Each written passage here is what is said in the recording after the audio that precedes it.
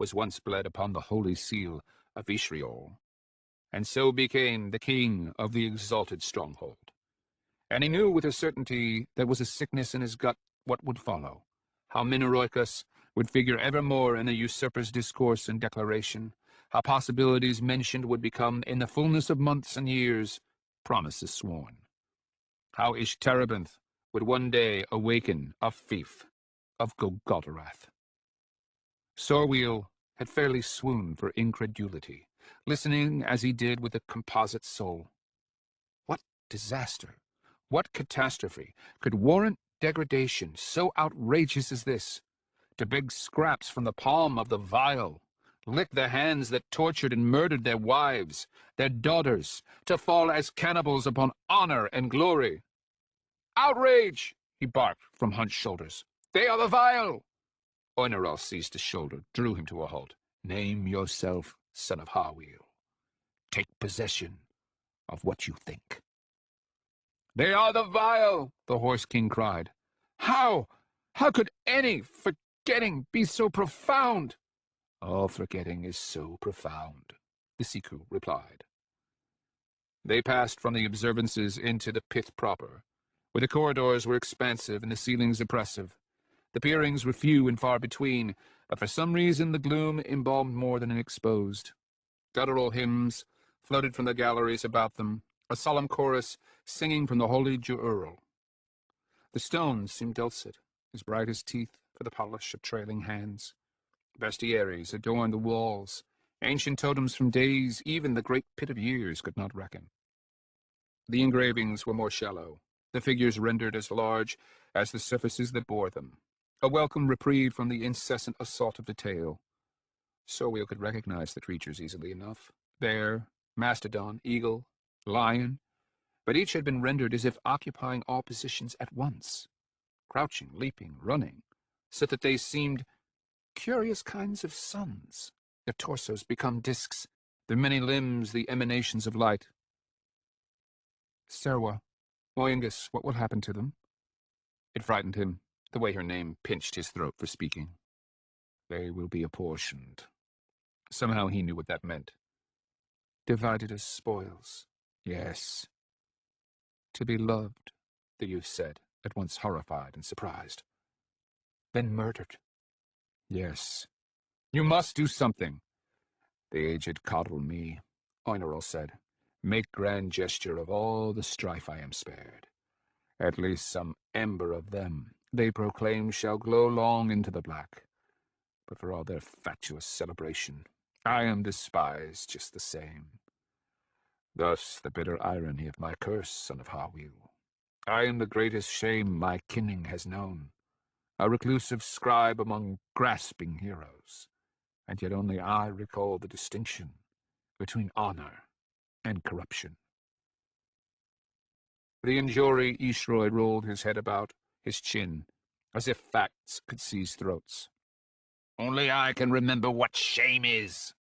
And it amazed Sorwheel that this underworld could be so similar to his own.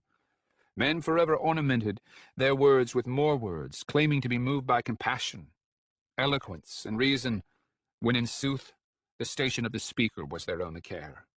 If anything rendered the non-men false, he had decided, it was their nobility, their solidarity, their steadfast refusal to contravene the claims of their fathers, their utter contempt for things convenient. "This is why you need me to overthrow Nin Silgirus," the young believer king asked. "The bigotry of the aged?" Oineral stared forward, his marmoreal profile expressionless. "Yes, but if your word counts for nothing, what could the word of men do?" "I do not need you to speak, son of Harwheel." "Then what do you need me for?" The Siku refused to meet his gaze, gesturing instead to the great stair that plummeted into blackness and living rock to their right. The inward stair, Sorwheel realized. Light flared at the terminus below, but nowhere along the passage. "To survive," Orinal replied. "I don't understand," Sorwheel said as they descended into the gloom. The wondrous bestiary ornamenting the halls above had yielded to the same crammed welter of history. but where the miniature dioramas stood a fair cubit, and were stacked parallel to the floors elsewhere. These issued at an angle upon every step, ribbing the ceiling with epic scenes of strife and glory. You are God-entangled. Sorwheel could scarcely feel his own frown. I fear my doom lies in a different direction, Oinero. Doom has no direction, son of Harwheel. The time and place of your death has been assigned, no matter when or where you find yourself. The thought unnerved the youth, despite all the months he'd squandered mulling it. So? He asked in a thin voice. To be doomed is also to be an oracle. A way to read the future. The dark eyes appraised him. In a manner, yes. I know that you cannot die within the Weeping Mountain. The youth scowled. Was this what he had meant about fate before? You want to use me as your charm, he cried, as proof against your own death. The tall Siku descended some 10 steps before answering. His elaborate coat and gown shimmered in the nearing light. His shadow climbed the steps behind him. Where we go, he began, only to pause as if caught upon some obscure scruple. I cannot survive where we go, he resumed, unless I stalk your shadow, your fate. And where do we go? Sorwheel asked, raising a hand against the breaching light, for though the stair continued, its cloistered subterranean passage had come to an end. The oppressive ceilings fell away. If evasion had been his design, then the Siku had timed his confession perfectly, even with the knowledge afforded by the Amiolas. The spectacle struck him speechless. Hundreds of peerings burned as a constellation of little suns, so bright as to dazzle the eyes, shedding light across the whole of what was called the Ikulku Rift, a vast, diagonal wedge of emptiness struck into the mountain's heart. The inward stair flared outward across the lower slope, broadening into something truly monumental, and descending to the lowest trough of the Ikulku. But the wonder lay above, stamped deep into the opposite face of the rift, the famed hanging citadels of Ishtarabinth. We dwindle, Aranal said, but our works remain. Sorwheel found himself gawking for awe, even though Emirikas had despised the ostentation.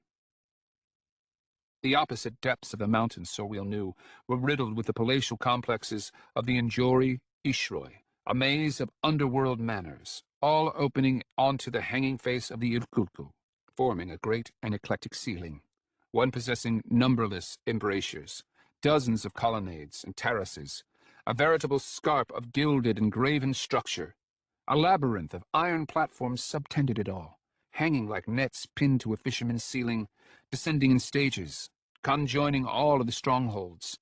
Some supported balustrades, but most hung as plates in air, lavishly furnished in places, sparsely in others, all of it bound into a surreal commons. The Believer King could see dozens of figures through and across the haze of grilled floors. Some congregated, some paired as lovers, and a great number solitary. Discourse hung as a thin mutter upon the air. Periodic shouts of grief pealed across the gulf.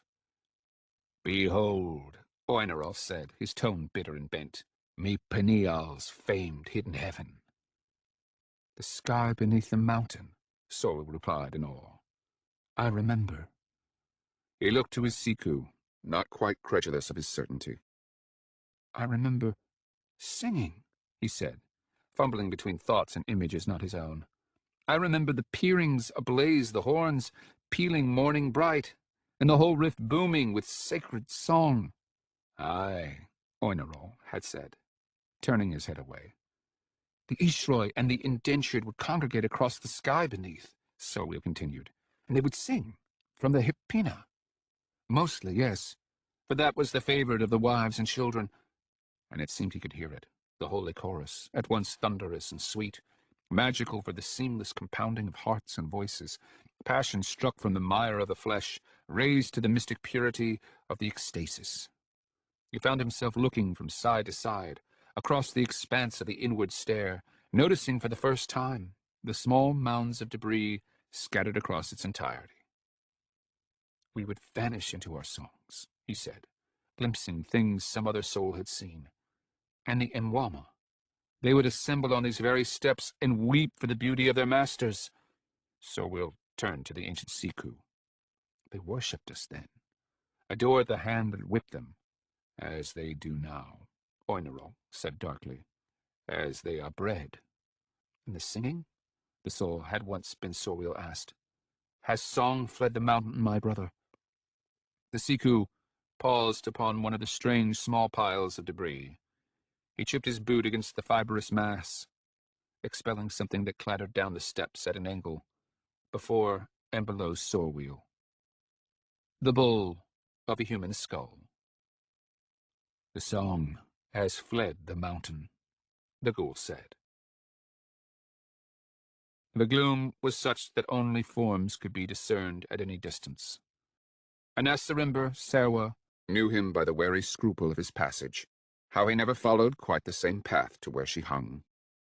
The thresholds had been wrought to baffle the gods, a place where the non-men might escape as a thief into a crowd, and Herapior, more than any of the others, lived in terror of what sins might find him, just as he, more than any other, found terror and torment in her singing. Glory was a drug to them, her father had said. She never need fear them so long as she remained extraordinary. She sang, as she always sang, another ancient Coonaroy hymn.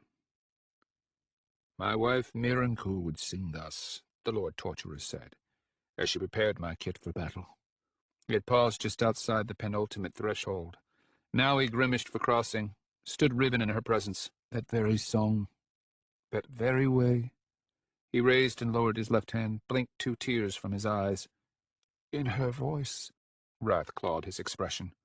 But your singing was not so exact in the beginning. No, not at all. He lowered his wax-white face in contemplation. I know what you do, Anasarimber witch. I know that you sing to torment your tormentors, to heap yet more turmoil upon our blasted hearts. He stood impassive, absolutely still, and yet wild violence emanated from him. But how you do it, that is the question that consumes my brothers. He drew his black eyes up. How does a mortal girl, a captive hidden from sun, sky, even the gods, become the terror of the Ishroi, throw all Ishtarabinth into uproar? He bared his fused teeth. But I know what you are, the secret of your obscene line. He knew of the Dunyain, she realized. You sing Miranku's songs because of what I have said. You sing with her voice because of what I remember. You are the captive, yet it is I who confesses, who betrays. There could be no more doubt as to who ruled in Ishtarabinth. Again he reached out. Again his will fell short her skin. He balled the hand into a shaking fist, raised it to her temple. Monstrous passion deformed his face. I would draw my blade now, he screeched. You would sing then, I assure you. And he warred within himself. Lord Herapior swayed and moaned for tides of disordered passion. He lowered his face once again, stood gasping, clenching and unclenching his fists, listening to the dulcet call of long-dead daughters and wives. But your rumor has spread too far, he grated, in a broken voice. They speak only of you throughout the mountain, the daughter of men, who has tortured the torturer. He stood breathing, folded a final tremor into the serenity of immortal hatred. His manner became that of a thumb testing a vicious edge. You will have no voice left, Anasarimber, ere you find peace in the weeping mountain. The peerings faltered, then became no more than husks, surfacing in the gelid light of Holol, which Oinarol held point out as they descended into the chthonic manse, the riddled heart of the weeping mountain. They passed great veins of quartz, and the sword dazzled the shelves of lucent statuary, visions that awed the youth, but left him no less boggled. The empire of the ghouls was nothing if not time, the stacking of ages in the mist.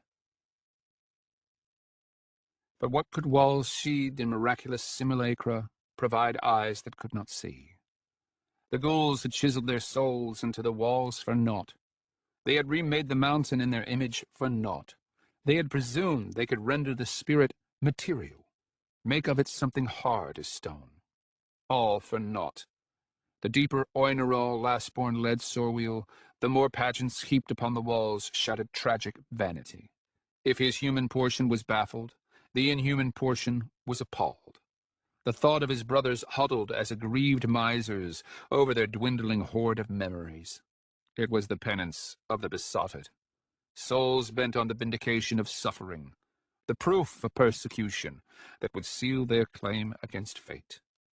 They had been condemned by a folly that was theirs and theirs alone, and so they had committed the most human of humanity's numberless sins. They had blamed heaven. Sorweel need only prick his ear to the black to sound the wages of their folly. For where non-men had once toiled singing, now they wailed, as bewildered beasts in the dark. Oinerall had spoken true. Song had fled these halls long, long ago. Only paeans and dirges graced the mountain now. Thousands had once populated these levels, the bulk of the Inchuroi. Below the hanging citadels of the Ishroi, and far greater in extent, the Thonic manse had housed the indentured, those born into the sworn kinnings. This had been the unheralded, but no less vital heart of Ishtarabinth. Throngs had streamed beneath the pierings, packed the concourses of the lesser rifts. Sorweel could remember the perpetual sound of rain. Not for any actual rainfall, but for the noise of endless industry, broken across adorned walls, filtered until nothing but vapor reached the ear. Now only dark and derelict passages remained, turn after turn, the walls belted with meaningless miniature parades, the floor strewn with debris, bones among them. Gone was the light. Oinerall actually took care to avoid corridors housing the glow of isolate peerings. Gone was the swarm of regimented activity, and gone was the sound of cleansing rain. For it was here that the Weeping Mountain took its name. Sakarpus had wept the night and day following the triumph of the Aspect Emperor, and although the chorus had immersed him, Sorweel had heard nothing save his own lamentations writ wide. No matter how distant, the wail on the wind could only be his own, because the loss it declared was also his own. The losses of the non-men, however, lay far beyond his ken. His skin pimpled for the unnatural tenor. His ear recoiled for the lunacy of the screech. He could hear it in each tormented aria, the punishments of millennia whittled to the point of now. Vast life concentrated into anguished slurry, horrors reverberating in a drum 1,000 years dead. A dead wife, a treacherous lover, a disastrous rout. Sorweel could own none of these losses. And who could, given the mad individuality of each? Time itself had flown apart in the bowel of the Weeping Mountain. And so he heard fragments, a choir of crazed overreactions, torment, heartbreak, floating devoid of sense or origin. "The left leg is broken," one voice bobbed across the turbulence. "The knee is not the knee." "Don't look," another voice erupted. "Turn aside thine eyes." The cacophony gathered density the deeper they fathomed, becoming an all-permeating roar, a wash of thousands thrashing as a snake caught upon a pitchfork. Neither Sorweel or Oinerall ventured to speak. The Siku led. Sorweel followed rigid with apprehension, starting at each new howl that issued raw from the black beyond Hollow's white light. The wailing grew louder, and with it, the madness thickened as cream, until he found himself reeling for a melancholy all his own, as if the multiplication of laments heard from without rendered them indistinguishable from sorrow within. Sorweel clutched his hands against tremors, clenched his voice into a burning ball. "An endless funeral," he found himself gasping. "A blasted tomb! How could anyone dwell in such a place?" "Gird your loins, son of Harweel. The tempest is yet to come." Sorweel stopped, watched Oinerall and his point of light draw ahead of him. "Enough!" he cried. "No more games! Tell me, where are you taking me? What is your design?" The non-man turned to study him for a long moment. Too long. I'm not a fool, Sorwheel continued. I've survived months among the Anasarimba bearing murder in my heart. You refuse to lie. This is how I know you possess honor, and because these memories I have assure me as much. I knew you as a boy. He paused to glare at the non-man. You cannot lie, Oinerol, last-born. So you defer, evade. Why? If not to lure me too deep, past some point of return. A dark, glittering look. This is what you think? I think this is as far as I go. I think our time of reckoning has come. A shy, even anguished edge crept into the porcelain expression. Even if it costs the life of the girl, and— Enough! The Believer King erupted. Enough! What is it you so fear to tell me? What awaits us in the dark? Oinero cast an apprehensive look about them. We search for my father, he said, bereft of expression. Hope. This caught Sorwheel by surprise. The inhuman lament reverberated in the interval. The cauldron lay numb as void, as if the bone of his skull had been knitted into it. Oirunas, he asked, knowing this name as surely as that of Naihiran Halfhand, or Ursulis the Faster, or any other heroic lord of the plains. Oirunas Oiserig, survivor of the first watch and master of the second, with his twin brother Oirinas among the most renowned of the Siolan Ishroi. He still lives? Solemn hesitation. Yes. But surely he's— Sorwell began, only to pause on a sudden scruple. He knew the pain of lost fathers, the ache. But the non-man seemed unmoved. The Dolor has claimed him entirely, he said. Yes. They stared at each other across the desolate hall, man and non-man. This is why you need me, Sorwell said, to survive your father? Yes, the ancient Siku replied, averting his darkling gaze. To beg of him one last legendary deed.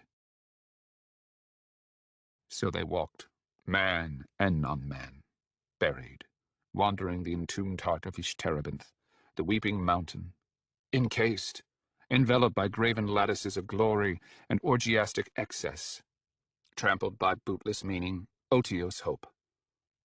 The brute reality was dismaying enough, but the immateriality of the underworld trek was by far the worse. The losses. How had we been laid so low? The non-man Siku explained everything. How they traveled through the Thonic to reach the vast ingressus, the massive well that sank through the greater part of the Weeping Mountain. Oinerol had not seen his father since the hero had forsaken the citadels, a millennium previous. But he had heard rumor enough to know that he lived, and to believe that he wandered the mare, the holy deep. For all the disorder of their souls, the erratics remained shackled to animal necessity.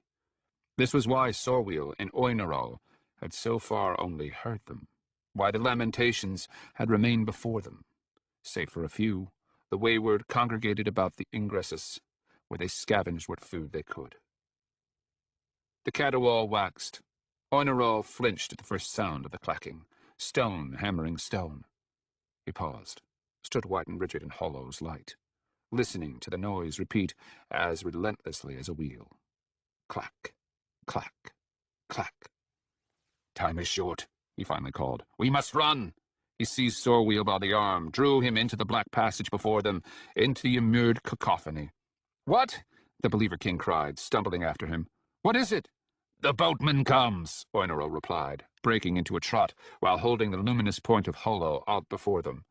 Clack, clack, clack. Graven surfaces unspooled in the light.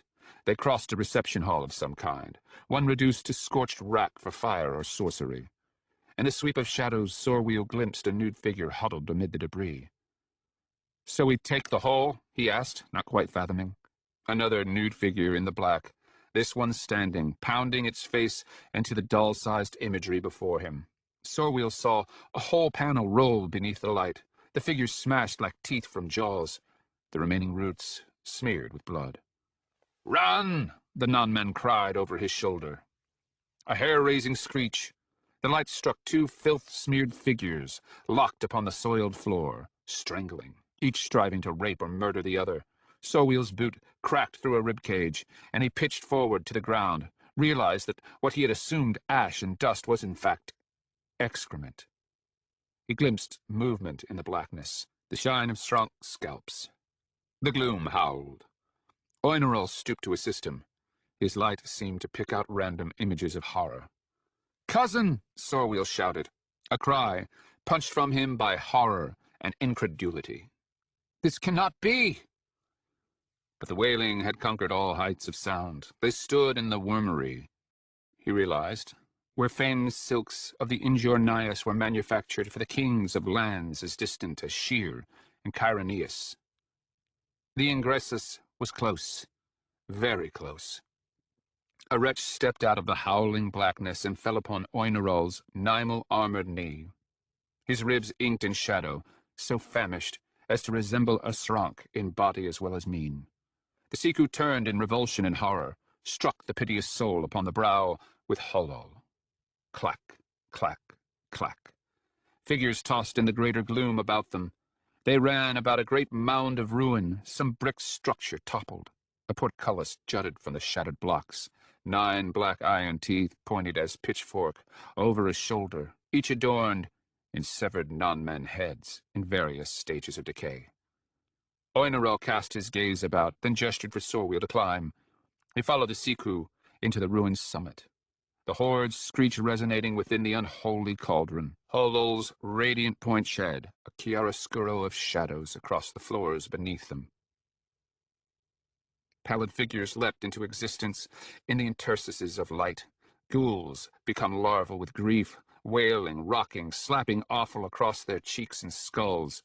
Gesticulating hands, fused teeth about howling maws, skin blackened for filth and feces, rictus after anguish rictus, hundreds of them, all hairless and fungal white, bobbing like buoys across the murky expanse. And the spectacle brought the youth to his knees, struck him to the root. Rot had become his marrow, cinders his heart. These were their wages, the fruit of their mad conceit, their blasphemous folly. The unthinkable had come to pass. The people of morning were truly dead. The non-man's light flew across space, revealing the hulks of columns and piers, stations gutted and gigantic, heights of graven glory hanging cadaverous over writhing floors. Clack, clack, clack. His bearing apparently secured, Oinerol dropped down the mound's side and led him across ground heaped with centuries of midden and crawling with famished erratics. Sorwheel danced about them as one might lepers, stumbled over a famished ghoul, leaning over a violet corpse, tearing at the black nipple with canine abandon. Many were oblivious to their passage, wrapped with some long extinct horror. Sorwheel saw one cradling void like an infant, another caressing stone like a lover, but many others noticed, some with the dull mien of those peering about immovable grief. Others caught upon Holol's light as fish upon a lure, black eyes glittering. Many of these began standing. Clack, clack, clack. Sorwheel gawked about, stumbling after the Siku, who turned to him while still trotting. His shout need not be inaudible. "Run!" A sorcerous mutter somehow steamed through the mad lament. And Sorwheel was running hard upon the heels of the glittering non-man warrior, pitching over midden slopes. Once again he glimpsed at the Amiolas reflected in Oinerol's oval shield.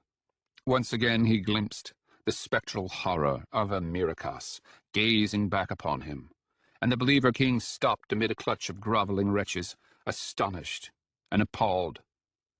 Was he dead? What was happening here? Oinerol receded into the deeps, his light slouching across the countless aggrieved. A wall of ascending arches reared before the non-man Siku, curved about void.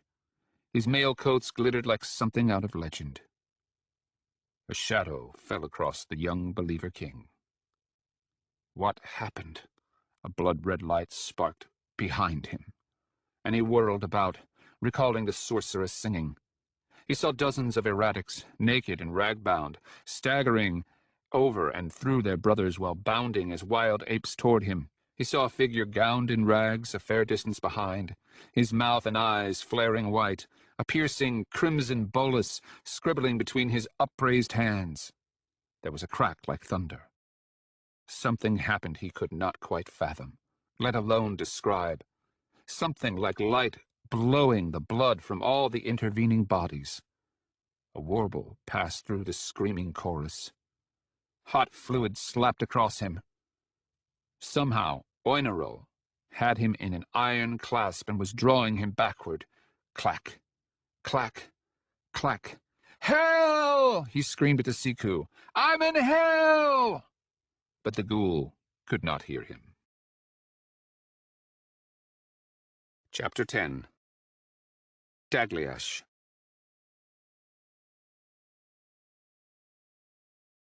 The song of truth is the cracking of desire.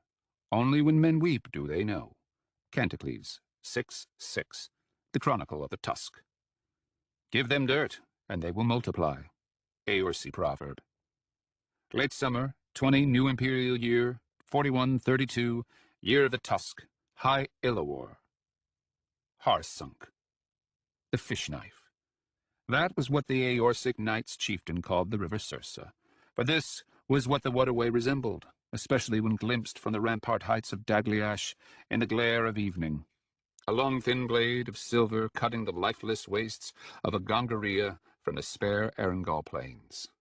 The eastern bank nearly straight, and the western bank, the one prone to flooding, curved, as though from years of whetting.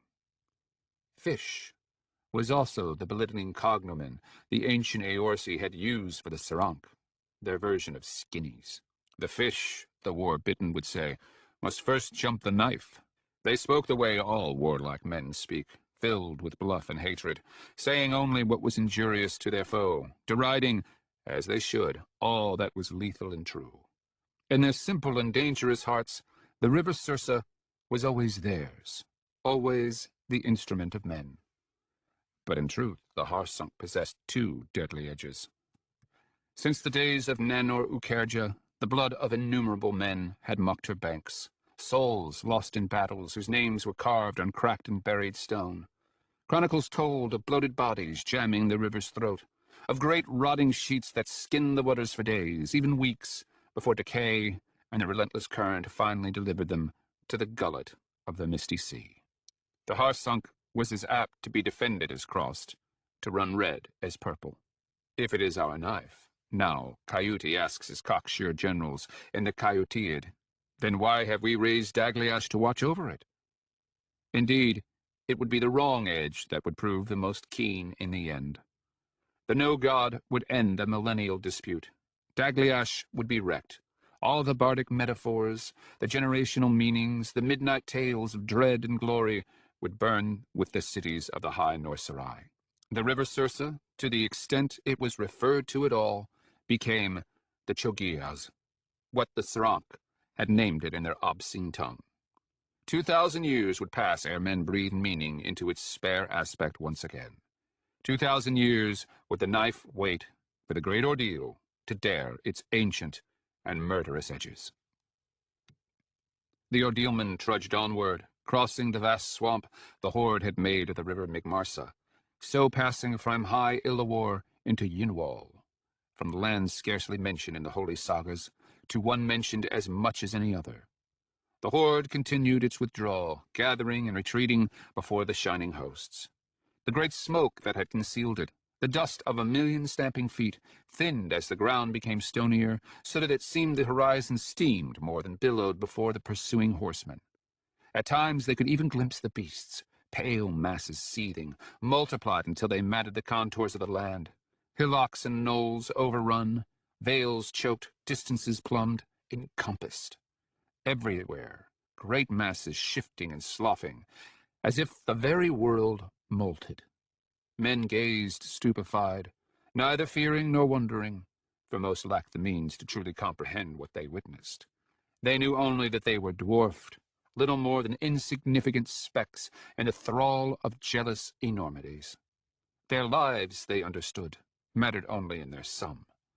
And since this is the grim truth of all human life, the insight possessed the character of revelation. And it came to seem holy, eating Srank. To consume them was to partake of the horde. To eat meaning. And so they rode, day in and day out, crossing the trampled, lifeless miles, pacing and pondering their innumerable foe.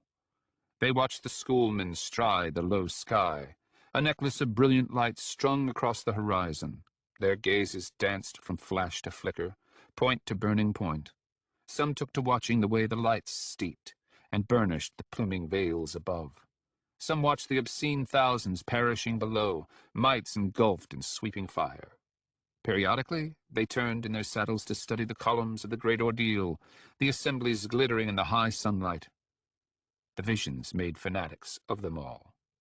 They had come to the ends of the earth. They did war to save the very world. There could be no doubting in the penumbra of such mad spectacle. The justness of their cause, the divinity of the holy aspect emperor. Only their strength remained in question. Gradually, so slow as to defeat the discrimination of many, a different pitch had crept into the horde's thundering howl. A plaintive edge, more panicked than crazed, almost as though the Srank knew they were being eaten. The schoolmen who strode the low skies in the culling found they could now glimpse the seething fields they scoured, parsed and blasted. Where for weeks and months the beasts seemed to elude and frustrate the pursuing horsemen, now they seemed to genuinely flee. "They fear us," a joyous Soroyan declared in council. "No," the holy aspect emperor said, ever quick to dispatch assumptions that might lead his men to dismiss their foe. "They scream according to their hunger and exertion and nothing more. Now that our bellies are full, our advance has quickened. We have merely twisted the lute strings tight." And for many, there could be no denying the growing desperation of their adversary. Time and again, the holy aspect emperor cautioned his believer kings, reminding him that Srank were not men, that straits hardened them, that starvation fueled their ferocity. Even still, a new daring took root among the more feckless skirmishers. They believed they knew their foe as well as any ancient knight chieftain. His ebb, his flow, his more treacherous vicissitudes. And as always, the assumption of knowledge licensed a growing sense of impunity. What was more, a dark and destructive will had impregnated their thoughts, all their thoughts, a need, a hunger, to visit catastrophic destruction upon their foe, to reap him as wheat, to gather him into infinite sheaves, and to gorge upon him in ecstasy. "Think," they would cry to one another in private, "think of the feast!" Seeing these dark inklings, the holy aspect emperor harangued them in council, upbraiding them for their recklessness. On several occasions he went so far as to invoke the martial prohibitions and condemn several caste nobles to the lash. Time and again he called their attention to how far they had come. "Who," he would cry, his voice booming through the 11-pole chamber, "who among you will be the first to have come so far, only to perish in rank folly? Who among you shall earn the honor of that song?" And then, when the ordeal had reached the eastern frontier of Illawar, he stabbed his finger on the great, illuminated map his believer kings so often bickered over, and drew his haloed finger down the fish-knife, the fabled Harsunk, inked in bold black. It was too deep to be forded, too broad for the Srank to swim. Even those not privy to reports of the Imperial trackers knew as much. Soon, the horde would be caught before them. It would defend Dagliash no matter what. "What feast," the holy aspect emperor asked his believer kings, "will be served up then?" The timbers pitched. Proya's stomach climbed his ribs, then dropped. 2 days previous, the ordeal had come upon a forest of poplars, or the remnants of one, in the wake of the horde. Given the mists enveloping the shoreline, the apparition of savage trees had seemed more an omen than a boon. But come nightfall, the blessing they represented had become plain. The carpenters set to repairing innumerable wains and other accoutrements. Their idle brothers, meanwhile, cavorted about genuine bonfires, whooping into the void. Agmundermen and others fashioned great spits, which they used to roast Srank whole. Flames climbed the height of Momin's walls for the whoosh of grease. The encampment, long condemned to chill and gloom for the lack of fuel, blazed for the light of innumerable fires. And men ambled as though drunk, their beards shining for gluttony, their gazes bright for something too vicious to be called jubilation. Only the schoolmen and the Shrial knights refrained from partaking in the bacchanal. But while the former remained within their enclaves, as always, the latter set about cutting and appropriating the best timber they could find. Under the watchful gaze of Lord Auxiliar, they toiled through the night, dressing and doweling and binding, fashioning a platform large enough to deck a Sarangi war galley. The raft, they called it. Now Proyas stood upon it with his fellow believer kings, swinging over emptiness on a mummer's stage, gazing stupefied across the teeming leagues, for the day possessed the arid clarity of summer's abdication. For all the miracles he had witnessed over the years, this seemed the most preposterous. Even the Grand Masters among them appeared visibly awestruck. Many present had seen the now legendary throwing of the holes, when Kelhus emptied Invishi's harbor by raising and casting burning ships whole at Prince Akirapita's Kore-equipped bowmen. Although that episode was the greater spectacle, they had spied it from afar. This, however, this had the intimacy of a father's embrace and the profundity of unhinged ground, vaulting not simply as a person, but as a place. Proyas watched others exchange small looks of wonder, heard the murmur of astonishment and glee.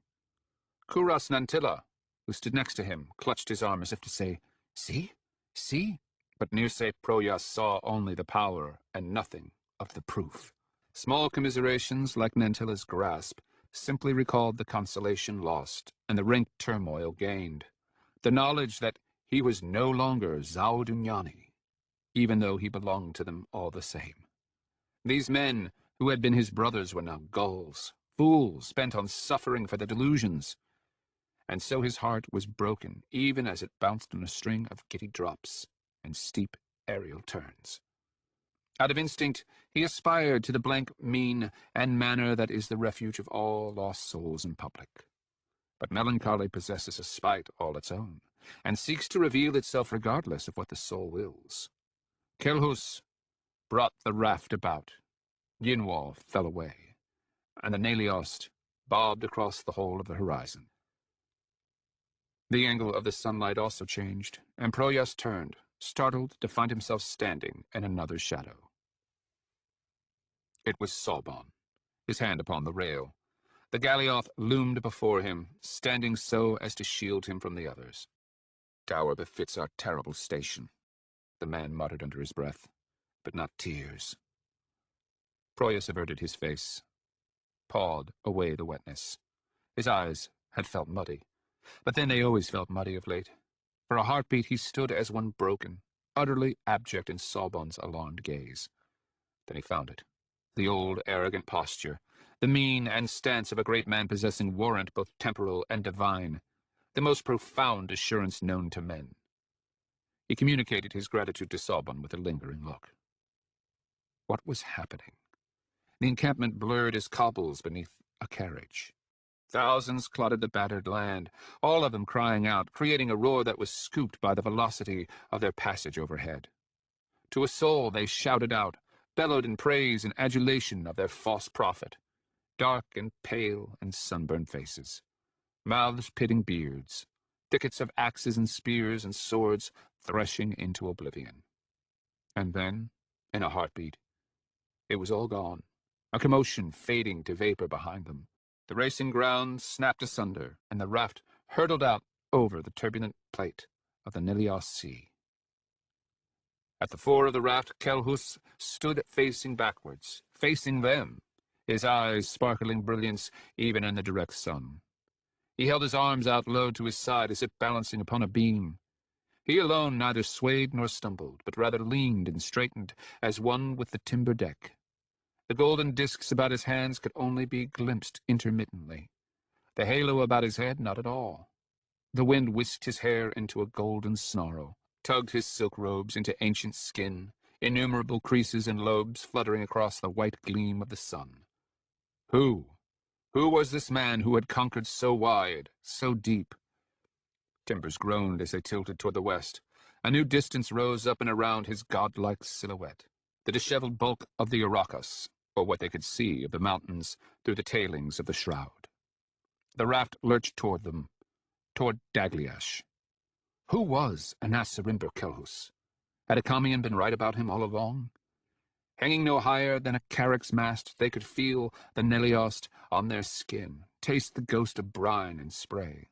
The sea swept out, and for all its torment below, receded into the featureless perfection of a gerometer's rule.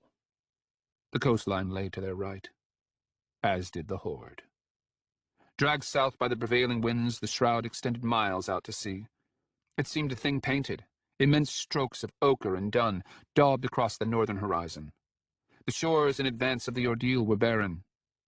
They saw nothing save land that had been stamped and rooted and denuded, that is, aside from a lone company of Kidrahill, who cheered in miniature, brandishing lances and shields at their miraculous passage. The shroud loomed even higher, stacking hazes and plumes that cricked the neck for gazing. For a time their holy aspect emperor stood lucid and shining in the rising sun, framed by the gloom of colliginous sky-spanning veils. The million-throated howl breached the rush of wind and the boom of surf. Proyas noticed Soroyan, pulling a kerchief to his mouth and nose. The shroud swallowed them, coughing obscurity. The barks and screams of innumerable throats braided into a pitch that siphoned burning liquid into ears. The stench was intolerable, base and glutinous with rot, acrid with feces. Despite the foulness, the lords of the Ordeal peered toward the shoreline to a man. Even Proyas could feel it. The sense of peeking behind curtains both monumental and forbidden, a clamor to glimpse the catastrophic fact of their foe. The soul-numbing numbers. His eyes watering, Proyas glimpsed the crawling tracks, disjointed visions of 1,000 caterwauling shadows. The land itself seemed to smoke, though nothing burned beyond the throats and stomachs of the onlookers. Aside from Kelhus, only Cayutas and Sibawal seemed unaffected. The latter actually turned to regard Proyas the instant of his glimpse, and it seemed mad that eyes could be so dead in a fume that pricked everything living. Most all present pawed at the corners of their eyes. Teeth ached for the loudness of the inhuman chorus. Skin tingled. King Hogrum hacked convulsively. Timus Enhoru, Grand Master of the Sake, fell to his knees retching. Lord Soter did a comic jig to avoid the spatter, cried something in Ainani about understanding sorcerers with no stomach for the sea. The shroud gradually thinned and parted, as did the feverish crescendo of the horde's roar. Armor that had flashed in the sun was now flat and pale. Gray soiled their plaited beards. Black wedged the corner of their mouths. Men spat into the rushing sea. The Urachus leapt into clarity about their holy steersman, more squat and sullen than majestic. "Hark!" Kelhus called through the glaring light. "Witness the undoing of the horde!" His plan was every bit as simple as the cumbersome size of the ordeal demanded. Inexorably retreating toward the river Sursa, the horde had withdrawn about the Urachus rather than into them. The idea was for the schools to strike out across the low peaks, where they would defend the slopes against the bulk of the horde to the north, drowning the passes and ravines in arcane fire. The men of the Ordeal, meanwhile, would advance along the broken shores to the south, their flanks secure. At some decisive instant, the Holy Aspect Emperor would use the raft to deliver a cohort of warriors into Dagliash, where, with the Swayali, he would transform the mountain of non-men called Eros and the Norserai, Antareg, into a beacon of death. "When the fish collapse upon Dagliash as their final refuge," the Lord Prophet had said, "they will find only iron and fire." They saw the sedimentary bloom of the Sursa before they saw the river itself, a vast bruise blackening the aquamarine plate of the sea. The granitic immensity of Antareg reared into their line of sight, cliffs stacked upon cliffs, rising from the surf. Dagliash dominated its summit, a fist brandished against the sea. Cyclopean walls devoid of battlements, but otherwise intact, their sheer bulk betraying the naivete of their ancient makers, great square hollows that had been towers and bastions. More than any ruin he had seen, it showed how time was itself a caustic solution, something that consumed edges, made sediment of complexity. It was hard not to be astonished by the elegant genius of the plan. As ordealmen cleared the shoreline, the horde to the north would shovel itself into the furnaces stoked by the schools. The proud horsemen of the ordeal, so long confined to skirmishing with their foe, would be loosed into pitched battle at long last. Slaughter and terror would herd them toward the drowning waters of the Sursa. "Our lord and prophet has become our butcher," Prince Nurbanu Zay cackled, his humor too familiar, his elation too avid. The meat owned some more than others. At some point following their departure, their hunger to close with their foe had become more unseemly than noble. Proyas himself could feel it thickening his voice and stoking his fury. The throb of carnal lust, a coital tremor, passing through all things anxious and hateful. No one need speak it to know. Not any more. Coupling and killing had been kicked from the places once allotted in their souls, as if, in eating their foe, they were becoming him. He could see it in their hooded, leaning looks, the shadow of something eager and indecent.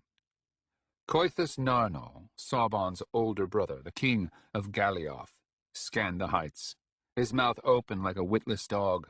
The Mysunse Grandmaster, Obwe Guswaran, peered out to the shroud beyond the humped and broken line of the Urocus. His back not so much turned as canted away from the assembly. Their holy aspect emperor, Proyas realized, had not so much charged them with an onerous task as laid out a wicked banquet. Dispersing glory was all that remained.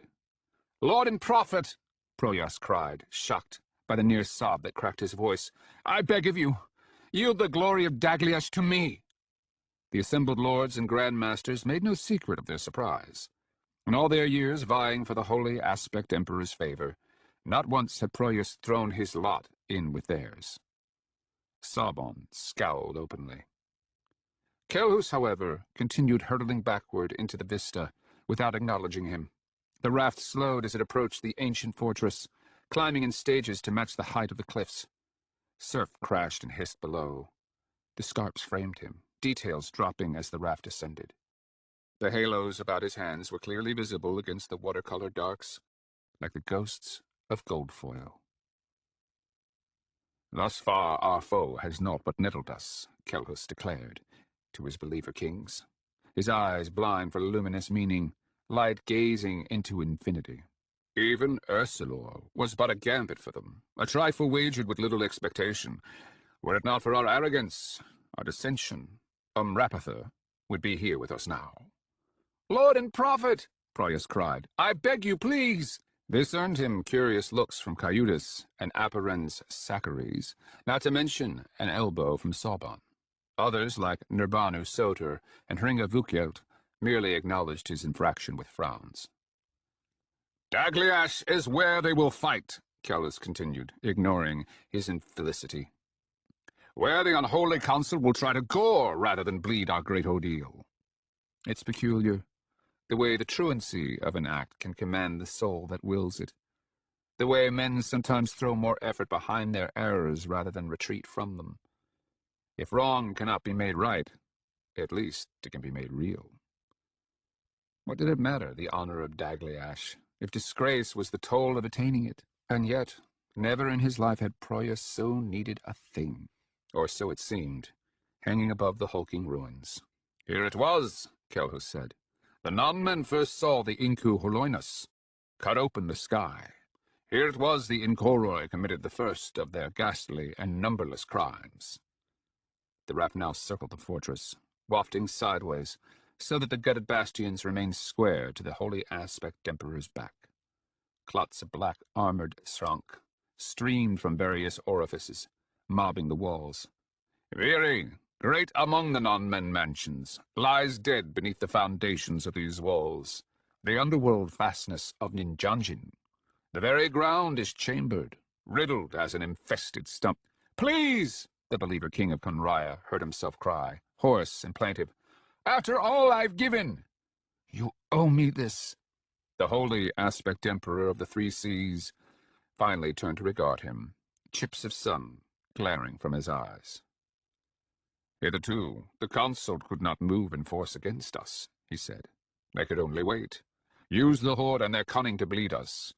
Now the great ordeal stands upon their very threshold. A Gongoria lies yonder, the field appalling, and beyond that, Golgotharath itself. Grant me the honor, Soban cried out, sparing Proyas an outraged look. No! Proyas shouted. No! But others had begun calling out as well. A greedy cacophony. What had been pity, distaste, had become umbrage, a determination to outdo. Suddenly it seemed he could taste the grease of the place, the pumice sear. Dagliash was larded with meat. If our foe hopes to keep us from their foul gate, Kelhus boomed over all, they will strike here. Now it was the fortress that seemed the one floating. Proyas threw himself to his knees before Anasarimber Kelhus's feet, the first among his surging, shouting peers. It was not devotion that impelled him, nor was it the will to prove oneself fanatical, for these things had been stripped from him. Only the hunger, the necessity. Please, I beg you! The need for something simple. Zeal, it was often said, dwelt in the deeds and not the words of men. But Proyas knew this was not true, knew that one could never sort the words from the deeds, if only because words were deeds, acts committed, possessing consequences as mortal as any fist or knife. But knowing a thing and understanding it were never quite the same. To know the power of words was one thing, but to witness that power, to first hear the words spoken, and to then see the souls dance, words land as hammers. And yet, to observe a thing always is to observe a thing not at all. Proyas had seen Anasarimber Kelhus harangue countless souls across the breadth of the three seas. Thousands of exhortations across dozens of years, battles and nations, without understanding the least of what had happened. And how could he, when he stood among those exhorted? When it was his heart caught upon the hook of that beloved voice, carried from glory to hope to outrage. Far from the surest way to fathom their power, being moved by words was to lose all awareness of motion, to think oneself immovable.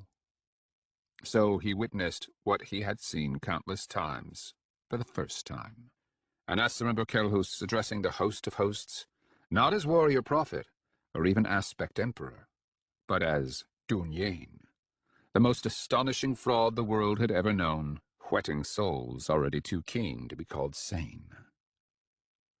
For they were in the thrall of the meat, the ordealmen. They heaved as mobs, leapt and howled and gesticulated as individuals. Some even had to be restrained by their brothers, such was the intensity of their fury and adulation. To watch was to be at once frightened, heartened, and even aroused. The raft had been raised upon posts and fashioned into a podium.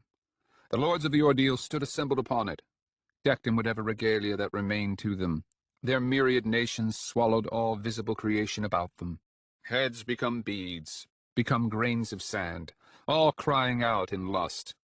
Closing his eyes, Proyas could scarcely distinguish their howl from that of the Srank, save that it boomed more than screeched across the vaults of heaven. The horde of men, hailing an inhuman beacon, a Dunyain. Anasarimber Kelhus dangled high above the raft, crisp and brilliant in a play of vague and watery lights. When he spoke, his voice was somehow portioned between all souls, so that each man heard him as a friend making observations over their shoulder. When a man is abandoned. Proyas stood at Soban's side, at the raft's forward edge, gazing out across the mob tracts. He had often wondered at the contradiction of these sermons, the way the humility they preach never failed to provoke displays of wild and vicious pride. When he bleeds for cutting, weeps for loss. He had even dared ask Kelhus about it once, in the dark hours following the defeat at Ursulur. The Holy Aspect Emperor had explained how suffering pays different wages to different men. Wisdom for souls such as his own, the resignation belonging to philosophers and lepers, and for souls such as theirs, righteousness, the knowledge that they could exact from others what had been taken from them. But even this, Proyas knew, had been another flattering lie, another conceit, another provocation to savagery. When a man is fearful, witless for confusion. Righteousness had been what he wanted all along. Calhus had said as much himself. If wisdom had been truly what he wanted, he would have never turned out a commune. When he is most small, and only then can he fathom the proportion of the god. Proyas watched the mottled landscape surge, strain, and roar. Nangale thanes, red-faced and screaming, Eumannans wagging crescent swords across the beam of the morning sun, Agmundermen clapping their ash bows. He could remember the swelling joy he had once felt witnessing such sights, the besotted gratitude, the bloodthirsty certainty, ferocious and predatory, as if death could be brought about by mere willing. Now bile leapt to the back of his throat. Why? He spat at Sobon without looking. The man's face turned in his high periphery. Because I'm a mighty warrior. No. Why you? You, over me. Mere weeks ago, the possibility of bickering like this would have been unthinkable. But somehow, somewhere, a twist had complicated the line of what had been thoughtless and unquestioned. The meat had climbed into all things, because, his fellow exalt general grated, men are reckless with things they hate. And what, pray tell, is it I hate, brother? A grinning sneer. Living. Luxury blots it, the Holy Aspect Emperor cried from on high, his voice parsing across the thundering tracks, at once booming and cooing. Comforts conceal! Pinpoint lights shone across whatever polish yet existed in the arms and armor of the ordealmen. The shouting warbled and faltered, then trailed into miraculous silence. The Southron men gaped in astonishment, for their Holy Aspect Emperor both exhorted them from above and regarded them from each and every mirrored surface, as though he in fact stood everywhere, hidden at right angles to what could be seen, be it the dimpled plane of the shield covering the back of the man before him, a helm's mercurial sheen, or a sword's shaking length. There it was, apprehending each. Their beloved warrior prophet's bearded face, a thousand aspects, exclaiming, "Gifts only deceive!" The host of hosts erupted. "You think I seek death?" Proyas cried to Sauban. "I think you seek excuses to die." These words fairly winded the believer king of Conraya. "And why would that be? Because you are weak. Weak, is it? And you are strong? Stronger? Yes." They fairly faced each other now, enough to draw the attention of their fellow believer kings. "And why is that?" "Because I never needed to believe in him to serve him," a Galioth snort, the one that so marked him as a barbarian in high company. "Because I've been throwing the number sticks all along." And with that, all fight slipped from Proyas, as did any other species of will. He turned from the tall Norserai. A numb detachment tugged his gaze from point to point across the mob, face to rapturous face, some vicious, others pained, their teeth bared in the manner of the saved. The light of their prophet's face gleamed blue across beards and wet cheeks. Many wept, while others ranted, bellowed declarations, their brows scored with the common hatred that was the wage of their devotion. "You are one with the god only when you suffer," a voice from over their shoulders cried. Proyas glimpsed the numberless chips of luminous blue, the reflection of a Nassarimber Kelhus in their eyes. Man after man, rank after rank, formation after formation, the same shining blue dots, fading as the false reflections faded before them. "When you sacrifice!" Booming waves of adulation. "You can never understand," Sobin cried in his ear. "Understand what?" So much the issue between men turns on who is weary and who is in need. "Why made me your equal?" There was honesty in this. enough to seize his attention entire. Sabon wagged his hand in a contemptuous gesture, at once indicating and dismissing the crazed spectacle about them. All this time you thought he would to bring about the righteousness. Only now do you see how wrong you were, the Norserai exalt general spat, darkening an archipelago of timber between Proyas's booted feet. Piety? Zeal? Bah! These are simply his tools. Incredulity too raw to be hooded. Tools for what? Proyas trailed. His voice caught out high and angry against a sudden silence. He looked up, his eyes drawn by the peripheral presentiment that all the world did the same. The breath was yanked from his breast. You despair, Sabon grated in his ear, because like a child you thought that truth alone could save the world. For in fact, he alone looked up. But it is strength that saves, brother, not truth. He alone could see their Lord and Prophet hanging above them, and strength burns brightest upon lies. To a man, the Ordeal men had been captured by the blue and golden images shimmering from all but the most meager polish, the tackiest gloss about them. Their aspect emperor hung in plain sight, and yet unseen, head thrown back, the light of meaning pulsing from his mouth, singing words that no soul could comprehend. And yet they heard. This is your sacrifice, your ordeal. They leapt in rapture, cowered in worship, every reflection glimpsed exhorted, boomed. The god knows your measure. The men of the Three Seas screamed, jubilant, deranged. The meat, Proyas thought, too cold to betray his gagging horror. The meat had taken a Nasarimber Kelhus. They wheezed in the dark, misbegotten lungs drawing foul, misbegotten air. Hulking, lurid thoughts heaved in their hulking, tripartite skulls. Lice teemed. They peered and peered through gluttonous eyes, but saw nothing save the dark. They bristled, clacked teeth, barked warnings in their crude tongue. Like old dogs nursing old pains, they periodically snapped and roared, clawed the blackness of innumerable others. On and on, forking through the deeps, wheezing in the dark, shaking matted, black bison manes. Waiting.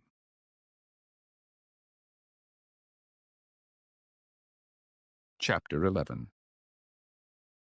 Momen. 1. The game enacts the form of creation. To be is to be for the game. 2. The parts of the game are the whole of the game, given the rules that compel them. The parts and the rules comprise the elements of the game. 3. There are no moves, acts in the game, only the changing permutation of elements. Opening cantos of the Abendjungkala. Bonfires shed no daylight. Skilvendi proverb. Mid-autumn, 20 New Imperial Year, 4132, Year of the Tusk. Momen. So long as he watched, the little boy reasoned, so long as he continued spying on the Narendar, he would be safe. And Nasarimber Kelmomas had become a solitary sentinel, charged with a vigil he dare not explain to anyone, and which only he could keep. What had begun as a mere diversion, a distraction from far more pressing concerns like his sister, had now become a mortal mission. The four-horned brother walked the palatial corridors, bent on some dark design the boy could not fathom, save that it somehow involved him. So he continued, even expanded his campaign of secret observation. Day after day he lay motionless, peering at the man standing motionless in his dark chamber, or in those rare times the assassin elected to roam the palace, he scurried after him through the maze of bones of the Endiamine heights. And when exhaustion finally forced him back to his mother's bed, he curled riven with terror, convinced the Narendar somehow watched him. Day after day he did this, matching the man in every particular, a step to shadow his step, a breath to shadow his every breath, until they came to seem a tandem soul, a singular thing divided between light and shadow, evil and good. Just why watching the assassins keep him safe, Kelmomas could not say. He had boggled himself innumerable times trying to reckon his circumstances, particularly what it meant to always and only do what had already been done, what the librarian had called the unerring grace. Since he belonged to what happened as much as anything else, what difference did it make whether he watched the man hidden or not? Kelmomas possessed a keen appreciation of the impunity intrinsic to acts committed outside the knowledge of others. To spy as he spied was, in some strange and elusive sense, to own the one spied upon. It sometimes seemed they were bugs, the people he watched, clicking through routines so blind they could be mechanical. He had often thought that watching the inhabitants of a palace as he did was like watching the great gears and armatures of the Imaunum mill, a vast contraption that endlessly groaned and clacked onward, chasing tooth and socket and groove, utterly blind to the mischief dwelling within it. A rock was all that he needed, or perhaps a pocket filled with sand, to bring the entirety to a cracking halt. This was what it meant to spy. These were the wages, the power of life and death, and all the plunder that lay between. Were the Narendar a man like any other, he would have been hapless, vulnerable to whatever stratagem the Prince Imperial might concoct. To spy on another was to seize what was blind from the unseen margins, to lure and to dupe, to rule, the way he ruled Mother. But the Narendar was not a man like any other. In fact, he was scarcely a man at all. The recognition would descend upon the boy from time to time, tease goose pimples from his skin, bully his breath into a cringe. The four-horned brother stood in the shadows immediately below him, the wicked father of hate. The puzzles fairly drove him mad. What were the wages of spying on a god? The assassin possessed the unerring grace. How else explain the string of impossibilities he had observed? The boy wanted to believe he possessed a grace all his own, but the secret voice was always quick to remind him that he possessed the strength, and that this was a far different thing than grace. They endlessly bickered points such as these in the carapace of his skull. But if there's no hiding from him, why doesn't he simply kill me? Because he plays you. But how could a god play at anything? Because that is what he feeds upon ere you die, the grain of your experience. Fool, I asked how, not why. Who can say how the gods do what they do? Maybe because they can't. And when the ground shakes, when the mountains explode, or the seas rise up, pah! The gods do these things, or do they simply know they will happen before they happen? Perhaps there's no difference. And this was the rub he came to realize. What did it mean to act without willing? What could it mean? When Kelmamas reflected on his own actions, he always found himself steered to the incontrovertible fact of his soul. He fathered his actions. He was the primal source, the indisputable origin. The problem was that everyone thought as much to varying degrees. Even slaves. Even Mother. One afternoon the Narendar abruptly turned his head as if to look at someone standing before his chamber door, which he never bolted. Then he was at the door, pausing, looking back to where he had stood moments before. Then he was striding out into the corridor beyond, forcing the young Prince Imperial to scramble the way he always did. Scampering through the black slots, shimming up to the next iron grating to spy on his enigmatic quarry. For all his diabolic implication, the assassin was by far the easiest to track of the souls the boy had pursued through the palace. He walked with the measure of a lifelong soldier, his pace welded to some constant and transcendent tempo. No one dared accost him. And he passed through the points of congestion with the smoky ease of a phantom. On this occasion he left the regimented grid of the apparatory and passed into the chaos of a lower palace, into the stores, one of the few places where the network of secret tunnels did not go. The panicked Prince Imperial found himself stranded at an intersection of hallways, watching the Narendar recede into obscurity. Becoming no more than a dimming succession of glimpses, in the intermittent lantern light. Then, as he strode upon the very limit of visibility, Kelmomas thought he saw him step sideways, vanish into an alcove of some kind. The boy lay at the grill for some time, peering to no avail and debating what he should do. After weeks of shadowing the man with no problem, what did it mean to lose him, here and now? Was this how it happened? "He's known all along," Samarmas cried. "I told you." Was this how, grinning Ejokli, would avenge his sacrilege? "I told you." Was this how everything had already happened? He lay shaking in terror, all but immobilized, when the great train of bearers, caste menials by the look of them, began filing immediately below him, talking in hushed murmurs, huffing for the great baskets of apples they bore upon their shoulders. The smell filled the deep halls, crisp and sour. Nothing shouted the impotence of the Thanem and their siege more loudly than the streams of soldiers and provisions arriving by sea. They labored past, dim, dark men, bearing apples as swollen as mothers' lips, crimson onto purple and green. The gossamer hairs across the boy's body fixed him as surely as nails. He lay watching the head of the train climb the hallway toward the alcove where the assassin lay hidden. But the flotilla of intervening baskets obscured the lead-bearer, leaving only the absence of turmoil to indicate that the Narendar merely observed the same as he. The passage of so many bodies had whipped the lanterns into momentary brilliance, and so Camelmus clearly saw the last man pass the point where he thought the assassin lay concealed. The bearer toiled on, unaware and unmolested, save that he stumbled, and sent an apple from his basket. The fruit hung waxen red and green for a moment, before spinning to the floor and kicking back down the corridor, gleaming as it bounced. A hand reached out and snatched it, and the Narendar was striding back the way he came, glowering into emptiness, taking vacant bites of the apple as he approached. The white of the apple's flesh bobbed overbright in the murk.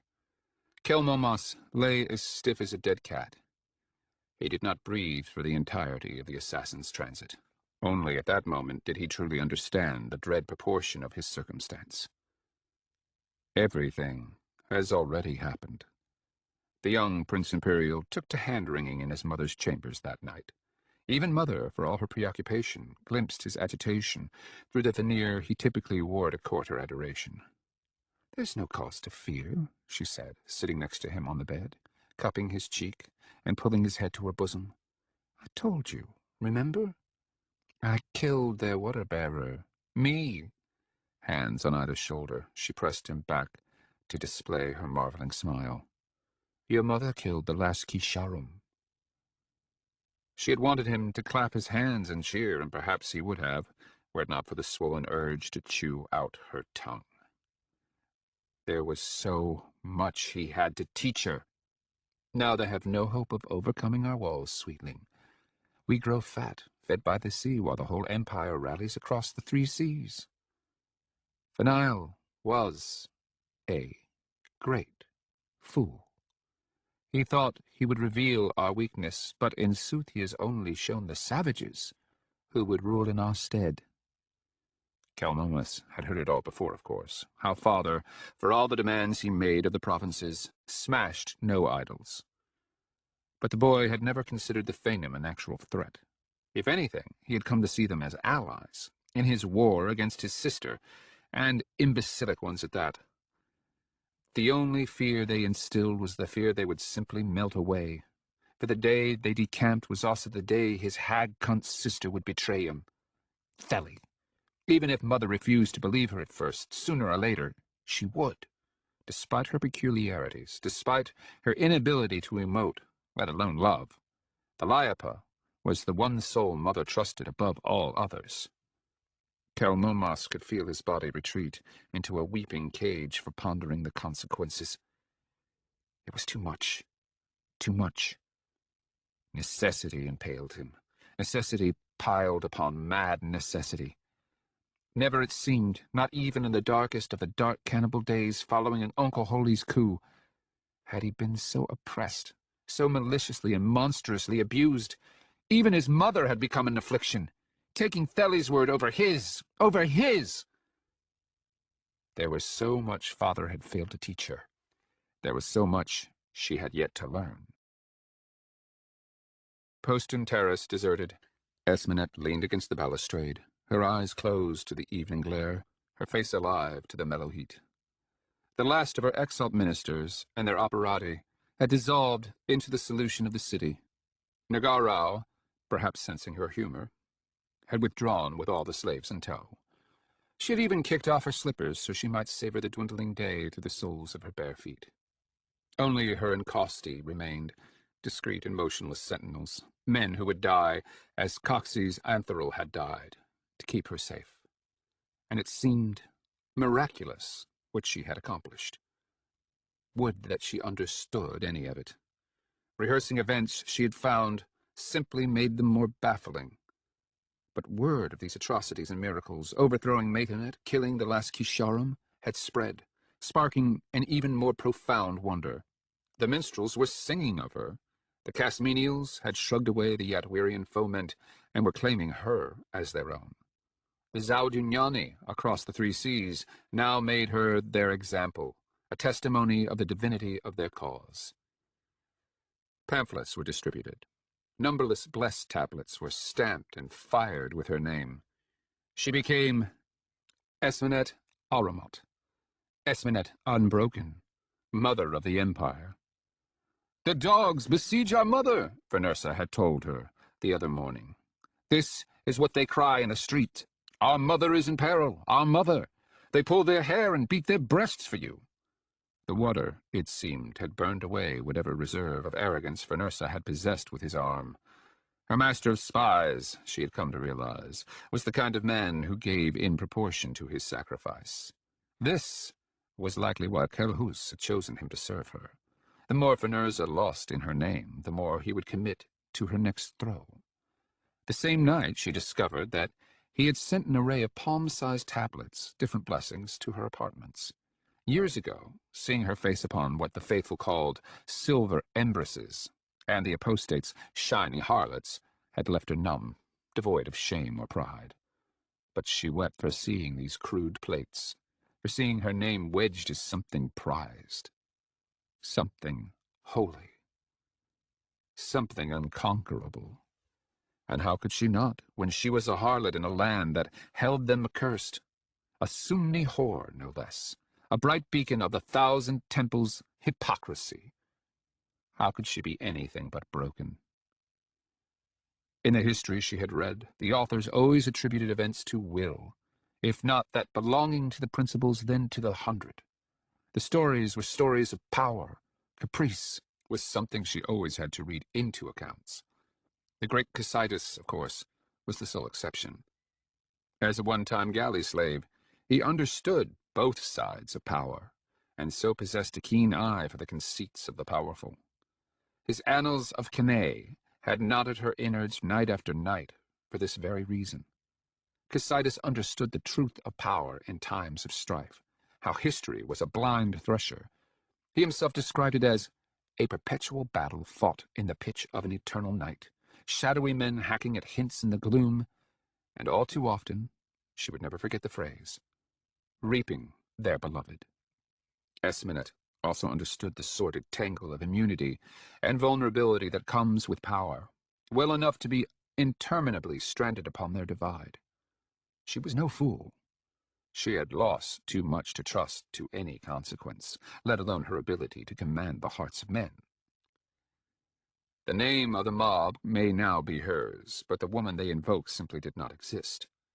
She had made this reversal possible, it was true, but more as a wheel makes a chariot possible, and not as a charioteer. She had provided her empire with a name to focus their belief, and scarce more. She hadn't even killed the last Gisharum, not in sooth. Perhaps this explained her addiction to the veranda behind her husband's throne, to standing as she stood now, in this very place. Lingering here, she could almost believe the legend she had become, this mad myth of herself. Looking out over her city, she could indulge the fancy for the grandest of all grand conceits, the tale of the hero, the soul that somehow wrecks free the thousand hooks of circumstance and somehow hangs above the fray, ruling without being ruled. She closed her eyes, greeted the mellow warmth of the sun across her face, the feeling of orange. With every passing day, more and more columnaries disembarked, swelling the garrison. General Palthor Iskow had already struck sail with the battle-hardened 29th. The 3 Archon columns she and Antheril had sent to retake Shigek had been recalled, and had traveled at least as far as Asgiliok. Without his water-bearer, Fanail hesitated, if not wavered outright, even as his men clotted the southern hilltops with ever more siege engines. To simply eke out his existence, he had no choice but to endlessly provoke the surrounding countryside. Thousands of retired Zaudunyani warriors were mustering in the neighboring provinces, and tens of thousands more across the 3 seas. It mattered not at all how her fortune had come about, only that it had come about. The blessed Empress of the 3 seas dared gaze against the evening glare, peer from point to point, across the intricate urban vista, at Momon, the famed child of dark Osbius, seed of Nassarimber Kelhus, the mightiest conqueror since Triamus the Great. The river Phaeus parsed the northern limit on her right, a vast brown snake scaled in evening brilliance. The Gergalic Gate marked the western limit in the distance before her, squat towers scorched black for proximity to the sinking sun. The Malmarine Gate towered equally conspicuous on the southern limit, if only for the hood of wooden hoardings that had been raised about it following her encounter with the Kisharim. The air already possessed the arid evening absence of haze that seemed to strip the sense of distance from otherwise dim landmarks. Even as the sun blinded her in the western core of the city, it inked the regions surrounding with ever greater clarity. The shadows of the distant siege towers joined the thatched black marking the spine of the hills. The once dreaded tower of Ziak cast the burrows to the east of its square bulk into premature night. So too did the 3 gilded domes of the mighty Zothi enclose more and more of the Camiral's campus in shadow. Leaping from place to place with her looks somehow made the dwindling of the light plain. And Esmenet realized that she could see it happen. The coming of night. She saw those final squares and lanes of sunbright ground we all see, only scattered in countless thousands across her city. Looking about, she could see them dwindle according to the flattening sunlight. And as the edges retreated up the walls, the darkness became as liquid. A flood, welling from all points already in shadow, submerging lesser structures and streets than greater, climbing in counterpoint to the slow plummet of the sun. Night was the foundation, she realized. The deathless state. The soul had no more than its tongue pressed against the complexity of creation. She thought of her assassin, her Narendar, and how he had to dwell in the darkest night of all. This was why killing Maithanet had seemed so miraculous, so easy, because it had been no different than any other assassination, because being Dunyain didn't matter. Being her husband didn't matter. Breathing becomes bright when we cease thinking. As often happens, the hot glare of evening winked into the chill glow of dusk in a heartbeat. What was warm pressure fled into the cool vacancy of night. Esmenet shivered for the cold and the horror, for being a flea upon the back of calamity. She was a reader of Casitas. The ruins of ancient Cannae lay upriver, fields upon fields of fallow stone. The debris of a capital as easily as great as her own. The ruins of Metsunk lay further inland still, little more than a network of forested mounds. The legendary glory that was Kyranius, indistinguishable from the earth. More gravel in the ground. Momon lay at the mouth of the Phaeus, against the dark immensity of the Menine Sea. The empires of the West had, as scholars said, run out of river. Esmenet peered out over Momon, watched the torches and candles and plates ignite across the indigo leagues, each conjuring a small golden world, most within windows, but some on the street corners and rooftops. Lives scattered as coins, she thought, thousands of jewels, a treasury of souls. She had no idea who would write the history of her and her family. She prayed that it would not be anyone so clear-eyed as Casidas. Chapter 12. Ishtarabinth. To lose is to cease to exist for the game, to be as dead. Since the game is always the same game, rebirth belongs to the survivor. The dead return as strangers. 5th Canto of the Abanjukala. Early autumn, 20 new imperial year, 4132 year of the Tusk. Ishtarabinth. Ishoriol. O exalted hall! How glorious she had been, famed for her silks, her chain, her song, and for the way her Ishroi rode horses rather than chariots into war. Sons from all the mansions of Yerwa travelled to its fabled gates to beg knowledge of her craft. Only Kilaugus could boast a greater population, and only Sio, the house primordial, could boast more sublime learning or warlike glory. How bright the peerings had blazed, how the concourses had thronged, how the air had rumbled with discourse and play. And here, within the great entresol, the cavernous chamber where the ingressus served the great belly of the Thonic, here, more than anywhere, all had been enameled in white, a gloss that banished all shadows, delivered clarity to every corner. The black-painted halls hung from their nymal chains, some moored to black iron gangways, others rising and falling, each the size of a river barge, the sorcerous heavers, muttering their incessant song upon the stern. The sky was nothing but a pinprick at the terminus of the ingressus so very far above, twinkling like a second nail of heaven, a sublime measure of holy depth. Activity everywhere. Crowds milling across the pier floor, overseers sipping liqueurs upon their balconies, trains of imwama bearers crisscrossing the gang stages, loading and unloading the holds of the hanging ships, the sound of cracking whips, careless voices laughing, the bumblebee hum of the injori lutes. Women and children laughing. Clack, clack, clack. Widowed fathers screaming. How? The Believer King's eyes rolled up and across the vacancy of the great entresol. The walls, once smooth and draped with garlands, now pitted with insufferable images. This was Ishtarabinth. Oinerol held him fast beneath his left arm and chest, dragged him among the threshing of the fungal shadows. How could this nightmare be true? He rolled his head about to see masses more stark in Holdal's constant light, nested like plucked birds up and down the midden swales that choked the pier floor. About them, the great entresol somehow bundled the lament into a vast and horrific resonance, one that probed his ears with hot fingers. Clack, clack, clack. What had Nilgikas done to him? A pursuing shadow seized his attention.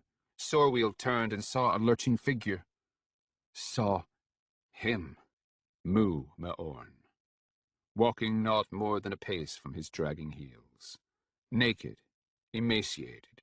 The youth had no clue how these ghouls could tell one from the other, and yet the face hanging above him was more familiar, more known than his own. Tender lips, now savaged with ulcers. Hard brow, now scored with filth. But the always injured eyes were the same, as were the tears silvering his cheeks. Mu Meorn, ruined, wrung to the last embers of his life, scarcely more than an anguished cloud. Mu Meorn, reeling after him, dark intensity in his eyes, a recognition. And horror delivered the Believer King to what was soundless in the caterwauling air, a place where shriek defeated shriek, and the sepulchral quiet of the deep could be heard. Something cut him from the inside, peeled away some inner rind, for he had loved this wretched apparition, lain within his hot-skinned embrace night upon night. He had teased, he had played, he had shouted within him, even as his shout looped opalescent across his skin. He had cursed him for jealousy's sake, struck him for his betrayals, and knelt weeping at his knees, begging forgiveness. Those stranded upon the mere threshold of manhood, The long-suffering son of Ordeal knew the love of turbulent centuries, the epochal cycles of addiction and exhaustion, outrage and ecstasy. "Moomaron!" he cried out in futility. Disgust for making as a woman with a man, revulsion and heartbreak, and horror, horror, and more horror. Clack, clack, clack. Moomaron staggered and wept, spittle hanging from his gagging mouth. He could not believe, Sorweel realized. He could not believe. "It's me!" the youth cried, arching against Oinerol's ruthless pull, tugging at the ghost's mailed arm.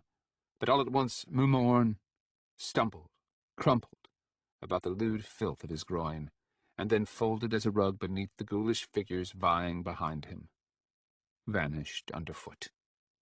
Sorweel howled, wrenched himself clear of the last-born's grasp, found himself scrambling upon his rump, helpless before the woebegone figures lurching toward him. Mouths working, pallid skin blackened by filth, eyes seizing upon different memories of degradation and hatred and sorrow, an inhuman will to avenge. Oinerol was not senseless to his plight.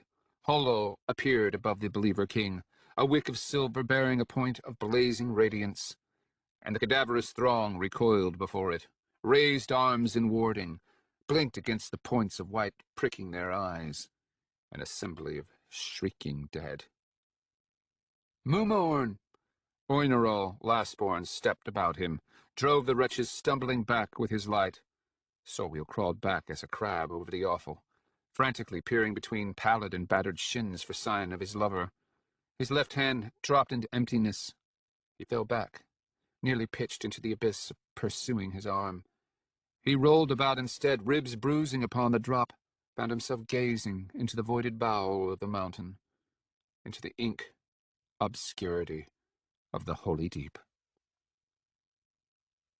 They had come to the ends of the pier floor. Holo had waxed, becoming bright, onto blinding, or so it seemed, for Sorweel could see the pale contours of the great entresol, the vast arches leaning out like slabs of sky, the chains hanging dead, the derelict gangways and stages, some twisted like twigs into cobwebs. Skeletal gantries cast shadows across the curve of the image-pitted walls. Innumerable figures huddled keening across the heaped quarters of the pier floor, along the raised balconies and colonnades, and down the steps of the helical, wending into abyssal blackness. Clack, clack, clack. His eye caught upon the displacement, the fracture that formed a ragged hoop about the entirety of the entresol, a rupture in the very bone of the world, where the arc had all but wrecked Viri. It had struck but a single gargantuan break through the entirety of the Ishuriel, a disfigurement that was at once a monument forever memorializing the fiends who had wrought such ruin and misery. The horrid Gaspers, the Incoroi. Wrath. Ever had wrath been his fame and foundation. Ever had it been his weakness and his strength, the goad that rendered him reckless and heroic in equal measure, an imperial hatred, wild and unrestrained, a rapacious will to visit woe and destruction upon his foes. The despiser, his kinning had named him. Emirikos, the malcontent. And it spoke to the darkness and violence of the age that such could be a name of pride and glory. They were the object of his fury, the vile. They had done this. Everything that had been stolen by them. Fury, wild and blind, the kind that battered bones to gravel, swelled through the Believer King, crashed molten through his limbs. And it renewed him. It made him whole. For hatred, as much as love, blessed souls with meaning, a more terrible grace. He pressed himself about, saw Oinerol lastborn standing mere cubits from the edge, sweeping Holo from side to side, his nymal coats shimmering, his porcelain scalp and mien white as snow. His ashen kinsmen lurched and thronged about him, each sullied face reflecting antique horrors. They hemmed the brilliant arc of the sword, at once dazzled and bullied. Several already lay dead or bleeding at their stamping feet. And dismay stamped the youth's fury to mud, for it seemed perverse that any glory should remain. The mail-draped Siku seemed a figure out of legend, a glittering remnant of the past fending a bestial and desolate future. Proof of doom fulfilled. Clack, clack, clack. The youth glanced up, realizing that the great entresol housed a second light, one descending from on high, more luminous than that belonging to the arcane sword. Gazing up, he saw a broad-bellied hull, black-hulled as in days of old, the light of its peering breaching the rim of the ingressus. He made to alert Oinerol, only to glimpse Memorin once again, breaking from the piteous congregation, leaping toward him, only to catch his cheek upon the Siku's holy sword. The brilliance dimmed, and in the abrupt gloom, Sorwheel saw his beloved's head glowing, as a bulb of violet and crimson. Memorin fell away, relinquished Holdal's glaring light, slumped pallid upon the midden ground. The son of Harwheel reeled on the edge, embraced the lament as his own. O Ishoriel, your sons alone made a fetish of summer, loathing the endless winter that was upon them. They had walked as angels among the stink and hair of mortal men. Turn to the children of the day, they had been the first to cry. Minister to the people of summer, for night is upon us. Immemorial is dead. The moon no longer hears our paeans. O Ishtarabinth, your sons alone had believed in men, for Kil-Aljas had thought them beasts of burden, and Sile akin to Thrank, denigrate, forgeries of themselves, polluted and debased. Kill them, they had cried, for their seed is quick, and they teem as vermin across the hide of the world. But your sons had known, your sons had seen.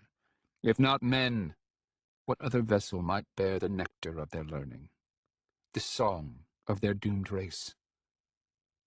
Teach them, the blessed Siku called, or consign our sum to oblivion. Mumoran! The in-between soul that had once been Sorwheel cried. Clack, clack, clack. Gloom hooded the great entresol, and Mumoran vanished among the tangled shadows. Holol had been sheathed, luminescence filtered down from above. Pallid bodies roiled in the black. Oinerol lunged toward him, resplendent before the horrid surge.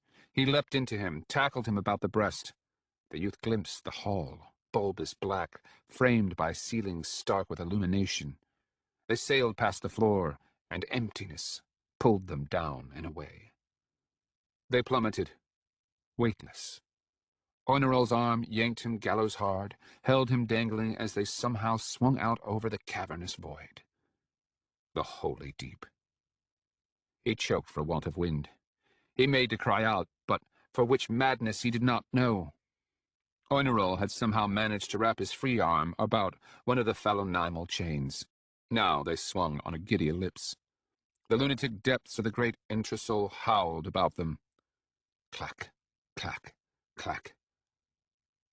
Memorin. O Ishoriel, would a different doom have followed? Would the world have turned otherwise had the mansions of your kin listened? For the vial had come unto men, and the wilds of Iana delivered the very ministry your sons had so urgently argued. The vial had sat upon the earth to carve joints with the absurd prophets of men, whispered deceit in the guise of secrets, wove the thread of their wicked design into the fabric of their custom and belief. The vile, not the exalted, had shown them how to make inscription of speech, and so had chiseled alien malice upon the heart of an entire race. The vile had armed them with the Aparis that was so wasted upon the Srank. What had they thought, the remaining sons of Sile, as the mannish vermin rampaged through the glorious halls of the House Primordial?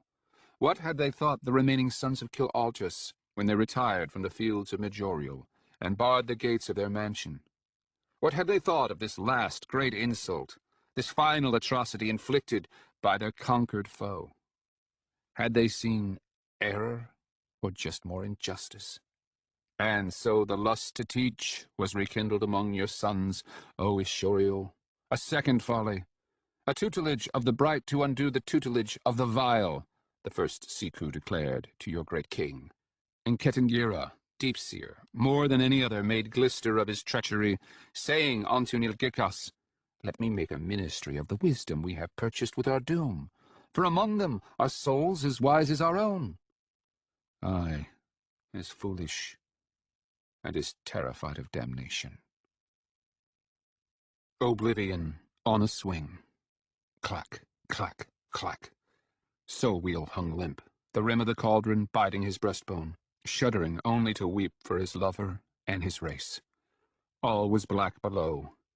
The hall lowered in surreal stages above, a shadow that took the illuminated depths of the great entresol as its halo. It floated down to the shrieking rim of the pier floor, then below. Without warning, Oinerol's frame flexed against his own, and it began to sway as a pendulum, man and non-man. Vertigo clawed his gut, scratched a greater awareness from the mud of his grief. The light emerged from obscurity, chased the hall's shade down their forms, and Sorwheel glimpsed his own shadow, crisp and confounded, across the walls of the ingresses, swinging coupled across sewage-clotted imagery. The peering affixed above the vessel was an explosion of radiant hair for tears he could not feel. He glimpsed only battered gunwales, soiled decks, the heaped carcasses of pigs, and a hooded figure, standing immobile directly beneath the light. Clack, clack, clack. The hall sank. Oinerol's exertions became more violent, savage even, and their gyrations pulled them out on a fatter arc. He could feel the non-man's strength failing. He knew that if all else was silent, he would hear the ghoul heaving and spitting air like a bull. He sagged to Oinerol's abdomen, and he knew that he need only do nothing, and the Siku's arm would yield him to the gaping below, make of him a gift to the holy deep. And the knowing suffused him with far more hope than horror.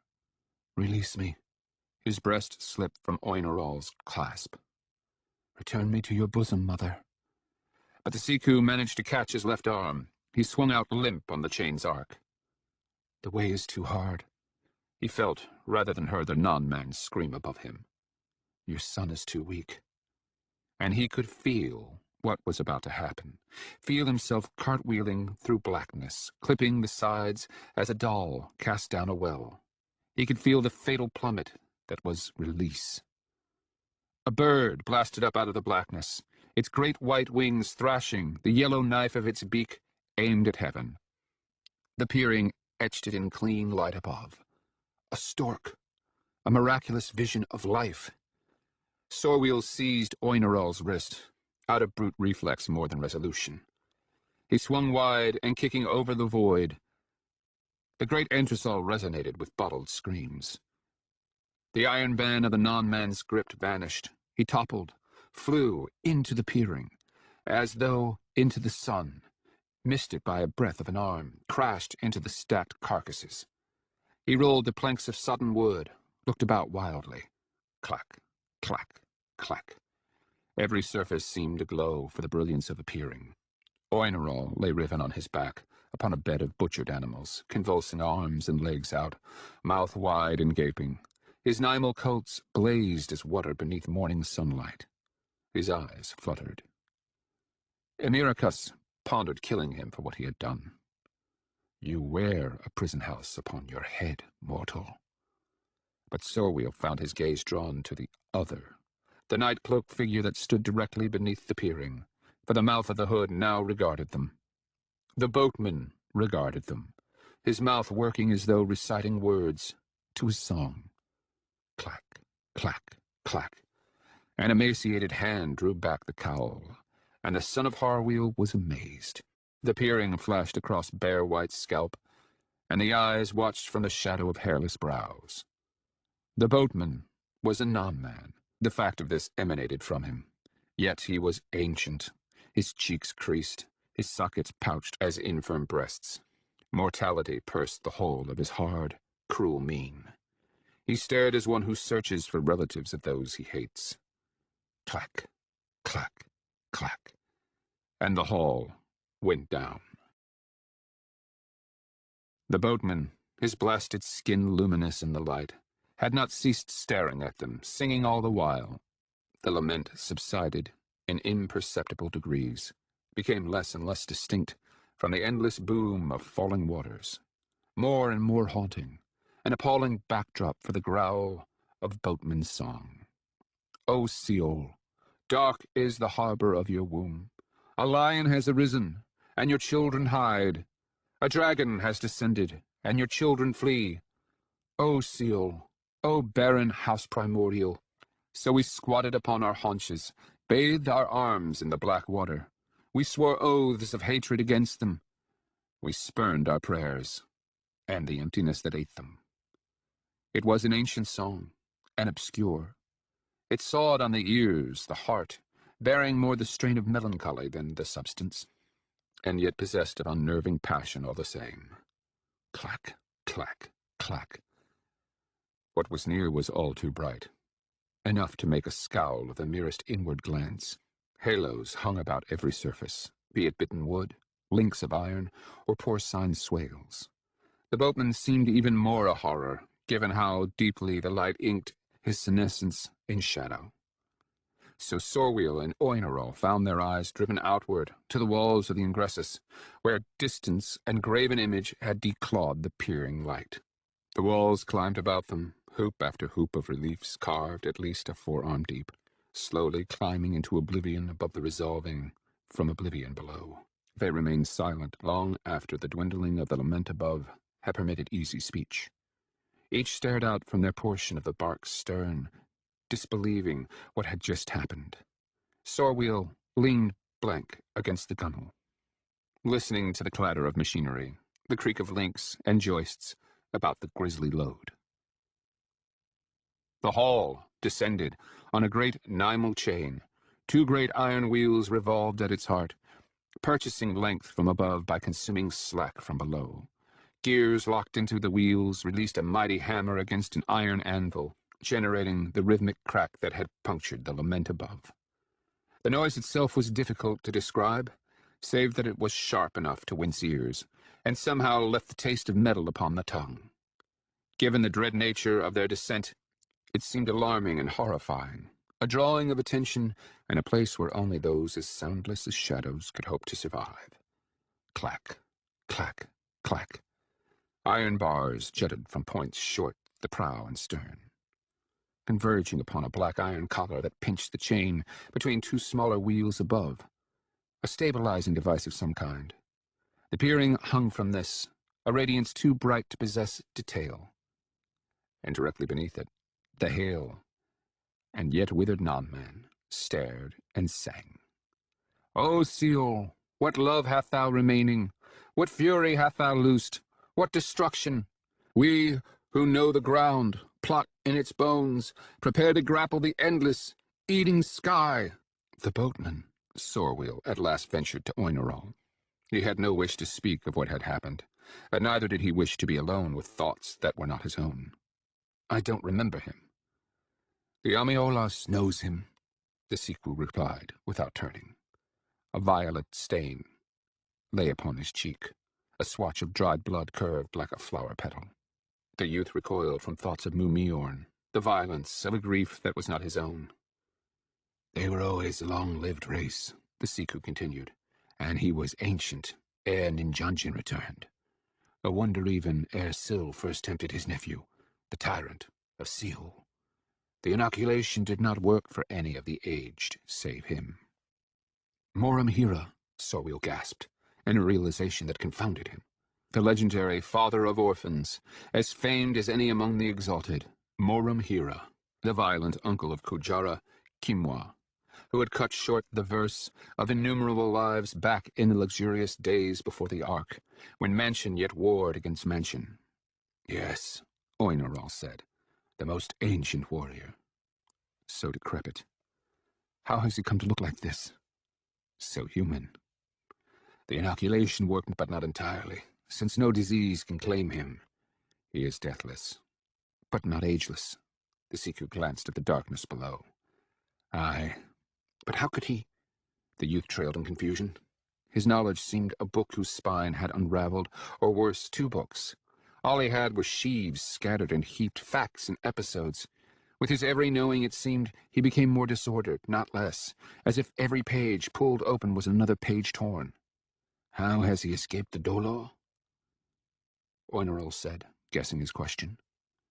He shrugged his great shoulders. None know. Some think he was the first to suffer it, that his acts had been so violent, and his life so long that he was already erratic ere the second watch was abandoned, that this natural derangement had rendered him immune to the violence of what the others suffer. He does not speak, though he understands much of what is said. He does not grieve or weep, at least not outwardly. And he cares for them now. The others, feeds them. The bald head shook in negation beneath the motionless white point of the peering gleamed upon it. No. The Mwama tend to the Thonic. The boatman goes where they cannot. He ministers to those who wander the holy deep.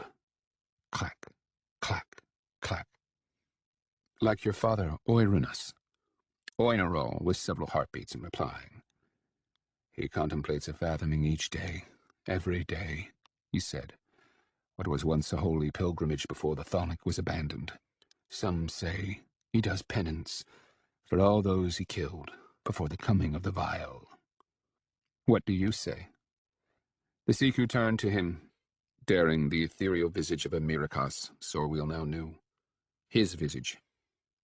That a wild labyrinth lays about him, the last-born said, glancing as if in gesture to the blackness, but in truth, out of aversion to his aspect. And he cleaves to the only path that recognizes his feet. The hall descended to the cracking of hammers and the boatman's rust-iron voice, facing the sun, where Imimoru dug a great well and bid his children enter. In the bone of the world, where he conjured song and light, and his children feared no more the starving sky. Here Imimoru drew the face of the mountain, bid us seize the halls of the house primordial. Here lies a home that cleaves the tempest asunder, a home that breaks the shining beak of the dawn. So the most ancient warriors sang, and Sorweel learned that the earth was mazed, the ground riddled with cavernous hollows. It seemed horrific, somehow, that intervals should haunt the foundation of foundations. This was the ground, he realized in numb disbelief. The ground! And they traveled through it, cranked into its black maw. The changes in the engravings seemed instant when he finally noticed them. But he somehow understood that they had come about gradually, figure by sculpted figure. At some point in the descent, when the lament, yet resounded perhaps, the stone populace of the walls had begun to notice them. One by one, the fist-sized faces turned, and the cubit-tall figures began to form ranks against the observing void. By the time Sorweel observed the change, the little sculptures had already barricaded the panels, standing, watching, face after indistinguishable face. Clack, clack, clack. The soul divided between Sorweel and Emirikas, gaped in horror. None know how or why the stone-eaters responsible carved them thus, Oinerol said from his periphery, perhaps sensing his unease, perhaps not. The stone-eaters themselves said they did it to honor the fathoming, as a goad to self-examination and an accounting of sins. To apprehend memorials without, they said, was to neglect the testimony of what lies within. Sorweel shuddered. Such was the effect of the thousands of motionless faces. And you do not believe them? Their expressions, the Siku said, his voice searching as his gaze. There is too much hatred in them. But the youth could see no expression in any of them at all. They simply watched. Great rings of miniature faces, band stacked upon murky band, their eyes so indifferent as to be dead, so numerous as to be one. The lament yet lay clear upon the air, a morass of shouts and wails, a racket barbed so as to hook as burrs upon the more lucid souls. And the contradiction raised his hackles, the sight of judgment given, and the sound of judgment received. And he realized the fathoming had always been a thing of dread for Emirikas, whose aversion to reflection approached loathing. Action could be enough. But for him to stand in judgment of Emirikas was at once for Emirikas to stand in judgment of him, who he had been. The dismal months preceding came in a cringing flood, images churning as foam, mewling when blood should have been spilled, bemoaning what should have been avenged, questions like sparrows battling in his breast, leaving him winded. Sorweel shrank from the ancient and inflamed gaze, the immovable eye of the Ishroy, even as he bowed before the thousands stacked in great rings about the halls of the ingresses. Clack, clack, clack. The hall descended, and Sorweel fell a second time into deeps no less irrevocable. Humanity had been his ground, his implicit ordering frame, and like so very many things human, it could only command so long as it remained unseen. Thus our pride and courage, so eager to example witless faith. Only not knowing allows men to be what they need to be. So long as Sorweel had remained ignorant of his countless mortal frailties, they could secure him thoughtless foundation. But now that he had fathomed himself from a greater vantage, a far mightier and more noble frame, he could only see himself as anxious and deceitful, craven and imbecilic, crooked and grotesque, an ape that lurched in mockery of the true rule. The non-men.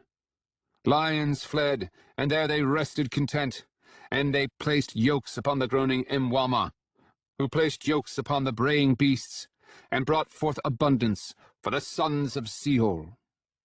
Judgment ever belongs to the greater.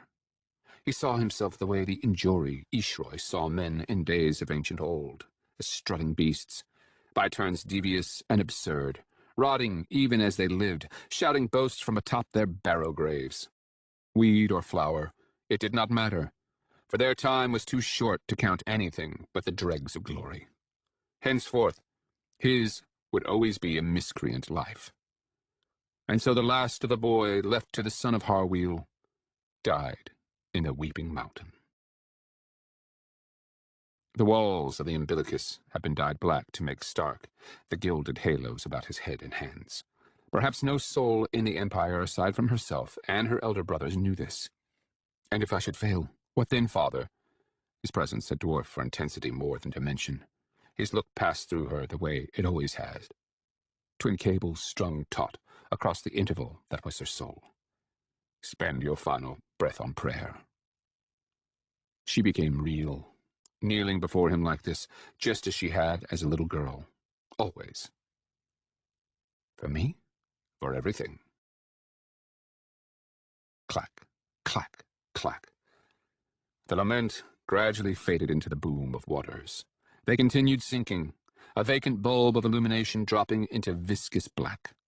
Sorweel abandoned his position, sat upon the deck opposite the stacked carcasses, his head, or the cauldron, rather, bent against the glare. If Oinerol wondered at his silence, he made no sign. The non-man stood leaning from the stern as before, a pale shadow decked in armor, lurid with scintillant light. Perhaps he too grappled with misgiving and unwelcome insight. Perhaps he too sounded waters the intellect could only muddy. The youth lay slack, hung in incredulity. An image of Serwa floated beneath his soul's eye, and his blood ran cold. The boatman began a different dirge, another song the Amiolas remembered, an epic lay of love in the shadow of extinction. Sorweel turned to him. He was scarcely more than a silhouette for the radiance above, an apparition of smoke rising into sunlight. She stripped and she clothed him, but she fed him not, and with her brother they became runners beneath the starving, fleeing into the wilds of Tea, where the rivers vanish in the cruel shadow of the house primordial. Sorweel lay drowsing as he listened, his body a thing forgotten, at once bound upon the rack and entombed in clay. Watching the boatman, he saw a scuttling of shadows about his feet. He thought it a cat at first, for he had seen innumerable cats upon the river barges of his home. Then the first of the figures strode from the boatman's shadow and into horrific reality. Clack, clack, clack. There, less than 2 lengths from where he lay against the deck, a living stone statue stood, no more than a cubit in height. It was one of the countless Ishroy chiseled from the walls, dressed much as Oinerol, rendered in exquisite detail, save where scabbed by ancient happenstance. The little face held him in its chipped regard. Sorwheel could not call out, could not move. Whether for the want of limbs or volition he would never know. A second graven doll joined the first, this one naked and missing a top third of its head. Then a third joined them, and more, appearing among the summit of the pig carcasses immediately before him. Miniature stone ghouls glaring down eyeless. He could hear even more. There marched like 1,000 little hammers tapping across the deck. The peering flared soundless and white, cast a garland of crisp little shadows from their stone feet. Clack, clack, clack. He could not scream out any warning, but someone had seized him by his shoulders. Someone was shouting his father's name, the Siku, Oineral. "Awaken! On your feet, son of Harwheel!" Sorwheel clawed his way up, casting wildly about for any sign of the stone effigies. He looked at the last-born in confusion, glimpsed a pale, naked figure, drop wheeling and kicking into the abyss, a mere toss from the hall. He turned to the Siku in astonishment, to confirm that he had seen what he had seen. But Oineral was already squinting upward, his hand held so as to cast a shadow across his eyes. Sorwheel joined him, found himself dazzled by the peering. Another pallid figure materialized, plummeting from visibility into obscurity within a heartbeat, close enough for the youth to start. It seemed he had locked gazes with the hurtling wretch, glimpsed the mien of something awakening. He stood blinking against his own disordered soul. Clack, clack, clack. "What happens?" he gulped as much as called. "I do not know." Another flash of battling white. Sorwheel glimpsed a form streak toward the far side of the hall, catch it with its face, then carom, flipping. The entire bark kicked and swayed upon the chain. Oineral fell to one knee. Sorwheel clasped at the swine carcasses, caught one of the legs above the cloven feet. It was stiff as wood for rigor. The boatman merely swayed counter to his vessel the way an ancient mariner might, and continued singing. And he heard her say unto her brother, "Lay with me, tend to my fallow plot, make my barrens bloom, sweet Ketmoyo. Let our line suffer no iniquity, no alien earth or seed. Let us aim our children at spears." Sorwheel and Oineral each stood on the rear portion of the deck gazing upward, hands against the peering light. The youth saw the last ring of engravings climb into the murk, a band consisting entirely of heads massed upon hairless heads, all of them watching. Raw stone ruled beneath, scarps jumbled and hanging. He glimpsed an iron catwalk rising from the obscurity below, a brace of scaffold across the wall, a pillared recess. A nude figure flickered past the prow. Clack, clack, clack. Oineral cried out. Sorwheel looked up, saw at least 7 forms plummet from shadow into stark light, limbs flailing, bodies somersaulting, eyes glittering for the peering light, incredulous. The nearest slammed into the stern directly behind the Siku. The hall kicked up, tossed Sorwheel against the stacked carcasses. He glimpsed a flashing miss. Then another ghoul sheared across one of the iron braces, torso exploding in violet haze behind the boatman. Another hurled into the stacked pigs almost immediately before Sorwheel. The impact slapped him backward. The hall rocked and danced, swung on a ragged arc. Others slipped past without sound. Sorwheel teetered on the gunwale. As the bark wagged about, felt his stomach pitch. Any instant, it seemed, the lacquered bark would snap the chain, and they would drop into the black. But Oineral was up, seizing his shoulder even as the hall's motion rounded into a pendulous swing, one heaved slower and slower by the torsion of the fathoming chain. He stared in horror at the pulverized pit where the wretch had landed upon the pigs. A hand lay miraculously intact on the floor at his feet, laying palm up, as though holding a stylus. All this time the boatman had simply grasped the length of the chain hanging beside him, swinging so as to seem motionless while the deck rolled and bucked beneath his shod feet. And for all the dangling violence of his bark, he did not once falter in his song. Thence to the cruel house they fled, the bastion that turns aside seasons. "What happens?" Sorwheel cried out. "Are they leaping?" "No," Oineral replied, keen on the void above them once again. "They were not suicides." "But how do you know?" "Because they were non-men."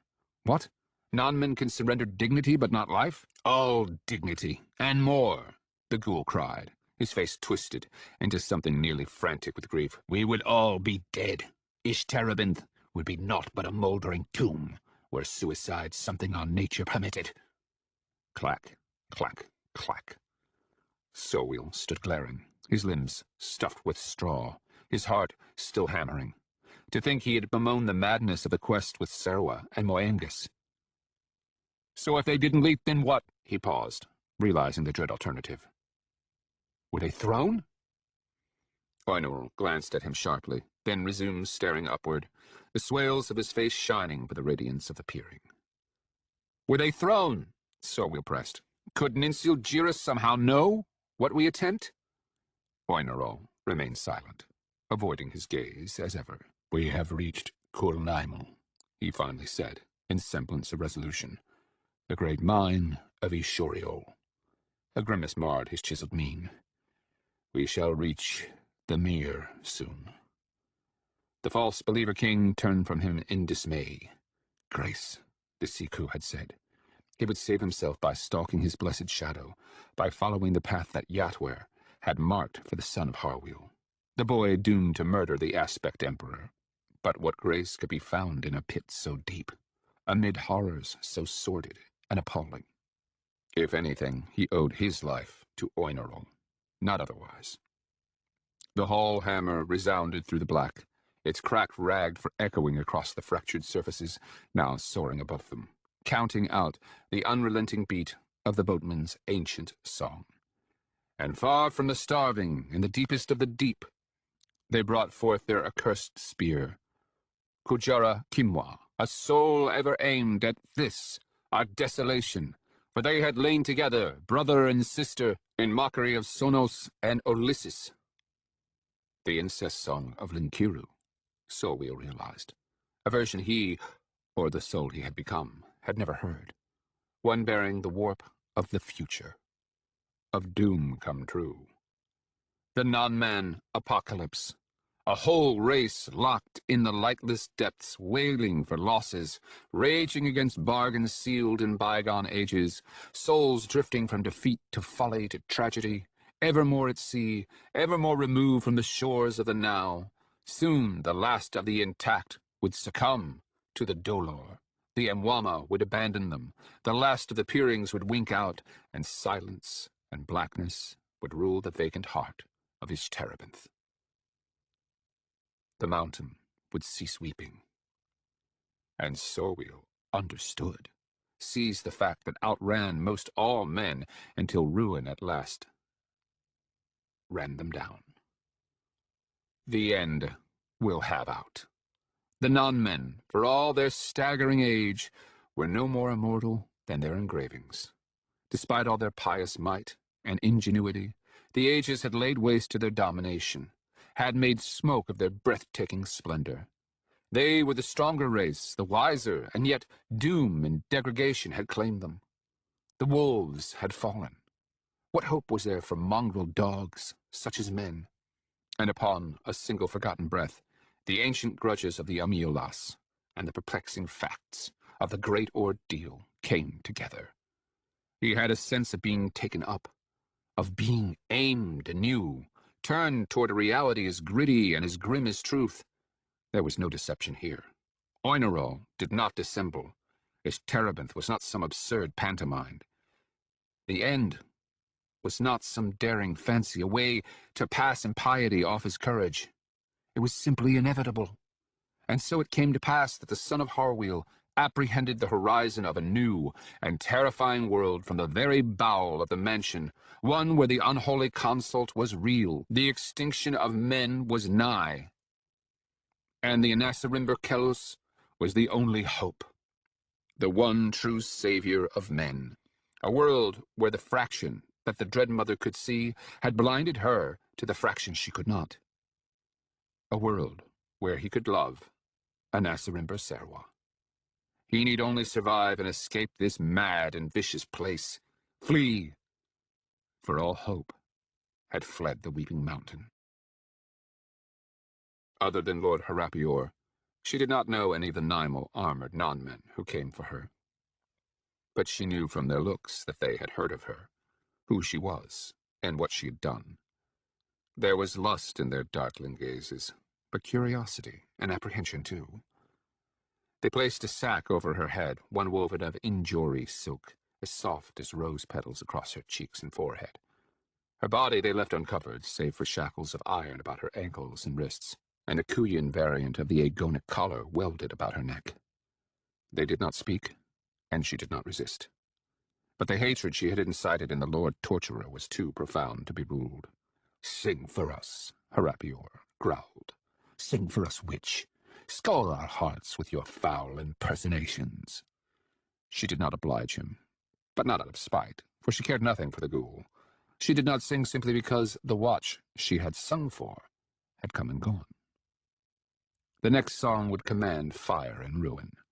The nonman threaded a pole between the crotch of her elbows and her spine and bore her thus from the thresholds. "No!" she heard her eldest brother, long broken, snuffle and cry. "Leave her!" he roared with sudden bestial ferocity. "Leave her be! Let her be!" And it cut her far more than any indignity she had so far suffered that might yet cry out his devotion thus, despite all the degradations, all the mutilations. Finding her body useless, the Lord Torturer had sought to make Moengus an implement of her torture, and she had sang songs of blessing in Aihwimsu as they cut him, as they brutalized the dark boy who had worshipped her for so long as she could remember. She had sung in celebration while watching him sob and shriek for torture. And still, he loved the same as Sorwheel. And Aswember Sarah pondered this as the company of ghouls bore her blind into the heights of the Weeping Mountain. The love of troubled brothers and orphan kings, and the cruelty demanded by the future. Sorwheel watched as the boatman, still singing, began gripping the carcasses about the ankles, then whirled about on quick steps to pitch them out over the gunwale. The clacking drew them like larvae from the holes in the rotted walls. They groused and gesticulated, perched upon precarious ledges or iron gang stages, rooting the air like blind pups.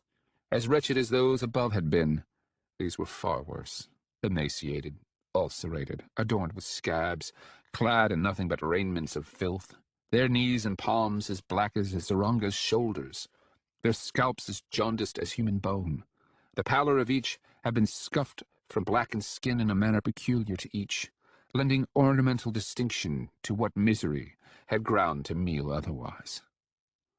For eccentricities in motion aside, they all leaned out to the hall with the same compulsive sway, and they all ate with identical frenzy.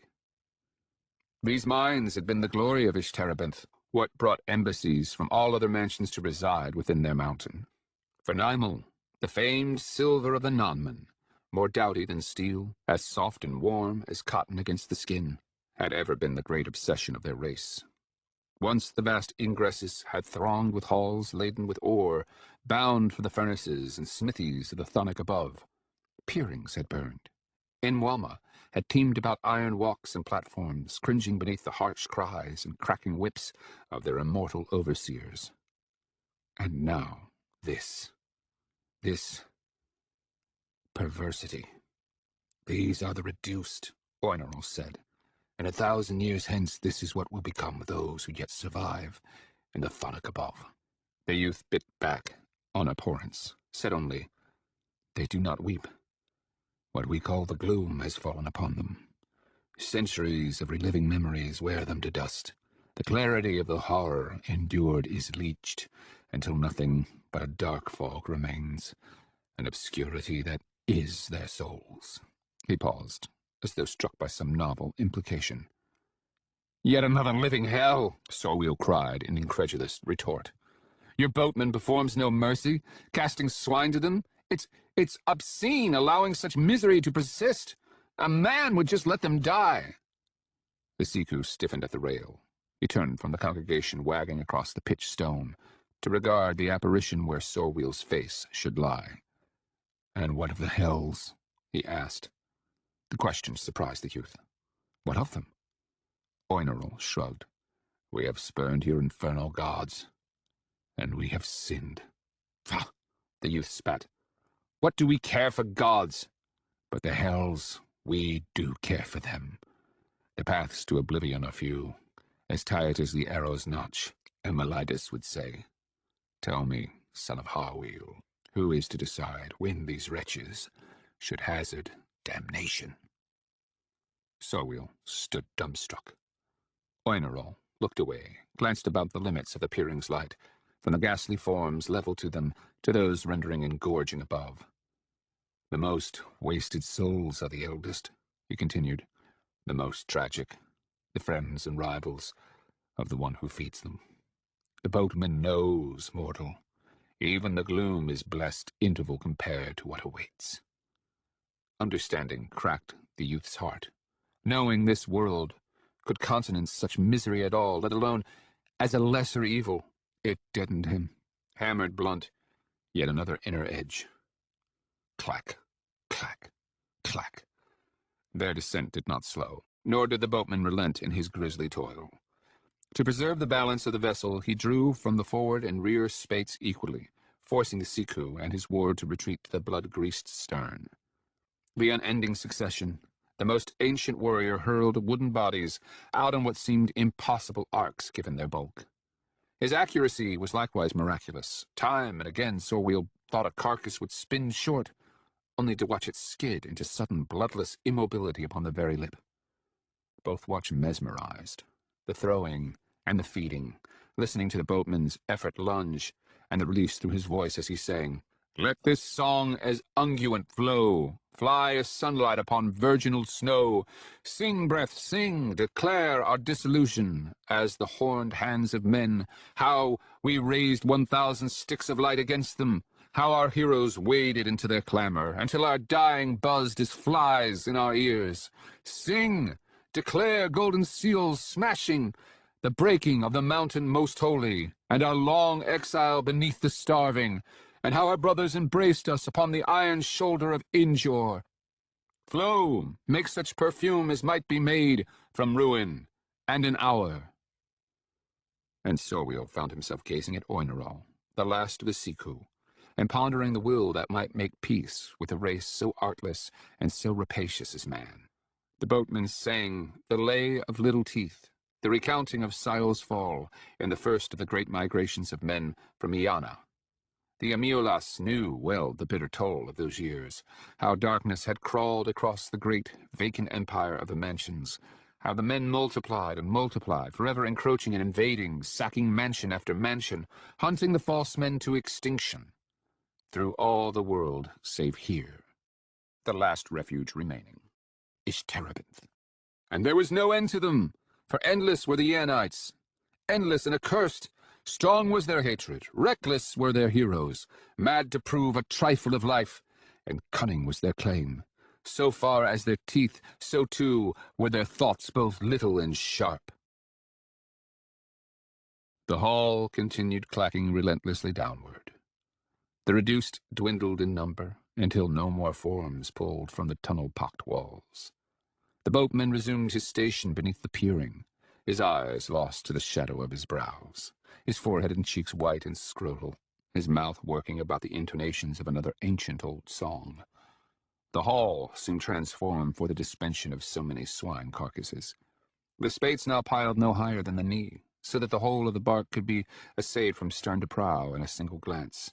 At once battered and bright, lacquer peeling, wood bruised with violet, crimson, and watery pink, the whole endlessly sinking into the Stygian blackness below. Of the 3 captive waterfalls that had rifled the walls of the great entresol above, 2 had vanished, redirected to different underworld regions, leaving only a third, immured in a chimney that serviced communal water grottos, recesses set along the entirety of the mines, possessing walls as pocked with graven imagery as any of the galleries above. Some kind of cataclysm had shattered the chimney mere fathoms below the last of the reduced, exposing the white cataract, which became ever more hairy and diffuse as it plummeted. Everyone was quickly sodden. Moisture clung as a mucus. Oinerol gleamed as a fish in his Nymal hauberk and gown. Soon, a scintillant haze was all that remained, a mist that the peering transformed into a prismatic infinity, pinprick colors conjured from gaping space. Sorwheel seized upon the spectacle as an excuse to avoid the roiling that was his heart, extended his fingers to comb the infinitesimal lights. It seemed at once proper and criminal that beauty could only be found in things so small, so deep. The haze thinned and thinned, until it was no more than a luminous fog, and then nothing at all. Sorwheel clutched the gunwale for vertigo, cast his gaze from side to side, but the wraparound cliffs of the ingressus were nowhere to be found. "We have come to the holy deep," Oinerl, lastborn, said. Like spiders riding silk from the mouth of a mountainous spout, they dropped into a perfect void. Looking up, Sorwheel saw the rim of the ingressus recede into a ceiling that made him hunch for scarped enormity. The clacking expanded into an echoic gas. "Our pilgrimage is almost done?" The Siku nodded, his eyes likewise searching the dark. "Aye, pray to your goddess, mortal, for peril is nearly upon us." "I'm done praying," he said, more vacant than alarmed. "The blind yield no favor." Oinerl regarded him, concerned rather than relieved. The nonman had known he would capitulate all along, Sorwheel realized, that the wheel would blot Harwheel's murder. Was it the degree that worried him? "It is the Amiolas," Oinerl said in explanation. "The soul you have become is resolving contradictions between your commingled beliefs." That word, contradiction, caught as ice in Sorwheel's breast. "But I no longer believe," he exclaimed. "Then what of her grace?" Oinerl made no reply. "You said your only hope was to walk in my shadow," Sorwheel pressed, "to find shelter and Yatwar's grace. But if I no longer believe—" Oinerl hesitated, stared, the youth knew, upon the face of an imprisoned soul. A ghastly shred of the criminal his beloved king had so cruelly judged in days of yore. "Fear not," the nonman said. "You need only remember why it is we are here." The youth scowled. "So the dolor renders one glib as well?" Clack, clack, clack. Where the stone had snapped as raw and immediate as a clamp about his nape in the ingressus, it now sounded the void, each strike falling into the great cavern of the former. Their descent suddenly seemed a preposterous invasion, a deliverance that was at once anathema. They were naught but a speck in the aphotic black, a spark thrown by the sky, and yet they came promising conflagration. Oinerl Lastborn had seized his throat, and by the time the youth realized his fury, had already slammed him across the swine. "Say it!" the Ishroi barked above his vicious grip. "Tell me why we are here. What? What outrage have we come to redress?" Ninsulgiris, the youth stammered on swelling ire. He has allied the mountain with With the vial! The lastborn snapped. "He has surrendered his terebinth to the vial. You must remember this." Clack, clack, clack. Sorwheel glared, speechless. Clack, clack, clack. Oinerl released him, staggered back a step, horrified. Suddenly, almost madly, the boatman ceased singing. The hammer cracked once more, and the haul abruptly jerked short. Sorwheel looked up, saw Moramhira clamber astride the peering's blaze, his arms reaching to the wheels above. "There is no speaking on the mere," Oinerl said, still reckoning what he had done. "If you speak on the mere, Moramhira will kill you." A final crack of metal. The deck dropped from beneath Sorwheel's feet, then punched both his heels. They landed upon an airy whoosh. Sorwheel tripped back onto the swine carcasses. The hull rocked from side to side, buoyant. The meat was cold, flabby about unyielding core. He scrambled back to bare deck, found himself staring out, appalled. For all its intensity, the peering could reveal no more than a slick of water some few hundred cubits wide. A corpse lay more than a length from the starboard gunwale, floating just beneath the water, its pallor testifying to the rust foulness of the water that had once been lucid as mountain air. Debris clotted the surface elsewhere, ropes and braids of putrefaction still undulating in the hull's intrusion. He glimpsed another corpse, farther astern, bloated as a dead steer, its face a murky scribble. Part of him that had once been a Miracos lay numb or dead. The mere had become a cesspit. The deep was wholly no more. When he looked to Oinarol, the Siku raised 3 fingers to his lips beneath a stern glare. The nonman gestured for silence. The boatman had moved to the prow, where he drew a beaten oar from beyond the carcasses forward. Bracing himself with a foot on the rail and one knee to his chest, he swung the oar out and down, then heaved back and about on the oar. Almost immediately, the chain clattered free of the mechanism above. The hull barged forward. Sorwheel was forced to duck the kicking tip as the vessel slipped beneath. He glanced up, watched the chain needle the upper void as they drew away. Then he looked to the ruined water, as black as pitch save where gagged with scum. He stepped to the rail. He leaned over to stare into the brackish water. They moved slowly enough that the reflection was bowed without real distortion. The brilliance of the peering rendered him in silhouette. He saw the Amirlas rise as a tapered square from his shoulders, its interior blessedly black. But a glimmer wavered in the void, one that kindled as he leaned closer. He watched stupefied as it waxed moon-bright, then terrified as it wobbled on the charnel visage he had only glimpsed before, a white face indistinguishable for Oinarol's or a Strank's, staring back up at what looked down. And it horrified, for nowhere could the king of Sakarpis perceive himself who he was in that unholy circuit of reflected and reflecting. What was human in him whimpered, begged for this mad nightmare to end. What was Emirikos, however, recoiled in disgust and monolithic contempt. The peering flickered out. No one spoke. The silence was that of breathing beneath blankets, punctuated by the brittle string of droplets falling from the boatman's oar. The blackness was absolute, as indifferent to eyes as to water or rock. At first he tried to see, to force some concession from what was impervious, but that stoked the intimation of blindness, terror. So he looked without straining to look, stared without the bigotry of focus. The beads upon the oar ceased dripping. The silence was of a stone, deeper than mountains.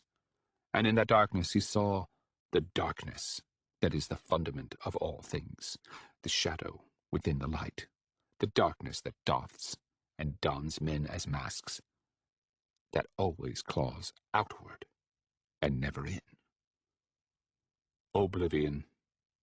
An urge to kick or to scream seized him, to prove the existence of echoes, but he remembered his Siku's warning, leaned riven against the gunwale.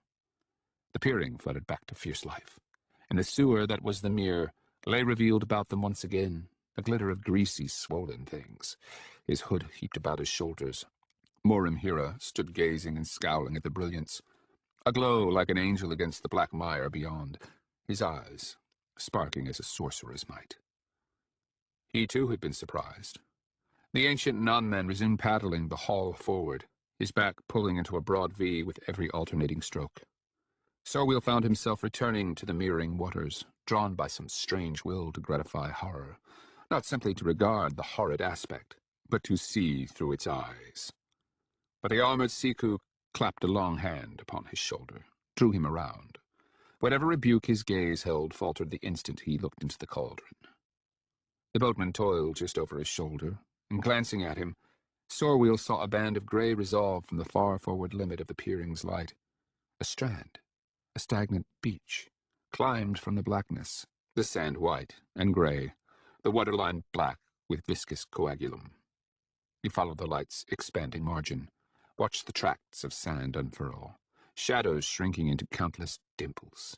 He spied a heap of some kind coming into murky materiality, just as he realized the hull was about to strike. He reached out to the Siku's sleeve, seized a fistful of Nymal inks, held him as the hull lurched to a halt on the underworld beach. Rather than thank him, Oinarol averted his eyes and turned to the prow, gesturing for him to follow. The boatman barged past them on his way aft, and Sorwheel found himself shocked by his density, as much, if not more, than his creased face. It was as if an engine of war lay primed within him, torsions as mighty as he was old. The youth glanced backward one last time before leaping from the hull in pursuit of the Siku. Sorwheel landed on the prow's furthest shadow, just beyond the fouled waters. The sand was neither warm nor cold, as fine as silk. He watched his shadow stand as he stood, only elongated across the trampled strand. The brightness of the peering was enough to render the filth of the surrounding waters translucent, and to reveal the mire of floating bodies clotted about the shore. Here and there some had been rolled out of the water, beached, most likely by the hull itself, given the septic stillness of the mere. Though intact within the water, their bodies had been rotted to sodden bone and leather once exposed to air. He turned to Ordeal, who stood several paces inland, gazing out into the black. The boatman shocked him, scarping about on the prow above and behind. He watched the most ancient warrior launch a carcass to land with a dusty thump, mere paces from Sorwheel on the sand. The youth hastened to join his Siku where he stood. Ordeal turned to his approach, murmured, "Listen." Sorwheel paused, his ears pricked. "I hear nothing." "Indeed," the nunman replied. "That is what makes the deep our only temple. Silence is what we count as most holy." He knew this, but it stood among the many things that bewildered for knowing. "Silence? Why?" Ordeal's voice tightened. "Oblivion," he said. "It is where we would hide, if we could." Serwa hung limp from the pole wedged between her arms and back, her covered head slung low, her breath hot on the fabric. The peerings passed as a succession of luminous bruises through the silk hood as her captors bore her through the mazed ways of Ishtarabinth. She pondered, not without care, the brief tragedy of her life, how circumstances could blunt, fracture, and obliterate even the most painstaking designs. She contemplated how the number sticks ruled all. Everything save the shortest path. The Niam had been a ruse for her father, as much for what remained of the Nonman. She realized that now. It was merely a vessel, a thing possessing no significance, aside from the terrible cargo it bore. Sorwheel and Moangus had been sent to vouchsafe her father's artifice, nothing more. They were little more than dupes in the end, witless tokens of a far more daring abbot. She was the masterstroke, the monstrous cargo. And as Sarimber Serwa, Grand Mistress of the Swayali, the greatest witch to ever walk the three seas. Lord Harapier called the Nonman company to heal from someplace near.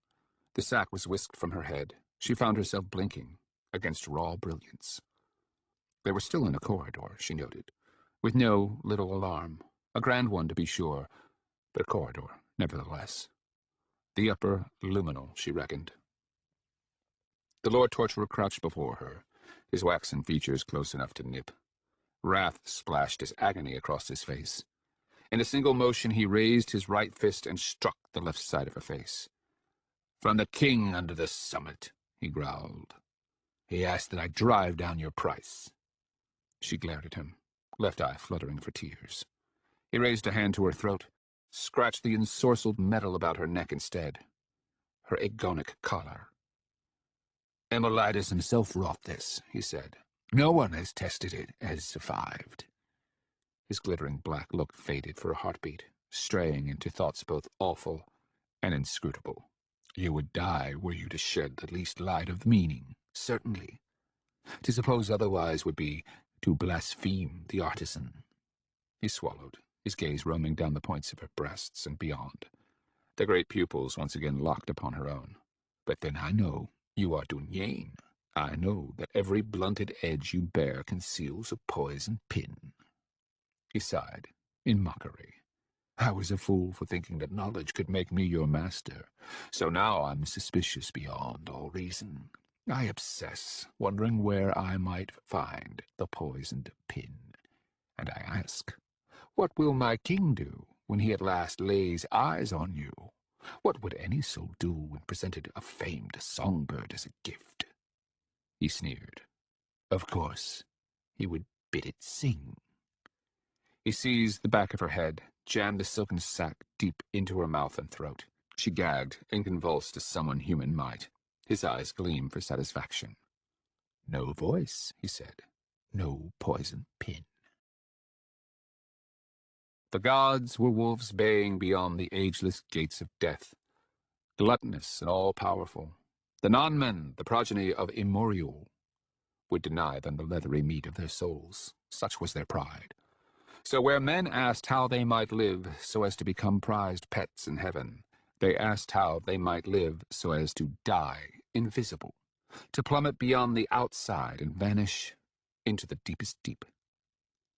"That is why your father came down here," the youth asked. "To find oblivion?" They followed the black path of their shadows into regions of dwindling light, toward the heap Sorwell had spied earlier. "All seek it," Oinerl replied softly. "He came here because he is tall, and all the tall come to the mere when they succumb." "Why?" "The dolor affects them differently. Their confusion is less profound, but their violent humors rule them more completely. They come here because only the tall can hope to survive the mad humors of the tall."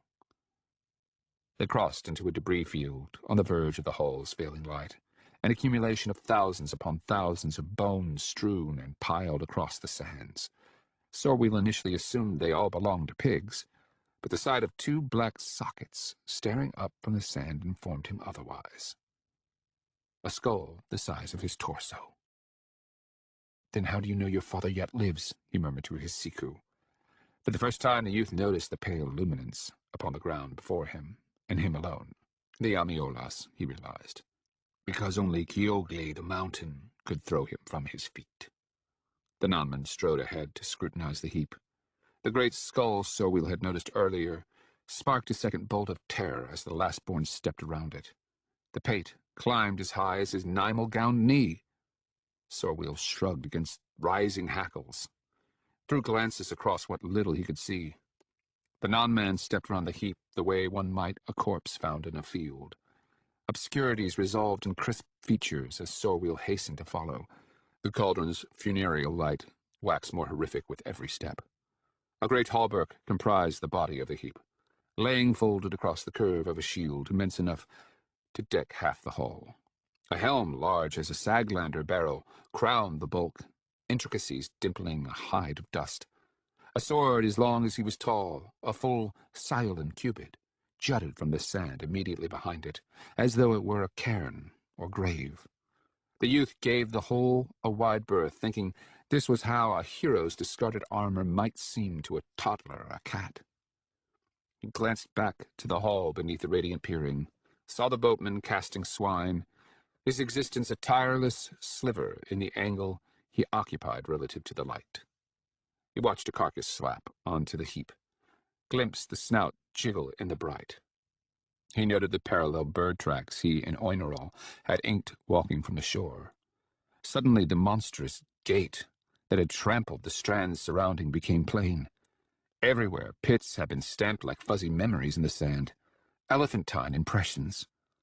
The blackness about them throbbed with hazard. "What now?" he asked Oinerl in a tremulous voice. He knew what awaited them. With his own eyes he had witnessed Oiranus at Pyr Mingenial, bellowing shouts that swatted the ear, casting ruined Thrank above the mobs at each colossal blow, crushing the throat of a bashrag with a single hand. The Lord of the Watch, he had seen him thus. With his own feet he had followed his rampage beneath the golden enormity of the horns. "He is here," the Siku said, still scanning the black. "Those are his arms." Many were out there, the youth realized. Monstrous souls in the dark, watching, waiting. This was where the boatman came, where he delivered his ministry of swine and sustenance. So this was where Oirenas had carved his empire. "So what now?" the youth repeated. Oinerl stood rigid in the manner of those who cling to standing. "Tell me, manling," he said, his voice curious. "Tell me, if you were to find your father's shade rotting in this desolate place, what passion would own you? If you found Harwheel lingering here, would terror squeeze away your breath, numb your limbs to lead?" Sorwell gazed upon the non-man's profile. "The very same." "And what," the darkling figure asked, "would be your reason?" It seemed he could taste something sour and despairing. "For shame. the youth replied, for failing to be what his glory demanded. Oinerl pondered those words for what seemed a very long time. Deep, my sons, delve deep, fortify the very bones, wed hope to what is solid, trust to space made, not emptiness stolen.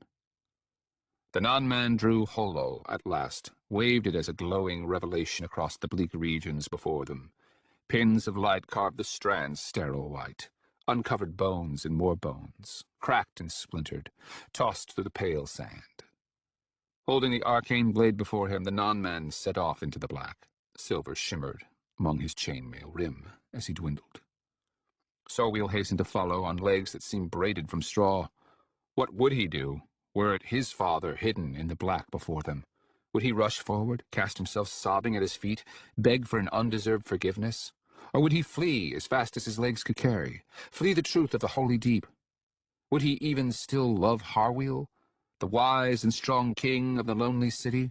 Or would he hate him for having suffered so long the curse of his example, for abandoning his little boy to days so hard, a fate so perverse and cruel? Could Harwheel still love him? These questions precluded breathing. Man and non-man wandered across the rack of bone and sand, into zones where the sand shallowed, pooled in great scallops of arid rock. Holo's light whisked without sound over increasingly mangled terrain. Gravel skirts heaped and bowled. Stone shelves terraced the deepening darkness, climbing as a stair might. The visible limit brushed what seemed some kind of vast pier hanging above, detached from any other visible stone.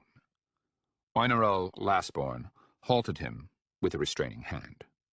After a moment of peering hesitation, the Siku continued forward alone, his pace ginger, stalking the ascending clutter with the reverence of desperate souls at temple.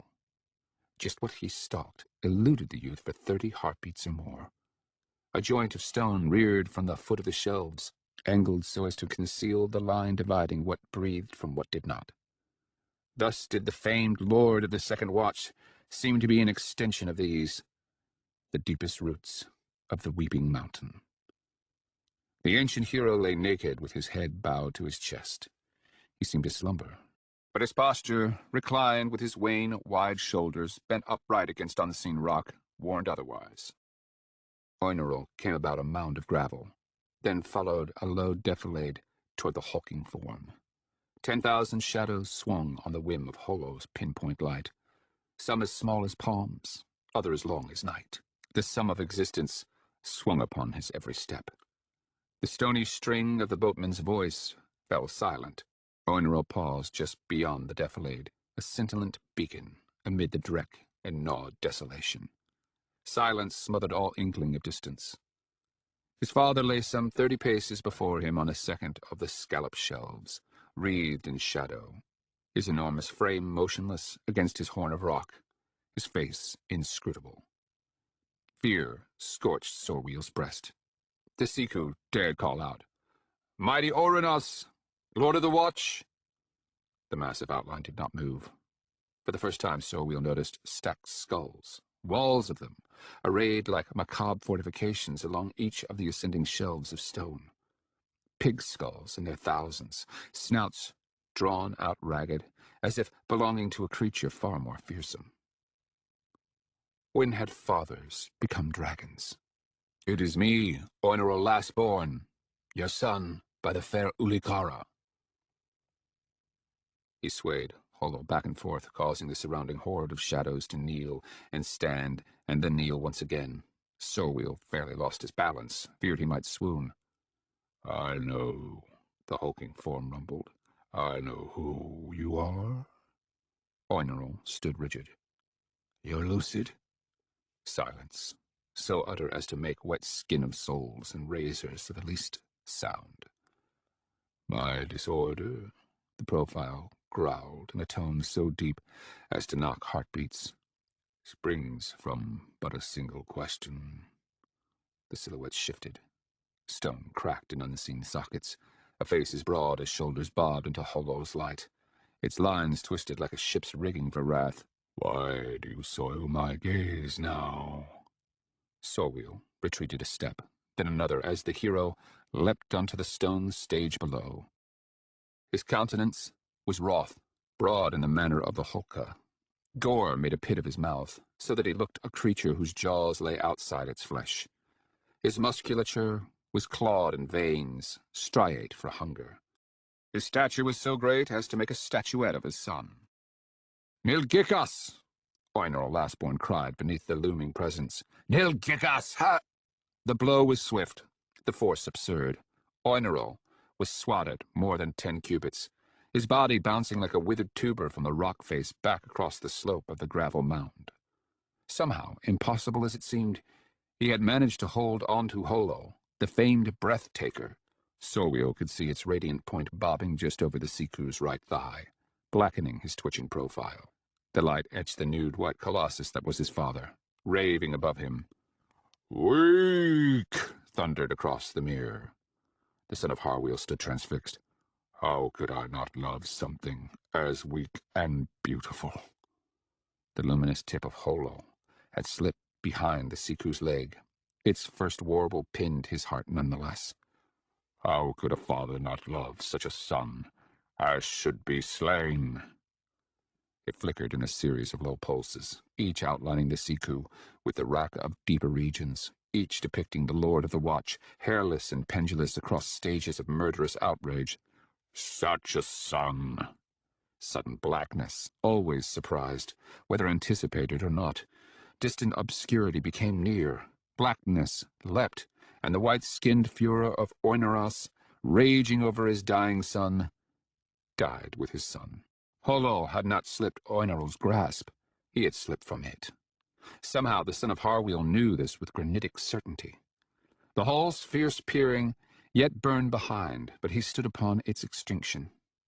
In a twilight underworld heaped with skulls of pig, a greater portion of him, everything human, gibbered for terror, clamored to flee, but some other fraction had resolved he would stand his ground. He would not leave Oinar Lastborn to moulder with swine. This he knew with an assurance as deep as life. He would not abandon his Siku. The groan of monstrous elk huffed from the black before him, followed by a voice like cracking timbers.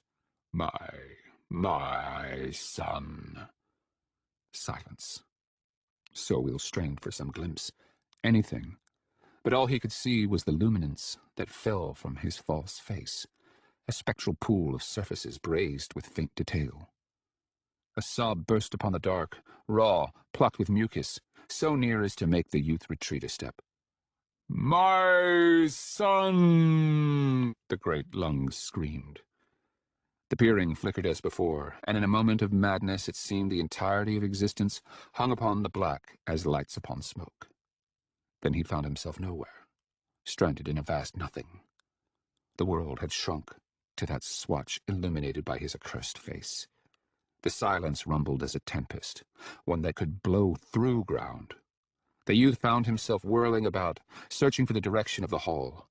A heartbeat merely, and he was completely disoriented. The prospect of being marooned down here, lost in the holy deep, came as a chattering panic. He fell to his knees, scanning for footprints by the light of his arcane communion, but the sand was too trampled, the porcine debris too copious. A titanic howl sent him skittering backward across the sand on all fours. Oh! He was lost down here, he realized. He had come to the one place the mother of birth could not follow. For that was why Immemorial had hidden his children in rock and mountains, to conceal them from the gods. The ground whumped in the black, concussion so powerful that the grains shivered about him. He scrambled back from the sound, turned to stand, and run. He was lost. He was lost. The obstruction loomed like a great black tortoise, knocked his shins and thighs, Oiranus's arms and armor. His momentum pitched him to the bones and grit. Another titanic yowl.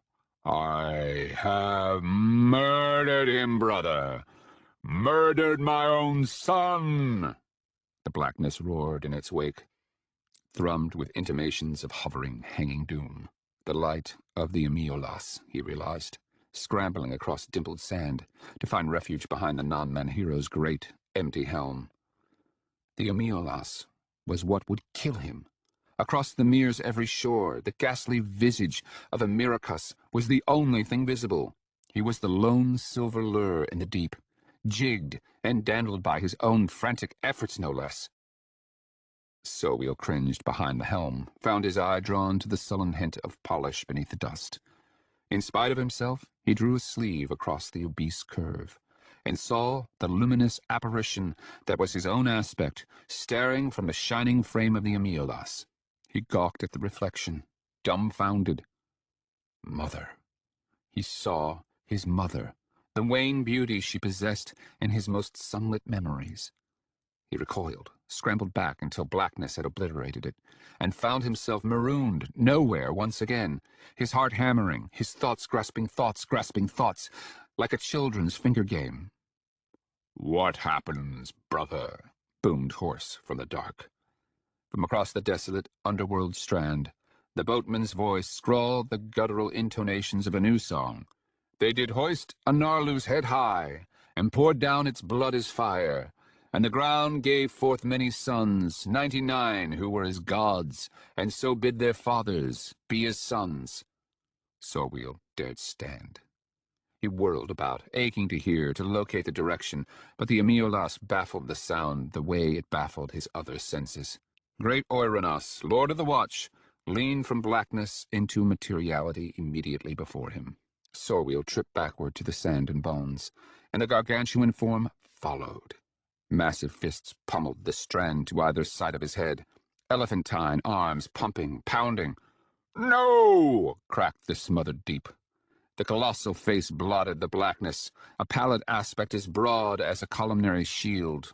Wrought with anguish, nostrils flaring, alien teeth clenched as a shipwright's vice, eyes thick with what seemed dreamlike exhaustion, the pulping dismay of knowing it could not be undone, the horror he had just authored, the crime, the unthinkable. No! It could not be undone. Sowiel cringed, arms crossed before his face. Anvil fists struck smoke from the ground. The cauldron's harrowing visage gleamed as foil in the ink of each appalling eye. "Why?" the whole of its mouth boomed. "Why?" the sand whumped. "Why?" the voice beat as wings across his tripping heart. "Why?" And then the mammoth fury was gone, swallowed by the blackness. The void hummed for absence of echoes. Somewhere in the black the boatman sang, his voice sawing yet more ancient wood, another song of immemorial, the oldest of the old. "Nilgikas has abandoned the mountain," Sowiel coughed into the dark. Oinerol lay sprawled, his clothing over bones, the only kind of suicide a nonman could be. "Ninsuljiras, Ninjanjin's accursed seed, he rules." He was never a charm for Oinerol. He was surety that truth would be heard, so that terrible consequences might follow. "He has surrendered his terebinth to Minoroicus, to the Vile." The Vile. Only now could he taste the violation that name tokened. He looked down to the spectral illumination his face cast upon his hands. Dust and grit bearded both palms. The left one bled black in the light. "All hope and honor have fled the mountain." The giant swooped into the small light, clapped him in monstrous digits. The Lord of the Watch, who had ceded all sanity to the dolor so long ago, hoisted the son of Harwheel slack, and then wrenched him in two. The sky beneath the mountain. As Seswatha, she had supped with Nilgikas upon this, the pinnacle stage. She had clutched his breast for terror at hearing the non-man king's dark tale. But Nilgikas no longer ruled. At Herapior's command, they strapped her head to the iron grill floor with a leather belt. She would not bow otherwise. The air nipped with the chill of malice. The gilded and graven facades of the hanging citadels sloped overhead and down across her right periphery, while to her left the tumbling void of the Ilkulku rift pulled her against the pinching floor. Ninsuljiras she recognized by his armor of golden scales, which glistened for being wetted. She could see him conversing with Herapior, casting avid glances in her direction. They had pinned her for display on an annex to the higher stage, so that she could see both the non-man king's chair and the broader petitioning floor below, all of it miraculously hooked over the rift's dizzy plummet.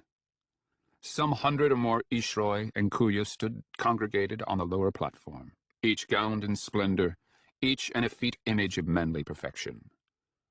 She felt rather than saw them bringing Moenges out to join her. She had heard him bullshouting what Hirimsu curses he knew in the corridors earlier, so she wasn't surprised to see him also gagged when they thrust him to his knees mere paces away, naked and bound as she was. What surprised, even appalled, was his condition, that he could still draw breath, let alone wrench in war against his restraints. The ravaged face turned to her, rising and falling on heavy breaths, black locks pasted to wounds. The glacial eyes seemed mad, overbright. Was this what she had wagered on her mad throw? A brother? What father had wagered? And it descended as lightning, the realization that she had failed. Herapior had guessed her gambit. Very soon they would become the plaything of some decrepit and inhuman will, something to sin against, and so purchase some brief term of sanity. His gored arms wrenched back. Moenges swayed upon his great and macabre frame, staring as if she were something he should remember. It rose from the darkness then, clawed her face from the inside. It kicked each of her lungs, shame for what was, terror of what would be. Her mother's inheritance. For the first time in her brief life, Anasrimber Sarwa grimaced for darkness, not artifice. A sob kicked through her, and it was as if she had spilled grain in times of famine. On a heartbeat, the sonorous thrum of non-man voices fell silent, leaving her gagged cry stranded in the void of Ilkulku, a hitching note more profound than any she had yet to sing, if not more beautiful. The sound of feminine despair. And it seized their black hearts, compelled their senescent fascination. "The black-haired brother," a crimson-armored Siolan Ishroi cried, hooking her from her grief. Sujaranin, a detached fraction of her, realized. "I would hear him weep as we—" The hanging iron frame shuddered. To a soul the assembled ghouls whirled about. Ninsilgiris bolted golden from his kingly seat. Sarwa peered across the congregation, blinked for the hairs of light obscuring her gaze, and saw one the tall stride from a crouch to his full gargantuan height as the slope of image-pitted stone above permitted. His steps resounded through the iron platform, sent dust raining from the iron anchors above. The assembly shrank from his titanic approach. The giant should have gleamed with the same luster as his fellows. He was decked in full battle armor, wearing a great slit-faced helm and a monstrous hauberk of stamped plates set in mail, accoutrements that had not seen the field ere far antiquity. But all of it was skinned in rotted pelts of dust. Not that it mattered, given the 4 points of perfect oblivion that had been affixed to it. Kore set upon either thigh and either shoulder. "Lord Oiranas!" Ninsulgiris cried with surprising alacrity. He spared Herapior an intent look before stepping to the edge of his penultimate platform. "You honor us!" Oiranas, the twin of Oirinus, the Lord of the Watch, the legendary hero of the first wars against the Inkoroi. "Honor," the giant boomed from his helm, "is the sum of my purpose here." The platform grill bit her cheek at the impact of his following step. Ninsilgiris retreated an involuntary step. "The Dola," he began, only to slip on the oil that doused him. "What of it?" the hero asked, pausing to tower over the non-man king. "Ah?" the usurper asked, attempting to raise himself, only to slip into Herapior's arms. "Are your thoughts ordered?" he asked, regaining his feet. The giant loomed fearsome across the silence. The assembled Ishroi and Kuya watched stunned. Even the most wayward among them blinked in awe, for memory itself had risen from the grave that was the mountain. "I suffer but one disorder." For some reason, this seemed to occasion some kind of relief for Ninsilgiris. For the first time, Sarah glimpsed the body laying slack in the hero's mighty left hand. And what might that be? The armor you wear. The non-man king stared up, blank about a heartbeat of hesitation. It is a gift. The gold, that sheen, the ancient hero crooned. It is familiar to me. Insulgira said nothing. I revisited my thoughts. Often. A flaxen-haired man lay slumped in his hand. Could it be? It tyrannizes me, the Lord of the Watch thundered. The age has been unkind since you retired from the mountain, Ninsulgira said, his voice brittle for breathlessness. I am the last of the line of Sonos that I— Tell me, my brothers, the voice clapped. The hero whirled to those assembled. What misfortune would excuse a disgrace so treacherous? The non-man of his terebinth could make no answer. Tell one who has devoured 10,000 swine, his shout churned with dark passion, intonations of revulsion, injury, and betrayal. Many among those assembled dared raise hands to their pommels. Ninsulgiris actually stepped behind a rigid Herapior. Serwa glimpsed guardsmen jostling through the fragmenting crowd. Tell one who has squandered centuries reliving the golden horror, the golden obscenity. Without warning, the giant hero stepped directly toward her, and with the deftness of someone far smaller, deposited the unconscious form he held between her and her brother. Then, even as the guardsmen converged, the Lord of the Watch raised an oak branch arm to point at the grandson of Ninjanjin. Sarah did not need to see the helmed face to know the violence of its sneer.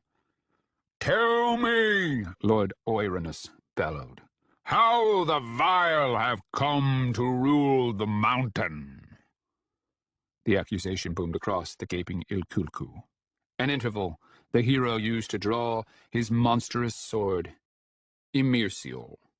A gleaming array of weapons appeared across the platform.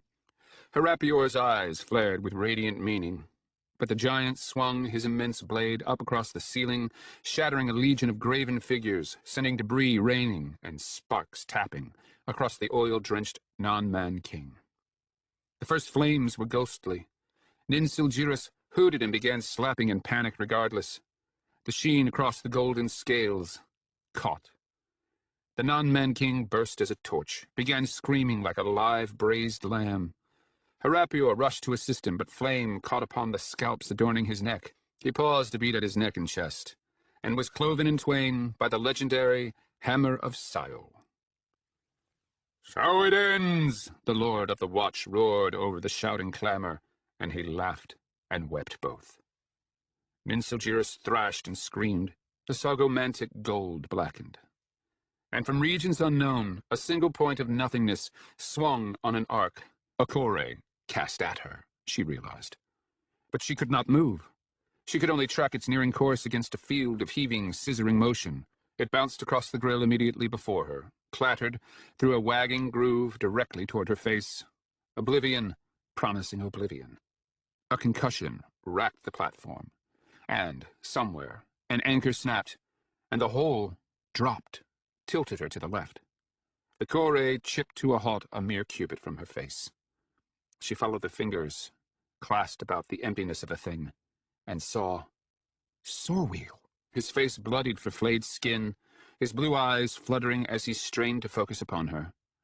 This, the Lord of the Watch boomed, laughing. This is our cannibal fate. Suddenly the Horse King smiled. Chaos ruled the sky beneath the mountain, death and screams, but her eyes were consumed by him, for he was real, as was the stained and bloodied hand that floated to her face, a warrior's hand. Sing, he croaked through the uproar, yanking the black silk gag clear, her mouth and throat. She gasped, drew deep the taste of smoke and war. The air reeked of burned mutton. And she sang, made demonstration of her father's dread portion. Chapter 13. Dagliash. Even the god must eat. Canryan proverb. Late summer, 20 new imperial year, 4132, year of the tusk. The Urocus. Not in the near antique days of imperial Kinnae, nor in the far antique days of holy Tirce, had ever the world beheld such a congregation, such a concentration of arcane might. The Srank had at last been backed into the final corner of Yinwall, and the schoolmen of the Three Seas advanced upon them. The very ground smoked before the Magi, seethed. They had wrapped their faces with cloth soaked in sage and horse urine, so they might blunt the septic fumes. Otherwise their billows flared in material contradiction of their phantom words, bolts of hanging cursive, a calligraphy that wooed the dawning sun with poetic threads of light. The chorus of their singing maddened the ears, drew eyes to unseen quarters. As one, they walked upon a neck-breaking fall. 1,000 sorcerers of rank, each a floating wildflower, dissolving into stages of obscurity, each setting sorcerous spade to obscene earth. The enormous fronds of the shroud consumed everything save the pastel flash and flicker of their lights. The schoolmen vanished, and the Srank burned. Rather than fanning out as they did when culling, the sorcerers climbed in fearsome procession, followed the fractured spine of the Urocus into masses of a horde. The exalt magus Sachares took the lead with his mandate, blasting the heights, gutting the ravines with Gnostic geometries. Temis and Horu and the Sake followed close behind, with Obwe Guswaran and the Maisunze arranged behind him. The blind necromancer, Heramarai Irokis, followed in the van with the scarlet spires. Nothing, save the lay of the mountains, opposed them. The crowns themselves had been battered into domes, but their torsos were a welter of broken stone and gravel enormities. Even those sorcerers could smooth their passage by picking between echoes of the ground beneath. Precipitous terrain was often lethal. For this reason, the schoolmen abandoned the sky as soon as the Srank were cleared beneath and found that real ground was treacherous footing enough. And so the sorcerers of the great Sathron schools began seizing the high places, 4 mountains that were in reality a dozen in their decrepitude. Yalreg was the first and lowest, a ramp for the others, gathering the edges that clenched land into fists. The second, Mentagol, was the highest. Here, Sachares witnessed the dread majesty of the horde entire. The shroud rearing, bulging summits of ochre, the blighted tracks beneath, the insect stain, the innumerable clans herded by rage and terror across the very curvature of the world. The weak shoulders and splintered head of the third, Oloreg, provided a veritable maze of passes, linking the northern to the southern slopes. And lastly, Ingol, whose bulk crowded the sea, possessing a humped summit that gazed down upon slovenly Antareg and Daglish. Across unkempt leagues they pressed, each school taking a summit as a violent station, each summit perpetually besieged. Lightning bleached the slopes, blinding threads that took seizing bodies for beads. Crested heads reared, apparitions spewing fire that lit skinnies as candles. At times it was absurd, the sight of old men tottering up the slopes, cursing skin, shins, and palms. At times it was legendary, the vision of entire mountains surmounted in fire and light. Gullies, gorges, and slopes burned as though doused in pitch. Srank were heaped for their own pyre, forming berms in places, twitching dunes too bloody to burn. The creatures themselves were emaciated. Many raced naked, limbs bulbous for joints, torsos fluted for ribs, phalluses arched into scalloped abdomens, and crazed for it, gifted with a bird-like quickness, as though their bodies had consumed the contents of their bones.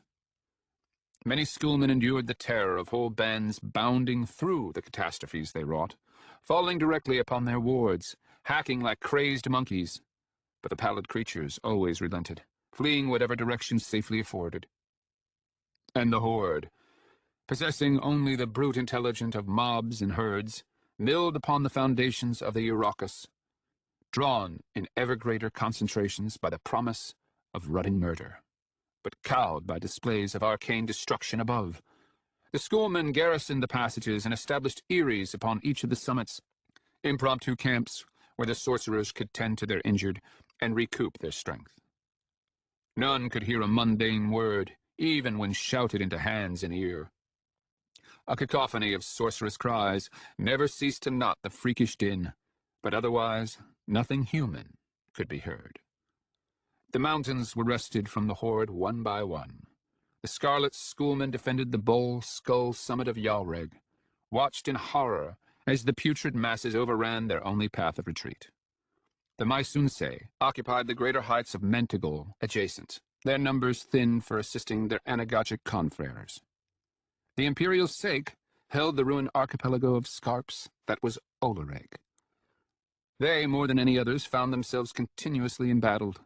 Meanwhile, the Mandate cleared the crawling heights of Ingol with razors of light, abstractions, then draped their triunes as a sparking shawl about the mountain's shoulders. Both the Day and his men exhausted, the Exalt Magus of the Great Ordeal finally halted his advance and took measure of what he had achieved. Wherever the world held dirt, it plumed skyward for the scribble of violent millions, but nowhere else. Zachary's peered out across a great hollow in the shroud, a cavern as deep as the sky was tall, born of sea, stone, and stony earth. The clarity was unnatural, pure, for the septic obscurity that caged it. The long knifing curve of the river Sursa was scarcely visible. Dagliash seemed a monolithic bark upon Antareg below, a barge stripped to the hull, floating upon a shrunk tide. The intervening tracts sizzled for condensing so much fury. 1,000 screeching faces in every tessera, 1,000 shaking cleavers, and 1,000 bared teeth. On, forming a mosaic that vanished into the shroud, into numbers that broke the back of reason. Fearing the dismay the spectacle sparked within his own breast, Zachary's himself climbed Ingol's highest echo to rally the other schools. "I hope you're hungry," he signaled to his brother grandmasters. So much meat. Then he sent word to his holy aspect emperor. What their lord and god coveted, the schools had seized. The heights above Dagliash had been taken. With the exception of Antareg, the Irokas belonged to the Great Ordeal, assuring they remained such until the following dawn would prove a nightmarish toil, one that crowned each of the 4 mountains in glimpses of putrid masses, rushing beneath weirs of slaying light. After sunset, the Ordeal men knelt en masse upon the ravaged earth. Gazing upon the flaring summits, they beseeched the god to fortify their arcane brothers, lest the morrow end in ruin. They would sleep in their armor that night. Even if he is false, this is real. Proyas and Cayutas swayed side by side in their saddles, each trailing their respective entourages. Masses and columns of infantrymen trotted about them. The sea reached into violet obscurity to the south beyond, a dark and endless procession of rollers, each bearing brilliant filaments of morning across its back. To the north, on their right, the summits of the Irokas piled westward, little more than sepulchre shadows through the shroud. Scowling lights crowned them, the flicker of distant sorcery.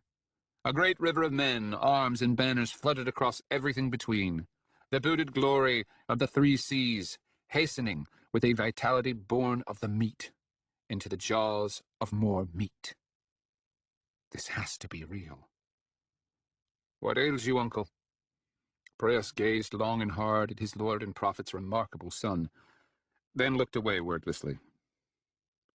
Trust, he now knew, was but a form of blessed blindness. How many times had he ridden thus? How many times had he led simple souls to some complicated doom? He had always trusted, then, in the greater cunning, the greater glory, and most of all, the greater righteousness of his cause. He had simply known for not knowing otherwise, and he had executed with an unfailing hand. Now, balling his hands into fists could scarcely quiet the tremors. "I cannot see as far or as deep as father," the young man pressed, "but I can see enough, uncle." His anger came upon Proyas suddenly.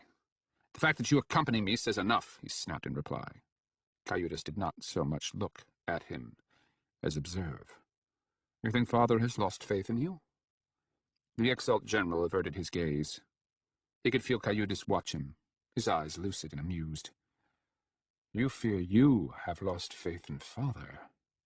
Proyas had known Caius since infancy, had spent more time with the boy than with his own wife, let alone either of his own children. The Prince Imperial had even apprenticed under his command, learning things far too hard, he had thought, for such a tender age. It was not possible to relieve a child of so much innocence and not come to love him, or at least a soul such as his. "Your father," Proyas began, only to trail, horrified by the quaver in his voice. "This much is real. Real." It had to be. The horde warbled on the wind, a chorus spackled with nearer screams. He cast his eyes across his command, convinced himself that he had no need to fear prying ears. Besides, Caius would not have broached the matter otherwise. "We endlessly pondered him when we were children," Caius continued, speaking as if to while away long watches. "Me, Dodi, Theli, even Serwa, when she was old enough.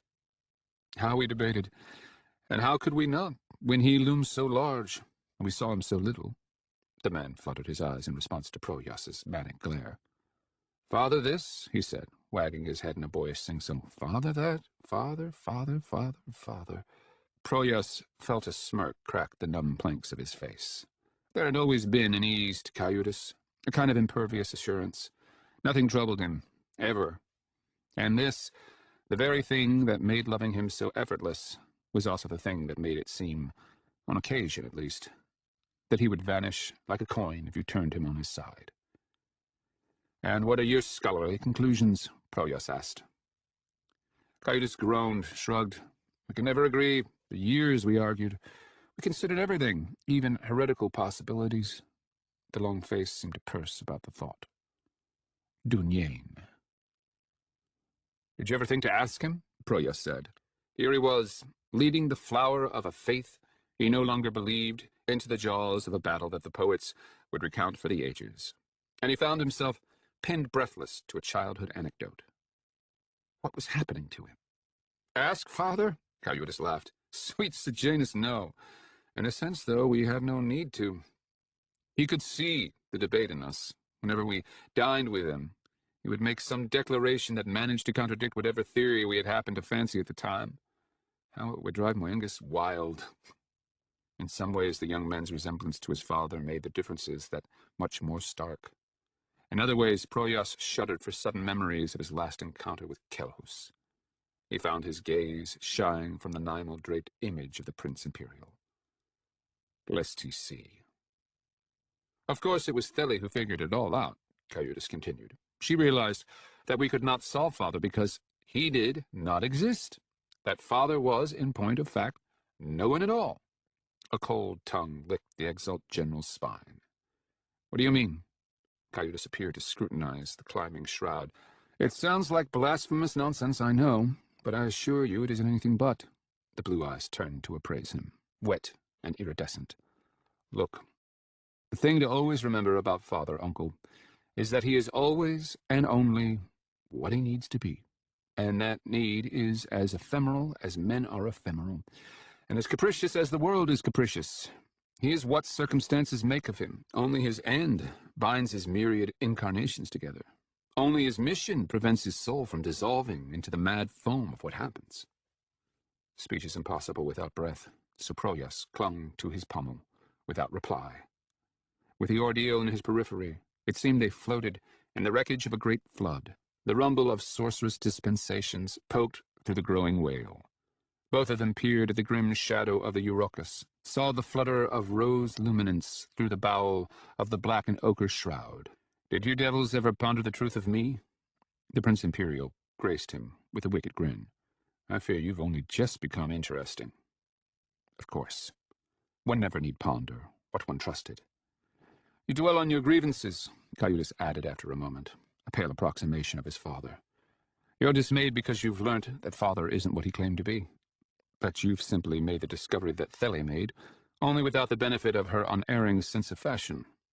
There is no such man as Anasarimber Kilhus, no such prophet, only an intricate web of deceptions and stratagems, bound by one inexorable and, as you know, quite ruthless principle. And what would that be? Caius' look was mild. Salvation. The land that the sons of men came to call Yinwal had leapt with life in those days, rugged and astringent. Boreal forests had darkened every horizon north of the sea, cloaking the Erangel plain, sooting the shoulders of the Yimaletti. Lions had stalked deer in the meadows, ambushed muskox in the fens. Bears had swatted pickerel and salmon from the streams. Wolves had sung eternal songs beneath the void. And Ninjanjin had ruled in Viri. Though populous, Viri lacked the monumental grandeur and ostentation that so characterized the mansions like Sayol, Ishuriel, or Kilaugus, Jamilri, Gujarra Kimwa would famously call her, that anthill. Her sons were peculiar also, at once ridiculed for their rustic ways and archaic legalism, and revered for the spare profundity of their poets and philosophers. They cultivated a modesty that was indistinguishable from arrogance, that reflects to judge all things in excess as excessive. They eschewed ornamentation, despised gratuitous display. They scorned slavery, seeing a more shameful enslavement in the dependence of the master. They bent their backs and dirtied their hands, blackened their nails in ways that made their southern cousins chortle and sneer. They alone embraced the starving and the scalding, the sky and the sun that their race had taken as their bane. No matter where they traveled, the sons of Viri were instantly known by the broad wicker bowl of their hats. We see, the shipwright sons of Idliseru called them. Nails. Only on the hunt and in the subsequent feast did the Viroi yield to the Elhusioli, the non-man daimos of excess.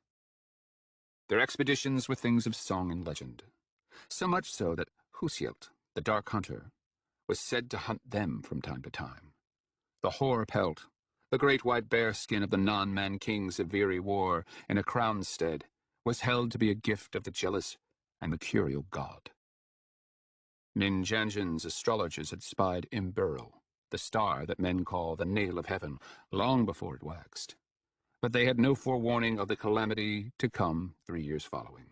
How could they, when the very gods had been confounded? Arkfall changed everything. Those who witnessed and survived the event claimed that the cataclysmic impact of the Ark somehow preceded the Ark, that the great golden vessel dropped no quicker than an apple into the flash and upheaval of an earlier, far more tumultuous strike. The sound blew around the world. Chroniclers from as far off as Kilaugus recorded a tremendous crack, a noise that scrambled still waters, struck dust from mortices. The flash blinded, the concussion deafened. Ground quakes killed tens of thousands in the mansion deep. Those on the surface sought refuge in the mansion, even as those in the mansion battled to reach the surface. A conflagration expanded as a bubble of soap, an inferno, flying on a perfect arc, consuming all land and sky in charring fire. Only those caught within the wrecked underworld manse were saved. Mountains were thrown up. Forests were leveled where not vaporized altogether. All that thrived was either struck dead or left stricken. A dozen tribes of men vanished. The world burned for 1,000 leagues in all directions, engulfing Inshuriel, and reddening the skies as far away as Sayol. As the Isufirius relates, Ninjanjin appealed to Gujarra Kimwa, whom he hated. Such were the straits of the sons of Viri. The sky has cracked into potter's shards. Fire sweeps the compass of heaven. The beasts flee, their hearts maddened. The trees fall, their backs broken. Ash has shrouded all sun, choked all seed. The Halaroi howl piteously at the gates. Dread famine stalks my mansion. Brother Sayol, Viri begs your pardon. But Gujarra Kimwa, who prized vengeance before honor, shut his heart and his mansion against his cousin. And so cruelty begot wickedness and betrayal. Ninjanjin and the surviving Viroi turned to the Ark. Wars raged. The Inkoroi forged weapons out of perverted life. A darker epoch passed, and Viri became but another name for folly and sorrow. The first, and some say the deepest grave, in the long shadow that the Inku Holiness has cast over this world. When so much is so mad, what can become of proportion? The raft swept out over the misty sea, its deck crammed with Swalyali witches, wrapped in their golden billows, and Solbon's householders, freighted for armor, bristling with arms. They seemed a motley band, the knights of the Desert Lion, but no believer king could boast a more deadly collection of souls. The world swayed and leveled about the platform's beam. Solbon caught himself peering at his lord and prophet, the same hunted way Proyas had the day previous. A look that did not so much seek to see as to solve, as though the image were a cipher revealing less invisible and more terrifying things. He tore his gaze away, glimpsed a naked white carcass, man or Srank, lurching in the black swells. What was this adolescent mooning? One does not clutch at ribbons tripping down a stair. Men reach for what is stronger, and that is simply the way.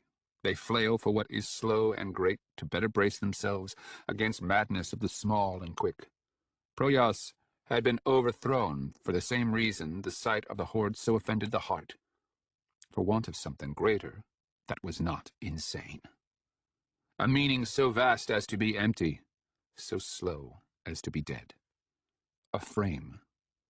But everything was quick, and everything was small, and only distance or delusion made it seem otherwise. What was the horde if not the manifestation of this? The way obscenities could be piled upon obscenities and still be desired, even craved. Proof that one can eat and shit one's frame. Unlike Proyas, Soban had always expected as much of the world. In a perverse sense, his lord and prophet's confessions had not so much overthrown as confirmed his faith. That Calhus was small and that Calhus was quick in no way altered the fact that he was so much the stronger. The haloed man, soaring backward into the gnawed monstrosity of the Antarag, had conquered the 3 seas. No matter what he was greater than any martial soul to have trod good green earth. No matter what he was Anasarimber Kelhus. The more Soban had pondered it, the more it seemed that he had not so much believed the words as the power, the thing that could not be denied. The conquests of Anasarimber Kelhus were the only revelations that mattered, the only truths posterity could examine. As he had said to Proyas, who else should hew their future? The hand of Triamus, the heart of Sejanus, the intellect of Agensis. Kelhus dwarfed all other souls. It was that simple. So why did he harbor this horror within him? This sense of hands too frail to fist? The world abruptly dipped and rolled, taking his purloined stomach with it. And there it was, floating up around the poised form of Anasarimber Kelhus, before sinking below the line of the raft. Dagliash. Another dead corner of a dead civilization. The cliffs of Antarag loomed black over the booming surf, only to whisk beneath the timber deck. The Swayali about the perimeter began singing, and it was peculiar to be surrounded by feminine voices possessing no place. Like tiles in tipping succession, the nuns stepped from the raft onto the echo of the ground, where they ricked their billows open and uncoiled into something greater for the beaming sun. Soban gawked with the others for the way the demented vista transformed their beauty into something rare and lapidary. The Eurochus had cut a region of vast clarity from the shroud. Reeking sheets pinned every limit, strata of dust that craned and twined like film in water, decohered. And the distances beneath shook for agitation, like sand in the box of racing Wayne. Srank? Everywhere they raged in scabrous mats that disintegrated and reformed about cloven ramps, clenched heights, and sprawling meadows alike. The mountain slopes burned as if slag and bitumen, yet still the creatures could be glimpsed, in clots, if not individually, scraping their way upward. Fishhook brilliance winked about the crown of Mount Ingol adjacent, the razor white so characteristic of the Gnostic slaughter. This was their frame. A world of poisonous pins, as small and vicious in substance as in extent. Kelhus stood with his back to the enormities, still facing the direction they had come, his hands yet extended to either side, as if welded to the golden discs that darkened them. He steered and slowed the raft to better trail the expanding chevron of witches. The rotted bastions of Dagliash loomed ever more near. Salbon could clearly see the defenders brimming above the walls, shrunk, of a different breed, clotted about battlements, reduced to gum lines. Ensconced within serpentine coils of gold, the nuns advanced on the decrepit fortifications.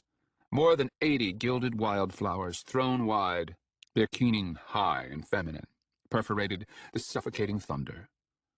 Sorcery glittered across the interval, lines like incandescent hairs. Blinking against the glare, Salbon saw walls and turrets ignite as torches, shedding sparks that flailed and screamed. Even Shrunk perished, clawing for something. Reaching. Viri lay dead in age ere the Mengeka, the most grasping of the ancient Gnostic schools, came to its derelict halls. Using debris as their quarry, they raised a citadel about the legendary Well of Viri, the enormous shaft that plumbed the mansion to its dregs. Nogaral, they dubbed their new stronghold. The High Round. Their fellow schoolmen had scoffed and sneered, called them grave robbers, an affront without compare among the Khand, let alone the Umeri they strove to emulate. Despite their demonstrations of outrage, the Mangeka secretly celebrated the appellation, for it concealed their far darker ambition. In sooth, Viri was nothing more than a brilliant misdirection, a false grave, to obscure the true. A cover for Mangeka's evacuation of Soglish, not to mention the endless northward trickle of chattel and supplies. For all its immensity, Nogaral was nothing but artifice, a way to plunder the Inku Holoinus, the Ark itself, under the guise of ransacking Viri. With the destruction of Nogaral, the ruse came to an end, and the cancer that had replaced Mengeka, the unholy consort of She-Onanra, Ketangira, and Oreng, declared itself to those they would exterminate. And so Viri faded into shadow and scholarship once again, a grave marking the loss of a second innocence, the innocence of men, and the rebirth of an original terror, Min Urroikus, or as the High Norserai would come to call it, Golgothorath. Where greed for the Ark had moved men to reclaim Viri as a sham the first time, then fear and hatred of the Ark would move them to reclaim the dead mansion as a bulwark the second. After centuries of intermittent war between Golgothorath and the High Norserai, Anasarimber Nanor Mikus, High King of Eorsi, laid the foundations of Dagliash, or Shieldhold, the fortress whose fame would all but blot Viri from the fickle histories of men. As the nameless poet of the Kelmariad writes, set upon woe, hewn from deceit, garrisoned by hope, our shield against the legions of the dying sun. Pray to her, our fortress, our house of thousands. Implore her as you would any other sacred idol, for her miracles are numbered by our children. But no god was ever so generous or so reliable as Dagliash. For centuries she would be the very bastion of men, a lone beacon raised against the nightmarish gloom of Golgothorath. The ancient Norsai called her by many names, the obstinate, the unconquerable, even the lilac for the violet that perpetually stained her walls. The shores below Mount Antereg were breached in splintered bones instead of sand. Such were the numbers cast down the cliffs. Time and time again the consult threw their inhuman legions at the fortress. Time and time again they were thrown back reeling. As Viri dwindled in human memory, Dagliash became the very emblem of mannish ferocity and resolve, a name traded in rice paddies and mountain vales, in temple processions and booming harbors throughout Iarwa. And so word of her overthrow reverberated as far as the courts of Metzonk, Iathea, and Sheer. Swart kings cried for silence and bent their ear, and somehow they knew. Those hard and archaic men knew what they should not know, given the way conceit trivializes faraway foes. Somehow they understood that the long-besieged gate, not of Eorsi, but of humanity itself, had finally fallen. And though they as yet knew nothing of the no-god, their skin pimpled for brushing its absolute shadow. The Exalt General salivated for the smell of burning lamb. Kelhus beached the raft on lichen-pitted stone, and with a lurch, Sabon's householders leapt from the timber platform incredulous, disbelieving, as did Sabon himself. The witches had assaulted the fortifications in a manner too methodical to be described as furious, and yet all the more furious for it. After spreading wide, they had rushed the eroded stoneworks, closed the interval with 50-cubit strides, laving the ramparts with blistering arcs and amputating lines. Nothing had survived to slow them, so they had simply stepped over the smoking walls and bastions to prosecute their scintillant extermination within. Now Sabon stood gawking up with his fellows at the scorched walls soaring about them. A bare hand seized his plated shoulder, and he saw his lord and prophet grinning as he pressed by, walking out among the smoking carcasses that matted the courtyard. Dagliash had fallen in mere heartbeats, thanks to the Swayali. But the clamor of the horde grew more swollen with each heartbeat following. Sabon waved his war party to take positions flanking the Holy Aspect Emperor. They were here, Sabon knew, but for a single purpose: to protect their lord and prophet and the nuns from Kore. The Knights of the Desert Lion numbered some 48 in all, some hulking, others reed-thin, and a few, like his unlikely Skilvendi scout Skunksa, comically rotund.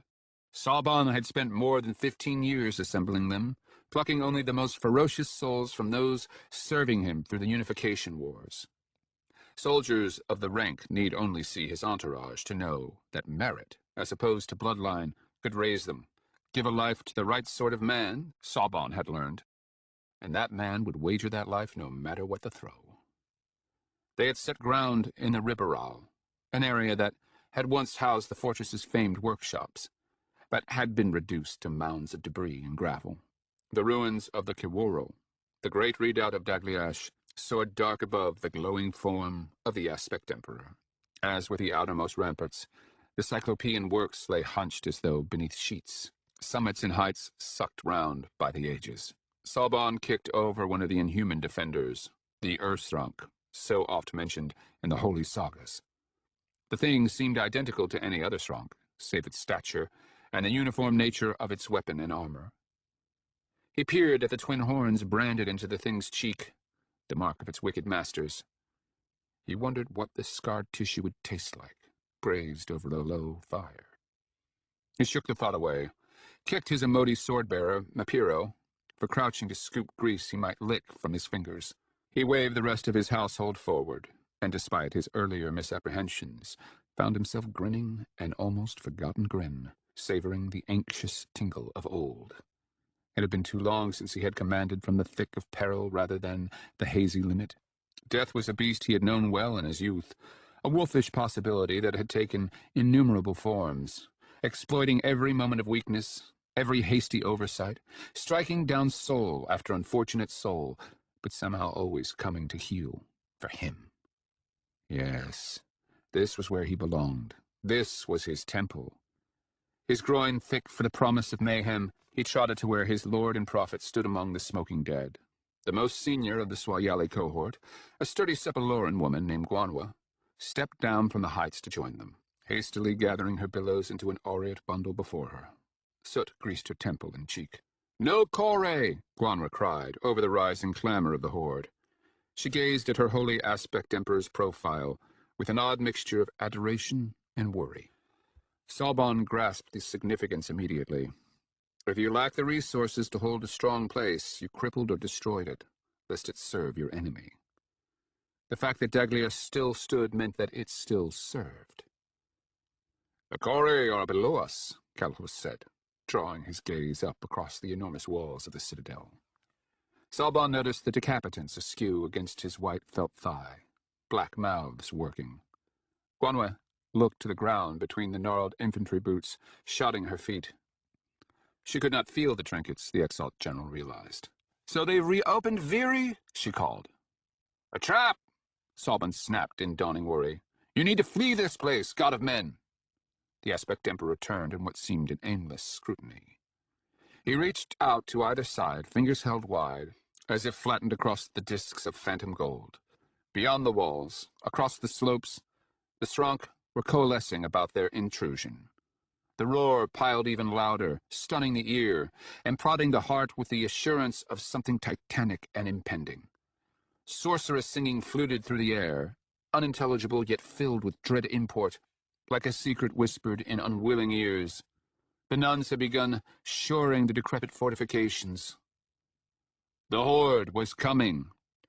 Unconcerned, Kelhus lowered his gaze to the ground. Sabon had long since learned to follow his lord and prophet's lead when it came to guessing threats. Guanwa, however, could not stow her alarm. She called out to her Swayali sisters on the parapets, immediately above, repeated the cry in more screeching tones when it failed to breach the waxing roar. "A legion," Kelhus interrupted, his tone miraculously peeling aside the obstructing din. "Thousands lie concealed in the veridic halls beneath our feet. Bashrag, shrunk, sequestered here for days, weeks. Their stench rises through Dagliash as a soiled cloth." Guanwei, Sabon, everyone in the war party cast dumb looks at the ground. "Perhaps they anticipated our gambit," the Holy Aspect Emperor surmised. "Perhaps they hoped to catch us unawares after overcoming the horde." "Either way," Sabon cried, "we're outwitted."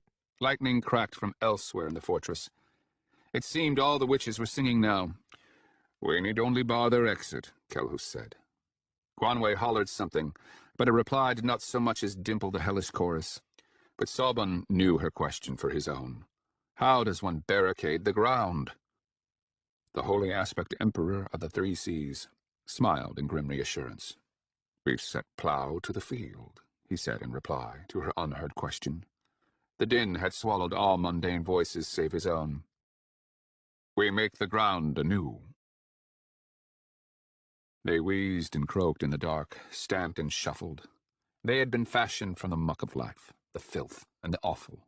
In an age when men were nothing more than savages or slaves, they had been coaxed from machines that were too intricate to be called dead. Their architects began with a wicked craving, a soulless pit.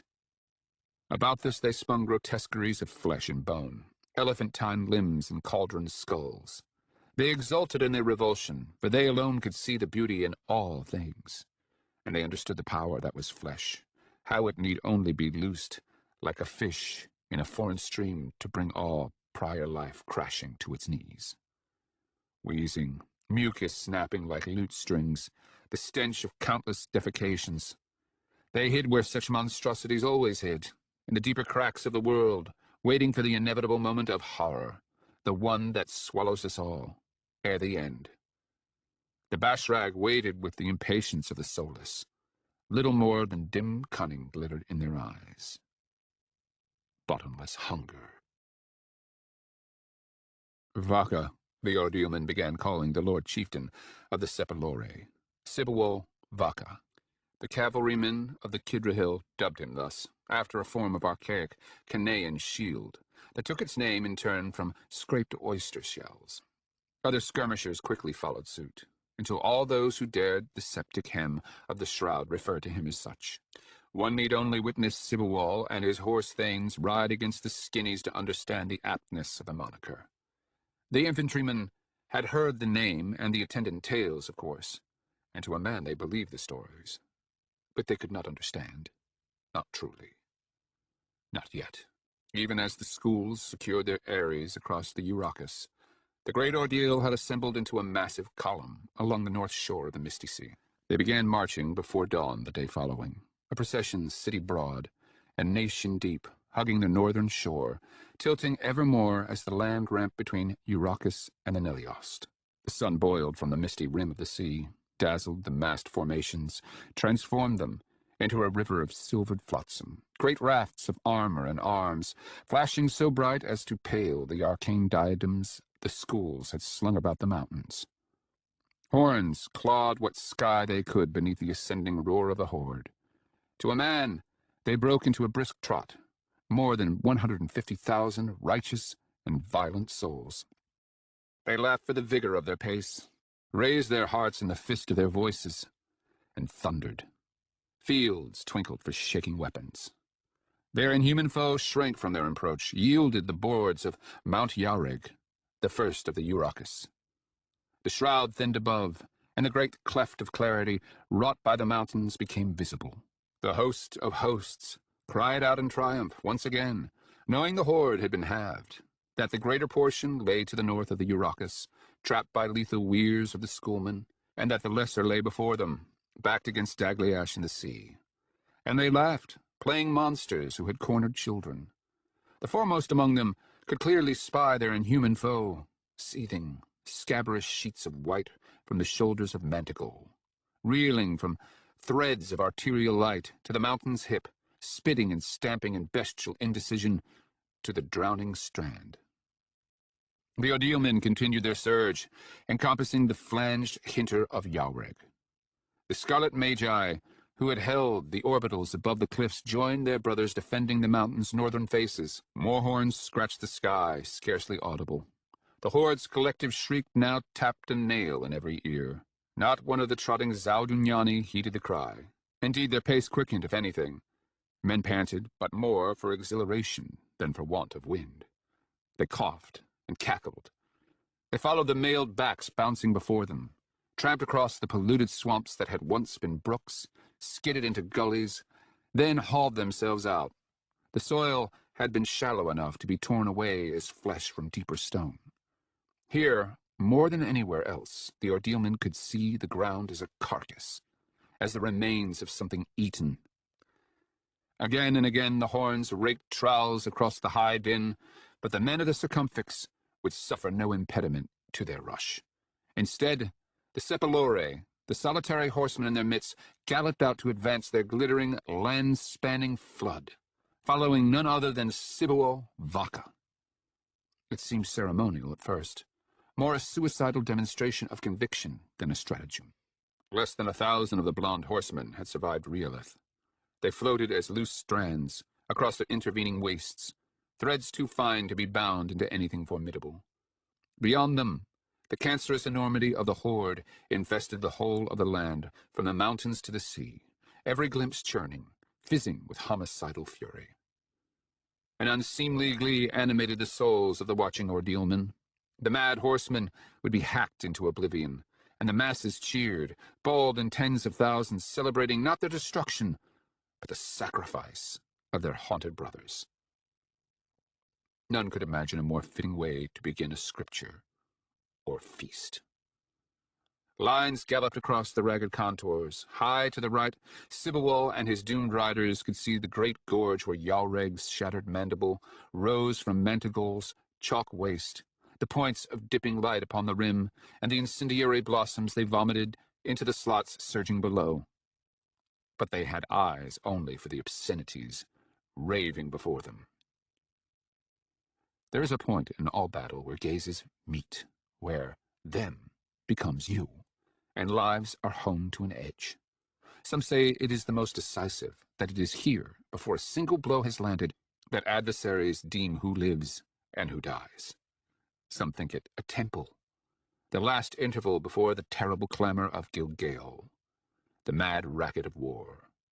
From the high sprawling slopes to the long blade of the strand, the men of the circumfix fell silent for recognizing that point from afar, and they peered after the Sepulore and their glorious charge, knowing that in a heartbeat they would vanish as dust drifting from light to darkness. Except that they did not. Those who had spied Sibuo Vaca watched as the inhuman masses first dimpled, then opened about him. Dozens, if not hundreds of the creatures, clawing in frenzied terror from his aspect, leaping, climbing, crawling over their putrid fellows in the delirium to escape. The same happened for his horse-thanes, lancer after lancer, riding unscathed, untouched, striking down stragglers, but otherwise encircled by scrambling terror, each pitting the mob with panic-rimmed cavities. And for several remarkable instants, the horde, or its southern portions at least, fell silent. The Sepulore plowed forward, a long necklace of gaps in the roiling mass, each clearing possessing a spearing, hacking rider in its pith, killing many forsooth, but not so many that the mobs did not reform behind them, and make it seem they waded into a screaming, threshing sea. The Ordealmen raced after them, continued closing the interval, their breath ragged, as much for wonder as for taxed limbs. Grutha Pirag, an Ingrowl swordsman from the High Wernma, crested a broken ridge, and saw the swirl and simmer of discord that had engulfed the forward ranks of their foe. Mimicking his beloved mother's call, he bellowed, in a high and plaintive voice, "Dinner time!" to his kin. Scarcely a dozen souls understood, let alone heard, his call, and yet gales of laughter romped through the ranks, mirth that trampled all scruple, all restraint, that left nations roaring with crazed fury. It began the way it always begins, with an unruly few, breaking ranks, running wild, and raging ahead of the others. One Galioth even cut loose his armor and clothing as he ran, until he leapt, phallus curved against his belly, across the desolation, wearing naught but his boots. Others joined them, like moths drawn to the light of glory. More followed, more and more after them, some running to rescue their reckless brothers, others answering to the sudden hunger that gaped within them. An ancient hole, uncovered. Kill. Few souls thought the word, but every soul pursued its dread and simple chorus. Kill. Kill. The forward ranks thinned, then dissolved altogether. Bawling officers scrambled to retrieve their companies. Shrugging aside any vestigial discipline, the men of the great ordeal surged as one glittering sheet toward their foe, their mouths watering. Sabon followed his holy aspect emperor into the mammoth shadow of Keworl, his ears ringing. "Long have they prepared for my coming," Calhus explained, his voice slipping between the din. The sorcerous paean of the nuns echoed from over the horizon. Otherwise, only his voice could be heard, tunneling through a sound so great as to become ground, an impact without conclusion, bludgeoning, rattling tooth and bone, always. "Absent the no-god," Calhus continued, "they have no hope of overcoming me directly." The entrance leered vacant, smashed into a breach long, long ago. Lichens scabbed the northward faces, while grasses ringed and limbed the whole, clinging to every joist. No mortar had been used, simply great, fitted blocks. Walls rose concentrically, 3 shells, each hunching higher on thinner foundations, each battered into a more profound anonymity. Bastions enclosing a husk, enclosing a heap. Calhus placed a hand on his shoulder. It was strange, as always, to be reminded of his greater height. Strange and gratifying. "Fear not for my safety, old friend." Sabon craned his neck to spy the citadel's rugged peak, black against the bright plate of the sky. The brunt of morning was already upon them. "Here," Calhus said, casting his look about the structure. "The greater mansion riddles the whole of the mountain, but its axle, the great well of Viri, lies here, beneath this The aspect emperor snapped his gaze towards Keworl's smashed gate. Srunk erupted from them all, bolted toward them, blades convulsing, silken faces crushed by frenzy. Sabon's bones fairly jumped from his limbs, such was his shock. But Calhus strode without the least hesitation to meet the inhuman rush, muttering in voices that chewed nerves, and illumined the ground at his feet. The creatures leapt toward him, their skin fish-white, and their rag armor curiously dark in the gloom. Even as their cleavers swung high, geysers exploded from their chests, puffs of violet mist. Dozens toppled in near unison, hearts spit gasping across the ground. Sabon stood dumbstruck, as did Guanwei, at his side. "Gird yourself," Calhus called to the entire company. "I have yet to kick the hornet's nest." He spake light and miraculously, stepped into the glare, gaping high above the ancient stronghold. Sabon stood blinking and wondering. Though he loathed worship, despised kneeling as violently as he demanded it of others, he fairly shook for the gratitude welling through his veins, for the miracle of being here, at this moment. Here he stood, the believer king of Karasgand, within a fortress laureled in ancient legends, raised upon an underworld city more ancient still, watching a living god set foot upon the sky. Anasarimber Calhus, the holy aspect emperor. It struck him then, the beauty of his life, the sheer significance. And a low and vicious pocket of his soul cackled, hunched over the moment with a miser's unbecoming glee. What did falsehood matter when this was true? In the light of such power. In the light of such power. He turned, saw that Mepero, Magyar and Scroll, and the others were laughing. Laughing because he was laughing, Sabon realized. The wail of the horde blotted all, of course. But no sound was required to hear the joy and the savagery of their amusement. They could see it, the mania of recognition, not only of fortunes shared, but of hungers, atrocities committed, in fact, in desire. Never, it seemed, had the world been so ferocious with communal portent. Bagyar's face even flushed crimson, a sign that would have alarmed Sabon mere moments before, but simply piled another hilarity onto the heap now. The exalt general howled into the miracle of his own silence. The shroud hung like a plague above the stumped walls. Charged Srank sweetened the air. His ardor strained against his breeches, and his eyes strayed to Guanwe, who also laughed, her manner as leering as any man's. The meat. A sorcerous crack, producing echoes like boulders tumbling down iron chutes. It should have knocked the mirth from the company of the raft, but instead they squinted up in grinning wonder, hooted and sheared soundlessly, watched dark monoliths thrown tumbling upward into the sky. There was so much more than proof in miracles. There was might. Numbers, mad lights. Gazing out from above the summit of Mount Ingol, the exalt magus Sachares could almost see it whole, an oceanic mass twining and involuting like a living thing. A leviathan as vast and terrible as anything out of his dreams of the first apocalypse, lashing entire mountains with tentacular fury. The horde, when the great ordeal had marched, divided across the vacant heart of the Istuli, the inclination of the Srank had been to envelop, to spill about the prow of the holy host of hosts, and harry its flanks. Ever since marching from Swaneril, however, the creatures had not so much parted about the prow as turned aside. Their advance, as the mathematician Tessulian had put it, was causing the horde to roll along the near-lost coast, a vast gyre of screaming millions, armatures ponderously cycling north and then west, before catching on the coast and drawing southward once again. One could even see the mechanism in the shroud when one knew how to look. Some thought this dramatic change simply expressed the dramatic change in the land. Where those on the coast could only back into their raving kin, those inland simply had more latitude to flee. Others attributed the change to the knowledge they were now being eaten. If room for elbows determined where the Srank fled, then the host's flank offered the most room of all. Depraved as they were, the beasts could still speak. Perhaps rumor drove them back.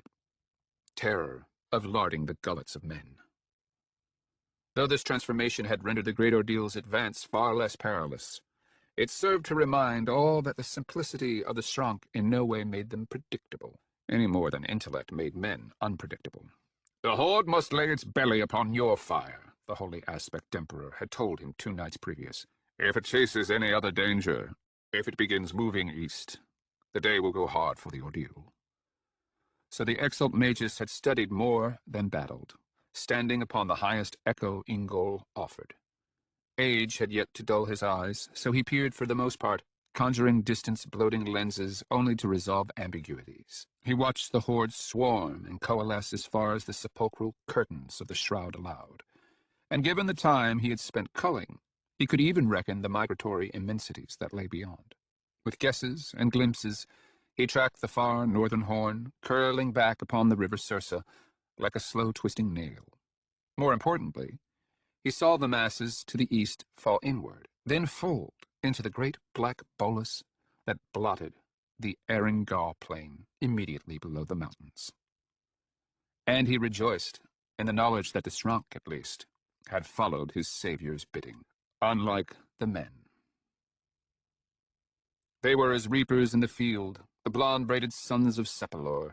The masses shrank from them, exposing those skinnies too weak or too unlucky. Those the horsemen speared like fish as they waded forward. Mobs heaved between, before, and now even behind them, Srank screaming, shrinking in the simulacrum of terror, clawing kin to flee the vacant gaze of the Sepulore. Vaca himself was the first to lose his pony to the treacherous ground.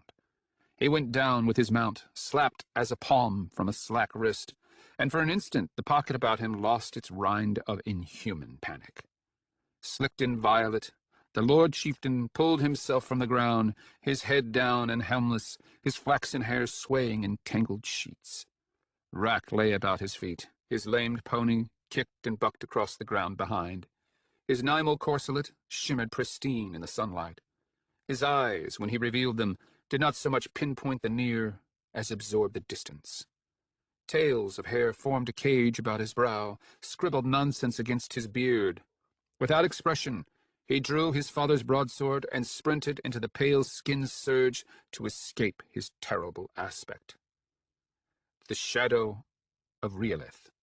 To the Maisunse ensconced above, the horsemen seemed unnerving violations, effects that floated without causes, magic only without expense or consequence. Their impossible charge seemed as much a warning as a triumph. But to the Ordealmen, bounding breathless in their wake, the Sepulchre were nothing less than instruments of the god, and the ruin they worked, the wages so long awaited. Their miraculous charge could be nothing but the booming shout of heaven. The god himself delivered the skinnies to their wrath.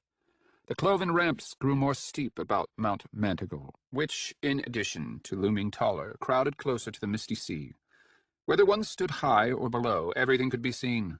The horde shivering across the diminishing coasts to the west, the summits smoking above, sparking with hundreds of sorcerous dispensations, and the great Ordeal spilling like a dragon's horde from the east. The delirium of the rush was such that some men of the circumfix far outpaced their brothers and barreled swinging into the Strunk entirely alone. Most of these souls were cut down in moments. The Strunk do not tarry between terror and fury as men. To a man, they died astonished, panting about some cut or puncture, before being hacked and bludgeoned into darkness.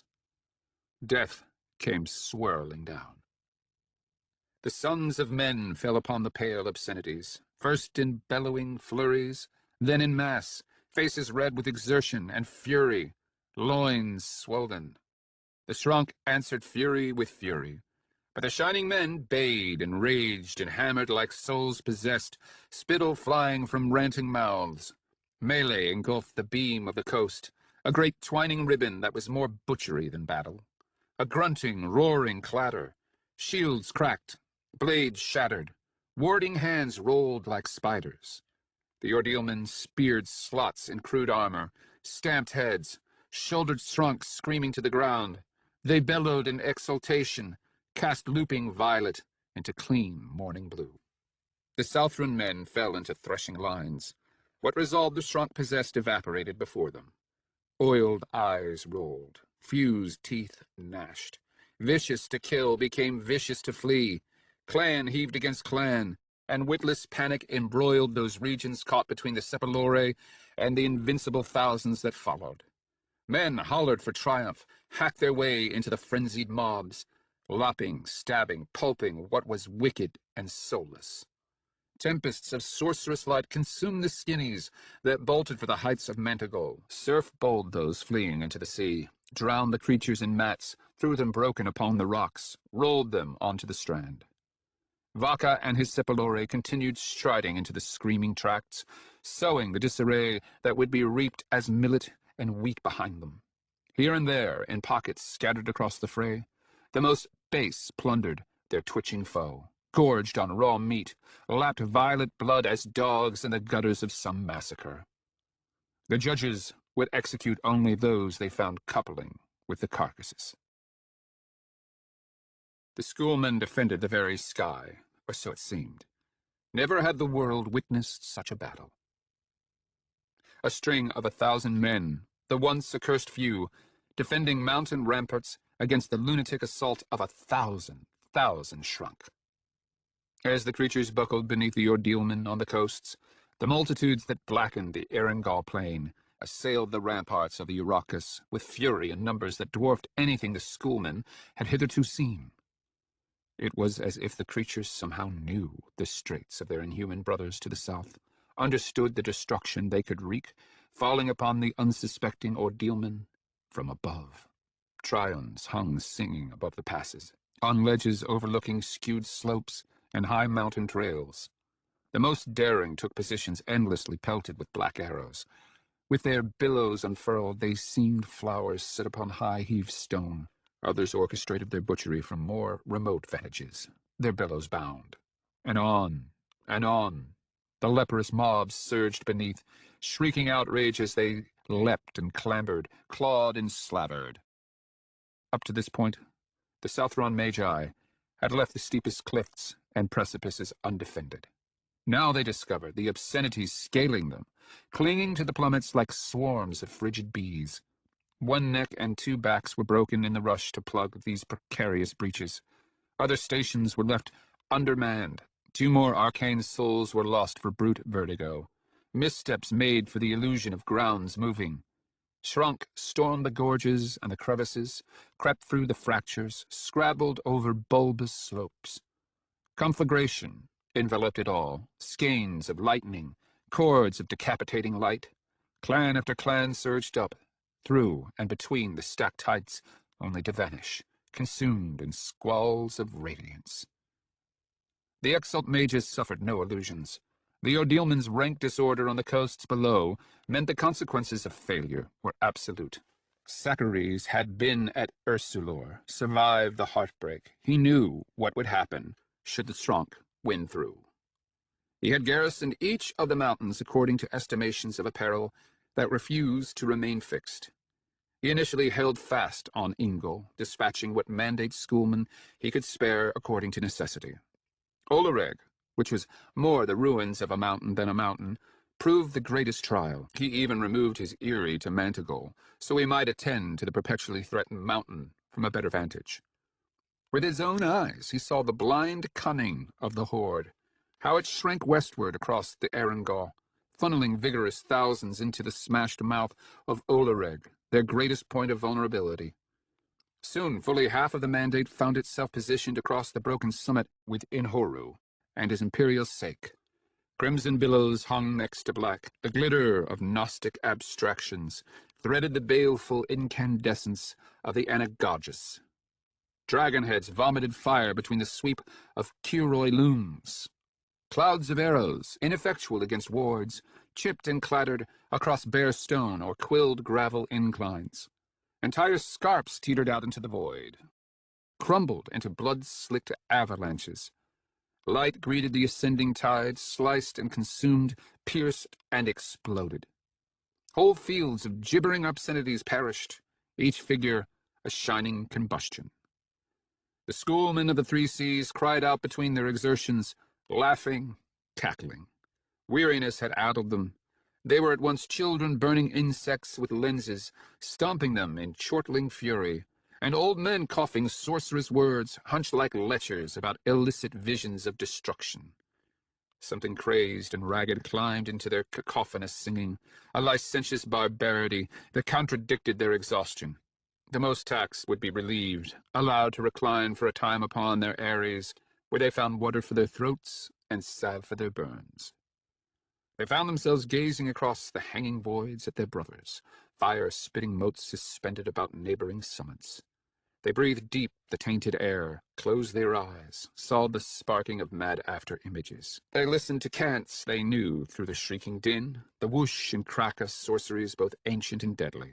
They gawked, despite the profundity of their erudition, that mountains could be skirted in living sheets of light, that the carcasses of their enemy could be heaped so high as to be visible across the convex curve of the Urachus, like the blackened gums of scorched teeth. They marveled that they had come so far.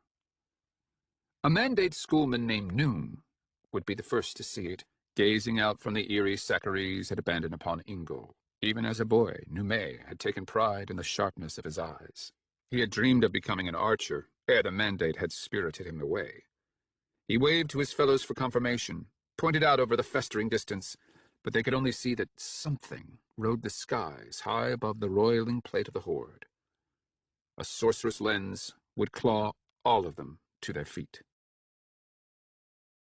The slaughter beggared his heart as much as the intellect, but for proportion. not pity. Even lives that are meaningless can stab the conscience when heaped into mountains. These were shrunk. Why should he not feel the joy, nay, rapture, that so unmanned all the others? Because he knew the truth? Proyas and Caiudus had led their troop of officers and messengers high on the southward slopes, where they could see the glittering bulk of the ordeal carpet the knuckled tracks below. Men marching shoulder to shoulder, bound one to the other like knots on a rope by their training. "The line!" the imperial drill masters hollered endlessly. "The square!" These were the only sacred things in battle, the only things worth absolute sacrifice. Hold the line, preserve the square, and all the sundry things they prized beyond battle would be saved. Wife for king, son or prophet. Die for the line, and you shall be saved, for Gilgael is as generous as he is ruthless. Abandon it at damnation's peril. And each of their contests with the Horde, the men of the ordeal had kept faith with that training. Even at Ursulor, where, according to Sacharies, the foe had been forced to engulf their obstinate formations, digest them like morsels of bellicose meat. In all the planning sessions and all the years prior to this expedition, resolve had been the paramount question, the concern that dwarfed all others save supply.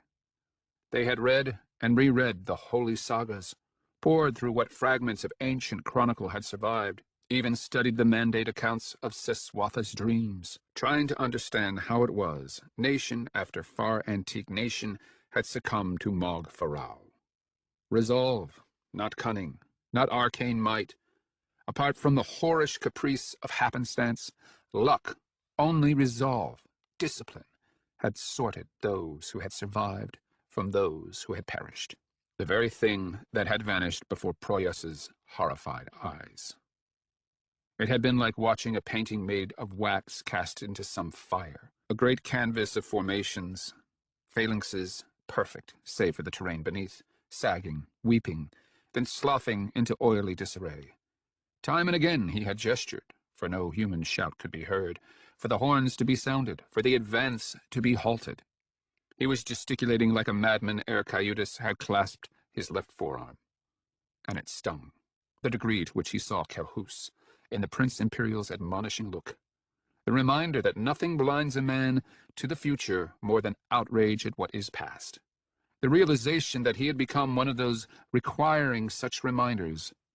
Now they found themselves picking their way across one of Manticole's many shoulders, their haste impeded by the mangled sheets of shrunk dead. Brine pitched the air, though the sea remained a distant if steep tumble. The waist of the great column shivered and pulsed below them, advancing devoid of rank or formation, a vast bolus of peoples. The battleground extended before them, ramps hoofed with ravines curving towards the horizon. Dead shrunk, spackled all but the steepest inclines. Sorceress lights dazzled the heights below the summits, glimpses of miniature figures hanging precarious above fields of light and thrashing shadows. Ahead of them, on the cracked stoop of Oloreg, the battle raged as if upon a tipped table, great surging masses, steaming with dust, men amorphous with lawless numbers, singular with bloodlust, greater beasts come to put an end to their lessers. The pang that Proyas had confused for his heart climbed into his throat. Caiudus seized his shoulder, threw a long finger out toward the vista's hazy extremes. The exalt general saw it. Dagliesh, squatting like a dead spider upon Antareg's headless shoulders. He saw the glitter of faraway sorcery, and a long plume of ash or dust blown like opiate smoke from the lips of the earth. Kelhus, he realized. He blinked away the fingers about his throat, the anguished bolt of his unmanning. He was no stranger to this moment, Proyas, for he had encountered it on almost every field of battle. The moment which wins every general for racing to prevent it. Helplessness. Events outrun every voice ere the end. Debris showered the ancient fortress. The company of the raft stood agog outside the Kiworo, the great citadel of Dagliash, their necks craned to watch their savior. Kelhus hung upon emptiness high above, singing thoughts no mortal could fathom, his brow, cheeks, and beard bleached for meaning, his arms out as if to catch a lover's leap. Together they watched the bastion, ancient and black, crumble into a vortex of meticulous lights. They watched the debris ride arcs across the sky, fall like preposterous rain wherever their omnipotent lord and prophet so willed. After years of campaigning at his side, Sabon knew well the sound of his arcane voice, at once deep and queerly fluted, as if two throats called through one mouth, a strange war of vocalities, as sourceless as any other arcane singing, but sounding even more distant, as well as more near. He need only glance at Guanwei to see the religious awe it sparked in the few, to know that Kelhus, despite all his demurrals, was more a shaman of old, like those so violently condemned in the Tusk, at once prophet and sorcerer. Gratitude and exultation beat like wings within him. Power, such glorious power, to uproot one of the mighty places of earth, to sing away a legendary stronghold. Pride throbbed through him. A savage conceit held him turgid and immobile, aching. For this more than anything was the sum of belonging, a submission that empowered, a groveling that put flight to kings. Kelhus did not sing alone. The nuns had taken up stations all about the toothless parapets, hanging like gold foil anemones in the sea. Sabon could see only a handful of them, so high were the walls fencing the Riverall. But he could hear their number and the piping chorus, and the carnage they wreaked in the horde's roar. Kelhus boomed, a chant as deep as earth, in tones like distant dragons battling. And the Swalyali spun weird arias around him, fluting through the thunder of corruption. These were the true hymns, the believer king of Karaskan realized. Just as Dagliash was the one temple. He would seize Proyas when he saw him. He would make the man wince, so tight would he clamp his arms. He would hold him, and he would explain what he witnessed this very moment, now, and more importantly, what he understood. He would make the fool see the womanish cast of his heart, how yearning for the simple and the pure was its own pollution. Yes, the god was a spider, but so too were men, spiders unto themselves. "Everything," he would cry, "everything eats!" Kiworo, the famed gauntleted heart, stronghold of strongholds, crumbled skyward before his very eyes. It was like watching an edge devour the bastion, a plummet sideways to the real blocks and fragments falling up and out before raining in a silent deluge across the baileys. He watched his lord and prophet eat, until even the monstrous foundation stones let go like rootless teeth, fell toppling into the heavens, until great Kiworo was no more. Guanwei seized his mailed forearm in her hands, but he could make no sense of her expression, let alone hear a word she said. Looking back, he could see it. A great circle sunk into the granite. The legendary well of Viri. Kiworo, for all its cyclopean immensity, had been no more than a scab on a deeper wound. The same as men, perhaps. The holy aspect emperor did not cease his labor. No seam marred his embalming song. The sideways plummet simply continued once it reached the ground, so that the ancient mouth seemed to spew the ruin that choked it, vomit a dark and mountainous geyser of wreckage into the sky. Exhilaration scooped the breath from Sabon's chest, the sense of dangling above a torrential river flood. Vertigo. The ground dipped beneath their feet in sensation, then shivered for clacking impacts in reality. And King Coithus Sabon found himself laughing in the teeth-baring manner of hyenas. It was the meat, he knew, but it was the kind of careless knowing that belongs to drunks and disaster. Guanwei still held one hand upon his forearm. A sudden longing to fuck the witch loped to the fore of his scrambled passions. He preferred slips to strong women, but the color of her hair was so rare. Together they watched the great broken bones of Nogaral tumble skyward, little more than shadows between streamers of dust and lesser debris. The aspect emperor floated above in the morning sun. Conviction fairly pulsed through the believer king. What god worth worshipping was weak? Power. Power was the mark of transcendence. What did it matter if it was diabolical or divine or even mortal, so long as it was greater? One tomb plundered to fashion another, shivers through oceanic stone, the slip of fractures as old, the spit of dust from the ceilings. Some halls collapsed, be they humble or majestic, roofs clapping down, pounding wails and velvet dust through all the forking, subterranean hollows. And the beasts beat their cheeks for the stinging of slovenly eyes.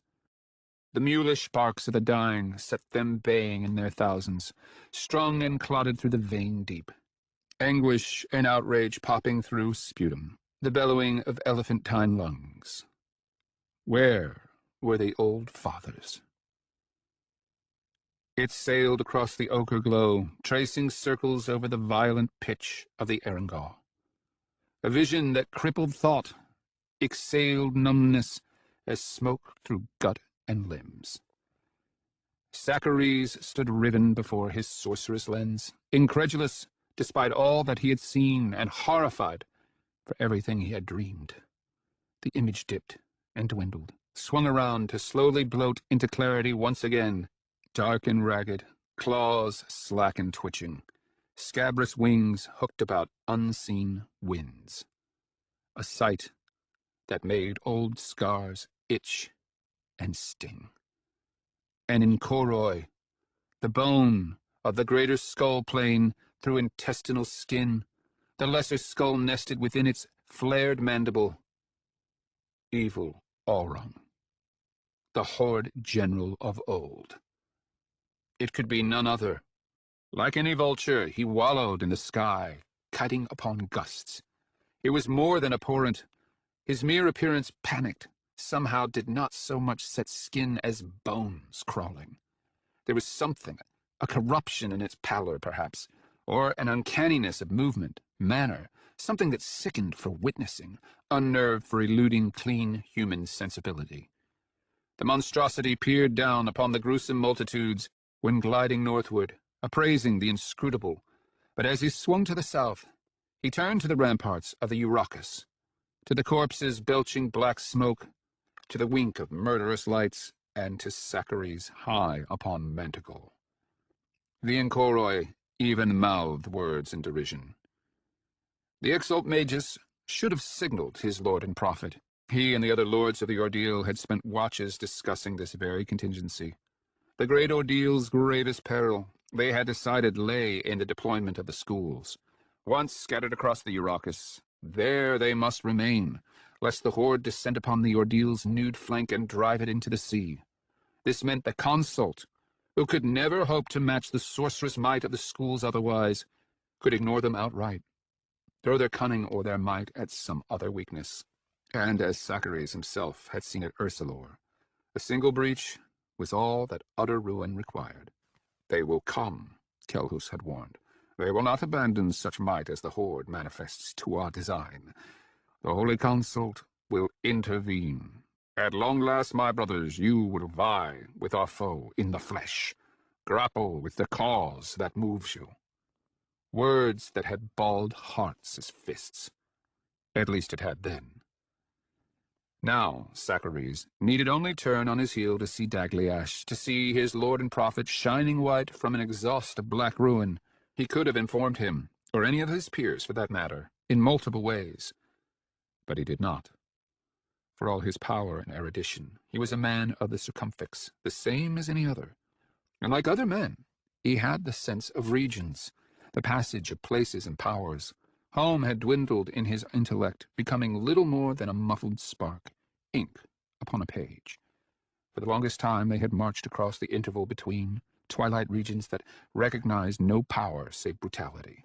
But now they had passed into the bower of their ancient and implacable enemy. And here, the earth answered to a will more wicked, more monstrously horrific than any the world had known.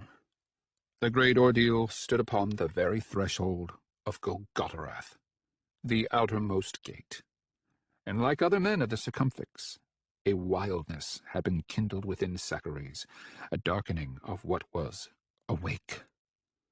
For he too had partaken of the meat. High upon Manticore, gazing out over raving plains, Apparin's Sachares laughed, heedless of his staring fellows, laughed in a voice the world had not heard for 2,000 years. All wrong, foul beast, old foe, at last. Proyas had chosen the heights to station his command, where he could observe the holy host in a glance, but that had proven to be a mistake, particularly as the slopes reared ever more fractured and steep. The disaster Proyas had feared never came to pass. Even exhausted for running, pressed into blind mobs, the ordealmen proved unstoppable, a hacking tide that swept into the roiling masses of Shrunk and over, leaving fields of trampled violet in its wake. As individuals they roared and they cut and they hammered, but as a host they consumed, did not so much throw into flight as trammel. Proyas had lost 3 in his entourage in his attempts to pace the advance, for he could do nothing more, he had come to realize, than be where he needed to be when his headlong rush finally, inevitably sagged to its knees. And so, he had struck for the beaches, driving his pony down the still crowded slopes. At last, reaching the clotted beaches, he spurred his pony westward, trusting Coyotus and the others would match his pace. He fairly cried out for relief, so clean was the sea breeze.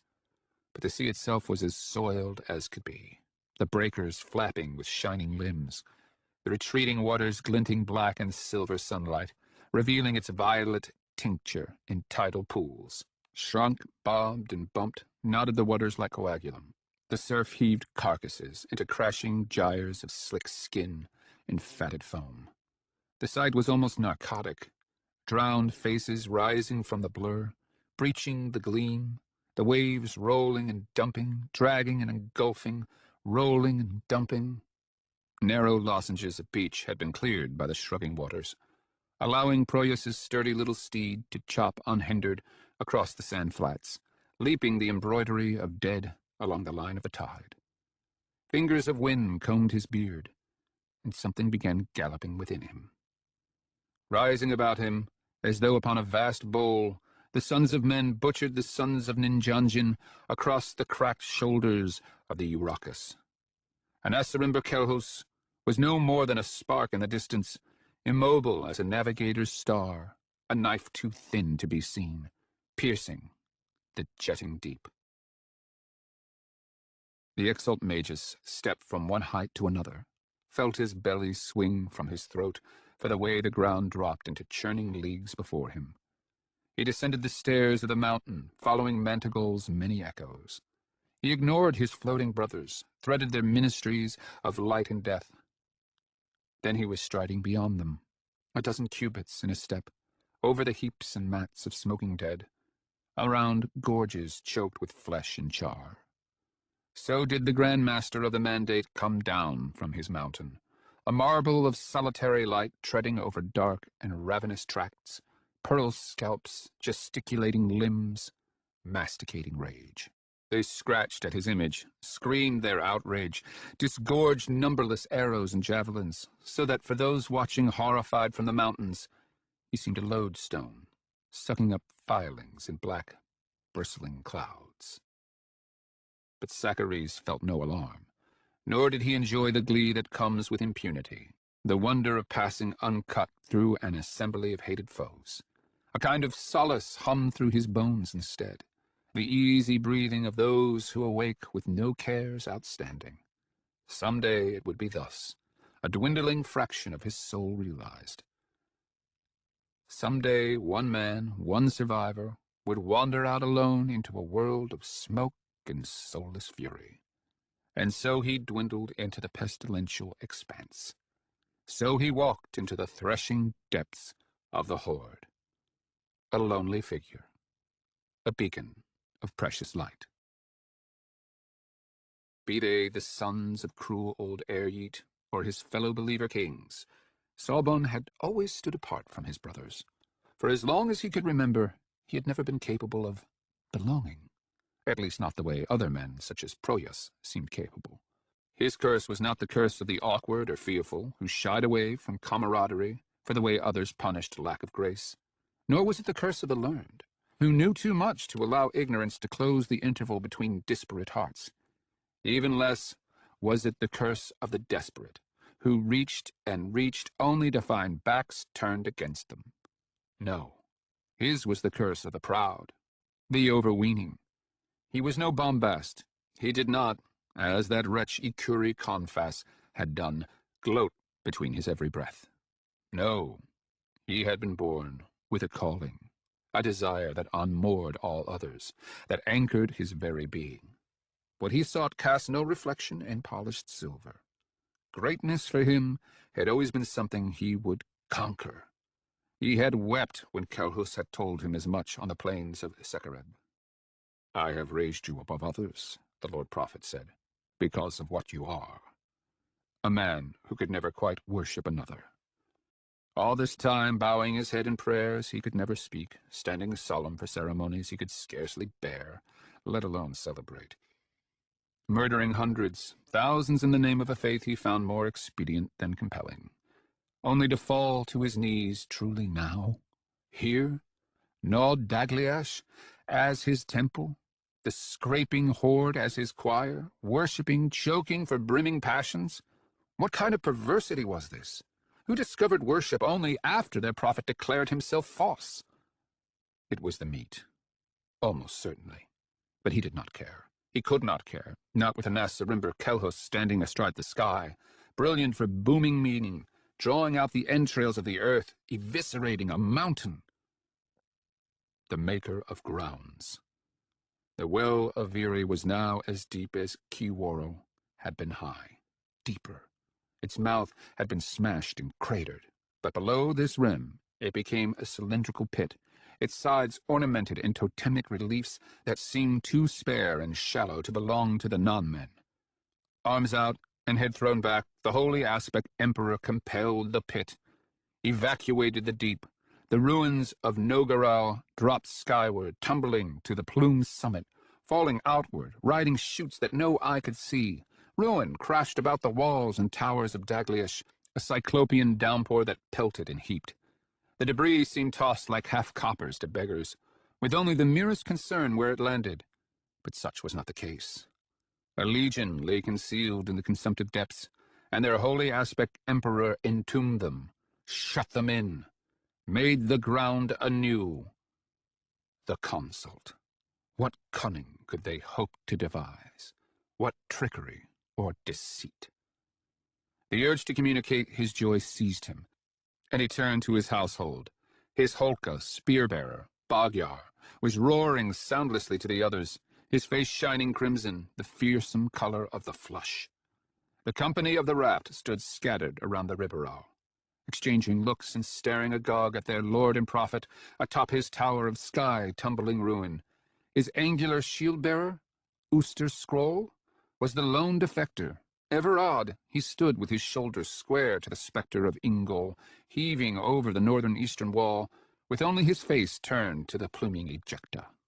However incidental his pose, his look exposed a soul roundly stumped, not by what he witnessed, the eyes would have to be focused, but by what he did not, by the crushing sum.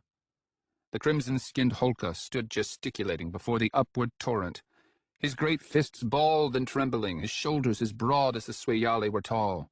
He bellowed, his face a crazed rictus twisted with ferocity. Alarm seized Sabon as a bolt through delirium. He lurched into action for action's sake, clapped a firm hand upon Bagyar's left shoulder, not so much to calm the giant as to gain time to think.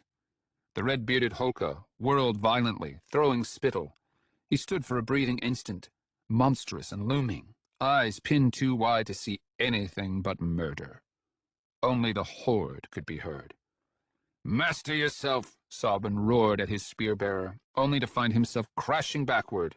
The insane Holka loomed above him, hefting his massive battle-axe.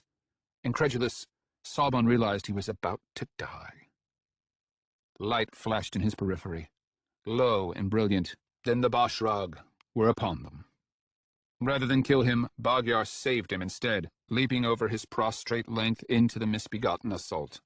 The Holka swung his axe as a javelin thrown, leveraging his leap so that the blade snapped as a lash, chipped from iron, and lopped the Goliath's neck to the least tendon. The beasts stampeded into their midst. Great shags of hair, lurching, shambling things, deformed in ways great and small, their stench tinctured every breath with fish, rot, and feces. Sabon scrambled to his feet, saw Mepero duck a crashing cudgel. The exalt general came about, broadsword drawn, saw the festering, lumbering rush, a wave of tottering, heaving obscenities, swinging crude axes and hammers, dead faces drooling from either cheek. He glimpsed Magyar, a crimson dervish, fending brackish limbs. He saw Guanwe, carved in miraculous white, realized the creatures bore Kore. He saw fragments of stone, a crashing curtain, rain upon the obscenities lurching across the riverol beyond. An abomination floated up out of the confusion, cudgel raised to twice his height, bull snorting, rattling for its hauberk of iron plates, ulcerating moles, pocking exposed skin, furs so rotted as to grease its flesh.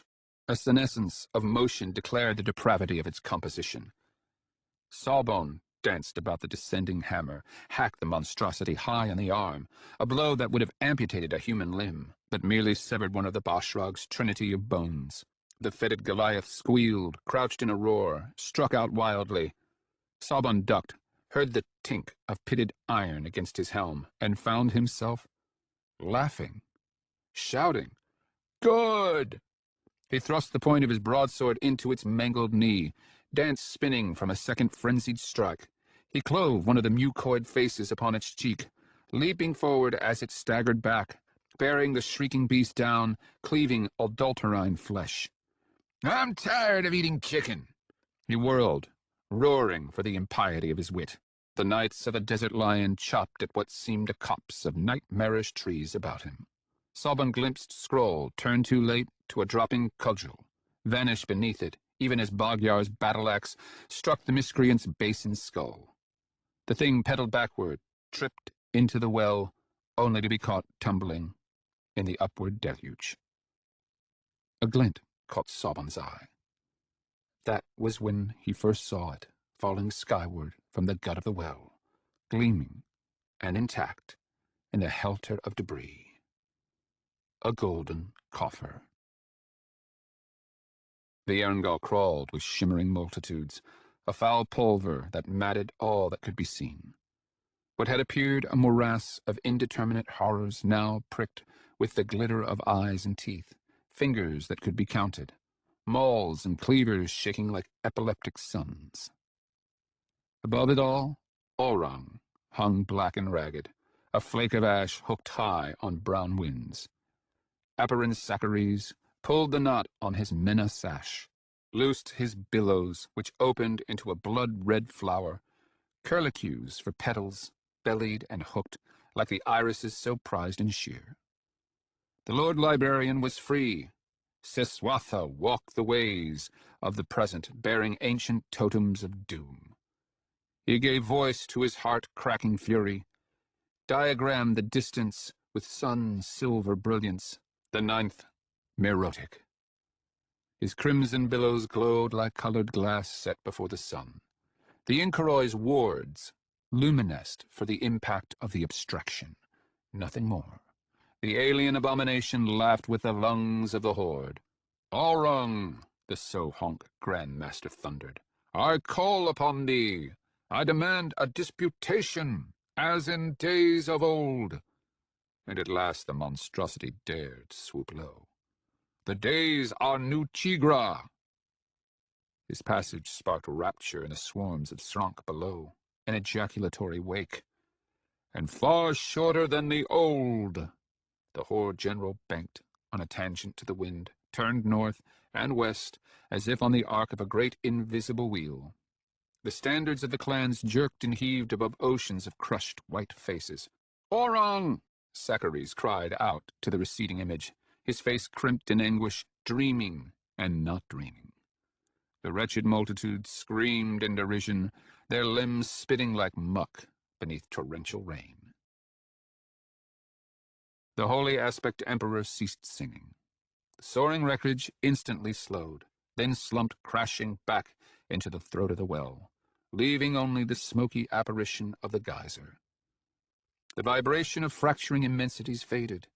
Veils of dust twisted across the riverol, lending the air the taste of dust and rot. The company of the raft stood astonished and hard-breathing among the giant carcasses.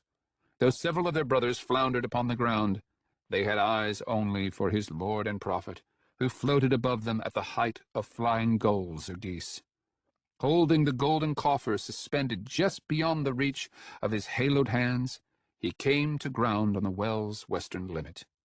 Salbon held out his arms to restrain his knights, then moved to follow his lord and prophet alone. The salt statue that had been Gwanwe clubbed his heart as he sprinted near. But the sight of Kelhus, setting the golden receptacle upon the back of a dead Bashrag, filled him with far more apprehension. Never had Salbon seen him handle anything with such ghostly care. It was not made of gold, he could see that now. It had the exhumed look of something drawn from crushing depth. It was chalk and whirls of dust and grit, and yet had not been scuffed, let alone bent, nicked, or dented. It was no larger than a dollhouse, but seemed larger for the piping that enclosed it, a scaffold that somehow held the interior cube without touching it. Eye-squinting filigree had been etched into almost every surface, geometric impressions that somehow jarred scrutiny. But nothing was so remarkable as the plate of polished obsidian forming the top of the receptacle, and the luminous characters scrolling both within and across it, a kind of script inked in light. Kelhus paid him no regard whatsoever. The maw of the well smoked to his left, mere paces distant. The noon sun conjured transparent gowns of shadow from high-climbing tatters. "What is it?" the Exalt General asked, knowing he need only speak for the man to hear. His lord and prophet looked to him, his manner catastrophic, for the utter absence of expression. 3 heartbeats passed. "An Inkoroi object," Kelhus said, his voice no less miraculous for how it punctured the bottomless din. "A Techne artifact." Salbon had to think to breathe to think. "The writing that glowers upon it, what does it say?" The Horde stole each and every one of these words. The holy aspect emperor of the 3 seas stood, retreated a single pace, as if to better appraise the thing. Though his eyes remained fixed on the receptacle, Salbon knew that he stared at nothing present before him. "That not everyone can be saved," Kelhus said. Fear skidded as a many-legged chill across the Believer King's skin. "What do you say?" Salbon asked, too numb to be properly bewildered. The leonine profile lowered in contemplation, his gaze wet and rigid.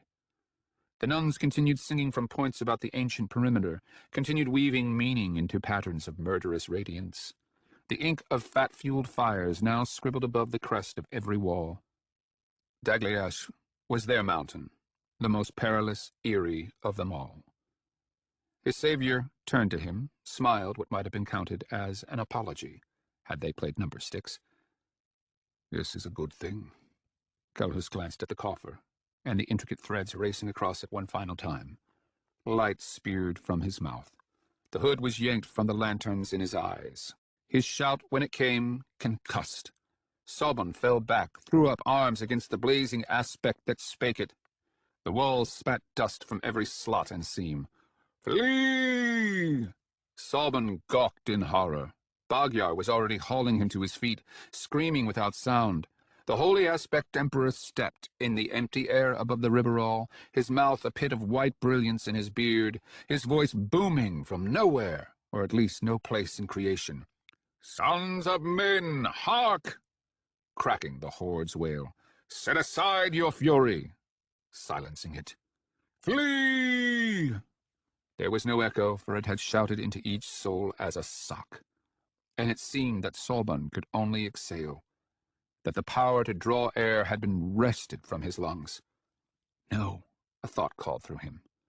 Threads of light uncoiled about Anasarimber Kelhus as he ascended, hooked into a spider-leg cage, then cinched him into nothingness. No. Then what does it matter whether I sanction you or not? Truth is truth, regardless of who speaks it. I ask only for your counsel, for what you see, nothing more. But I see many things. Then tell me. Only rarely do I glimpse the future, the hearts of men. That is what I'm moved to see. Then tell me, what do you see in my heart? Proyas raced with Caiutas and the others along the autumn-bright beaches. He would catch the foremost ordealmen, he told himself, rally and reorganize them, but his soul only had eyes for the murderous fray. His manhood ached for the kneading grip of the gallop. To his right, the Zaudunyani, clogging the beaches, climbed in ascending thousands, skirting Olareg's tangled thighs in quicksilver. Flickering sorceries rimmed the blunt summits against the fume of the shroud above. The first tracts of trampled gore lay exposed in the host's wake, smeared as a paste across the flanks of an entire mountain, black and purple, like overripe beets pulverized. Pitched melee braided the columns four, lines of remorseless threshing, men spearing and hacking their way into reeling mobs of Shronk. Of the voids, Sibawal and his Sepulore had wrought in the crazed expanse, few remained that he could see. For a time, Proyas could almost believe he looked down. So favorable was the bias of the land. Dagliash remained the armature, a canker of stone upon Antareg, whose pate extended beyond the shoulders of Ingol, equally overrun. He could see Kelhus pinned brilliant astride the black spew, and the Swayale triunes arraigned across the faraway ramparts, casting abstractions like miniature sigils onto the ground. His heart leapt for the sight, and his imagination sparked as vivid as prophecy. How he would hew a path through the skinnies, how he would climb carcasses to gain the parapets, so he might call down to Sobon, crying, "See! See!" But for every cubit he gained, it seemed another obstacle plagued his advance. The black cliffs loomed nearer. The beaches grew more stony and steep, more prone to roll the carcasses directly back into the surf that deposited them. The waves battered him and his pony for attempting to circumvent the semi-submerged tangles. But as the coast narrowed, greater numbers of ordealmen found themselves shouldered into the violet waters as well. He had tried to force his way through the polyglot masses, a gambit that nearly cost him his life. His horse stumbled, broke his leg. Proyas was thrown. The lolling spear of a Nirgai Shaigeki terrorized his eye as he toppled, but slit his cheek instead.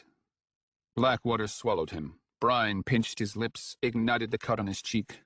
A profound weight slammed into his back, pestled him against the gravel bottom. Threads of air fluttered over his face. Maybe he screamed. Then arms hauled him gasping and sputtering to the surface. Sunlight stung his tears, cracked the world into filaments of brilliance and shadow. He saw Kelhus. Resolve from slurry, started for panic, only to realize it was Caiutas. Caiutas looking away to the west, to Antareg. The waters churned the waiting ordealmen. In a glance, he saw countless bearded faces turning with the Prince Imperials. He looked back to Caiutas, realized he had never seen anything resembling fear or surprise in the Prince Imperial's expression, even in his childhood. Until now. Then he heard it, impossibly clear through the crazed din. The once beloved voice. Antareg. The land strangely broken, slopes ravined against the ageless laws of erosion, heights heaped southwestward, as if an overthrown mountain had huddled against the shoreline to die. The Neliost Sea, the aquamarine of placid tracks, became white-backed shoals, become matted carcasses and the swirl of violet scum. Dagliash, the towers and turrets, hanging crisp against the slow-surging distances. The horde, the molting distances, vast and terrible, a leprous smear hardening into figures and faces pale as spider bellies. Sibawal Vaka picked a solitary path through the inhuman tumult, staring forward with ghoulish vacancy. Rank after putrid rank peeled away before him, communally leapt and scratched and scurried from his approach. Paralysis seized those the crush delivered to his vicinity. They could do no more than twitch, blubber, and wheeze in his shadow. He speared them as he passed, piercing the joints in their crude armor, their necks, and their faces, and continued onward. A mile behind, the heedless run of the great Ordeal had bogged into melee along the cleft demarcating the torsos of Ingol and Olereg. Archery formed spectral tangles over the fighting. Sensing vulnerability, Mandate schoolmen began burning their way down the slopes of Ingol, each floating point disgorging light and fire. The Stronk melted before them. Their flank relieved, the men of the circumfix surged forward anew, beat the caterwauling skinnies to the shadows beneath their feet. Some hollering, some sobbing, they cut and hammered their way into the greased pitch of Ingol. Men clutched wounds in grimacing silence. Stronk twitched and kicked where they fell. A shout cracked creation. Men and Stronk hesitated alike. Ears whined for abrupt silence. Eyes rolled skyward, and then, over it all, a light appeared, like something dropped from an indescribable direction. White brilliance glaring from the blue, becoming a man. The holy aspect emperor, hanging high and wind-blown beneath the blue vacancy of autumn, his edges smoking with otherworldly brilliance. "Flee, Dagliash," his voice boomed. Across the Erangel and the root of the Urachus, the combatants looked up and wondered. "Flee, hide yourself from its sight." The schoolmen turned immediately, striding the heights, abandoning all terrestrial plight. The men of the Ordeal hesitated, wavered, as more and more of their kinsmen abandoned the mobs behind them. The hard-hearted stood their ground, knowing that retreat meant doom. They fell into battling circles and squares as the formations about them dissolved into racing slaughter. The Stronk hacked the earth, reconquered the sky with screeching ululation, and surged forward. Kerwachal, the ancient Eorsi had called the squat tower, the altar. With Kiworl destroyed, it was the mightiest bastion remaining, at least to the panicked eye. Sabon's household had wasted the horde's silence, bellowing at the witches striding above the fortress, at first begging and then cursing their gold-ribboned passage. A handful looked askance as they fled, extending the gift of their pity, perhaps, but no more. In an inkling, they were gone. Sabon, meanwhile, concentrated on scaling the parapets to assess their straits. He hauled himself up wreckage heaped by Kelhus himself, stood upright upon a gantry wall enclosing the Riverall, surveyed the absurd proportions of their doom. The Urachus piled before him, bereft of their diadems of ephemeral sorcerous light. The last of the Swayale, blue as golden flakes across the raving multitudes. Even as he reeled for its preposterous extent, for the gnashing miles it encompassed, the horde resumed its titanic wail, trammeled any hope of human sound. North, south, east, west. The land itself had been stippled in howling white faces. "He will come back," a fraction of him insisted. "He need only survive long enough." He required no voice to direct his householders. The Knights of the Desert Lion had sought him out as soon as the last nun had vanished over the walls. Even now they looked to him, grasped the doom that reflected in his blue eyes. He pointed at Kerwachal, and so, from points scattered across the gutted heart of Dagliash, they mustered upon her last truly mighty tower. "Hold on." Sabon, who had to teeter picking his way along the interior wall, would be the last to gain the blunted summit. They set about securing the toothless parapets. Ingol heaved skyward to the east, as if the world were naught but a hide drawn over a mammoth tree stump. Olereg was all but obscured, but Mantagol loomed in oceanic silhouette beyond, its flanks swagged with fire. The plate of the Neolost extended southward, wind scuffed and gleaming. To the north, the Erangel plain flared out into the obscurity of the shroud. Shrunk smothered all the world between. From those screaming and raving directly below to those clotting the distances, mutilated sheaves cast over a bare stone and breathing earth. Maggot teeming, worm twisting. He is coming. They found themselves standing upon a different raft in far more perilous seas, one that was sinking. Riven with the others along the parapet, Sabon watched the leaping, scrabbling flood.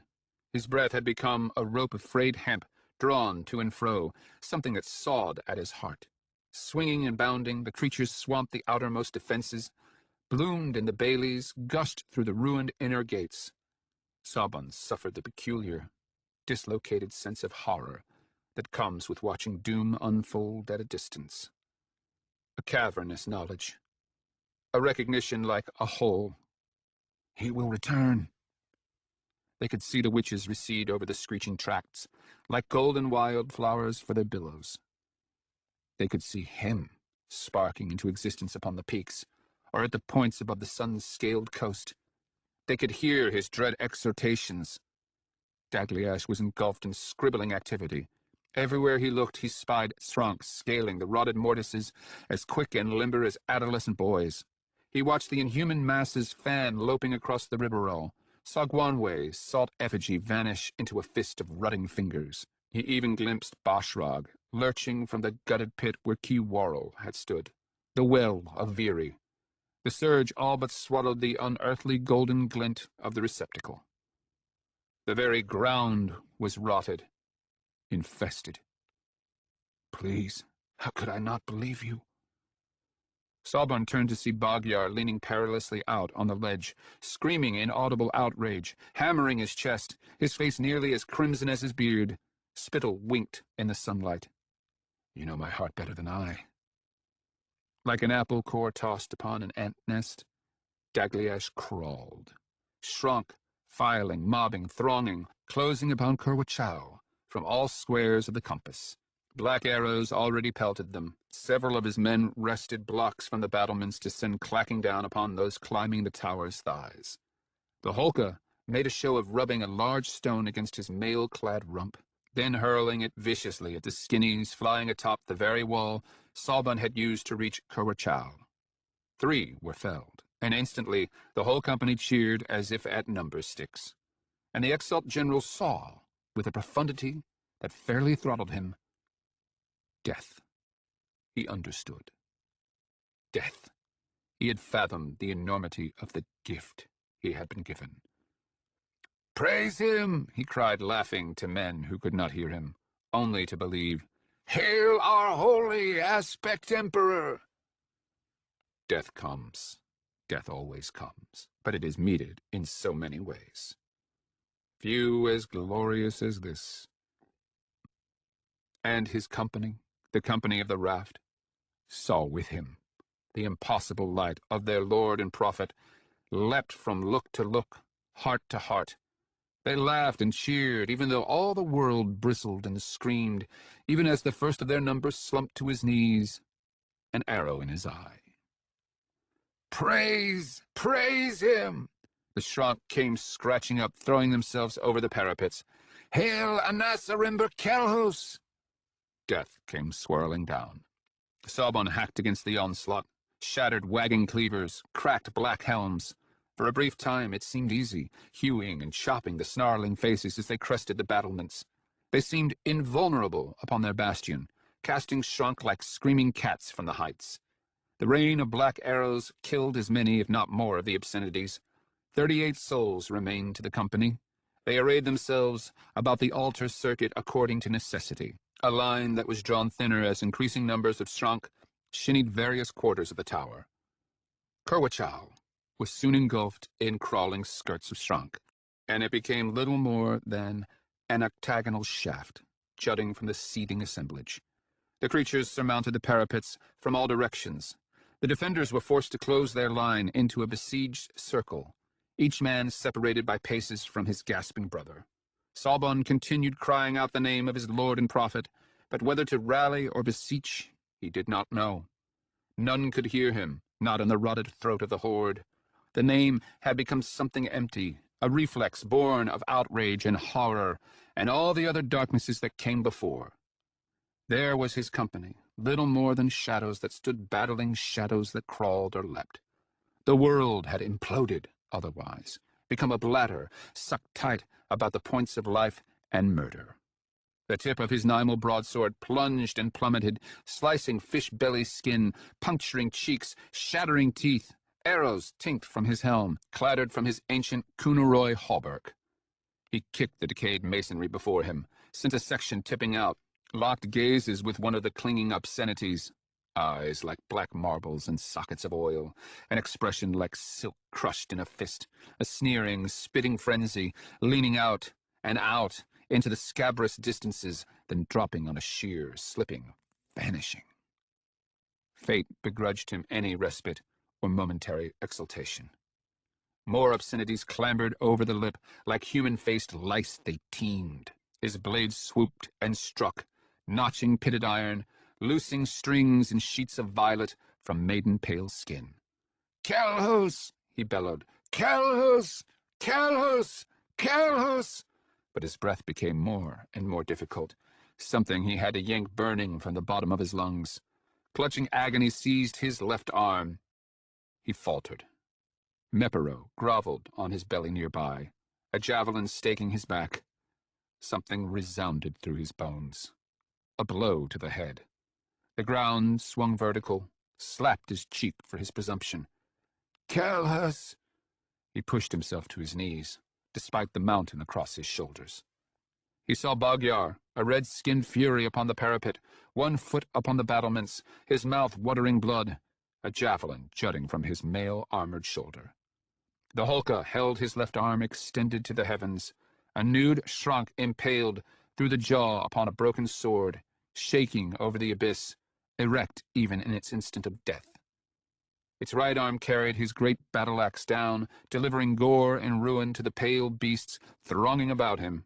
From nowhere, it seemed, a shrunk leapt onto his back, and hacking and shrieking carried the red-haired warrior over the plummet. In the vacant place remaining, he saw a shrunk cresting the battlements, its face passive and porcelain, as beautiful as anything graven, until hatred crushed it into something inhuman. A concussion sent him rolling, a crawling, encrusted world thrown in sheets. A sense of inner things leaking. Chaos. Across a landscape of stamping legs and unshod, horned feet, he saw Mepero's face, blank beneath wild shadows, jerking to rhythmic thrusts. No. Something happened. Something. Too loud to be sound. Too bright to be light. So quick, so absolute, as to circumvent perception. Dagliash was gone, along with his breath, his heartbeat. He suffered an absence of sensation that could only be called falling. Void was his spinning place, or so he learned, for he did not move, and it spun about him. Then a mad, existential jarring, as if he had slipped from a precipice to be swatted motionless, caught upon a ledge. He opened eyes within already opened eyes. Cheek against the turf, shadows thrashing about and above, a scissoring forest of horse legs. Men, battling men, yes. Galioth knights vying with the golden-armored Koyari. Mengeta? By the god, his fury felt so empty, so frail against the earth. He was already gazing across trampled turf. Motionless he saw a young man fallen, the same as he, heavily armored in the old style, sandy blonde hair jutting from his mail hood. He watched him reach out in horror and confusion, and grasp his own hand, squeeze the leathery fingers, the glass nails. He felt nothing. A nightmarish moment of recognition, too surreal to be terrifying. It was his face. His own hand had clasped him. He tried to scream. Nothing. He tried to move, to twitch. Absolute immobility encapsulated him. He felt only void across his exterior skin, but within, it seemed a door had swung or swollen open, and he knew the way all the dead knew, with the certainty of timeless recollection. Hell, rising on a bubbling rush, agony and wickedness chattering with famished glee. Demons, come to pull his outside through his inside, to invert and expose, to bare his every tenderness to fire and gnashing teeth. Damnation, in spite of everything. There was no describing the horror. He tried to clutch with dead fingers, to hold on. Don't! He tried to call across the space of a dead man's reach, but his ribs were a breathless cage, his lips cold soil. Don't let go! Please! He screamed at his younger self, trying to communicate the whole of his life with sightless eyes. Fool! Ingrate! Don't trust him. Flash of light, so bright, so blinding, that it seemed nothing more than a peripheral flicker. The image of Dagliash hung, a shadow wrapped about radiance, curtain walls blown to gaseous oblivion, air sucked to dizzying altitudes, ears shut to all sound, radiating concussions, blowing souls in their thousands from the crests and summits, puncturing the very clouds, blasting them onward, dilating the iris of the sky, a moment of paradoxical sunlight, vast and luminous and golden, lancing across emptiness, painting the back of the erupting earth, a pillar of particulate and ejecta, a mountain flying upward and out, plumes like octopus arms, black about brilliance, surging into heaven's vacant arch. The cooling tendrils bowed outward, fanning, descending, while an inferno scaled the obscured heights within. Circles and rings of obliteration, the swirling ash, the charcoal slopes, all the smoking forms thrown outward, the croaking regions, fingerless hands pawing, burning schoolmen stumbling from the sky. Then the fields of screaming men in shrunk, raising blistered faces, melted eyes, shaking skin from their arms, so that it seemed they warred with rags. The smell of smoke and burnt lamb and cooking pig. Mouths round with lamentation. Chapter 14.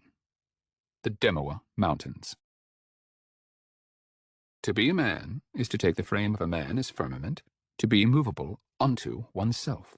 And to know man as a man is to be blind to this common frame, to be without knowing.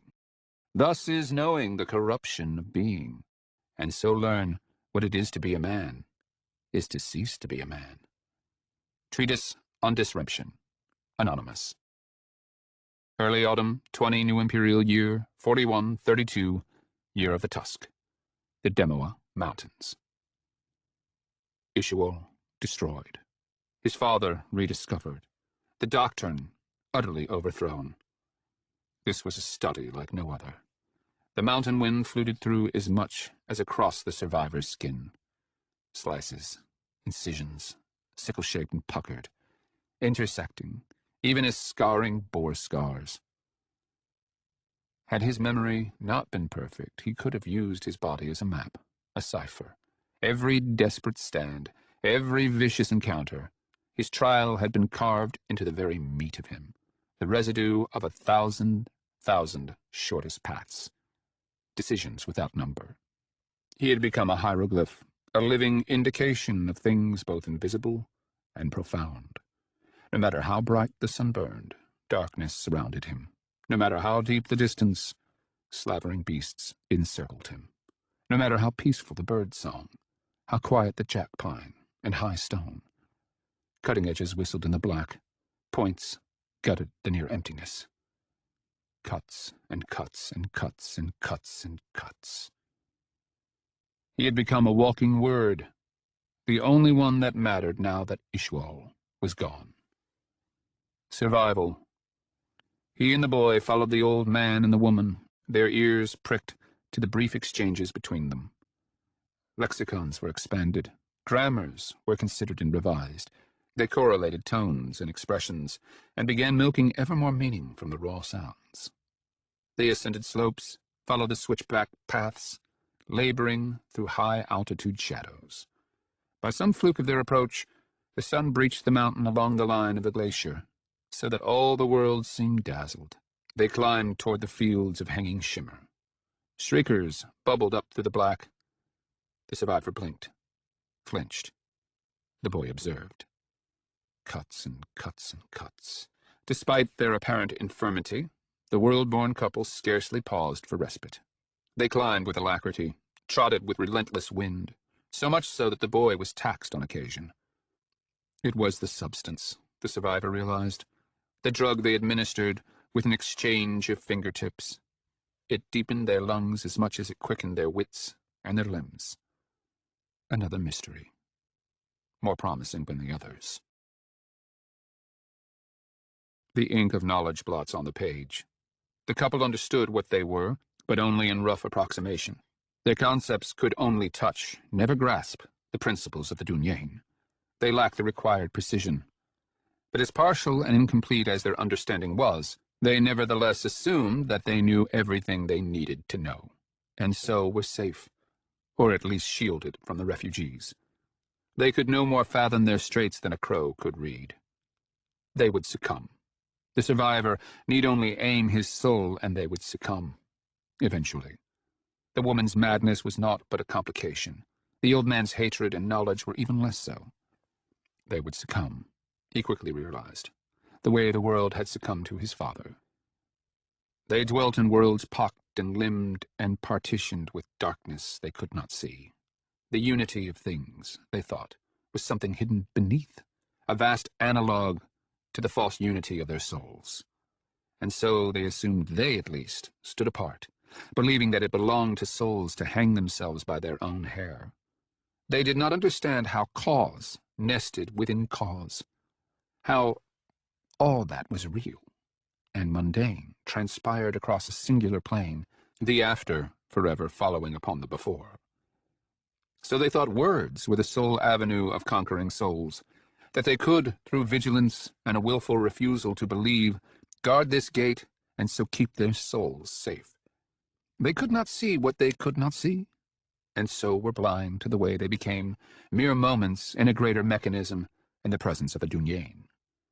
Like chips of ice in warm water, their secrets would melt, their principles would dissolve, and they would become continuous with the whole, all but indistinguishable. They would succumb. "How can you know this?" the boy asked the first night of their exodus. They had camped on the shoulder of a giant, high enough to dare the teeth of the cold. The old man and his woman lay curled, one about the other, on a higher tier, finding solace of sorts, the survivor knew, in their greater elevation. "Because they are less," something within him replied, "and we are more." "But what of sorcery?" the boy asked. "You said the singers had changed everything."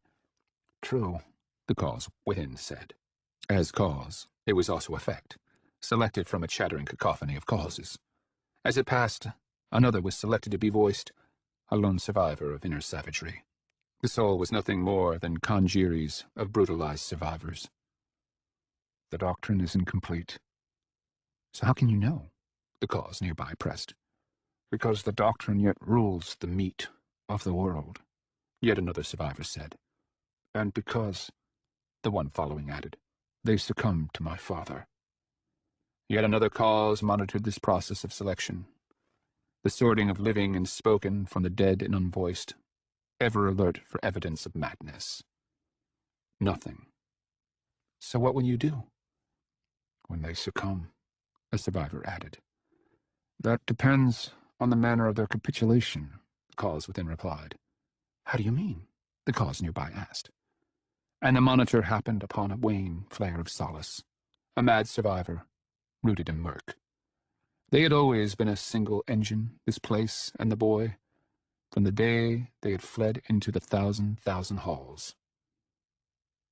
Whether they love.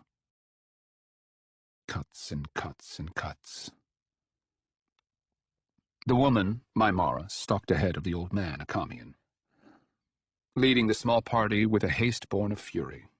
The survivor paced him for a while, thinking the wizard would eventually say something, offer some ingress. Silence, the survivor had noted, weighed heavy against the old man.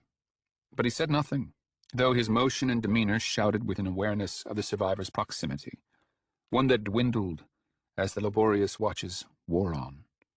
The shadow of the mountain rose up around them, drawing veils across orange faces of stone. "She still wants to destroy us," the survivor finally ventured. "Destroy us with your light." "Yes, she does." They were stunted, only a fraction of themselves. The legionary engines of speech lay in the darkness, preceding their souls, he realized. They began the very instant they spoke, and not before, and so their speaking seemed all that was required to be. "Will you execute her wishes?" he asked as a provocation, since he already knew the answer. The wizard squinted at him. He knew he betrayed himself, that he stood before a being he could not quite conceive. He even understood the contingency of his soul, and yet he could not convince himself of his peril. And how could he, when blindness to that contingency comprised the very foundation of what it meant to be? What could it mean to begin before you begin? Perhaps a faltering gaze, a face struggling to maintain a semblance of resolution. Knowing was what made the old man weak, his inkling of the vast disproportion between them. "My father stole something from you." This was not so difficult to see. A quivering slackness about the eyes, fleeting, welling tear ducts, and deeper. A nodding of thought and passion, a flexing that slipped into release. "Yes," the wizard said, looking into the scarred distance. The first true admission. The more of these he could prize from the man's nebulous confusion, the survivor realized, the more thoroughly he could possess him. Little truths, he must gather them, like 100 stones. The old man coughed, more to provide time to think than to clear his throat. "Yes, he did. The mother of the pregnant woman, my Mara. Kelhos had taken her." The survivor's ruminations had generated a variety of explanatory schema. Each weighted according to the evidence at hand. With each cause selected, the competitors were pitched into the dark, and new cycles of speculation were triggered, wheels within wheels within wheels. Why had Kelhos taken her? To coerce this man? To breed? To condition some other ground? There was only one possibility. Always only one. For this was the very structure of apprehension, appraisal, selection.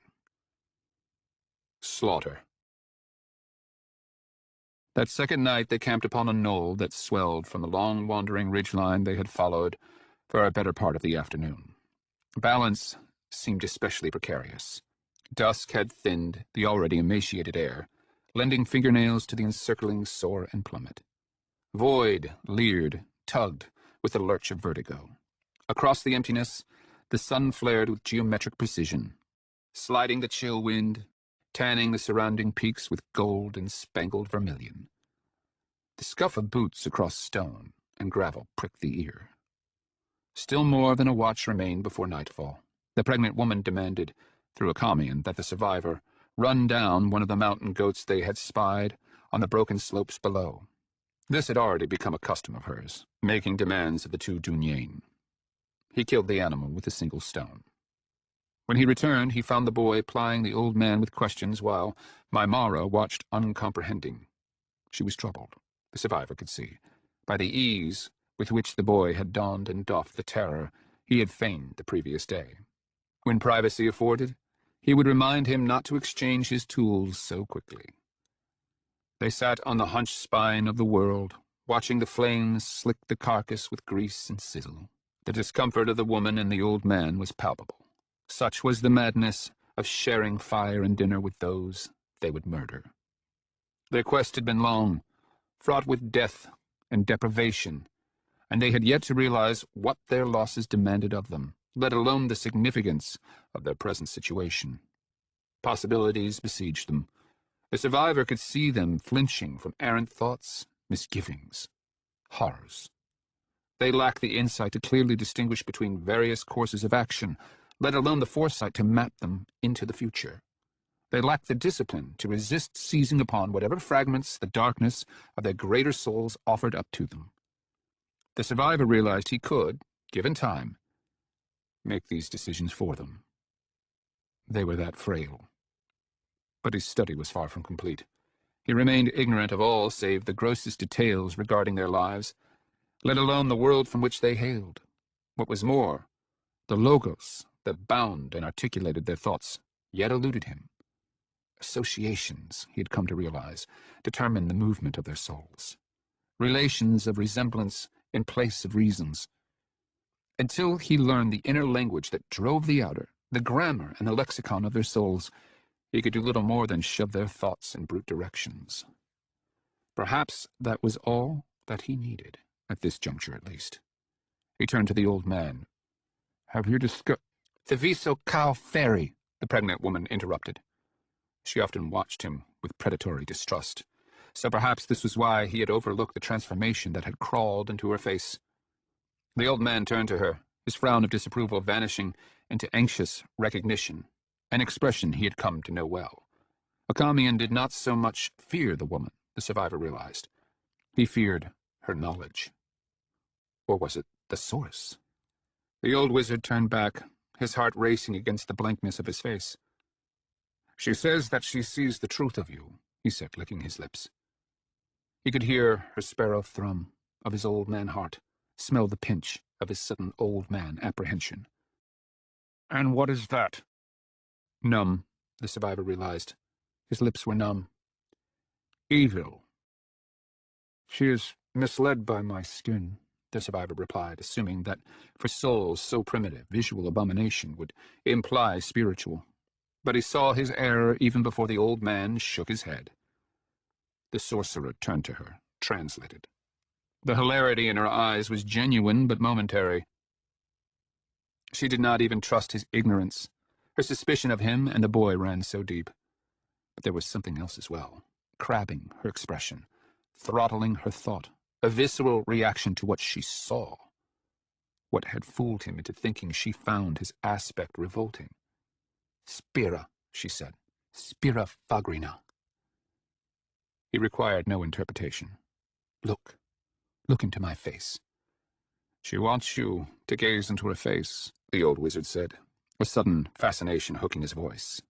The survivor regarded him for one heartbeat, two, and understood that for Drusus Akamian, a great contest was about to be waged, a pitting of principle against principle, horror against horror, trust against hope. The pregnant woman did not so much stare as regard him, her expression now raw with inexplicability. Absence gutted the pitch and summit of the distance gloaming beyond her. Against such vacancies she could only seem too near, so perilously close. Spira fagrina. And the survivor could see it all, the legionary welter that was the cause within, the fraction that spoke, uncomprehending, the fraction that heard this speaking and made it her own, the fractions that bring forth, the fractions that consume. "Look into my face." And he could see it nowhere, the origin of her assurance, the cause. Madness, just as he had presumed. "Pilubraka. Can you see it? Reflected in my eyes? Can you see it?" The question bobbed through him. He caught it in the nets of his face. Her smile could have been Dunyane, so devoid was it of anything outside the ruthless fact of observation. "Tau cruset. Your damnation." She was defective, but in some profound and obscure way. Something buried deep. A fraction that feared, had seized the fractions that saw, producing hallucinations that seized the fractions that spoke and reasoned, undeniable visions. She would be far more difficult to solve than he had initially anticipated, the survivor realized. So much so, he would have relegated the task, had she not possessed such a hold on Drusus Akamian. Wind braided the fire, combed sparks from its extremities. Her face pulsed orange. "Dihunu," she said, smiling. "Varus sermutamna al abatu sokaman." The old wizard scowled. "She says that you gathered 100 stones." An involuntary blink. A catastrophic lapse. Impossibility, only this time without the curious intimation of deformity that seemed to mar all things sorcerous. An absolute impossibility. "Yis ara pitri fa." cuts and cuts and cuts. She says, "You only think you survived the thousand holes," the old wizard said. The survivor blinked, fell back away, dissolving into the fractional multitudes he had always been. Pieces, glimpsing pieces, splinters of what would happen, each a living claim, yearning to be raised up from the multitudes and to exult in the flesh of the real. He gazed at the pregnant woman, a new assemblage, clustered like winter bees about a new resolution. All the world fell to shadow and rags about the fixed point of her gaze. His grin was both easy and sad, the smile of one who understands the errors of the heart too well not to forgive the hatred of another. Recirit manu causa. She says, the old wizard said, scowling, that you just decided to murder her. Cuts and cuts and cuts. He watched the couple through the dancing, windswept pulse of their fire. They sat one about the other, facing the night. Mymara huddled armor and all in the old wizard's arms, though she was the stronger, clutching one of his hands to her golden belly.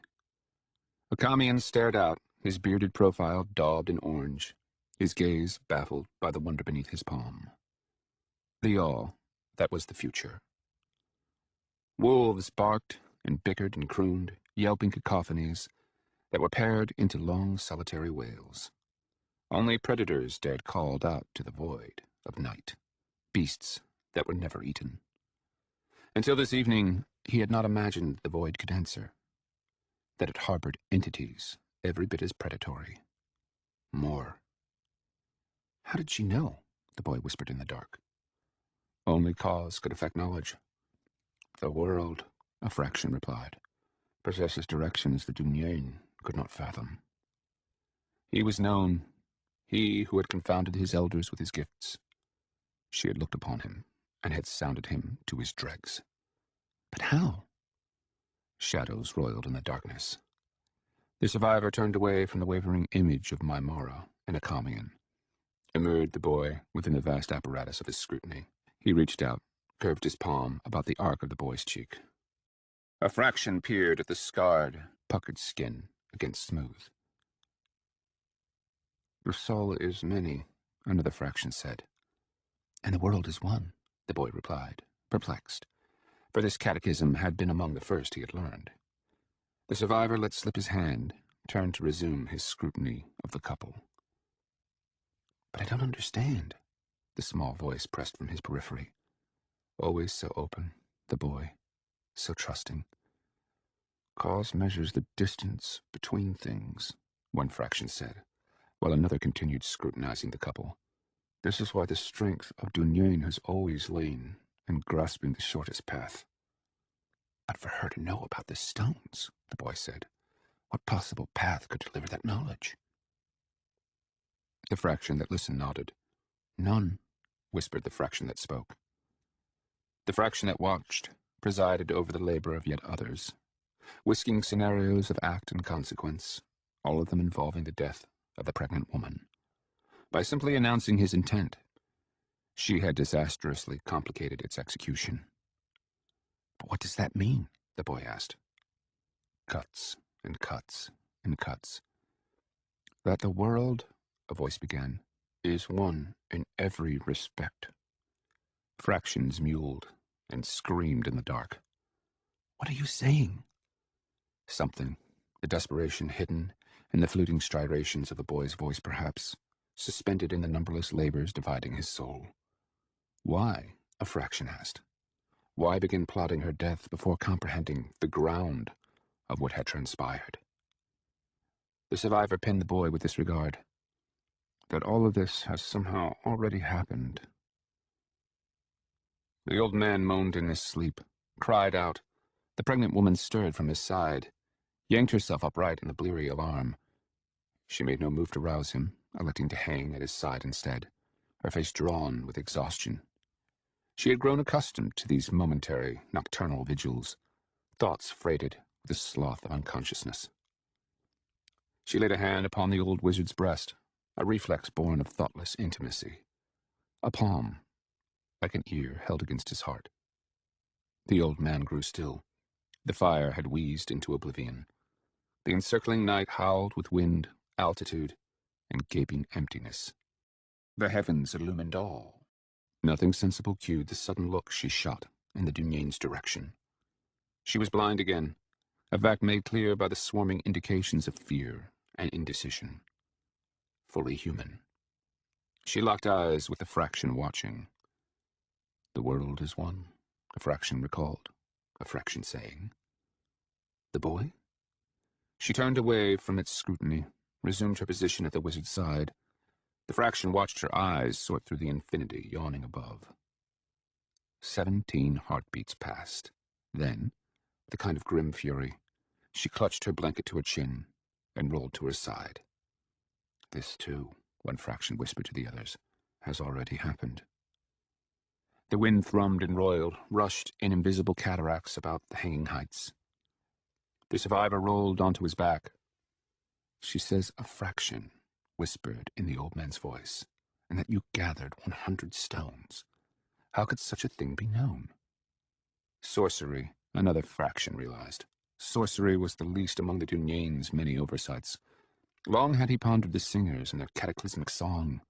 None of the brethren had risked so much as he in the futile attempt to capture one for interrogation.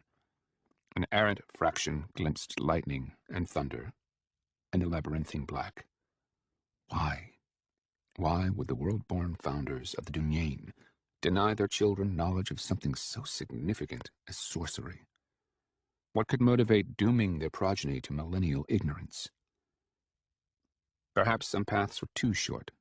Perhaps they had feared their descendants would forswear the more arduous harvest of cause, when the fruits of sorcery hung so low. As profound as it was, sorcery did naught but complicate the metaphysics of cause. But this, the knowledge that had apprehended him through the eyes of the pregnant woman, this changed everything.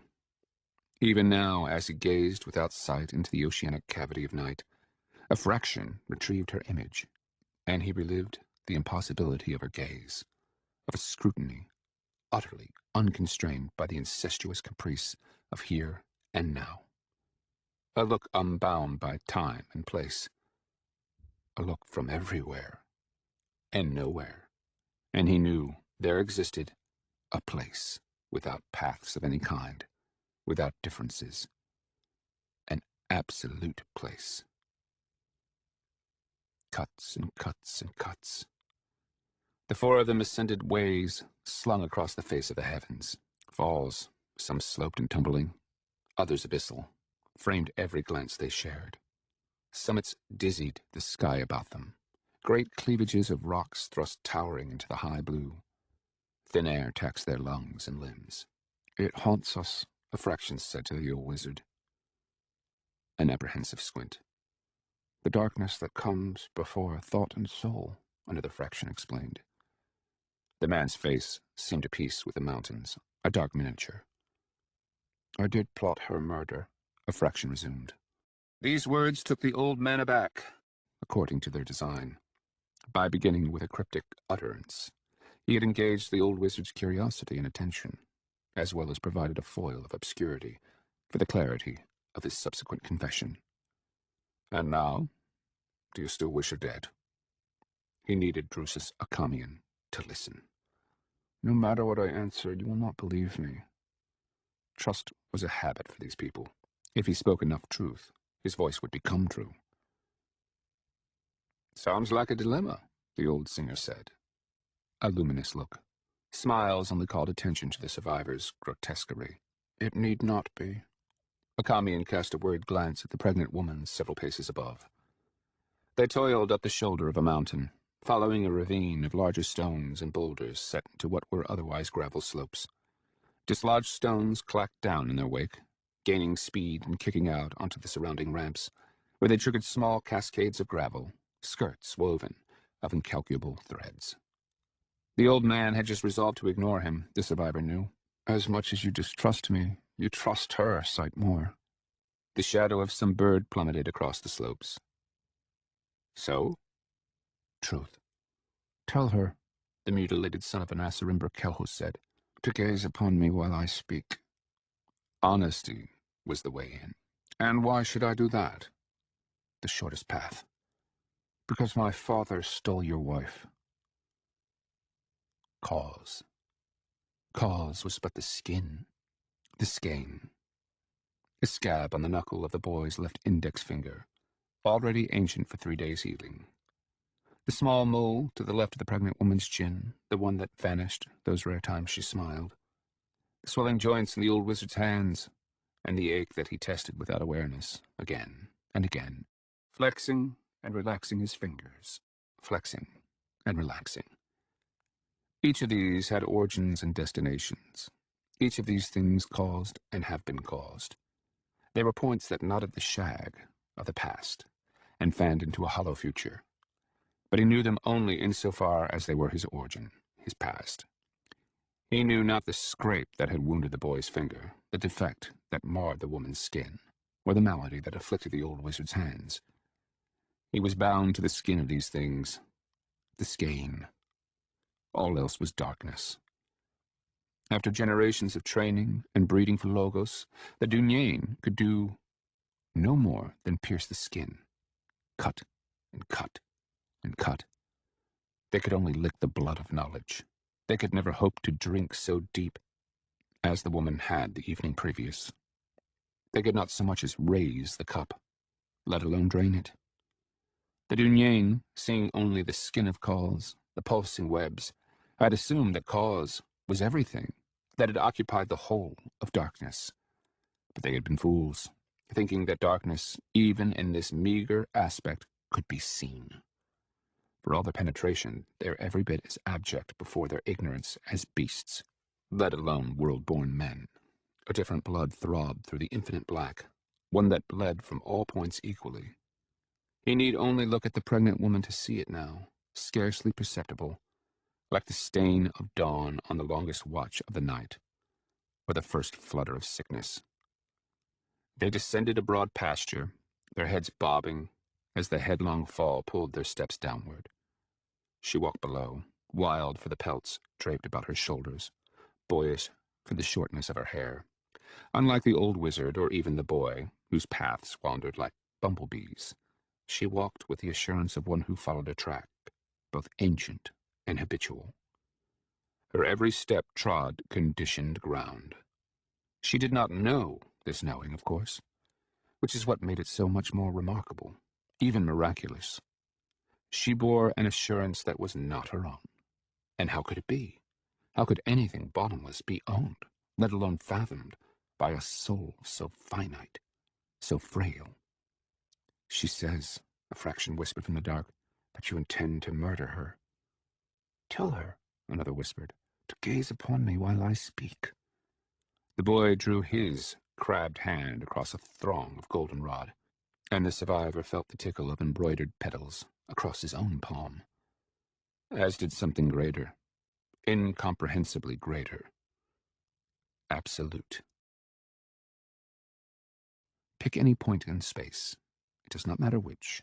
The only way to make that point the measure of the surrounding space, that Yang had realized, was to call it zero, the absence of quantity that anchored the enumeration of all quantities. Zero. Zero was the source and center of every infinity. And it was everywhere. Because zero was everywhere, measure was everywhere, as was arithmetic. Submit to the rule of another and you will measure as he measures. Zero was not simply nothing. It was also identity, for nothing is nothing but the absence of difference, and the absence of difference is nothing but the same. Thus the survivor had begun calling this new principle zero, for he distrusted the name the old wizard had given it. God. The great error of the Dunyain, he could see now, was to conceive the absolute as something passive, to think it a vacancy, dumb and insensate, awaiting their generational arrival. The great error of the world-born, he could see, was to conceive it as something active, to think it just another soul, a flattering caricature of their own souls. Thus the utility of zero, something that was not, something that pinched all existence, every origin and destination into a singular point, into one. Something that commanded all measure, not through arbitrary dispensations of force, but by virtue of structure, system, logos. The God that was nature, the God that every soul could be, if only for the span of a single insight. The zero God, the absence that was the cubit of all creation, the principle that watched through Maimara's eyes, and had found his own measure wanting. Cuts and cuts and cuts. A mountain lay between them and the setting sun, brute ground lunging into the sky. White water blasted through a gorge below, a snaking of ravines and crevices that made a hoof of the mountain's roots. The boy sat tenting to their fire, his eyes reflecting twin miniatures of a flame, his face flushing orange as night wicked the color from the distances beyond his shoulders. The old wizard and the pregnant woman stood bickering above, perched on a flange of granite that curled like a great, slumbering cat about their camp. Pit pit arama sarumnat, her voice fluted shrill across the stone. Why do they argue now? The boy asked, raising his pupils from the reflected fires. The survivor made no pretense of discretion or disinterest. He stood opposite the boy, his back to the coniferous gloom of the valley below, gazing up with cold fixity. I offered to submit to her gaze, a fraction replied to the boy, and its judgment. Another fraction tracked the serpentine interplay of outrage and incredulity, flexing across her expression, warbling through her voice, twitching through her stance and gesture. Her gaze, she was explaining to the old wizard, had already passed judgment, had already found them wanting.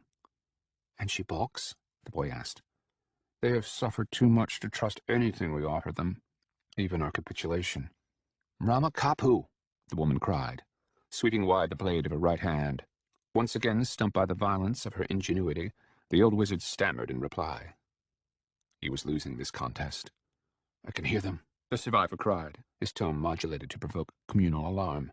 The world-born couple stared down at him, rimmed in the violet of incipient night. The burning scrub popped to his right, coughed points of light, constellations drawn out on the wind. I can hear them in your womb, the survivor repeated, this time in the woman's tongue. Though he was far from mastering the language, he knew enough to say at least this much. She gawked at him, too shocked to be dismayed, to be anything other than disarmed. Tal Mareki, pal? What do you mean, them? One fraction registered the success of his stratagem. Others reaped the signs blaring from her form and face, and still others enacted the remaining articulations of this ploy. The survivor smiled the old wizard's most endearing smile. You bear twins, sister. You are right to be terrified. The Dunyain exceeded any rule that you possess. We outrun your measure. You are the neck of a bottle. The world but drips into your soul. We dwell in the deluge. You come to us as a cataract. You assume you are unitary and alone, when in sooth you are a mob of blind men, crying out words you cannot comprehend and voices you cannot hear. For the truth is that you are many. This is the secret of your innumerable contradictions. This is where the Dunyain labor, in the darkness that comes before your souls. To converse with us is to submit to us. There is no other way for you to dwell in our presence. Given our respective natures, we are your slavers. You are right to want to kill us, especially me, one who is broken in the deepest deep. Even this confession, this speaking of plain truth, is woven from knowledge that would terrify you. Such is its penetration. My very voice has been fashioned into a key, using a manner and intonation as teeth to unlock the tumblers of your soul. You are rapt because you have been instructed. Despite the brief span of our acquaintance, despite your will to conceal, I know so very much about you. I can name the mission you call your mission, and I can name the mission you know not at all. I know the twists of circumstance that shape and bind you, that for much of your life abuse was the only sincere rule, that you hide the tender beneath the bitter, that you carry your mother's children. But I need not enumerate what I know, for I see also that you know. I see that you wonder what is to be done, for in speaking the truth, I also make the case for my destruction. And so are my own limits made plain. Though the night ranges infinite above us, A fraction of me still wanders the thousand halls, a dark fragment, as obscure as it is elusive, one that argues death. Death as the shortest path to the absolute. And I wonder, is this what you call sorrow?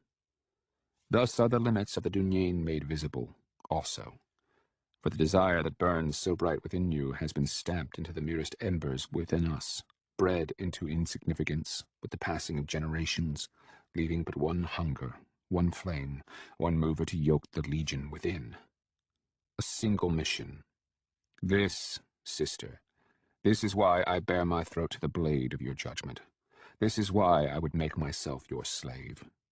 For short of death, you, Anasarimber Maimara, wife-daughter of Anasarimber Kalhus, who is also my father, you, sister, are the shortest path. The absolute dwells within your gaze. You, a frail, world-born slip, heavy with child, chased across the throe of kings and nations. You are the nail of the world, the hook from which all things hang. Thus I do kneel before it, awaiting, accepting, death or illumination, it does not matter which, so long as I am at last known. Cuts and cuts and cuts. A fraction kneels before her, Anasarimber Maimara, and a fraction, one of 100 stones, could see it, as if it were rising up, like lead pouring into the husk and tatter of a mortal frame, an immobility as profound as oblivion. Zero, shrunk squealing in the black, the air rancid with sweat and exhalation, cleavers whooshing, felling brothers for lunatic fear, feet slapping stone. Zero, opening as an eye. The blackness, savage and greased. A point passes through it, plunging down lines and sweeping across curves. The shrieks are contagion, like fire upon the back of an arid hill. Beauty, not of flowers or animal form, but of stillness, of vast mechanisms, the threshing, pounding, scraping, dwindling into the patter of mice. Cuts and cuts and cuts. Beauty, the effortlessness of free fall, the reduction of all riddles to a single, far-falling line. The point is sentient. It speaks, spinning tails of hewn ribs and deflected cleavers, punctured bowels and broken teeth, extremities sent spinning into the void of irrelevance. The survivor gazes into the gaze, sees the lie that is sight. Cuts and cuts and cuts. Judge us, a fraction whispers. Raise us up. Strike us down. Anasarimber Maimara stands above him, little more than a halo, a smear of meat and hair about the judging eye, an excuse, an occasion. Holding, a fraction notices, a sorcerous knife. Thronging, mewling blackness, a path picked, pursued, a calligraphy too murderous to be real. Threats isolated, plucked from the deluge, pinched like candle wicks, snuffed. So many cuts. Zero, trembling with feminine mortality. Too many. You are broken, she sobs. The same as me. A fraction reaches out, makes a pommel of the slender hand about the pommel of the knife. Judge, a fraction murmurs, end our ingrown war. But she is weeping openly now. Why does she weep? The gaze knows no sorrow. But I do, she whispers. Cuts and cuts and cuts. The knife clatters against stone, and somehow she is kneeling with him, embracing him, so that he can feel the sphere of her belly enter the cavity of his own. A fraction counts 4 heartbeats, one ponderous and masculine, another fleet and feminine, and 2 prenatal. She exhales into his neck, and a fraction tracks the creeping bloom of heat and humidity. She shudders. I am lost, a fraction whispers. Though her face is buried in his shoulder below his jaw, the gaze has not moved. It watches as before, infinite scrutiny hanging from the memory of where her eyes have been. "Yes," she says, "as we are." Zero, glaring from nowhere, showing him his measure, and how disastrously far the Dunyain has wandered. The rank folly of the shortest path. I am damned. Her small fists twist knots into his tunic, make a rope of a portion. The boy watches, for once, immaculate and inscrutable. "I forgive you," she cries into his shoulder. "I forgive." Awareness has no skin, no fists or fingers, no arms. So much must be ignored. The boy watches him stare into the bowl of night, watches him float. "So, you have succeeded?" he whispers. A fraction hears. A fraction responds. "Everything I have taught you is a lie." "All that you know," another murmurs without voice. "All that you are."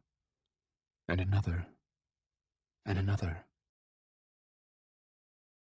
They defer to the old wizard's reckoning, following the northward wind of a great valley, rather than pass out of the mountains. "Beyond lies Kunieri," he explained, "and Shank without number." The meaning was plain and invisible. Crime, a fraction postulated. Crime divides the innocent from the ignorant. The four of them sat cross-legged, knees touching knees, upon a promontory overlooking the black velvet folds of yet another valley. Jackpine clung to the outcrop's lip, leaning out like ravaged antlers. The chill made fog of their mingling breath. The old wizard, who had not yet grasped, let alone accepted what had happened, hefted the pouch he guarded so jealously in his left palm. A fraction sorted through the varieties of alarm that muttered through his look and gesture, plucked the one belonging, almost in its entirety, to the substance in the pouch. A puling spark, a greed almost infant in extent, poised to set the horizon aflame. But there was veneration as well, the wince of hard memories, unwanted lessons. The great project of the Dunyain was conceived by men, world-born souls, bent on pursuing an inkling of their own finitude. Their impulse was imperial. They had seen the encroaching darkness, the oblivion from which their every thought and passion had sprung. They had reckoned the servile fact of their dependency, and they would undo it if they could. Thus had they transformed the absolute into a prize. "Kiri," the pregnant woman said, her voice a bolt of silk, a banner for her mongrel fortitude. "Pathero Kiri." She touched the tip of her index finger to the bulb of her tongue, then reached into the interior of the pouch. The boy watched witless and trusting. Ignorance, a fraction resolved. Ignorance was the foundation, the first principle. Proof of this lay in the very meat of the Dunyain, for they had been bred in pursuit of deception. No intellect is orphaned, despite all the foundling hearts. All sons are born stranded because all fathers are sons. Every child is told, even those suckled on the teats of wolves, even Dunyain children. To be born is to be born upon a path. To be born upon a path is to follow that path. For what man could step over mountains? And to follow a path is to follow a rule, to find all other paths wanting. She pulled her fingertip from the pouch's throat, held it in the light of a nail, a wooden smudge of powder, ash, so fine as to dissolve in the least wind. But the sky had forgotten how to breathe. Not even the entire world of madmen could chart the infinite vagaries of belief and action. Thoughts, like legs, were joined at the hip. No matter how innumerable the tracks, no matter how crazed or inventive the soul, only what could be conceived could be seen.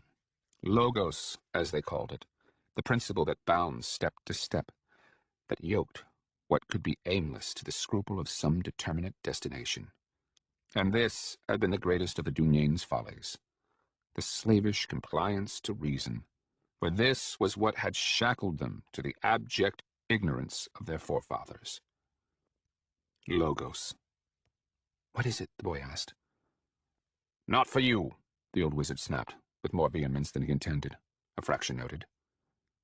Reason was a skulking beggar, too timid to wander, to leap, and so doomed to scavenge the midden heap of what had come before.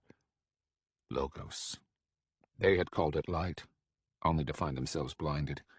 They had made it their ancient generational toil, confusing its infirmities for their own, thinking the human was the obscuring shroud. She reached toward him, her palm down and her finger out so that he might take the tip of her finger between his lips. A fraction surprised her by clasping her wrist and guiding the powder to his nostril.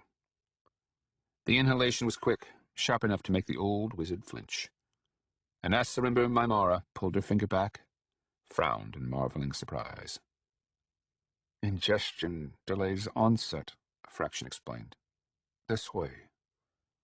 A lesser fraction blinked. The legion within groaned, reeled, fumbled the world as they bore as burdens upon their backs. This way. This way, boy. Follow me. Cuts and cuts and cuts. Teeth cracking in the black, gnashing, chewing. A demonic chorus bubbles down through the corridors, filters through the descending levels, viscous with lust and fury, savage with desperation. What the darkness obscures, the darkness wields together as one. So they seemed a singular thing, the shrinkers, more insect than human. Don't leave me. The child was defective, as the assessor had predicted. A fraction gloated for the fact of Ishual's undoing, knowing that the child had been saved. For what? Bestial and inhuman, grunting as they loped through the black, lost and starving, endless thousands of them, snorting the air, shrieking for the scent of vulnerability. In the early days, the surviving brethren had set out pots of their own blood and excrement as lures, and the creatures swarmed to their own destruction, though the toll proved too high. 1 dunier for 1,000 shriekers. Scent hooked one, perhaps two, and a caterwauling seized the rest. The legion scattered through the chamber deep. So it was always easy at first, fending them off, raising barricades of carcasses. Easy at first, impossible after. The brethren abandoned the strategy, elected to flee, following the parse of Fork and Junction, using their intellect as their eyes, dividing their pursuers again and again, until the beasts were fractured into meager bands. The boy had been suckled on such sounds. Hearing his kind hunted to extinction beneath the very roots of the earth. They would have cracked open his skull had Ishual not fallen. The boy would have been pinned as all other defectives were pinned to the subtlety of some forbidden effect, strapped for the scrutiny of others, nailed as if a drying hide to the outer expression of some inner frailty. It was always easy at first. It cannot breathe. He danced through the pitch blindness, climbed through the threshing of cleavers, climbed until he could climb no more. Is this fear? Sometimes he would pause and make a place, raise twitching ramparts, and sometimes he would run. Not so much from as with the creatures, for he had learned to mimic them, the cadence of their galloping stride, the labial quaver of their snorts, their pealing screeches, everything save their stench. And it would drive them to the very pitch of frenzy, the scent of something almost human in their roiling midst, set them hacking the vacant black, killing one another. Yes, tell me what you feel. Even then he had understood. I shake. I cannot breathe. Even then he had known that cause had never been the Dunyane's first principle. And what else? And Logos even less. My eyes weep for want of light. They had settled upon these things simply because they could be seen. Even then he had understood this. Yes, this fear. Darkness was their ground, their foe and foundation. What is it? The shrieking black. The most simple rule. Cuts and cuts and cuts. There was a place high on the shoulder of a mountain where a boy, an old man, and a pregnant woman knelt and observed as another man, a scarred grotesquerie, convulsed and voided his bowel. Perhaps it was real, A real place, but the fractions who were legion, who rutted and rampaged through the black, did not care. Could not.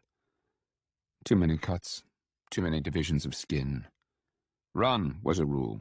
Hide was a rule. No was a rule. Desire was a following. Existence was a heap. 100 stones, too round to lock one into the other, rounded like thumbs, those on top warm for sunlight, like lobes or lozenges of living meat between the fingers.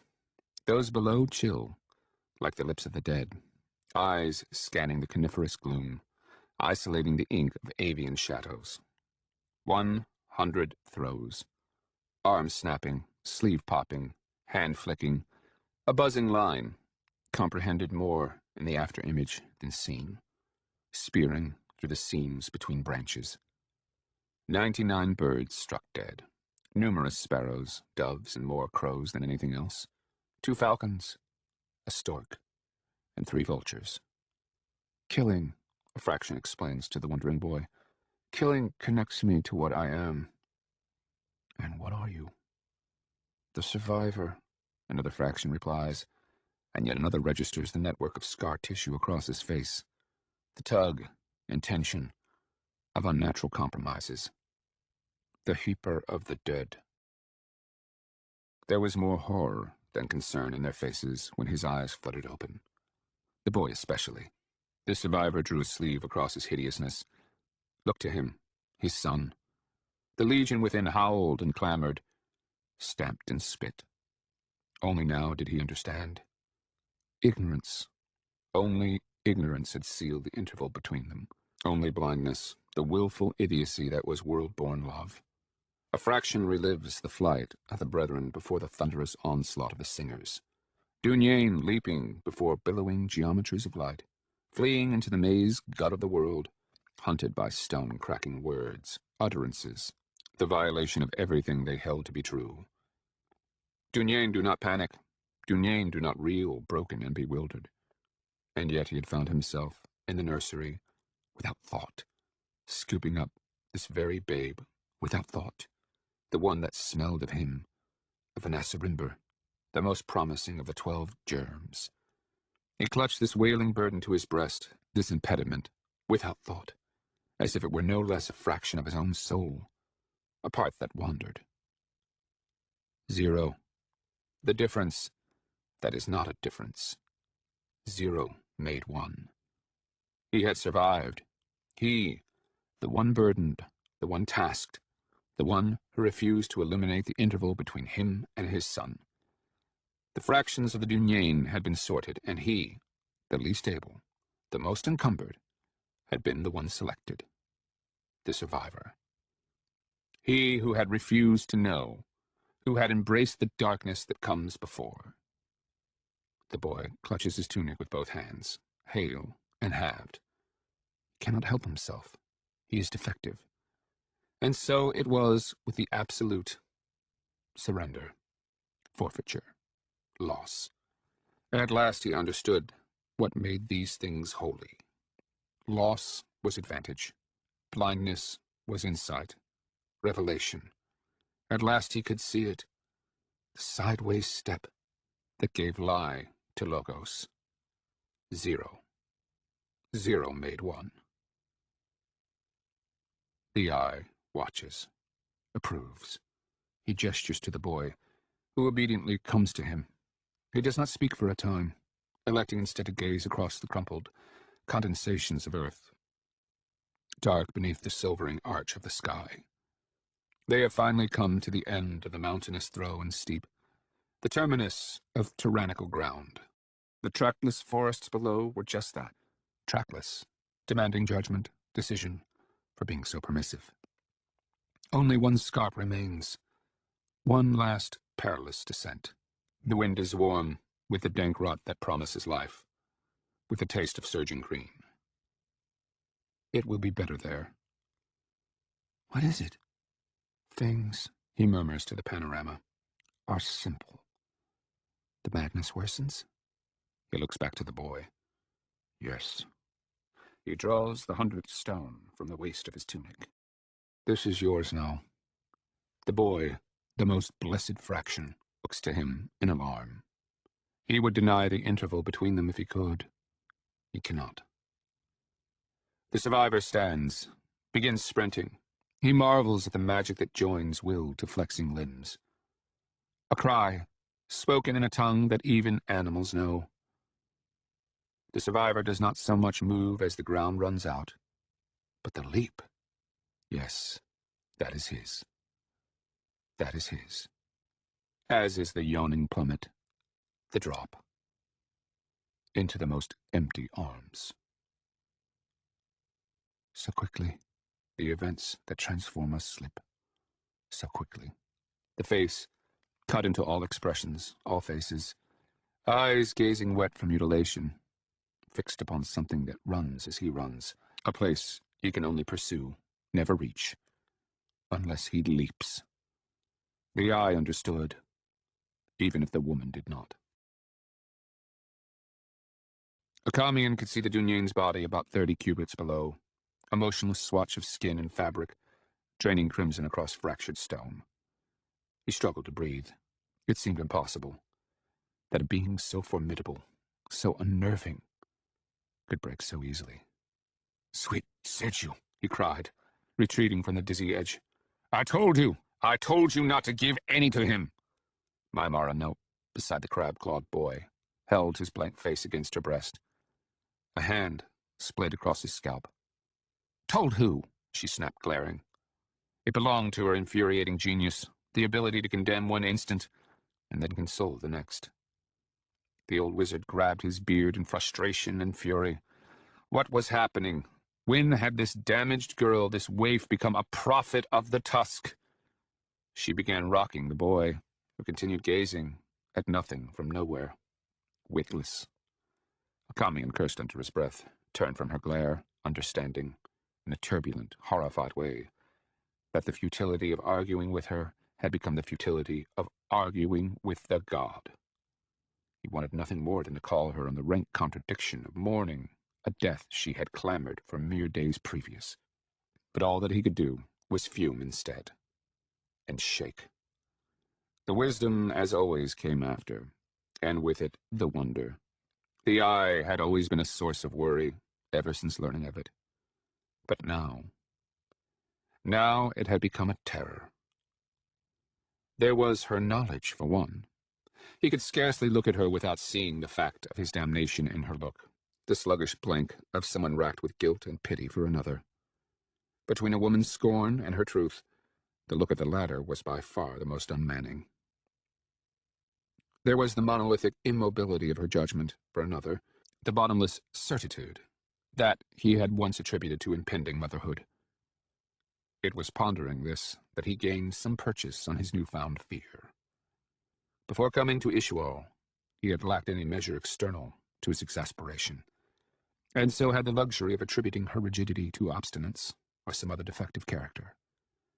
But what he had witnessed these past few days, the madness of making, once again, a traveling companion of a Dunyane, only to watch him shatter like pottery against the iron of the judging eye. A Dunyane, a son of Anasarimber Kelhos, no less. The eye, he had told her in the chill aftermath of Kill Algis, that watches from the god's own vantage. But he had spoken without understanding. Now, he had no choice. He could no longer feign ignorance of the fact that in some mad, unfathomable manner, he walked, quite literally, with the god, with the very judgment that would see him damned. Henceforth, he realized, his every step would be haunted by the shadow of his sacrifice. "Do you know why?" he asked Maimara, when they resumed their descent. The mute boy in stumbling toe. "Why he killed himself?" she asked, either preoccupied with her downward footing or pretending to be. She was genuinely great with child now, and even with Akiri, she seemed to find steep descents laborious in particular. The old wizard grunted his affirmation.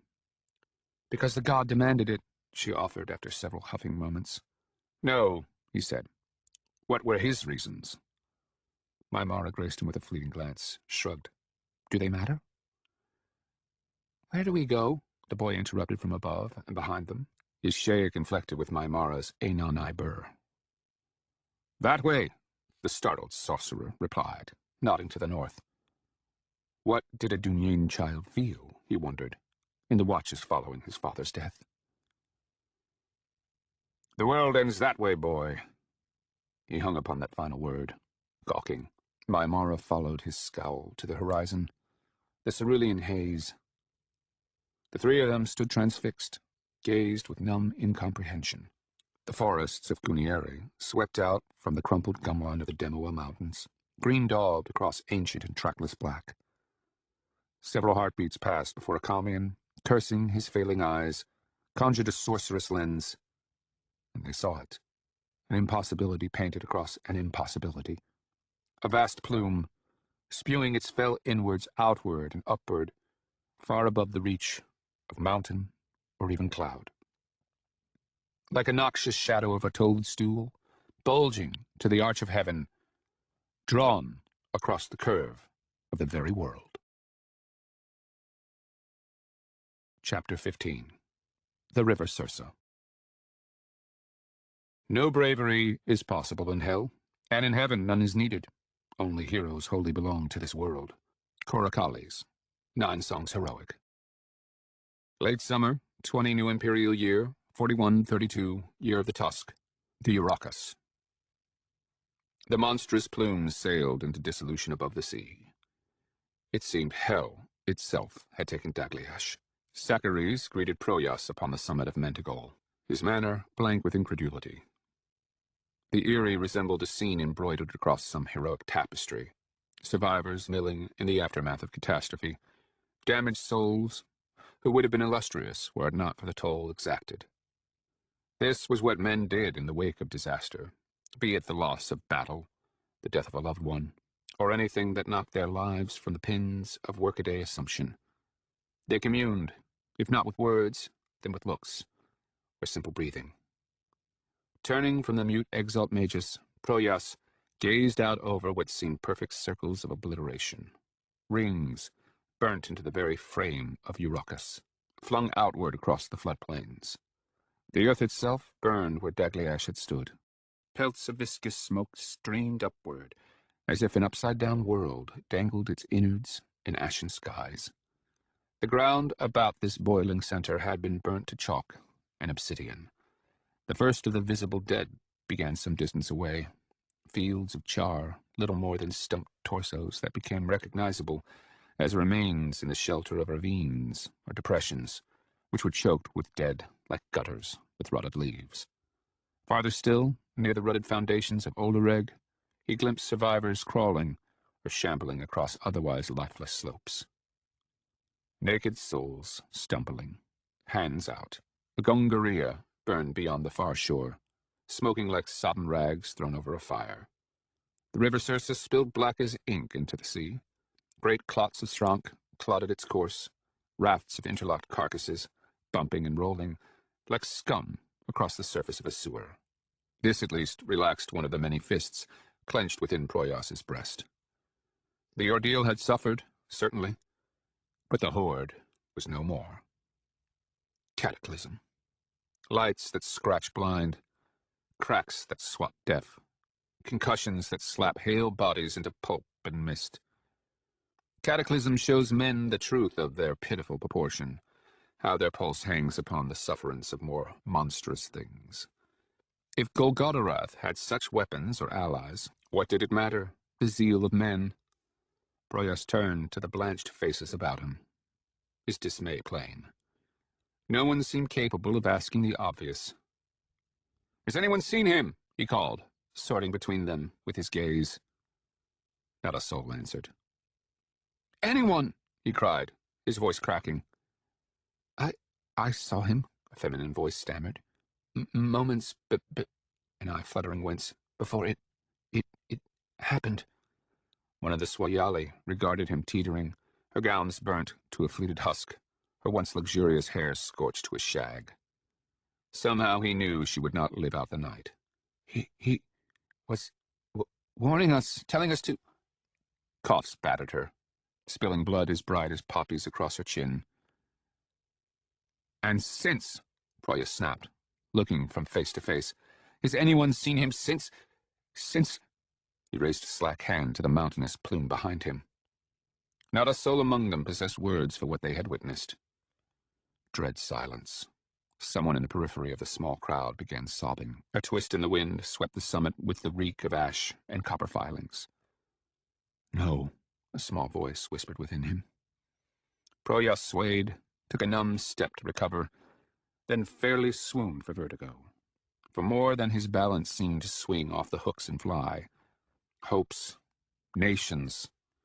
Someone, Sacharies, caught his elbow, and he could feel his own obstinate weight yank against the grip, as if willing some kind of plummet.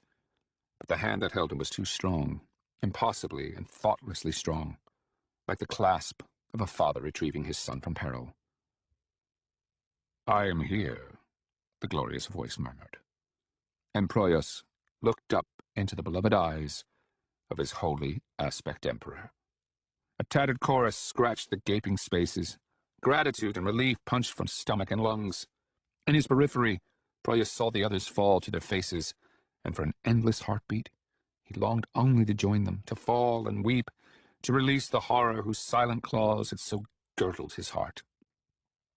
But Anasarimber Kelhus spoke world-consuming sorcery instead, not so much embracing as engulfing his disciple. Proyas found himself elsewhere, tripping across different stones, different ground, hunching over his own vomit, gray puddles of meat. He crouched, hacking and trembling. When the nausea subsided, he looked up, swatting tears from his eyes. His holy aspect emperor stood paces away, his back turned to him, staring out across the degrees of obliteration. He spat at the taste of bile, realized they stood upon one of Olareg's precarious grounds. "A great and tragic victory has been won this day," Kellis declared, turning to him. Proyas stared witlessly. "The land is polluted," his lord prophet continued. "Accursed, Biri, has at last answered for her king's ancient treachery." Bracing his palms against his knees, the exalt general pressed himself upright, battled to keep both his balance and the remaining contents of his stomach. "Let no man stray upon it," Kelhus commanded. "Let no man breathe the air that blows across it. Stay to the north, old friend." Kelhus stood before him, his white robes impossibly immaculate, his mane silk ribbons in the breeze. The vista yawned deep, and Necros beyond him, pillared in tar smoke, floored with ash, cinder, and innumerable dead. "The sick and the blind must be cold, those whose skin grows leprous, those who vomit blood, those who lose their hair. They too are polluted." Golden orbs enclosed his prophetic hands. "Do you understand, Proyas?" It seemed a miracle. "These past months, our discussions. Do you understand?" They shared a flat gaze, one rumbling with the premonition of new horrors. "You're leaving us," Proyas croaked. "Leaving me?" His lord and prophet nodded, crushed his plaited beard against his chest. "Sabon is dead," Kelhos said, his manner gentle. "You alone know the truth of what happens here. You alone." Proyas's face crumbled, a treacherous display that was undone the instant of its commission. It was strange to weep without grimace or tears. "But the sick and the blind must be cold.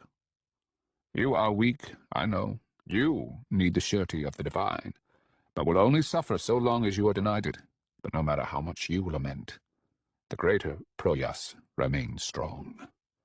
He wanted to cry out, to leap over the plummet, to collapse at his feet, and to weep into his knees, but he stood cold and erect instead, somehow understanding everything while comprehending nothing. The exalt general of the great Ordeal. "Seize them, Proyas.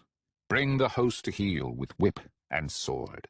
Take up its lust, fashion it as a potter fashions clay.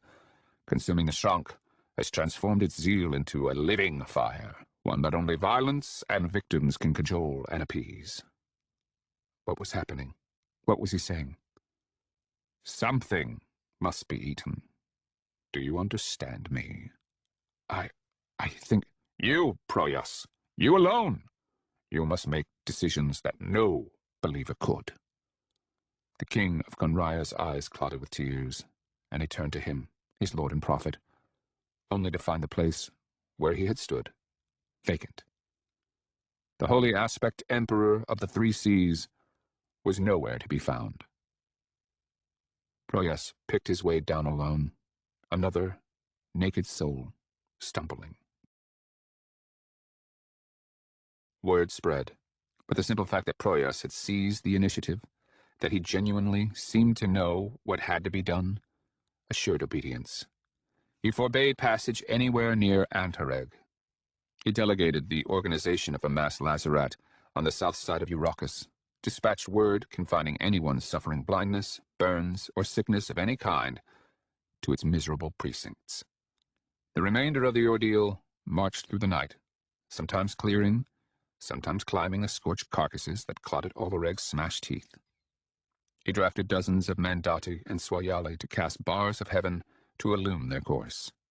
For those ailing along the coast, the spectacle inspired no little dread.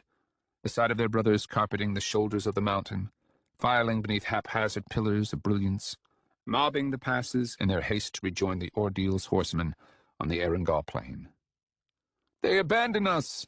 Only one man need voice this fear for it to become the fear of all. With the passing of the watches, they could see the sickness consume the most afflicted among them, stealing their hair, rotting their skin, making crimson broth of their innards. They were accursed. They knew as much, and they despaired. They had gazed upon the infernal face of hell itself, and they would not live for it. The slough, they began calling it, for it truly seemed that they decayed inside and out. The agony was wretched, excruciating, yet a peculiar quiet prevailed over the vast lazaret. They had no food save the shrank, which they consumed raw.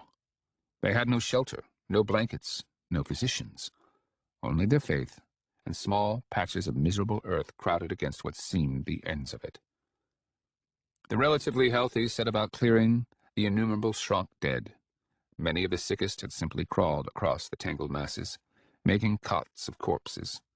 Sickened cast nobles organized teams, while sickened schoolmen hung sorcerous lights of their own. The blind and hale were paired with the sighted.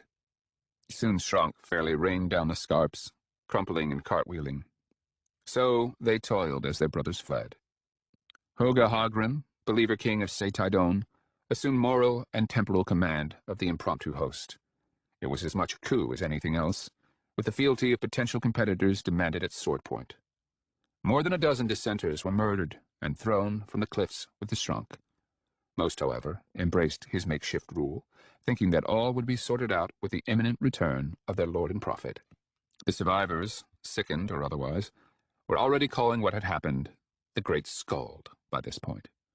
Knowing the way men rally about a common identity, Hogrim bid his ailing householders to name the huddled and prone masses, and so dozens of Longbeards trudged the groaning slopes and silent beaches, declaring that they were the Scalded.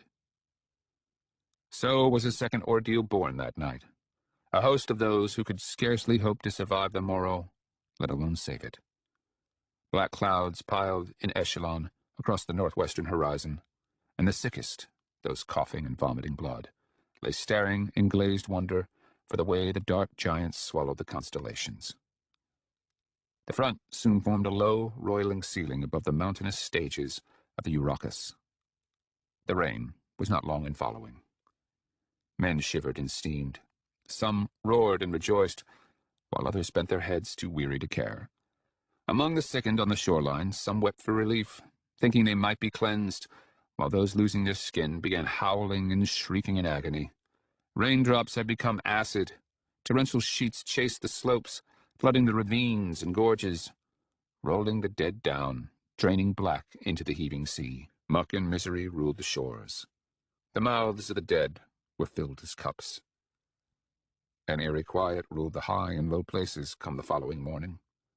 The sea scarcely gurgled.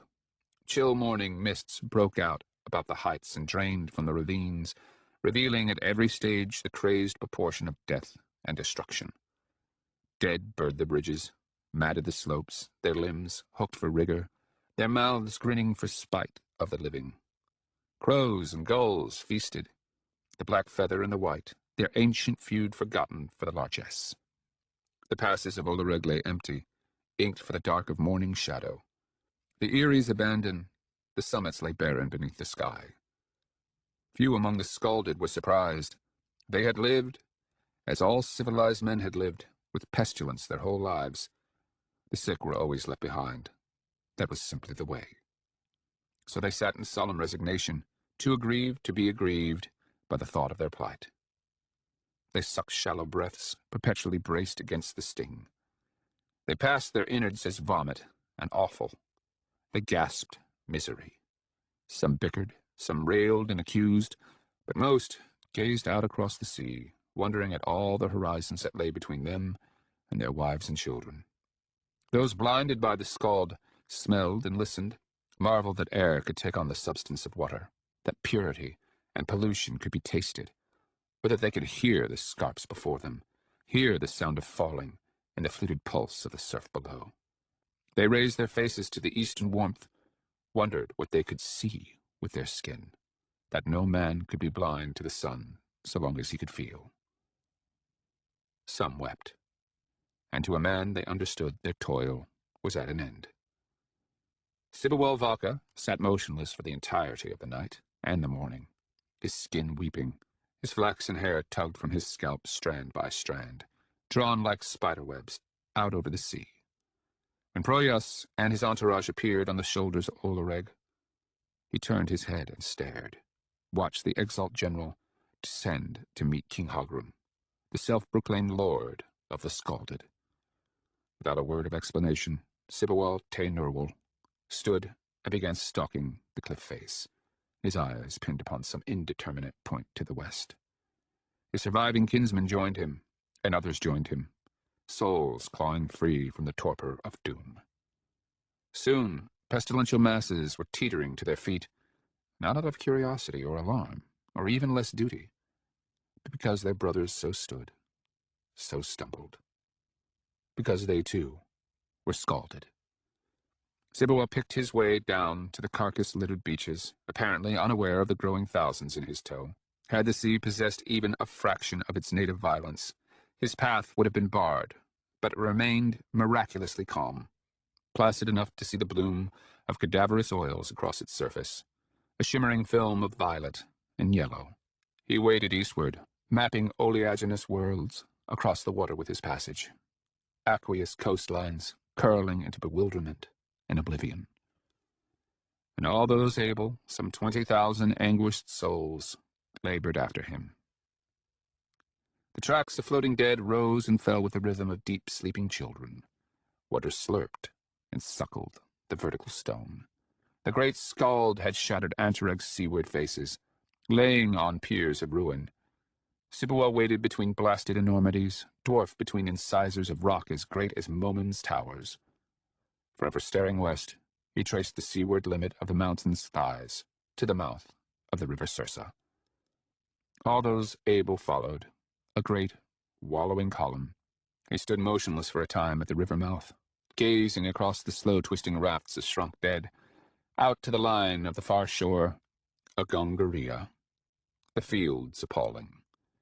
More and more of the scalded climbed the gravel shores behind him, black for scorching, sodden with water that dripped crimson, an assembly both spectral and appalling.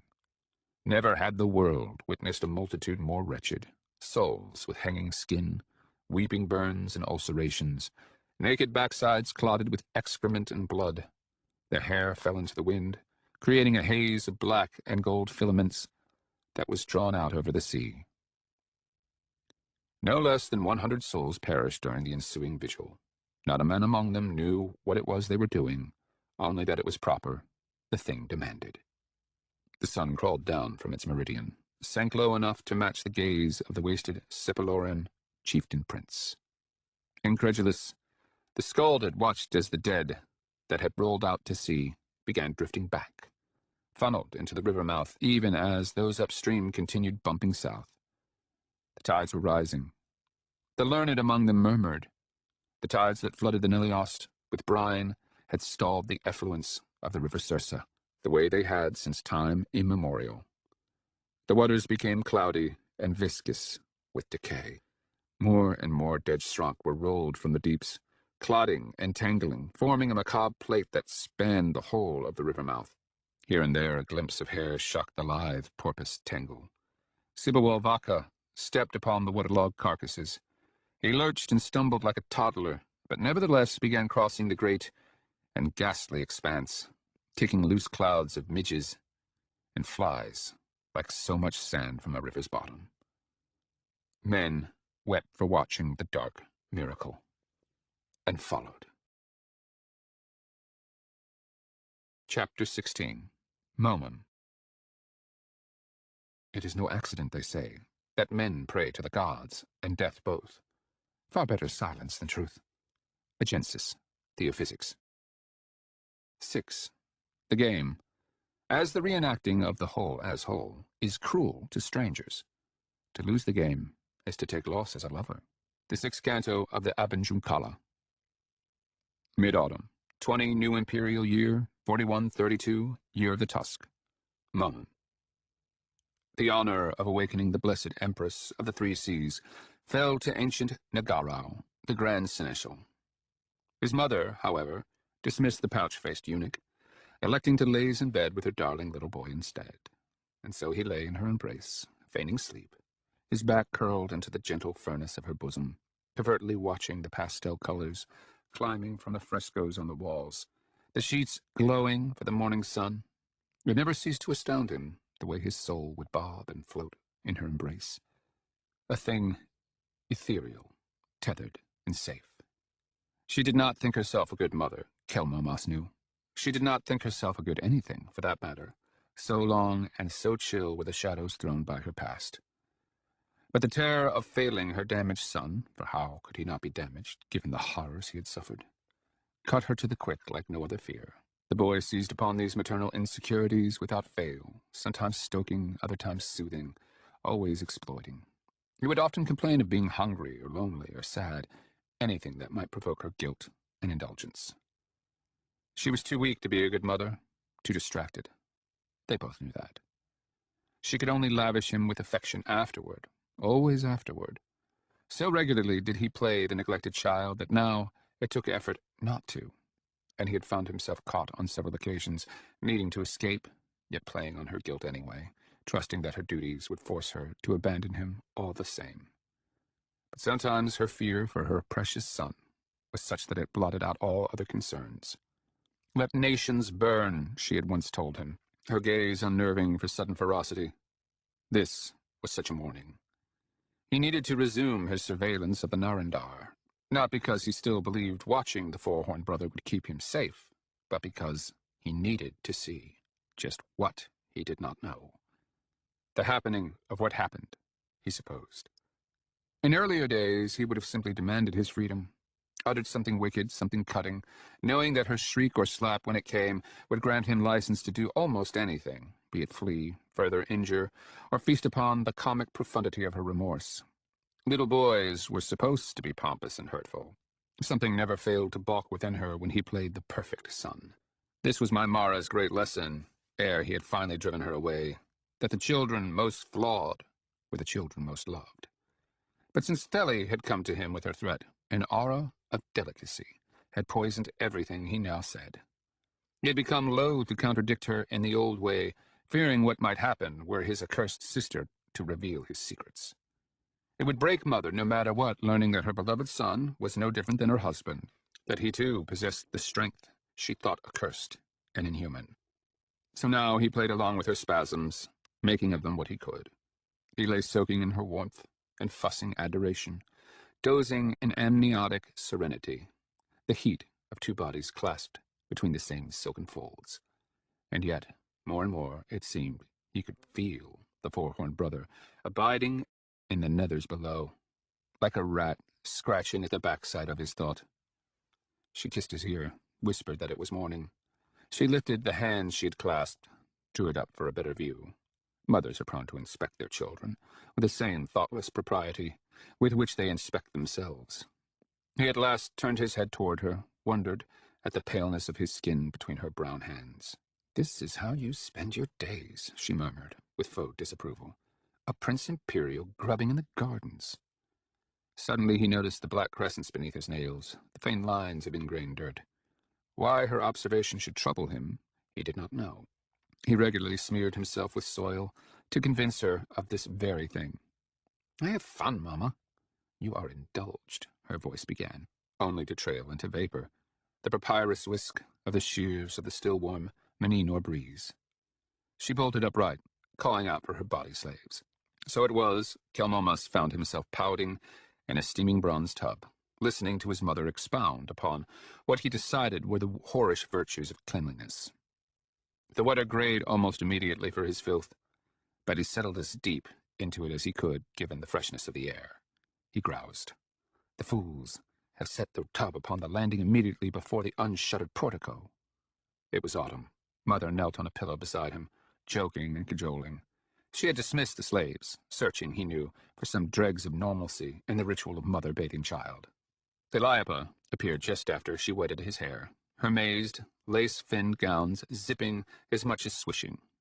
She stood on the threshold, an explosion of gray and violet fabric, her hair a kinked halo of flax haphazardly pinned with gaudy brooches. Her skull, the boy thought, seemed particularly indiscreet today. If she attracted any significance to his presence, she betrayed no sign whatsoever. "General Iscal," the sallow girl said. He has arrived, Mother." Mother was already standing, drying her hands. "Good," she replied, her voice and manner transformed. "Tilly will finish bathing you while I prepare," she said, in reply to his questioning eyes.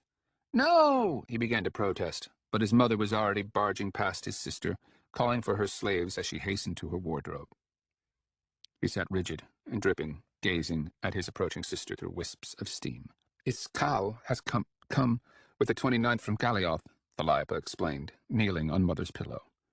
She was forced to crush her gown against the copper-gleaming tub.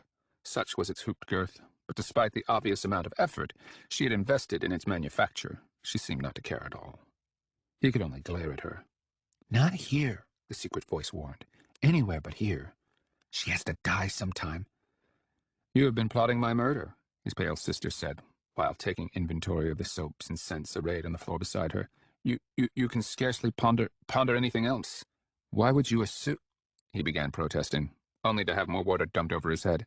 "I care not at all," she continued, pouring a bowl of orange-scented soap powder across his scalp. "What you think or what you do."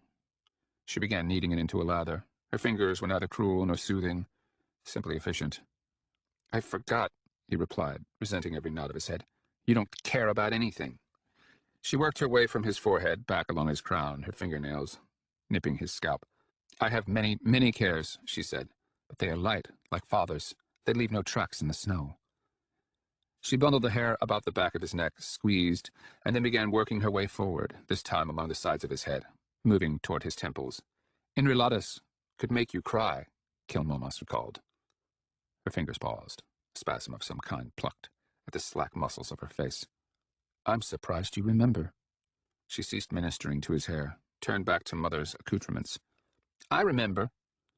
She raised and wetted a small rose-colored sponge, then, using the soap congealed across his scalp, she began washing his face with gentle, even tender strokes.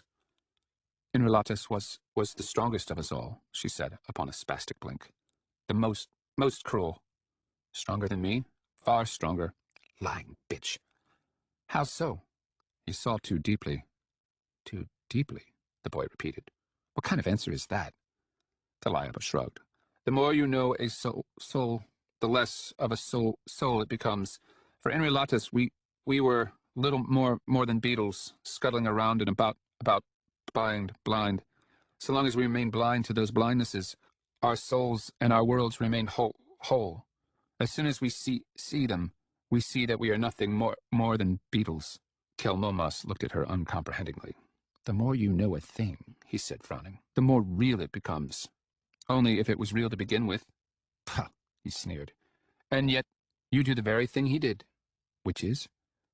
Make toys of the souls about you." The boy caught his breath. Such was the force of his insight. So that was what Inralatus did? Made you his toy? Even now, she said, on her damned stammer. That is what you attempt to do. So I'm a beetle, too. She paused to draw the sponge across his chin. The water was becoming tepid. A beetle that eats beetles. He mulled these words while she labored to cleanse his throat and neck, particularly about the divot between his collarbones. It struck him as an epic and beautiful thing that brother and sister could discuss the grounds that would see one murder the other, like a tale from the Chronicle of the Tusk. Why did he call you Sronk? He asked without warning. Another facial seizure. Kelmoma smirked when she said nothing. There was only one beetle here. No tracks in the snow, eh? Because I was so skinny? She lies, the voice says. Yes, brother, I know. The young Prince Imperial pressed aside her wrist to peer at her. It seemed a miracle to be so close to a face so hated, to see the spatter of freckles, the pink rim of her lids, the cant of her teeth. All this time he had assumed that she had been found, only to discover that she had been made, that his brother had bent her, broken her. It seemed he could remember it so much more clearly now. Her weeping. How many times? He asked her. A lethargic blank. Until father locked him up. A deadness had crept into her voice. And mother? What of mother? Did she ever find out? Chirp of dripping water. She overheard him once. She was furious. She raised the sponge, but he recoiled in annoyance. She was the only one who never feared Inralatus, the Laiapa said. You could see it all so clearly now. She never found out, Kelmoma said. Her head rocked as if at a silent hiccup, only 3 times in rapid succession. Inralatus, he continued, watching the name bleach her expression. What? Did he seduce you? He grinned. He had seen what the grown do when their blood rose. Or did he rape? Now she was truly blank. We are Dunyain, she murmured. The young Prince Imperial chortled, shivered for the glamour of elation. He leaned forward, placed his wet cheek against her sunken one, whispered in her ear, in the same grunting manner he knew his older brother had, not so many years ago. Shrunky. She smelled like sour milk. Shrunky. Suddenly he was sputtering soap and water, rubbing eyes that burned so fiercely he could scarcely see, the Laiapa fleeing, just shadows and hoops shimmering. He made no attempt to call her back. She had left plenty of tracks in the snow. Kelmomas dunked his head in the embalming warmth, swatted the soap from his face and hair. He had almost certainly doomed himself, he knew, but he whooped in silent triumph all the same. Terror had always been his soul's laggard, where his will was most weak, his heart most strong, and it was no small feat making an Anasarimber cry. Isserol was not in his chamber. His jubilation had been short-lived. Seized by a monstrous panic, he had leapt from the tub and dressed without so much as toweling down, stealing, sodden and dripping, into the arterial depths of the Shadow Palace. Never, it seemed, had he suffered such paroxysms of dread, such vicious recriminations. Fool, you killed us. You played too. You shared in the fun. But finding the Narandar's chamber empty had fairly stopped his small heart. For a long while he simply lay prone at the iron-grilled vent, sapped of all strength, gouged of all thought, just peering at the shadowy corner where the Narandar should be, breathing. For those first moments the thought of the grinning god moved in the blackness, acting outside his observation, simply exceeded his grasp. What were the chances? Was it simply happenstance that he would find the Narandar missing immediately after goading Theli, the woman who clasped his doom in her long-fingered hands? Did the man merely roam the halls on another of his inexplicable errands?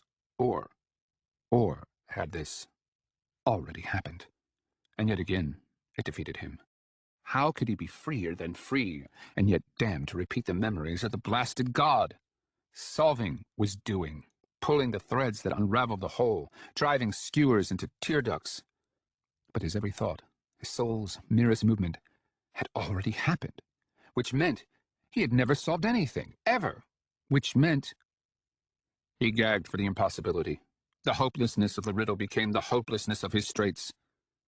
He wept for a time. Anyone hidden in Israel's chamber would have heard no more than a faraway keening punctuated by sniffles, delicate and near. He lay like a sack. "How?" his twin wailed. "How could you be such an idiot? It was her fault. There has to be some... There's nothing. Don't you get it? The Prince of Hate. Ajokli hunts us." A moment of roiling horror. "Then let him find us," Kelmomas resolved, with rekindled savagery. And he was racing through the Shadow Palace once again, his face burning, his tunic slick, his flayed skin. A fury unlike any he had ever known animated him, sent his limbs slapping into the darkness. Images of wild violence exploded beneath his soul's eye. This was his house. This was his house. He would sooner die than cower within it. He flew through the narrow slots, high wells, and crooked tunnels, scrambling like a monkey from the apparatory back to the ingrown summit of the upper palace. He was nearly upon his bedchamber before the manic inkling that drove him faded into sober insight. He need only ask himself where a young Prince Imperial would be found dead to begin guessing where his murder was going to take place. And in so many lays and histories, or so it seemed, the babes of kings and emperors were found strangled in their beds. And like an axe swung, this realization struck him in two. The bull of outrage within him continued lunging forward, but the little boy had already begun sniveling and shrinking back in renewed terror. The throat of the tunnel closed as he neared, forcing him to his hands and knees. His passage forward, which had already possessed the ethereal character of dreams, became nightmarish. An ordeal of palms. He could see the luminous print of the bronze grill across the brickwork ahead of him, and it seemed both strange and inappropriate that his room be both empty and bright. His throat and chest burned. Fear compelled him to crawl forward on his belly. He began mumbling voiceless prayers to no god in particular as he shimmed forward. "Please," his twin whispered. "Please." Life rarely affords us the luxury of spying on our terrors. Typically, they come upon us unawares, bat us about bewildered, before leaving us wrecked, or intact according to our doom. His breath a convulsive knife held fast in his breast. An Asarimber Kelmomas crept to the shining grill, peered around its edge, the way a less divine child might peek above their covers. So certain was he that he would see the Narendar in his room, that he had become equally certain that he would not, that this entire misadventure would simply show him up for the foolish child he was. All the familiar features swiveled into soundless view. The memorial walls, white with shadowy veins of blue, the pinkish marble of the trim and corbelling, the sumptuous bed, the tigers prancing across the crimson carpet, the scattered furnishings, the unshuttered balcony. No. The Prince Imperial gaped breathless, utterly insensate for horror. His eyes rolled for impossibility. Israel stood near the heart of his room, as motionless as always, atavistic for his near-nakedness, peering through the broad threshold into the antechamber where the door lay obscured. His earlobes seemed drops of blood, they were so red. The very world shuddered, rumbled like distant thunder. "No, no, no, no, no, no," his twin gibbered. The four-horned brother, the grinning god, the Prince of Hate. Ajokli stood in his room, awaiting his return, except that he now watched him. Confusion crimped his horror. All that he need do was slink away, never return to his room, or better yet, alert the Polarians or the Encosti, tell them the Narendar had invaded his chambers without permission. Insinuate. But how could it be so easy? What of the unerring grace? How could a child dispose of an invading god? No, this was a trick of some kind. It had to be. But, he heard the latch of his door clink, the whistle of the bottommost hinge as the portal swung open. The sound fairly plucked his heart from his chest hole. The Narendar continued staring as before, his eyes happening upon the newcomer, the way his hand had happened upon the rolling apple. The boy need only hear the whisk of battling lace to know who had arrived. Thalaipa. She appeared silk-luminous beneath the threshold, a scintillant vision compared to the watching assassin. She regarded him without the least fear, and would have owned the space had not the man buzzed with such monstrous horror. Save the archipelago of sodden fabric across her waist, she portrayed no sign of her weeping flight a mere watch prior. She merely gazed in open curiosity, and seemed so perilously human for it. The young Prince Imperial gazed transfixed. "Am I supposed to know that you await me?" she asked, her tone familiar. "Yes," the Narendar replied. His voice was at once mundane and preternatural, like father's. "So you will trust your skills against an Anasarimber?" The near-naked man shook his head. "There is no skill in what I do." A pause. Brief, but more than interval enough. The boy saw Thaliopa's point of focus dull and sharpen as she slipped in and out of the probability trance. "Because there is no skill in anything," she said. The blue light of the outdoors limned his profile, made his sandstone immobility even more impervious. "And my death?" Thali asked. "Even now I see it." The gesture he made was curious, reminiscent of ancient Shigeki engravings, almost as though he placed the space he indicated. His sister hitched back her skirts, glanced to her feet, to where the assassin pointed. The boy's heart hammered. "Thali, so I am already dead? Move!" "What else would you be?" "Move, Thali, move!" "And you, who are you?" "Someone who was there when it happened." Afterward, the boy would decide that it had started heartbeats before, while they talked, like a bubble of some kind, growing. A shudder, riding the knife's edge of an explosion. A primordial hammer struck all points underneath at once. The boy bucked, curled like a tossed serpent. All was roaring motion. Israel crouched into the quake's bosom, curtains of masonry crashing about him. Thaliopa stumbled, looked up in pallid alarm, then vanished in slumping shadows of stone, brick, debris. Kelmamas threw his arms about his head, heard the pop of great joists cracking. Then the ground was still. He kept his face buried until the roar vanished into hiss and clatter. All was dun obscurity when he finally dared peer. He could only see that the grill and a section of the wall that had concealed it had collapsed. He coughed and waved his hands, realized that he lay on the edge of a collapse that had carried his bed to the floor below. The Narendar was nowhere to be seen, even though the portion of the floor where he had stood remained intact. He could hear a man shouting, over and over, a paean of some kind. He could hear deeper, more distant calls, the throats of those attempting to restore order. A woman's hitching cry filtered from somewhere across the sacral enclosure. Anasarimber Kelmomas clambered down the debris to the strewn floor of his room. He turned and stared at the broken remains of his elder sister. She lay face forward, where her head had recoiled. One lifeless arm cast out, propped as though in drunken gesture. Her hair, a scatter of wiry flaxen, chalked white and slicked black. Kelmomas approached, blinking new tears from his eyes with every step. He peered breathless, saw no sign of the worshipper he had glimpsed in the eyes of the others. How much more a doll she seemed dead. A sob kicked through him on his final step, and he leaned to scoop a slate brick, which he hoisted high upon a child's grip, then cast it down upon her head. The blood gratified him.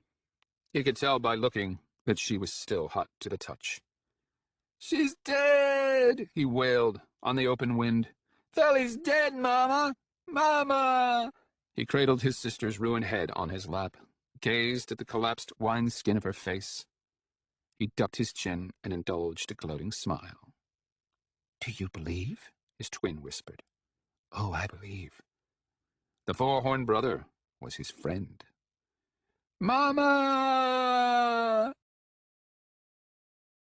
The Mbamayu schoolman thought the day ill-omened since awakening. Nightmares had taxed what seemed every watch of the night. Brawling dreams, the kind that kick away blankets. Dreams he should have remembered, but had shrunken instantly into fuzzy, inexplicable horror. He even retrieved his kizzy bones in an attempt to divine them. So cramped and irksome was the shadow they cast across his waking. But of course the whore had already thrown them her way. No sooner had he found the fetishes than a grim Kianine grandee, Seren Jehoy, arrived with Fanil's invitation to break fast with him and his concubine. Maluebe's subsequent, and quite indecorous haste, was simply a reflection of how profoundly the mood of the bandit Padiraja had soured over the weeks since Mepa had very nearly died. Time was the enemy, and Fanal Ab Cascamandri knew it. The endless stream of ships entering and leaving the imperial capital were plainly visible. The Imperials had even begun hosting feasts on the walls as a goad. The Nanser countryside, meanwhile, had become increasingly hostile. Scarcely a day passed without a word of another foraging band lost to ambush. Where they had rode the miles surrounding Momon solitary and shirtless in the early days of the siege, the Fainim now moved only in numbers and according to necessity. And it was this, more than anything, that galled their legendary Padiraja unto near madness, thanks to the yet Weirian witch.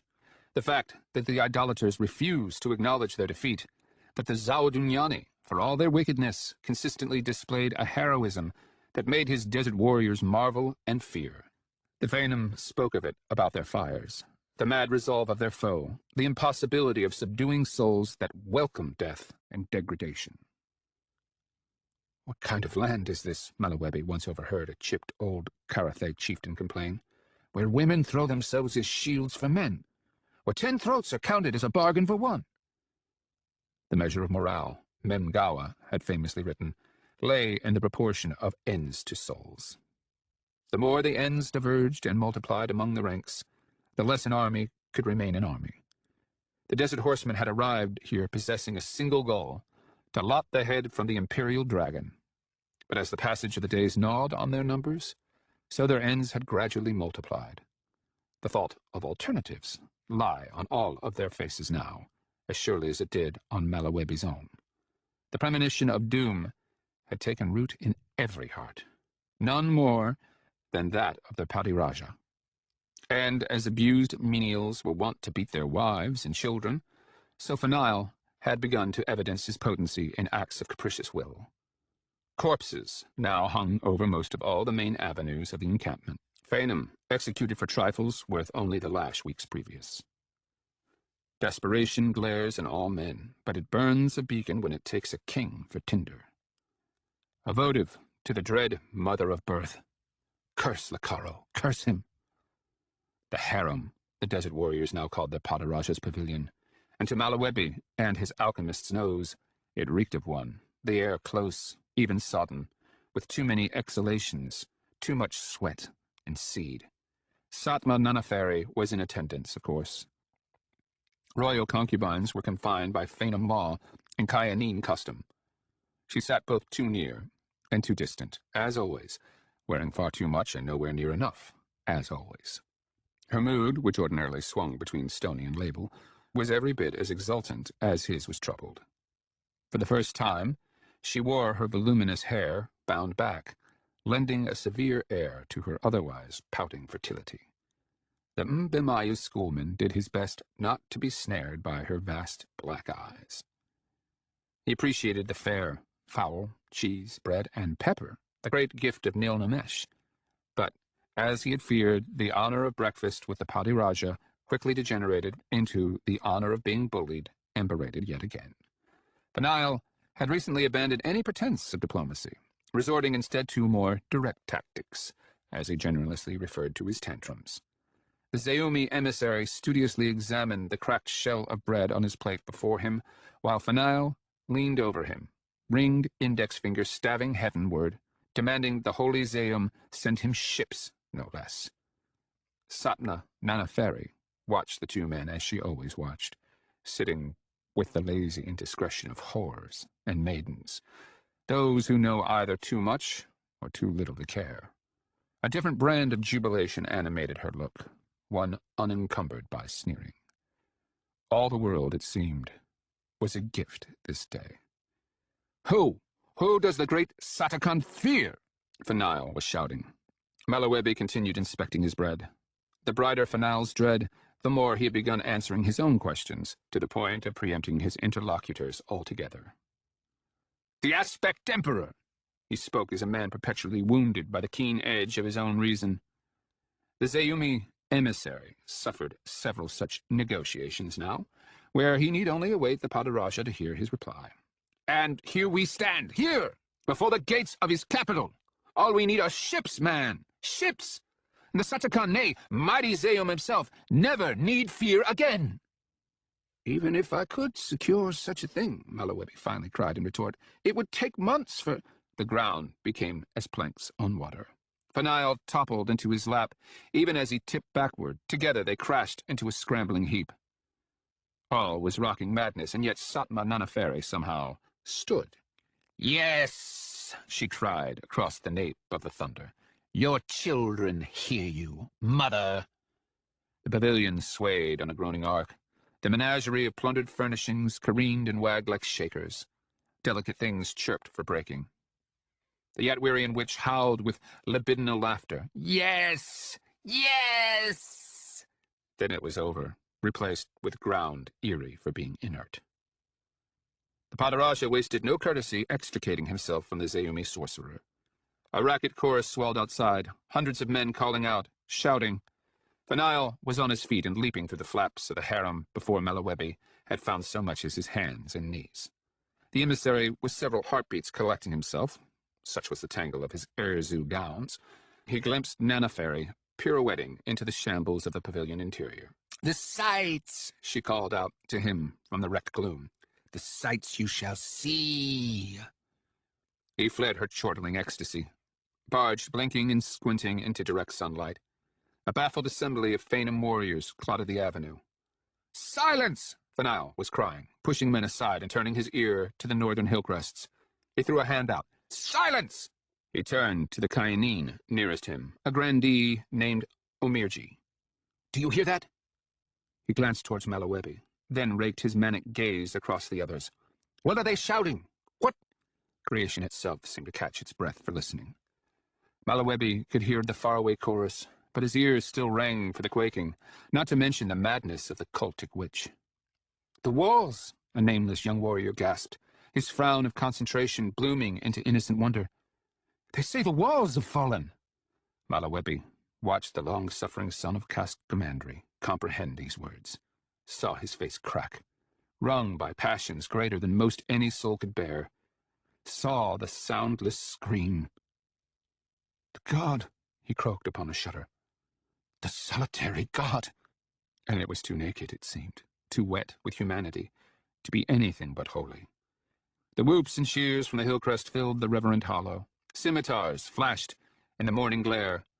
To arms! The Padaraja bellowed with sudden savagery. To arms! We have become immortal this day! And all the world fell to shouts and murderous rushing. His grin fierce, Fanail turned to seize Malawebi's shoulder, crying, Keep your accursed ships, blasphemer! Before vanishing into the harem to grab his arms and armor. The blessed Empress of the Three Seas had dispensed with ceremony, and bid General Iskaul to follow her behind the mantle where they might essay the capital he was charged to defend. By appearance, he was one of those grand Norserai, his frame heroic, his hair long and graying blonde, his jaw as thick as his accent. But his discourse belonged more to a scholar than a Galioth warrior thane. Apparently Iskaul was famed in the Imperial Army both for his meticulous planning and his ability to keep tallies, to always know what resources he had at his disposition. He began with a barrage of questions. With the assistance of Fernersa and Saxilas, she was able to bear the brunt of his interrogation, but absent Thaliopa, it took fairly every soul present to provide even partial answers. More than a few, such as the number of clotheslines in the city, for making horse snares, as it turned out, had elicited disbelieving laughter.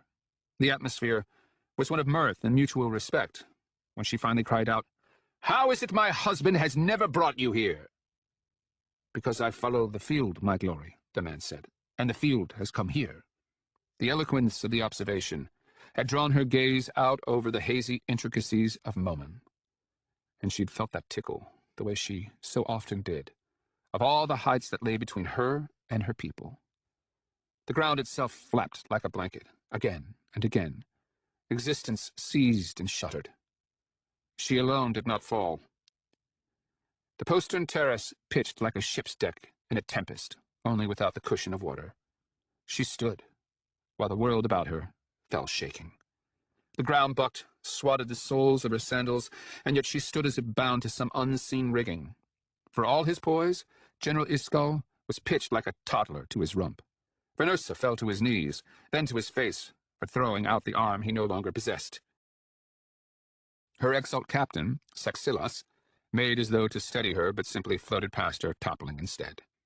Beyond, she saw whole swaths of her city slump into the smoke of their implosion. Distant edifices, brute faces she knew so well, like the Tower of Zeek, slouched into haze and debris, disintegrating across slopes, exploding in streets. Afterward, she would scarcely believe that so much could be seen, that a disaster so monumental could be laid out for the count of a single mortal. She even saw the most catastrophic collapse of all, the one that betokened the far greater calamity to come. The monstrous, square shoulders of the Malmarine Gate crashing into plumes. The roaring trailed, and there was a lull in the shouting. The accursed throb of the Faenum drums had vanished. For an instant, the tinkle and clatter of belated debris was all that could be heard. She thought it the wind at first, so diffuse was the howl when it began. But it swelled in resonance, rose into something at once raw and human and horrific. Her beloved city, Momum, was screaming. "We must evacuate the palace," Saxilas urged at her side. "My glory!" She tossed him a vacant glance. It was a marvel that she could speak with the same ragged calm as before. "I survived a quaking like this as a child," he pressed. "It came as waves, my glory. We must get you someplace safe, lest the very Endiamine heights fall." She turned blinking, not so much to him as to her home, which loomed impossibly intact against the bright day, marred by nothing more than cracks and missing marble casements. She glanced across the terrace at the members of her household and her entourage, collecting themselves from the tilted ground. General Iscal watched her intently. Vernusa was on one knee, the clipped sleeve of his tunic hanging loose, blood streaming from his nose. She looked back to her exalt captain. "My glory, please!" The gods, she realized numbly. The 100 had done this. "Muster every man you can, Saxilas. The gods hunted her family. We must get you to the Squari campus if you care at all about my safety," she snapped. "You will muster every man you can." She raised a finger to the gouged view beyond the postern terrace. Dust fogged the whole of it, as if the city were a vast plate of shaken sand. The great domes of Zothi still stood in the nearer distance, as did a large number of other structures, some solitary, others clumped together, all surrounded by tracts of tossed ruin. She looked back to her peering exalt captain, saw the cast noble blanch for horror as he realized. "The blasted walls," General Iscal muttered from her side, even as he peered. He scooped his hair and bound it into a war knot. "Our foe will soon be upon us," the Blessed Empress yelled across the canted veranda. "We have rehearsed this. We all know our stations. Do what you must do. Be ruthless, be cunning, and above all, be brave. Burn as a lantern for your most holy aspect, Emperor. Be a beacon unto those who waver." Her voice hung, but a heart beat upon the lamentations welling from below. Ruin, ruin, and more ruin. Kell. The towering Agmunderman fell to his knees. "My glory!" "The field is now yours, General," she said. She looked to the battery of eyes upon her, some round with incredulity and horror, others already gathering the hatred they would need. "Kill the jackals!"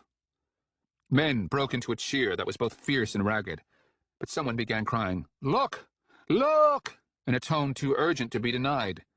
And at the behest of someone she could not see, all eyes turned to the autumn, arid southern hills, some holding out hands to block the glare of the sun, climbing high above the Mionor.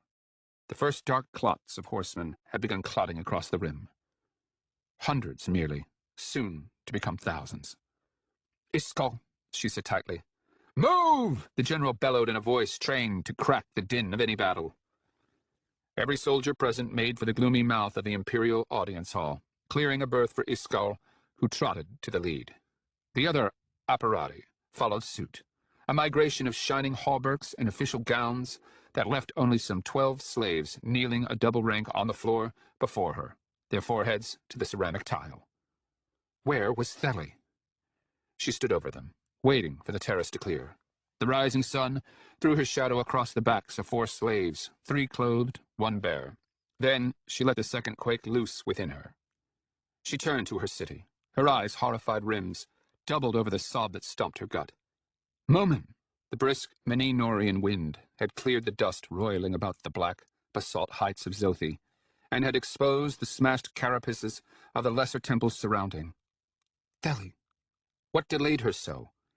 Gusts rolled back the veil from the farther tracks of destruction, revealing fins and heaps of ruin inked in the morning shadow. Landscapes as bewildered as the racket of battle, and as mad, given to the senseless welter of buildings spared. Moment! And now the enemy congealed on the south, a race of evil crows. Her mouth hung open on vomit that would not come. The wailing of distant thousands hung, eerie and impossible, feminine in pitch, resonating from the autumnal ribs of heaven. Tens of thousands calling out, wailing, Momum, the imperial home, stronghold of the Anasarimbur. Now a choir of lamentation. A smashed necropolis. A mass grave. Inner thunder battered her ears. She hissed spit between clenched teeth. There was no doubting any more. Pretending was no longer possible. Earthquakes were the province of the 100. Everyone knew as much. She was being punished. It was no conceit to think this. Not any more. The gods did this. The gods hunted her and her children. Hunted. The blessed empress fled after her ministers, crying out for her beloved. "It is a sign!" Fanail roared upon entering his pavilion. "A miracle!" The Padiraja's own grandees drew up the threshold of the harem, for his tone told them he spoke to her. Malawebi nevertheless plunged after the ranting man. Again the gloom, again the yawing musk, the reek of sheets, earthen for the debris of coupling. Satma Nanaferi, who sat upon her settee, regarded him without interest or surprise, then turned back to her captor. "Something has been written," she scoffed. "Just not for you." "Emissary?" Fanail asked, his tone as lethally blank as his expression. I, Malawebi stammered in response. Forgot my, he blinked and swallowed. "My bread." "Tell him, blasphemer," Yatwarian witch cried on a chortle. "Tell him, one damned soul to another." Malawebi knew nothing of what happened here, save that he was bound to it. But Fanail had lain his murderous glare upon the woman. "Not this! You will not take this!" She leaned forward, one arm upon her knee, and spat upon his plundered carpets. "A finger cannot steal from a hand. I stand too close to the mother to take what she gives." The Padiraja wiped a hand across his face, blinked twice, rapidly. "I know what I know," he grated, moving to heave his chain coat and its rack from the jumble of luxurious rack strewn throughout the gloom. "I know what needs to be done." "You know nothing," Satma Nanaferi called, "and you feel it as an abscess in your heart." "Silence, madwoman!" "Tell him," she implored the immobilized Bamayu schoolman. "Tell him what he knows." "Silence! Silence!" Satma Nanaferi fairly shrieked for laughter, an abomination of nubile allure and ancient rot. "Tell him that the mother did this, that this miracle is the work of an idolized demon." "Fane names your Fane?"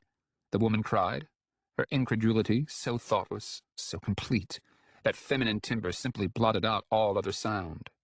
"Fane is a fraud. What happens when philosophers fall to worshipping their fevers?"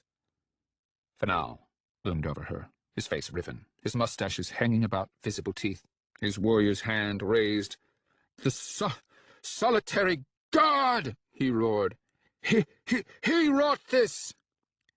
"The solitary god!" she mocked, her laughter scathing. "I will strike you, then strike!" she cried, her voice raking a pitch that pimpled the emissary's skin, rumbled in his ears. "Strike and hear me sing. Let all your kinsmen know it was a god of the tusk that lowered the walls of Momum, the god of idolaters." She was up and pacing now, possessed of a sparking fury, a visceral disgust of all the obscenities she had witnessed and endured. "What is it again? What is the name you accursed wretches call her? Bulbus? You call her bulbous? Outrage! You besmirched, as polluted as you are, a raper of wives and children, a murderous thief poisoned by the ambition of hate. You presume to call our mother a demon? An unclean spirit?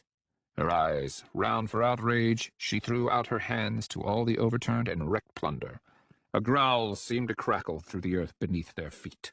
She shall eat you. The Nile held his palms out in warding, for her fury was plainly no longer a thing of this world. Lies! He cried against this bitter knowing. This is mine! Mine! Satma Nuneferi cawed in another gale of infernal laughter. Your miracle? She howled and raved.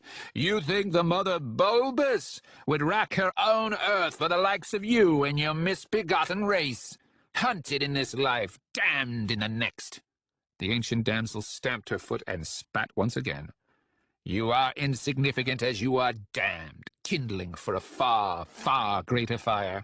No! The Padaraja cried. I am destined. Yes, she crowed and stamped. Destined to play the fool.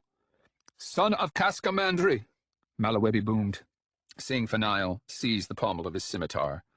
The Padaraja stood frozen in an apish hunch, wheezing through a grimace, his blade half drawn from its scabbard. She goads you for a reason, Malawebi said on a measured breath. Bah! Satma Nuneferi barked in a contemptuous sneer. We are already dead. Words thrown like palace trash to beggars. Both men froze upon a bolt of premonition, so horrifying was her tone. She had uttered what she had said, though it no longer mattered. Because they were already dead. Malawebi spared one heartbeat to savage that treacherous wretch, Lacaro. Then he swallowed and carefully asked, What do you mean? The Yatwarian witch regarded him with a serene expression and glistening eyes. You will marvel at your blindness, Zeum, she said. How you will rail and regret. The Mbemayu schoolman felt it then. The mother's pity. The love for a gentle soul that had wandered violently astray. And he saw how all this time what he had taken as evil, even if he had ever dared think as much, had only been her dread fury, and the terror that was her retribution. And then Malawebi suddenly sensed it. The true evil. It stepped into the presence, from nowhere, a strain of a soul damned by his own hand, the mark of a sorcerer. One more powerful, more damned than any he had sensed before. She's right, the Mbamayu schoolman cried out to his tormented host.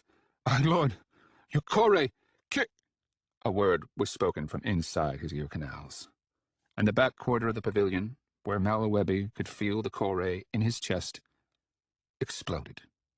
Plunder blew outward as trash. The whump knocked both Fanile and Nuneferi to their knees. The woman rolled in paroxysms of joyous laughter. The pavilion wagged and clattered. The presence continued keening its impossible song, concealed from mundane eyes. Malawebi thoughtlessly seized the iron cup fetish in his Urzu gown. Cold terror clawed his innards. Fanile! He cried out. Run to me! Then his thoughts convolved, and he was chanting, and thinking against his chanting, the sacred and accursed song of Iswa. He saw the Padiraja dash toward him, only to trip as Nuneferi scissored her legs across his line of flight. He fell hard across orchards, stitched gold against crimson. Malawebi was too well trained to hesitate. The Muzu chalice fell as a luminous bastion about him, a spectral analogy of the fetish clenched in his left hand. For he had guessed who had come upon them. Nuneferi had leapt to her feet and began kicking the prone Padiraja's head, screeching, Pig! Pig! Even as the sorcerer's voice began tearing the pavilion on an arc, slow at first, but spinning like a chariot wheel within heartbeats, until they stood within a whirlwind swinging with debris, a shield against Kore, Malawebi dimly realized. The sky keened. The felt-paneled ceiling whipped into the cyclone. The daylight flooded the crazed tableau, spattered it with darting shadows. And Malawebi finally saw him, the holy aspect emperor of the three seas. His mark wrenched, sickened, The enamel links of his hauberk seethed white and silver in the chaotic light. Otherwise his appearance bore the signs of arduous travel. The tangled mane of gold, the untended beard, the muddied boots and soil-blackened fingers. He wore a sable cloak that lashed and flapped from his arms, his shoulders, and from his war-girdle hung the famed decapitants, means like floating nightmares swinging about his left thigh. Showing no concern for Malawebi, Anasarimber Kalhus strode toward the Padaraja and the Mother Supreme, a vision out of the most severe of the sagas, his eyes reflecting wind-scoured ice. And as they said, halos framed his head and hands, the ghosts of golden plates. Markless. The Mbimayu schoolman stood, thoughts and innards roiling. Curse Lakaru! The Aspect Emperor swatted Satmananaferi to the ground, hoisted the ailing Padaraja by his throat, held him as if he were no more than a child. The two old foes regarded each other thus, seeming to fall forward for the sheets of detritus whipping behind. The air howled, a sound like sheets tearing, or wildcats screaming. Smaller gyres of dust had nested within the crater, transforming what had been the harem into a dung bowl, one kicked into clouds by the phantom shell of the Mozu chalice. The Nile lulled, semi-conscious in the fluttering sunlight. The Aspect Emperor peered at him, as though willing the man to recognize who had conquered him. Such a breathtaking demonstration of power, to stand in the heart of his enemy's host and dictate life and death with impunity. The Padiraja became conscious on a seizure, an unmanly paroxysm of terror. "Who conceived this?" the Aspect Emperor thundered. Malawebi saw the Padiraja move his lips, then drop like rope to the earth. Malawebi swayed for the absolute finality of it, caught himself on a step. Thanael Abkaskamandri was dead. Dead. The holy Aspect Emperor of the Three Seas had turned to the laughing Mother Supreme, who lay limbs lolling upon the embroidered earth. He yanked her to feet, spared her the indignity he had extended Thanael. She stood uncowed, cackled in the shadow of his looming, wind-whipped aspect. "Mother!" she cried to the skies over his shoulder. The gale tore her costume like dogs, growling on towels. "Prepare me for my place, for I come as one who gives without memory, one who dies for tending what is yours." "My sister," Anasarimbus Kerhus said, "can no longer save you." "And yet you have come," she cried in exultation. "Come to collect your doom." "The 100 are blind to the no-God, none more than the mother of birth." "Then why," she shrieked, laughing, "do I remember this? The white luck will eat you ere this day is dead." The holy Aspect Emperor of the Three Seas betrayed nothing more than wind-lashed curiosity. "You can be everywhere and still be blind," he said. "You can be eternal and remember nothing." "So says the loose demon. So says filth and horror made manifest.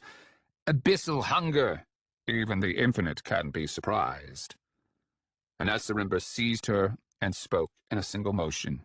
His right hand clapped about her forehead, his voice cracking reality to the joist. Brilliance consumed the Yatwarian witch. Malawebi raised a hand to shield his eyes, but too late, and so he stood blinking, as the tall shadow that was the Aspect Emperor turned from the whipping mayhem to confront him. One of the decapitants, on his thigh, mouthed fungal warnings. Satmananaferi was nowhere to be seen. "What do you think, Mbamayu?" the Aspect Emperor called, his voice eerie for slipping through the roar. He spoke as if about a dinner table. "Do you think Yatwa allowed her to see this?" The Mbamayu schoolman stood paralytic, in a manner he had never before known.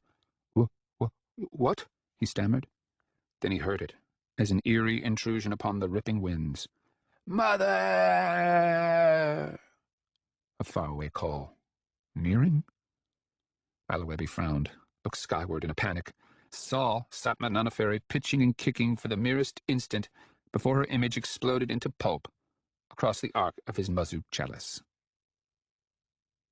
"Her plummet," the thought dancer said. The Zeumi emissary coughed for something he knew not what, then staggered to his knees. Esmenet had to pet the girl's hair lightly, lest she make contact with the lack of substance beneath. "No, no, no, no," she blubbered and sobbed, rocking her daughter's ruined head. Her body trembled of its own accord, muscles dancing like coins across porcelain. She could no longer hear her beloved capital. Her lament for had become wailing with. "Mama!" Kelmomas bawled into her side. The gods wrought this. "Mama!" Kelmomas keened. Kelmomas, the one that yet lived. Out of all those who had mattered. She felt herself divide then. Divide as she had cradling the final convulsive breath of Samarmus, broken about the fault line that fissures all mothers, the instinct to bury what was mad for loss beneath what was mad for making safe. She stared at the crevice ceiling, tried to ignore the sheeting heat of her tears. She rallied about her numb core. There was no time for this. "Shh, shh, shh, shh," she managed to coo to her shuddering boy. She had to get him to safety, away from all this horror. Saxillus! What was it Saxillus had said? She leaned from her rump, wiped a furious sleeve across her face. The ships! She must get him to the harbor. She must be strong. But the image, Thalaiopus, so ruined, yanked her back to the shattered bricks.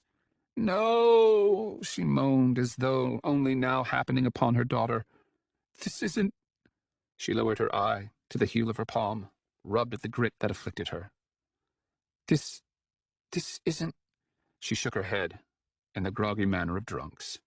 Kelmamas detached himself, swatted his cheeks and eyes while watching her. "Mama? There's so many monsters!" Esmenet shrieked, with her bones, her hair, and her skin. "Why, Theli," she gasped on hitching breaths.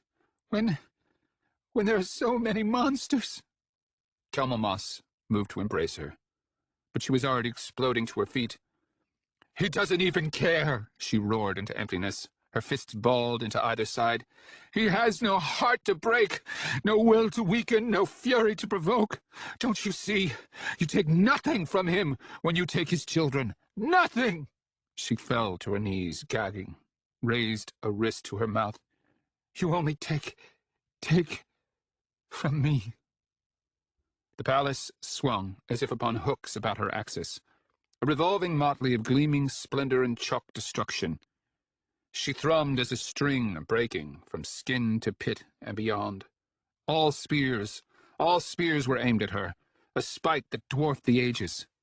The gods hunted her and her children, leering, coiling, burning, shaming, murdering, watching, and sometimes touching too, ever since she was a terrified little girl, sobbing into her terrified mother's arms, saying, "I saw eyes, Mama, eyes," and her mother saying, "Shh, I did too. Tomorrow we will kill a bird." Sundry glories lay crashed into ruin all about her. Her gaze roamed the wreckage, fell to the simple, idiot enumeration of what exists. Her little boy had lived in this room once, her youngest. She picked items from the dreck, the leather rocking horse that had sparked so many brawls with Sammy, the Taribi cherry wardrobe stoved in the collapse that had killed Theli, the 5 porcelain Kidrahill figurines given to him by Caiutas, miraculously intact, and there, his silver whelming seal, tipped against a ramp of brick debris, reflecting the image of Kelmamas himself, standing behind her to the right, his face framed in a flaxen mole. A dimple in the metal collapsed one cheek into his eyebrow. Otherwise, his expression one of malice and joy. Her eyes simply hung upon the image, awaiting the arrival of her teetering soul. Kel! The reflection's eyes fastened on her gaze. Jubilation slumped into grief. Her heart cramped about the jagged stone of that transformation. She whirled to confront him, floating for the heat, flushing through her limbs, once again crying, "Kel!" She reached out to seize him, possessed by a savagery she could not feel. But he leapt backward, into the air, and landed crouching on the far side of his dead sister's body. She stumbled hard onto her knees, skinned her right palm. "No, no, no, no! Kel! she called, sobbing. "No, please. I can pretend." But the Prince Imperial turned and fled. Remnants of Satmanana Ferry oiled the curve of the Muzu chalice in smoking blood. "Declare," the Aspect Emperor boomed. The Mbemayu schoolman pressed himself to his feet, confronted the soul that had roused the gods, Anasarimber Kelhus, the great and terrible Aspect Emperor. But what was he, forsooth? Prophetic redeemer or demonic tyrant? Or was he the inhuman thought dancer described by Drusus Akamian? "Declare yourself, Zeumi!" The Dunyain paused tall and savage before the Mbemayu schoolman, his edges fluttering like wildfire for the sorcerous whirlwind. Golden discs shimmered about a head and hands, noxious for their mark. He stood glaring just beyond the circuit of the chalice, near enough that Malawebi had to lean into the virulent aura to remain upright. Under, the second negotiant croaked, coughed, at the panic crowding his lungs. "Under the provisions of the Blue Lotus Treaty struck between you and the great Sadakon of High Holy Zeum." There was no thought of surviving a contest with this man. The anagogic fetish sorcery of the Iswazi was no match for the Gnosis, let alone the meta-Gnosis. Even still, across the limit of his arcane sensitivity, Malawebe could feel the phantom amassing Kore beyond the whisking cyclone. Delaying was his only hope. Fanile was no nation, the dread figure snapped, the judgment in his voice as absolute as geometry. "You stand in contempt of the very treaty you invoke." Time. He just needed more time. The Aspect Emperor barked, laughing, stepped so as to place Malawebi between himself and the two of the dozen or so Kore now surrounding the whirlwind. Even the husked demon heads upon his hips seemed to howl. Malawebi stood, mouth hanging, bowel churning, knowing he was doomed, and it cut him, pierced him through, thinking how Lakaro would laugh, curse his words, incomprehensible, skittered, chitinous, across surfaces beyond the real. The Aspect Emperor's skull became a furnace of alien meaning, a deafening crack. A piercing turquoise brilliance that blackened, blotted all that could be seen. One striking the Aspect Emperor, not his Iswasi ward. Malawebi pulled the omba stitched into his urzu across his face. The black gauze filtered the glare, revealing the Aspect Emperor, gazing bleached for the incandescent violence that engulfed his wards. Burning light sheared, without mark, through the cyclone, a lance that began parallel to the earth, but angled upward as its unseen point of origin climbed skyward. Water, Malawebi realized. Suke. Mepa. The last of the Indara Kishari surmounted the whirling chaos, a shadow for his cataclysmic light, boiling brilliance, blinding even through the omba, swallowed all that remained of the Aspect Emperor's image, a blue-white inferno that was at once a hammer, a torrential burning that stole breath for sucking air, a frenzied pounding that rent ears, sending cracks down to the bone of the earth. And then it was gone, as was Anasarimber Kelhus. Malawebi saw the last Kisharim hanging exposed in the arid sunlight, still garbed in the white silks of his convalescence, his feet bare, his face twisted for raging heartbreak. Sunlight slipped and flashed from the silver band obscuring his eyes. The black asp peered downward, swaying, as a dowser's stick from side to side. "Fanile!" the man screamed. "No!" "Such power," Malawebi heard a deep voice murmur from behind him. The Iswasi sorcerer turned on a panic spasm, glimpsed the looming horror of the Aspect Emperor inside his chalice. The man clubbed him to the ground. The reality of what happened stammered about the shadows. "Deceitful!" Mepa howled in wrath from above. The gleaming curl of the asp had craned toward his ward. The primary had realized what happened. Craven! It was as if the sun itself crashed upon the Muzu chalice. Malawebi could hear nothing, but through the black gauze of his omba, he could see him standing. Anasarimber Kelhus, more curious than alarmed, craning his head, about to inspect the ward that preserved him. Malawebi could have released the fetish at that moment, he knew. He need only expose his palm, let slip the miniature iron cup. and they would both be washed away. But he did not, could not. Besides, the Aspect Emperor was no longer there. The chalice cracked. Kelmamas ran, fleeing the long wire of his mother's call. He traced a line through hooped cavities of what had been his home, puckering the billows of smoke, drawing its residue through the wailing air. Something burns somewhere, he thought. He found himself in his mother's chambers with no memory of doubling back. He could smell her warm earthen smell, the residue of the jasmine she had worn in his room. He knew the quake had destroyed her bedchamber before so much as setting foot upon the threshold. A turret from above had sheared through the ceiling and plummeted through the floor, leaving a ruinous pit. A hand waved like a frond in water from the heaped debris below. A great fragment of the far wall had been torn down, its own slope, taking the mythic marbles of the secret entrance with it. At first he simply gaped, gazed across the void, senseless to the horror. His shadow palace lay cracked open, the mazed hollows utterly exposed. Enrolatus crouched naked in what shadow remained, smeared with his own feces. "You think you seek the love of our mother, little brother? Little knave?" Comprehension was slow in coming. "You think you murder in her name?" The 8-year-old swallowed. Nothing secret. Nothing fun. The Endiamine Heights had been boned as a bird, laying broken. All the covert passages, all the chutes and tunnels and wells stood revealed in countless places, a great lung drawing in every scream, every moan or wail, a soaking of all the rampant miseries, siphoning, commingling, transmogrifying, creating a singular and most monstrous voice, a sound inhuman for the surfeit of humanity. He stood transfixed. "Ruined!" His twins shrieked from nowhere. "You've ruined everything!" He was the panic-stricken one, as always, the helpless baby. Kelmamas suffered only a peculiar numbness, a curious sense of having outgrown not so much his mother or his old life, his existence altogether. It was a stupid game, anyway. "This is the only game there is, you fool!" And he began shaking then, teetering over the pit, small and the vast croak issuing from the Endiamine Heights, the hideous roar that was humanity in some.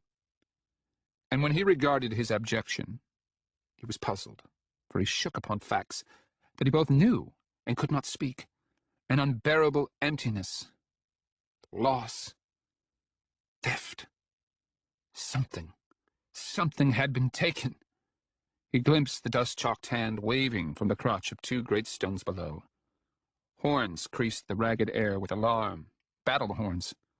And he was running once again, his feet flying upon a ground that was a drum, dashing through rings of glory and ruin, smoke hung as thick as the cries in the air. Some halls were wrecked, the marble facings cracked or shed altogether. The floors buckled or buried under shattered masonry. The ministerial gallery was impassable, receiving, as it had, a good portion of the sea beacon, which had imploded upon its foundations. Others ran, but they were as irrelevant to him as he was to them. Some milled in a stupor, blooded or chalked colorless. Some shouted for help as they heaved at rubble. Others rocked, wailing over inert bodies.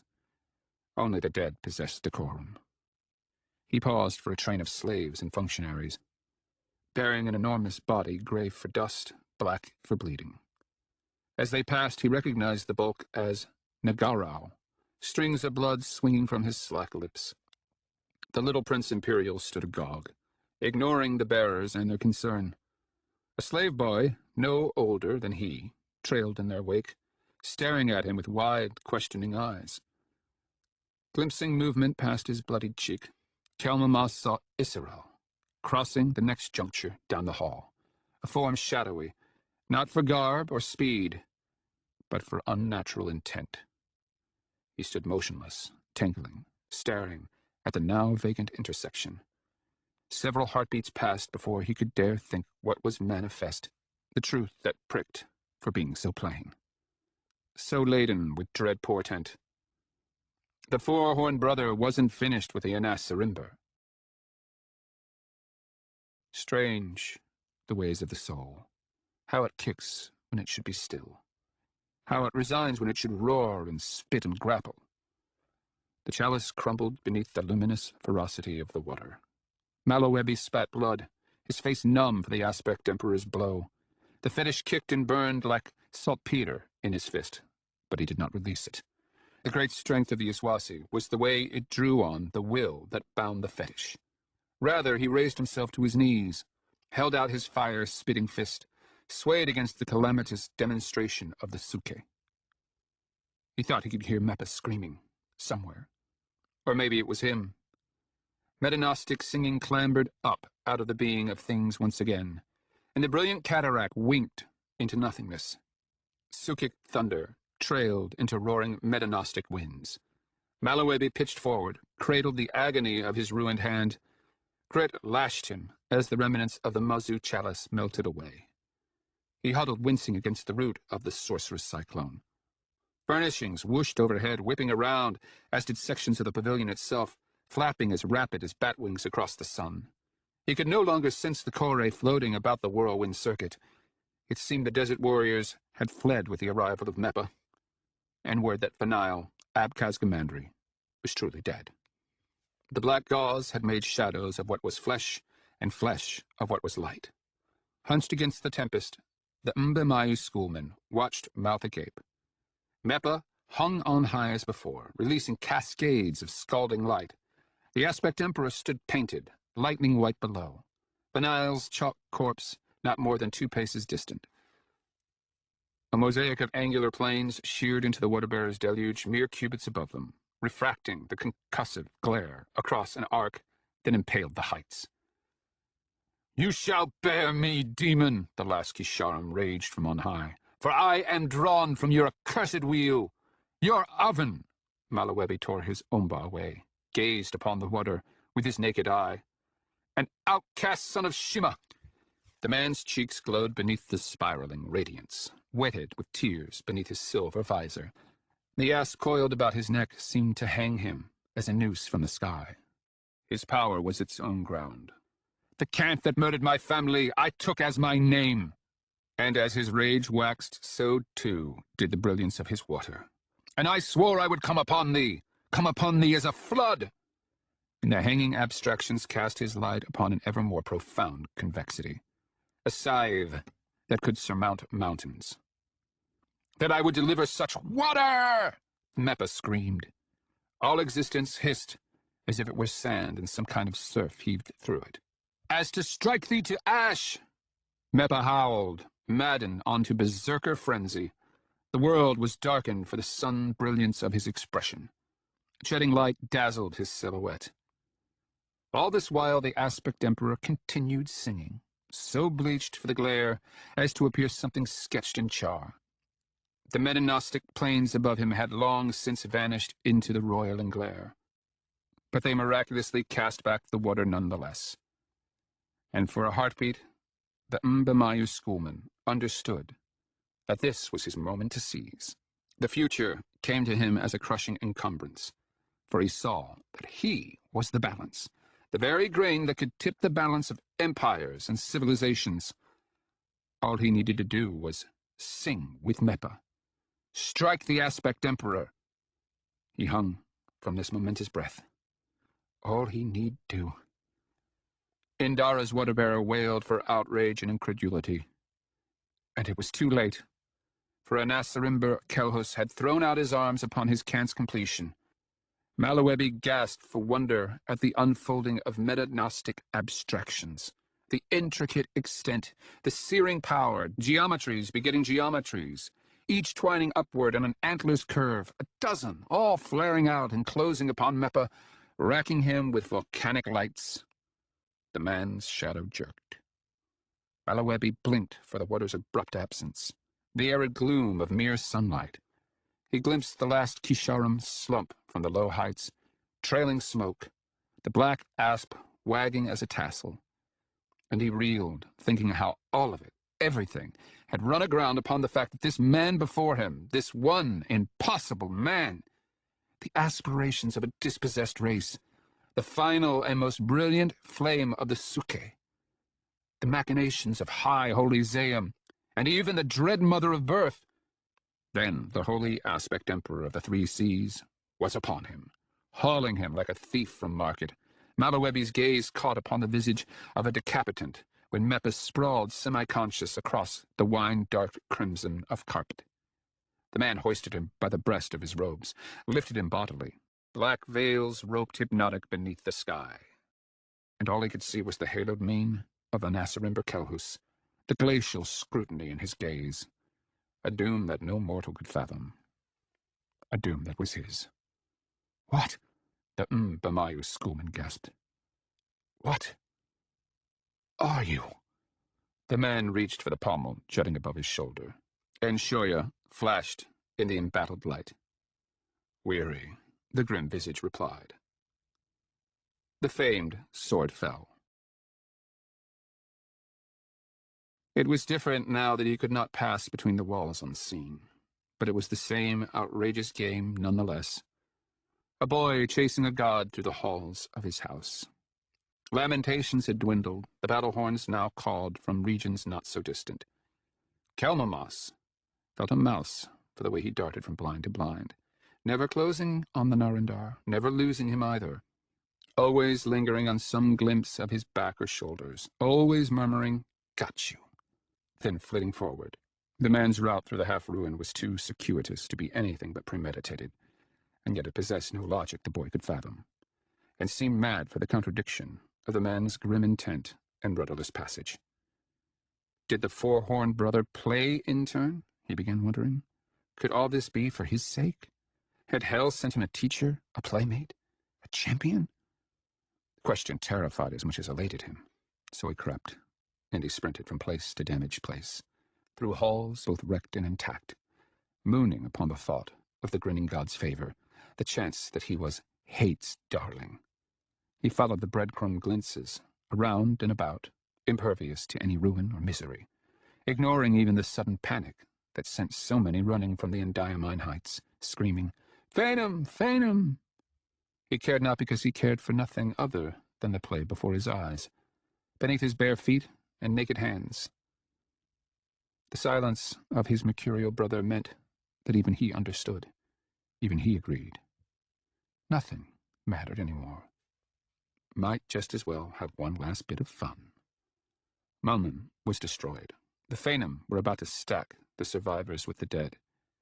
And Mother, she... "Ruined!" Samarmas screamed, assailed him, biting deep into his neck before vanishing into his own shadow palace. The hollow bones of the boy's own thought. Kelmamas scrunched the collar of his tunic, the one he had donned after his altercation with Thaliapa, under his jaw and chin to staunch the blood. He liked to remind him from time to time, his twin. Remind him what it had been like before. At last, Isserol climbed back into the upper palace, this time using the processional. The grand stair meant to wind dignitaries from fat lands and to overawe dignitaries from lean ones, or so Inrelatus had once told him. Two great silvered mirrors, the finest ever crafted, had hung at angles above the stair so that those climbing could see themselves against the gilded splendor, surrounding and understand full well the base and mean truth of their origins. One of the mirrors had shattered, but the other hung, intact, as before. Kelmamas saw the near-naked man halt on the landing, stand as if arrested by his image hanging above. The Prince Imperial ducked behind an overturned stone vase some 2 junctures back. He raised a cheek to gaze over the beveled rim with a single eye. The man continued standing with the same immobility that had so taxed the boy's patience before. Kelmamas cursed, loath to believe that the grinning god could be caught by something so crude, so thin, as reflection. This was part of the game, somehow. It had to be. Without warning, the man resumed motion as if he had never broken stride. On Isserel's 3rd step, Kelmamas stood from behind the bulk of the face. On Isserel's 4th step, his mother appeared from the intersecting halls ahead of him, behind the Narendar. She paused upon a skidding slipper, almost immediately glimpsing him, the four-horned brother, climbing the processional ahead. Her grand lavender gowns swung upon her turn to the monumental stair, freighted for soaking so much of her daughter's blood. Her image burned as a chip of ice in his breast, so delicate, so soft, so dark and beautiful. She made to call out to the Narendar, but decided against it, and her little boy dropped to a crouch. Knowing how she would cast a glance over her shoulder, she was forever glancing over her shoulder, before sprinting after what she thought was her assassin. "Grab her!" his brother suddenly erupted. "Flee this place!" "Or what?" A crazed growl. "You remember and I don't care." Samarmas faded, not so much into darkness as beyond the possibility of sense. He was frightened. Kelmamas knew. Weak. The burden was his to shoulder, if not to blame. So the little boy darted, in his empress mother's wake, devoid of all thought save cunning, for at long last he understood the game in all its particulars. And there was no way he could reckon that understanding, and still played this. Whatever it was, he played with a Jokli, god of the gutter. Mother had always been his stake, the only thing that mattered. The blessed Empress of the Three Seas slowed as she climbed the stair beneath the surviving grand mirror, unable to believe she at all resembled the girl who had first marveled at her reflection in a crude copper sheen in the Sumni slum decades since. How many indignities had she survived in the interval? How many losses? And yet there it was, that face, the face other whores had raged for. The eyes just as dark, each perpetually reflecting some pinprick of distant brilliance. The cheeks more severe, perhaps, the brow more scored by care, but the lips just as fulsome. The neck as slender, the whole untouched. Untouched? Untouched? What kind of madness was this? What kind of world would paint such beauty upon a thing so accursed, so besmirched and polluted as herself? She watched her expression wince inward upon all angles, break upon spasms of shame and grief. She fled the hanging apparition, leapt the stair, her eyes downcast. She chased Isserol to the summit of her cracked and teetering empire, pursued without knowing why, to release him, perhaps, even though he had yet to accept her absurd charge, or to ask him, perhaps, given the wisdom implicit in the way he spoke and moved, unlike any soul she had known, the way he seemed to stand outside passion, beyond the animal prods of mortal nature. Perhaps he could. Perhaps he could. Her city and palace wailed. She crested the processional just as the Narendar vanished between the great bronze portals of the Imperial Audience Hall. She followed him, uncertain whether she breathed. She was aware of wondering at the man, why he would steal here at such a time. But all was snow otherwise, numb obscurity. She trailed her fingertips across the line of Kyrenian lions, stamped in the portal door barricaded by masonry, then stole quietly to the door ajar. The gloom was disorienting. She peered about the vast, polished hollow, searching for some sign of the Narendar, her eyes tracing gleaming lines about the roots of pillars, great and small. He was nowhere to be seen. She strode into the hall's mighty aisle, making no attempt to conceal herself. She could smell the menenor, the sky, even the scented dregs of her morning council, her son's bathwater, her daughter's bowel. The missing walls shone white before her, a great silver halo about the silhouette of her husband's circumfix throne. She paused in its monochromatic light, unafraid even though she suddenly understood why the Narendar had lured her here. For that was the fate the whore had allotted her, to forever attempt to rule, to be the plaything of forces other, to be the leprous wretch gowned in gold, carrion in the guise of beauty. She stood, so small upon the expansive floor, dwarfed beneath the great pillars raised by her husband. She even closed her eyes and willed her end to happen.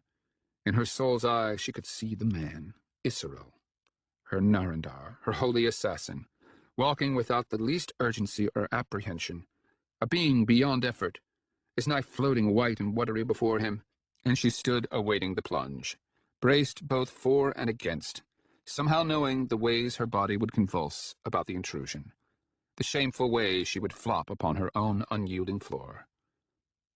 But the assault never came. The high-hanging spaces were silent save for a single sparrow, battling the nets that hung from the vaults of the absent wall. Her throat burned. She fixed her gaze upon the silver-white opening, then carried her reflection across floors, counted so sacred that men had been slain for failing to embrace them. The sound of the sparrow's travail began to scratch and buffet her breast from the inside. She paused on the lowermost step of the grand dais, winded by simple being. The blessed Empress of the Three Seas saw him then, a silhouette standing just inside the verge of the missing wall, as though sheltering his skin from the harsh autumn sunlight. She knew him instantly, but a more stubborn fraction of her soul elected to believe it was Israel, as every step proved an insult to this pretense. The discs of gold about his hands and face, the decapitants bound to his girdle, the flaxen beard and mane, the looming stature. What? Esmond coughed about sudden horror. What are you doing here? Her husband held her in his expressionless regard. I have come to save you, he said, and to salvage what I might. Save me? Fenal is dead. His vultures scatter The belly of her vision blackened, and she collapsed at his knees, as perhaps a dutiful wife should. Esme? Anasim Berkelhus asked, kneeling to catch her. He held her, cupped in the bottomless bowl of his scrutiny. She watched the scowl darken his face. He released her arms, towered over her dismay. What have you done? She winced at blows that did not come. She clawed at his wool leggings, hooked fingers into the rim of his right boot. She began on the urge to vomit. Let it, a seditious fragment whispered. Happen. And the gift of Yatwar sees himself seeing, as he steps out from where he has always awaited, the column's marmoreal bulk drawing aside as a curtain, revealing the demon emperor standing as he has always stood, forever awaiting. He sees the white-luck warrior throw his broken sword. Mother claps the rug of the world. He climbs the stairs in a hall so great that a galley could be dragged through it, oars drawn. He looks up, sees himself standing before the great bronze doors of the Imperial Audience Hall, the one blockaded, shut by ruin, the other jarred open on cracked hinges. He watches himself gaze into the stone-girded gloom, the marmoreal heights gleaming, the floor reflecting, all in darkling tones. He sees the sky hang white beyond the chamber's vaulted frame, the ground behind the mantle, where the light and dark wars, where the accursed aspect emperor stands before his shrinking wife. She had hidden her will from herself, but still the demon can see, as he has always seen. The gift of Yatwar sees himself pressed soundless to a great column, hearing, "What have you done?" echo across the polished gloom. Mother stamps her foot upon the earth. All of life stumbles. The ceilings unhitch and come shrugging down. His sword twirls broken through curtains of debris. The tear wells in Mother's eye. The ground hammers all things terrestrial as a mallet. The demon dances clear the ceilings, miraculously stands to regard his teetering wife. Esme? His broken sword pitches, end over end, following a miraculous shoot through the curtains of debris. Mother blinks the tear. The vast ceiling slumps, then crashes, fragments of marmoreal splendor. Catch, the Empress calls. He crushes the flesh in his hands, drinks deep his mother's gift. Esme? The tear misses, leaving a rind of salt along his throat and left cheek. Mother stamps her foot upon the earth. Selukaran's steel pitches through sheets of ruin. Following the miraculous shoot it always followed, plunges into his throat. The wicked abomination gasps, as it has always gasped. The horror of Momin cries out for some passion beyond woe or joy. Her husband gapes, vanishes beneath tumbling piers. Arms out, the gift of Yatwar looks up to the ragged remnants of the ceiling, embraces what has already happened. The Empress calls, "Catch!" "See?" the Prince Imperial silently screeched to his twin. "See?" The game. It had been a game all along. Play was all that remained, all that mattered. He had sprinted up the processional in his mother's wake, staring into the surviving grand mirror, seeing nothing but an angelic boy smeared and daubed with blood, grinning in a manner some perhaps might find odd. Then he crept into the cavernous gloom of the imperial audience hall, where he saw his mother standing bleached swan-white in the light of the aperture, the missing wall. He crept soundlessly between the columns, and through the shadows of the lesser aisle to the west. He spied the grinning god quite quickly, standing beside a pillar on an angle inaccessible to where she stood. Hate flushed through him. Such were the possibilities. The vulnerabilities. "Please," Samar Mas sobbed from nowhere. "Call to her." Their mother stood upon the nethers of the audience floor, her arms held out, her face tilted to the chill emanation of light, as if awaiting. "Call to her." It seemed such a dark and delicious moment. "No." And then he sensed it, the stomach-dandling mark, and he understood the true prize of this game they played. Father. Yes, the four-horned brother hunted father, the one most feared, most hated. Kelmamas stood both horrified and astounded, then fairly whooped for the rush of savage vindication. He had been right all along. His impulses had possessed their own unerring grace, their own white luck. It seemed so clear now, both what had happened and what was about to. Mother crossed the expanse of kneeling tiles in a stupor, her gown swishing as she approached the floor below the mantel. The Prince Imperial tracked her progress in the parallel gloom, making cramped faces of joy, malice, and fury. His soul pranced and capered while his body crept. Of course, today was the day. Battle horns continued to peal in distant metallic cascades. She paused upon the lowermost step of the dais. The sky painted the vacancy of her look white. That was why Mom had been cracked asunder, why Anasarimber blood so flowed. She saw father, but chose not to recognize him as such. She awaited his approaching apparition as she would any vassal, then abruptly crumpled at his feet. Father caught her in his arms, knelt in a pose as intimate as the boy had ever seen between them. Her very image seemed warped for the foul proximity of his mark. This was why the Prince of Hate had come, to attend the coronation of a new and far more generous sovereign, one who could laugh as he shoveled souls into the furnaces of hell. The boy crooned and cackled at the thought, and in his soul's eye he could see it, the glory that was his future, the history of what had already happened. Kelmomos, the first, the most holy aspect emperor of the 3 seas, rimmed in plates of ethereal gold, father held mother swooning upon the dais, gazed into the broken cup of her soul. Suddenly he released her, stood graven in white and shadow, as she wailed, abject at his feet. "What have you done?" A flicker of motion in his periphery. The boy's eye caught Isserel turning from behind the fluted bulk of the pillar concealing him. The four-horned brother, preparing. He would help. Yes. He would distract father. Yes. That was his role. That was how it had already happened. He could feel it, somehow, like an oracular density in his bones. A certainty, hard as flint, heavy as iron. He need only abide, be the happening of what happened. "Mama!" he wailed from his concealment. Both father and mother jerked their faces in his direction. Father took a single step. The Prince Imperial looked to his infernal co-conspirator, to the Narendar, expecting something other than the near-naked man gawking at him. Stupefied. Certainly something more godlike. The Narendar shook his head, stared down aghast at his hands. His ears wet blood. And this seemed a calamity greater than any the Prince Imperial had suffered, an overturning that cast the final contents of his world askew. He had miscalculated, the boy realized. The wrongness lay as a frozen knife held flat across the tender of his throat.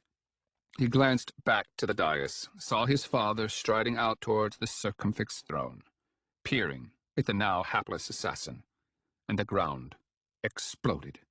A second quake, as mighty as the first, the penultimate vault, the one framing the missing wall, the one bearing the prayer tower that had been raised upon it, simply dropped.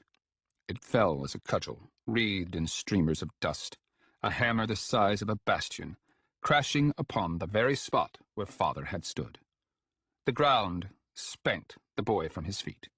Creation clacked and roared, dropped as torrents about every glimpse. Columns spilled into stacked drums. Ceilings plummeted as sodden rags. He saw the man he had mistook for a Jokely fall to his knees between tumbling immensities. He saw it then, the terror of ignorance. That is the curse of mortality. He apprehended the man's sickening humanity the instant stone clapped it into oblivion. And he screamed, shrieked the terror and fury of a child bereft of all he had loved and known. A child, not quite human. As a boy, Malowebi had been strangely affected upon hearing how those deemed guilty of capital offenses aboard Sataconic warships would be sewn into sacks and summarily cast into the ocean. Pursing, the sailors had named the practice. It haunted him the way a premonition might, the thought of being immobilized without being bound, of possessing the ability to move without the ability to swim, of jerking and clawing and drowning in the infinite chill. Years later, on the galley that had transported him, his first tenure as a young man, he had the misfortune of witnessing the punishment firsthand. A fight between rowers had led to one bleeding out during the night. The survivor was condemned as a murderer and sentenced to the purse. The condemned man begged the deck for mercies, knowing that none was to be had, while 3 Marines manhandled him into a long burlap sack. The wretch had implored in whispers, Malowebi could remember, murmurs so low as to make loud the creaking timbers, the sloshing below the gunwales, the bone rattle of knots in the rigging. The captain spake a short verse to Momas Almighty, and then kicked the keening sack overboard. Malowebi had heard the muffled shriek, had watched the sack twist like a maggot into the greening depths, then had fled to vomit as inconspicuously as he could over the opposite side. He would be weeks shaking the last bubbles of anxiety from his limbs, and it would be years before he stopped hearing ghosts of that muffled cry. The dream he suffered now was like this death sentence, something dark and drowning, something he could thrash and kick within, but never escape. A pursing both more protracted and more profound. Somehow, from a vantage he could not quite explain, he saw himself hanging before Anasarimber Kelhus, the world spinning ruin around them. The man's sword scissored across the angle of the sun, and Malowebi screamed as his head tipped from his shoulders and dropped to the woven earth. His head, rolling like a cabbage. Malowebi's corpse twitched in the man's irresistible grip. Spouted blood, voiding itself. Casting his blade into the carpeted earth, the Aspect Emperor seized one of the decapitants, wrenched the diabolical trophy from his girdle, then raised the horror to the welling stump of neck. The unconquerable Anasarimber Kelhus spoke. His eyes ignited like blown-upon coals, flared with infernal meaning. The union of desiccate tissue with warm, ebony flesh was instantaneous. Blood sluiced into and soaked the desert-rotted papyrus, transforming the decapitant into something horrid and sodden, a bundle of pitch-soaked rags. The Aspect Emperor released the thing, watched with utter indifference as it stumbled forward to its knees, swayed. Malowebi screamed, kicked and clawed at the nightmarish fabric, choked on his own terror, drowned. This isn't happening. This can't be happening. The abomination raised his hands, held them about the sorcerous turmoil of its face, the knitting of his blood to its blasted meat and skin. Malowebi screamed for watching Malowebi reborn in demonic replica. The whirlwind roared about them both, a ruinous blur. Return to the Palace of Plumes, the Aspect Emperor called to the unholy slave. End the line of Nagankakol. Without lungs, void was his only wind. He howled until void was all that remained. Chapter 17. The Demoa Mountains. To stand tallest beneath the sun is the yearning of the child and the old man alike. For verily, age raises us up and strips us down. But where the child dreams as he should, the old man is naught but a miser. The curse of growing old is to watch one's passion fall evermore out of season, to dwell evermore in the shadow of perversity. Asansius, the limping pilgrim. Late summer, 20 New Imperial Year, 4132, Year of the Tusk, the Demua Mountains. The boy flies up a nearby tree as quick as a monkey, despite his crabbed hand. She and Akamian run across the forest floor, both huffing and lurching under their respective burdens, age and womb. The sun flashes through the shadowy dapple. Throngs of scrub, fern, and weed scrape and tug at their scissoring legs. Fear not, little one. A Shrunk screams through the bowered gloom behind them, a skinned sound, glistening with anguish, yanked short by something unknown. Your father is a wizard. There! Akamian cries on a hoarse exhalation. He makes a gesture, palsied by exertion, to an overgrown pit at the base of an oak that some storm or tumult had toppled at the roots. They slip through a curtain of nettle, curse, the sting under their breath. One without any sense of direction. Another Shrunk shrieks, this one to the west. She thinks of faraway dogs barking in the morning chill, the way they made a tin pot of the world. It smells dank and sweet in their trench, like sunless soil and rotting green. Another mobbing? She asks, under her breath. I don't know. Akamian peers through the fingers of their blind, searching the cavities between gnarled trunks and bands of sunlight. Those cries, something is different. Enough. The boy? She asks. He has survived far worse than this, I'm sure. Nevertheless, she peers into the canopy, sorting between branches that elbow rather than wind. Ever since returning to Kunieri, she has noticed an oddness to the trees, an arthritic angularity, as if they would sooner raise fists than leaves to the sky. She can see nothing of the boy, though she was certain she knew which tree he had climbed. A mucoid hiss draws her eyes back to the forest floor. She follows Akamian's squint. She cannot believe it at first. She observes without breath a thought. A man on a horse. A man on a horse follows the Shrunk. Little more than a silhouette at a glance, leaning back against high cantle, swaying to his mount's tedious gait. Then a glimpse of wild black hair, a lancer's shield across his horse's rump. His arms are bare. This is how she knows what he is. It seems she sees the scars before the skin. Seju, Akamian curses under his breath. Neither of them speak. They track the Skilvendi horseman through the glare and gloom, watch him pass from obscurity into plain sight, then back into interleaving obscurity. Sweet Sejanus, Akamian finally hisses. What should we do? She asks. The old wizard slumps backward into the earthen recess, as if finally overrun by relentless ill fortune. Should we run? Climb back into the Demua? He smears a palm across his forehead, thoughtless of the filth. The angularity has seized her once again, that unerring need she has to come to identify as motherhood. What, Aka? Give me a blasted moment, girl, he cries under his breath. We don't have a... She begins, but a sudden realization tosses the thought into oblivion. Aka calls after her in alarm, far more loudly than he should. She silences him with a backward frown, then nimbly floats across the forest floor, ducking from tree to tree. She pauses twice, thinking that she hears thunder beneath her breath. In the surrounding obscurity, another Shrunk screeches at some insult.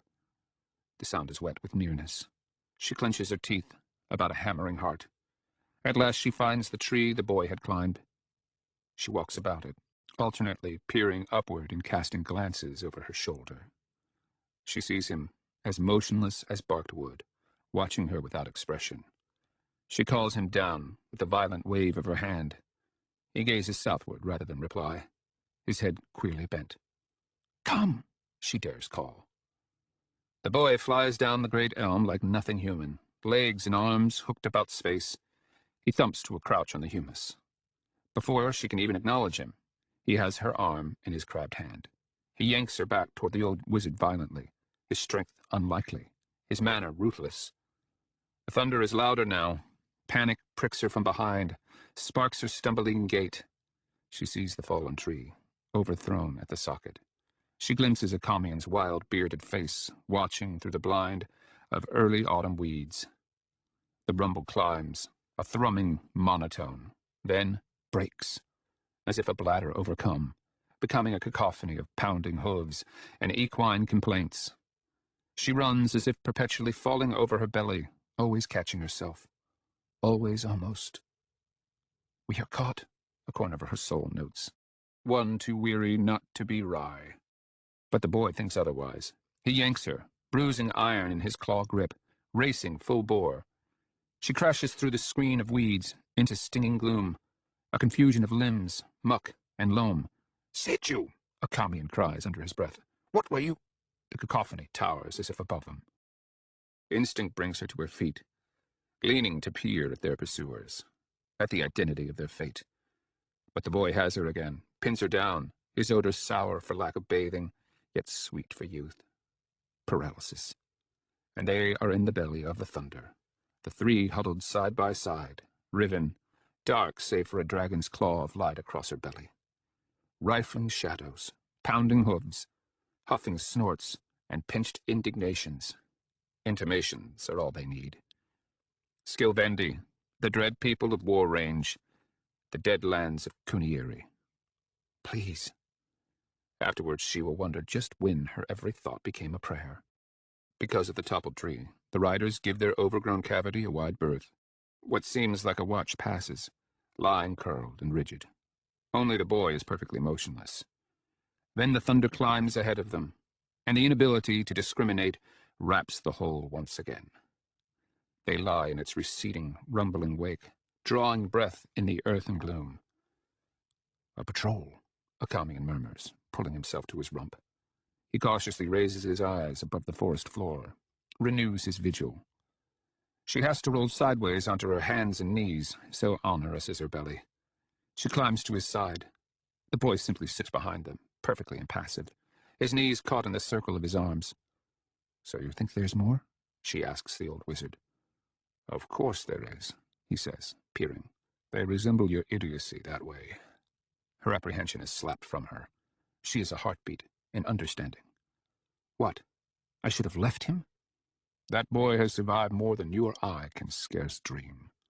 And he is still a child. He's not so helpless as the one you carry in your womb," the old wizard cries, turning on her with sudden savagery.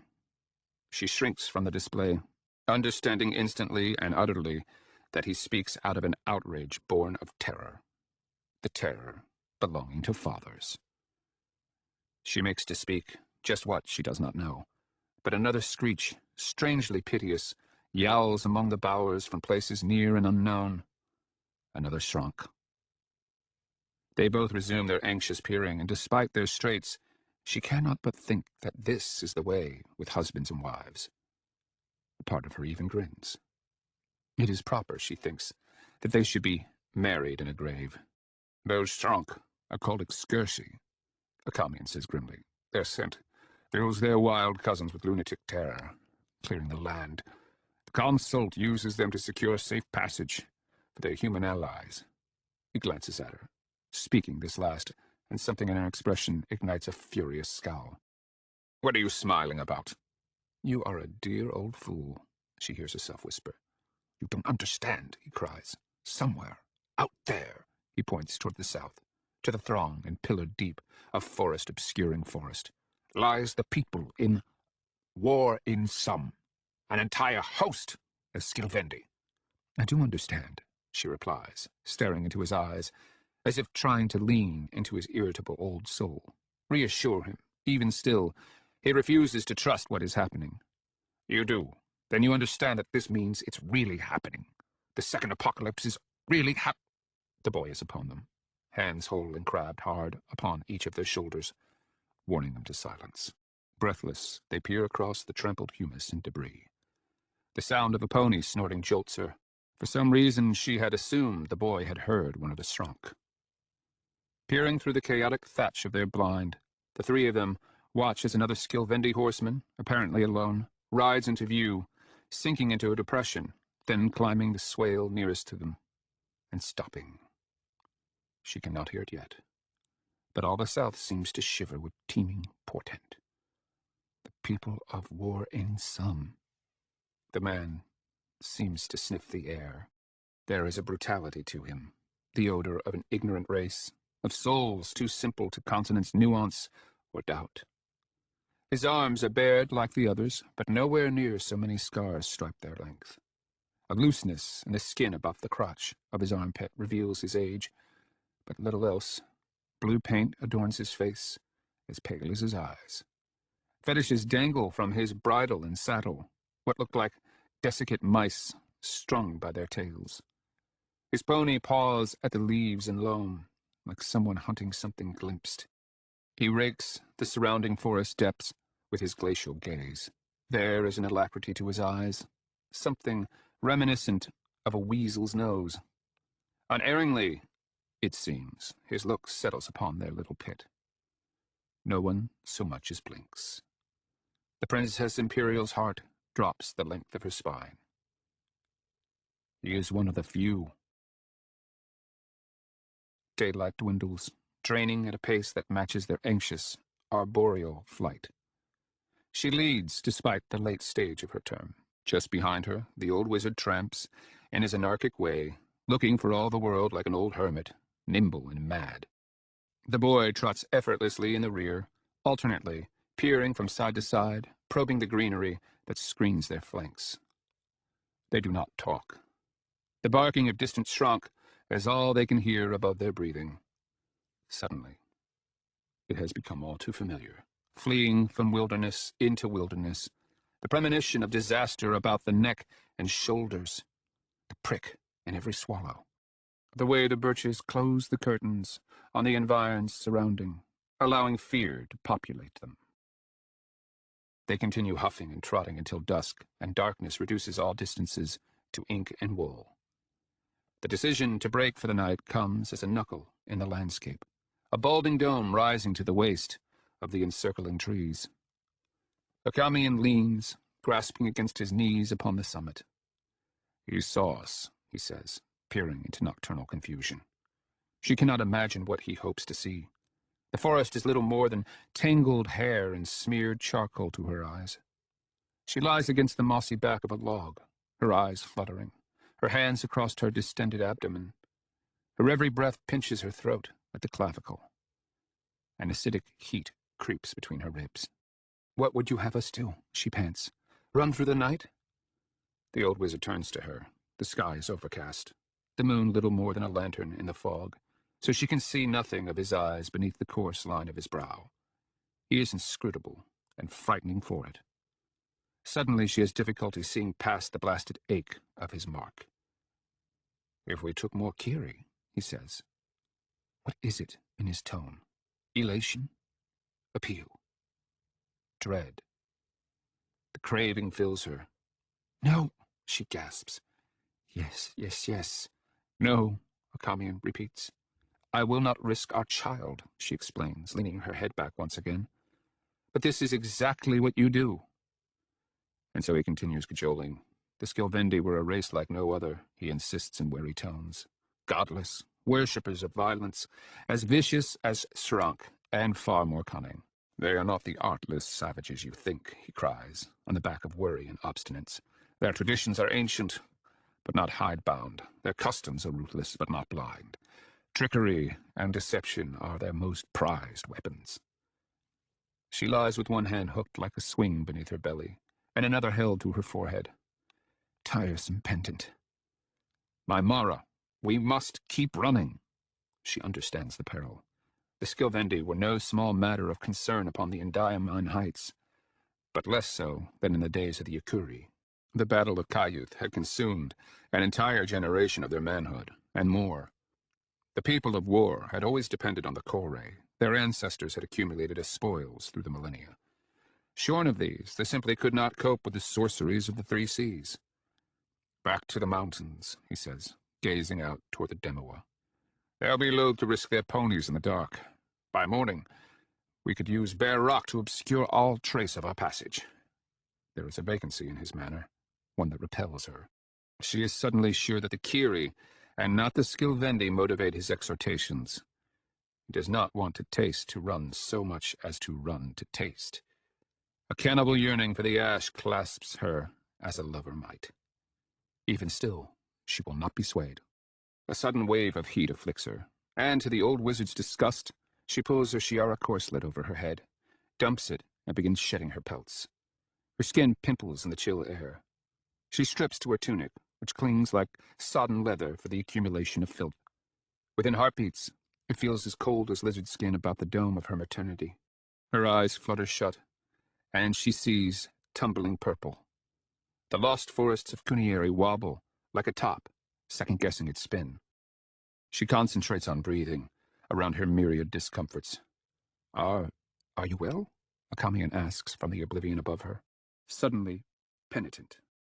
Now, he asks, she mutters to the boy, whom she cannot see. She undoes her belt, throws aside her scabbard, as much to infuriate the old wizard as to relieve her belly. Akamian eases himself to his rump, glaring. Then, relying on his pelts for comfort, he rolls away from her. By some miracle, he manages to hold his tongue. The side of his back comforts her for some reason. Do you see, little one? I bear you. She lays back into her exhaustion, cooling, drifting. And he bears me. She sways and topples through something like a dream, a tempest flashing on some nocturnal horizon. What are you doing? Akamian's voice, sharp enough to crack through the suffocating felt. She starts. Mere months ago, she would have simply popped upright, but her belly forbids it. So she flails like an upturned beetle. Kirila Mirwat Dagru, the boy is saying. Night has claimed all the world as its spoil. She sees the old wizard, but more as shape than substance. His ragged silhouette stands at a cautious distance, 4 paces or so from her feet. She whirls to the boy, who sits cross-legged on her immediate right. His eyes are luminous, searching. He holds Chipmunk, the bronze knife she plundered from the library of Soglish, flat across his left thigh, and in his crabbed hand he holds. It makes light, the boy says in careful shake. As she watches, the boy scrapes the core he holds in his right hand along the length of the sorceress blade. Lightning whitens the hunched grotto of his fascination, engraving the grotesquerie of his maimed hand as vividly as the innocence of his face. She strikes him out of some reflex, the way one might a child frolicking too near an open flame. The boy catches her wrist without the least effort or worry. His look, as always, betrays nothing more than curiosity. She yanks her arm clear, fairly barges into his lap, scooping up Chipmunk and her core both. She spares the boy a furious heartbeat, both glaring and grating. No, she says, as if instructing a puppy. No. The knife, Akamian says, still keeping his distance because of the core, she realizes. Let me see it. She tosses it to him with a snort. She suddenly realizes the old wizard has been right all along, that they should have continued fleeing into the night. Shivers crash across her, and she fumbles the exposed core, trying to slip it back into the pouch. She curses, squats, and begins pawing through the leaves, scaling the ground. Emeladis, the old wizard says, on a contemplative rasp. What? She asks, retrieving and stowing the trinket with its sibling. Her teeth are chattering. She bunches the back of her golden hauberk, draws the silken weight over her head. Kiri, a voice whispers.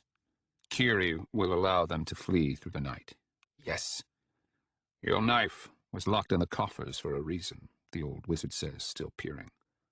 The boy, who has not moved, peers into the surrounding blackness. Perhaps he can feel shame. She begins slinging her pelts about her shoulders, winces for the reek. The greatest of the ancient artificers made this, Akamian explains. What? She asks, tugging the knife from his grasp. Chipmunk? The Dunyan boy pops effortlessly to his feet, his attention pricked to something in the dark. Both she and Akka follow his gaze into the wooded blackness, searching in vain. Travelers! A voice booms across the clearing, one harsh with barbaric intonation. She fairly swoons. So profound is her shock. Voices, human voices, begin baying from the encircling blackness. Tones of barbaric outrage and triumph, each as sharp and porcelain as teeth. Suddenly, she can feel them. A necklace of needling absences identical to those against her breast, closing upon them from all angles. Corey Bowman, Skilvendi, Kore Bowman. Three Seas scum! Bars of moonlight wink through the woolen sky, barring all in bloodless illumination. She sees a Kamian, a mad hermit sorcerer, standing every bit as transfixed as she, only with his face held down, as if in dread contemplation. She sees the figure addressing them, the blue-faced, bearded Skilvendi from before, the hard-faced tongue-walker. "Attend me or die," the barbarian shouts on a curious lupine roll of his head. The old wizard raises his face. "Who?" "Marax Urs Kagnaralka calls on you. The child strangler, the great and holy throat-cutter. Our mighty king of tribes would scry your fate with his own cruel eyes." To think they had feared the shrunk. Blueface had been a Kamian to light their way. Now midges and mosquitoes form a scribbling halo about his Cyrillic point. They follow it across bleached confusion, wading through sheaved scrub and weeds rising stark from absolute black. The surrounding trees are scabbed in white. A welter of glimpses surface from the gloom beyond them. Brutal profiles. Forearms roped in sinew and striped with scars. Figures floating on saddles. Pinpricks of oblivion swim in the greater black. She can feel them. Hanging above the bottom, little fish wandering in loose schools. Shrunk periodically screech and yelp from tracts unknown. Blueface had punched a Kamian full in the mouth when he dared voice a question. So they spend watch after watch, trudging in silence, a pocket of sorcerous light creeping through the tangled black, an avalanche of wild horsemen as their escort. Mimara holds her belly, squinting away the waves of dozing nausea. The unborn infant is restless, kicks continually. Twice the boy catches her stumbling. She knows it well. The slurry of dread and exhaustion, and the movements of her soul seem all the more mad for it. Solace in the eye, the unfaltering fire of a conviction she had never known. Terror in the thought, the knowledge that these were Skilvendi, and so it seemed that she was assured, both of the miracle that would save them, and of the torment that would see them doomed. It occurs to her to pray. She hugs her abdomen instead. "Fear not, little one. Shush." Blueface smells rancid with urine. To ward off against insects, she decides, after slapping her own cheek. The shrouded sky becomes threadbare. The first stars wing through rags of supernal gauze. The ground becomes more pitched, treacherous, with humped stone and crabbed earth.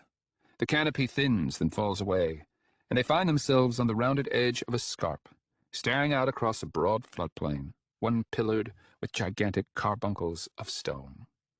The fires of the encamped host are not numerous, but then the night is old. The nail of heaven pierces the northern skies. Blueface leads them down a ramp between cyclopean stones, shagged in growth. The air smells of smoke and latrines. They loiter while Blueface consults one of their escorts, a chieftain, by the look of him, gray-maned and sporting an antique kyanine helm. Mimara notices a Kamian, how his lips work, in the manner of addled old men rehearsing defeats. The weariness melts away, forms a crust about a renewed sense of alarm. Greymane heels his pony, spurs galloping into the darkness before them. Blueface signals the resumption of their march. They filter as much as pass through the slumbering host. Few yaks populate the murk. The plainsmen slumber in the open with their ponies, larval beneath blankets of felt. There are no paths or alleys between them, so everywhere the war party treads, they are greeted with curses and scowling looks. She is unnerved by the white blue of their irises, how they gleam in the blanched light of the Cyrillic point. For all the world they look like the eyes of one man, staring from the cheek and brow of many. They all reek of piss, like Blueface.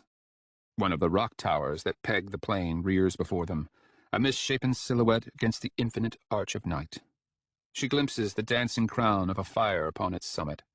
Numerous yaks crowd the scarped base, arranged in fungal clutches through the dark. Greymane awaits them on foot. Blueface whistles, and the Kore war party dismounts. She can feel them in groups of 2 or 3, congregating with their bearers, accursed trinkets, tears of the god. She finds herself clasping the old wizard's arm, squeezing against his tremors.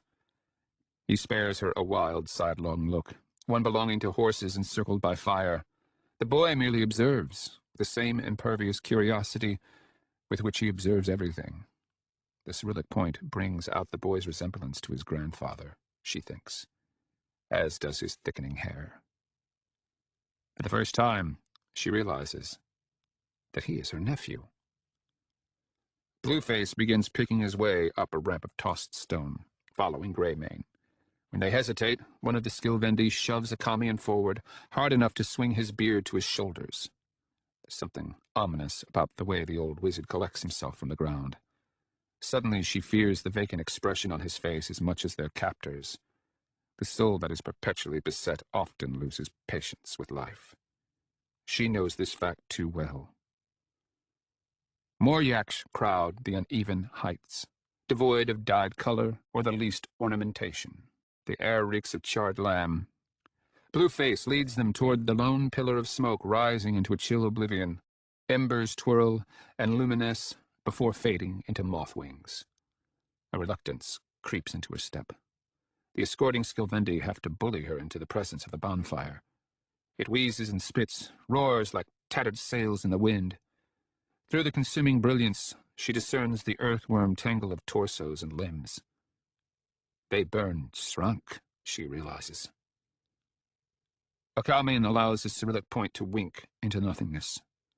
They stand upon the ruins, she decides. Something more than ancient, old. Something beaten into the crab's semblance of nature. A line too long, uninterrupted. A cylindrical curve. A stone bent at the elbow.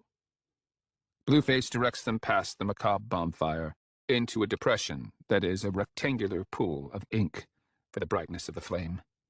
Men await them.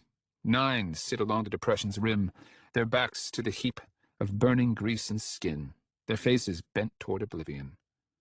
One sits alone at the far end, narrow of shoulder, large of hand. The bonfire is his sculptor, scoring his arms with tiger stripes, etching the wind of veins. Dignity is his stone. A series of poles rise from the mound of mossed debris behind him. A pony hangs skewered upon them, punctured and weeping, a ghastly apparition in the firelight. A Skilvendi warrior lolls dead upon its saddle, propped up with sticks like a scarecrow. Following Blueface, they wade into the blackness, peering to assure their footing. She stands where he directs, with the boy opposite the 9. A Kamian, he thrusts, tripping toward the center. The old wizard topples, vanishes, as if over a precipice. Maimara cries out, thinking a pit concealed in the shadow. But she sees the rolling glint of Nymel and the shag of rotted pelt.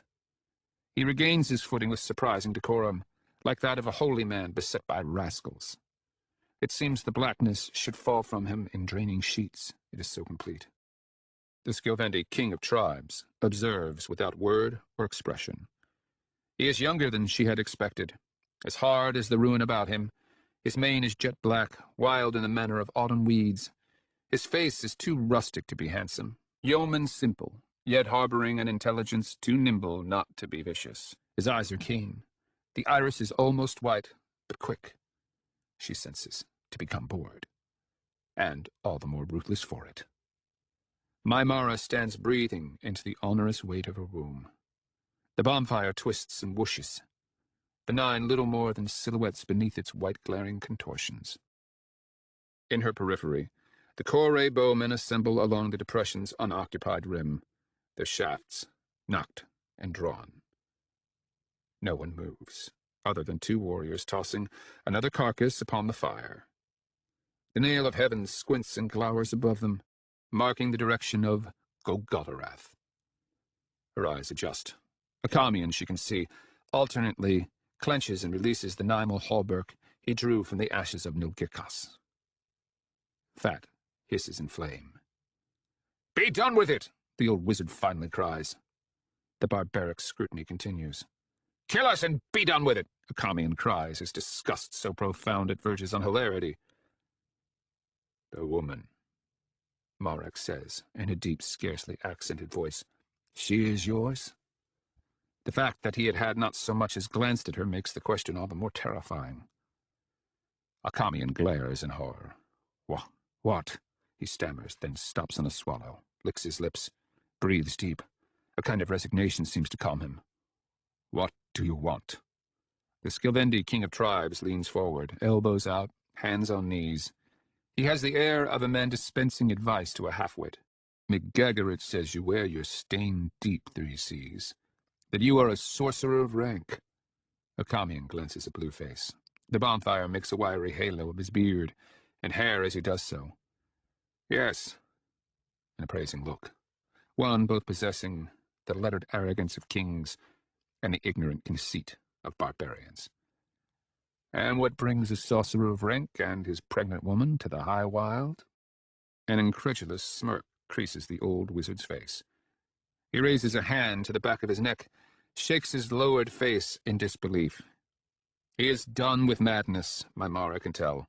He would quit his ancient contest with the horror, even at the cost of his life. Were he alone, she knows, this would all end in salt and incineration.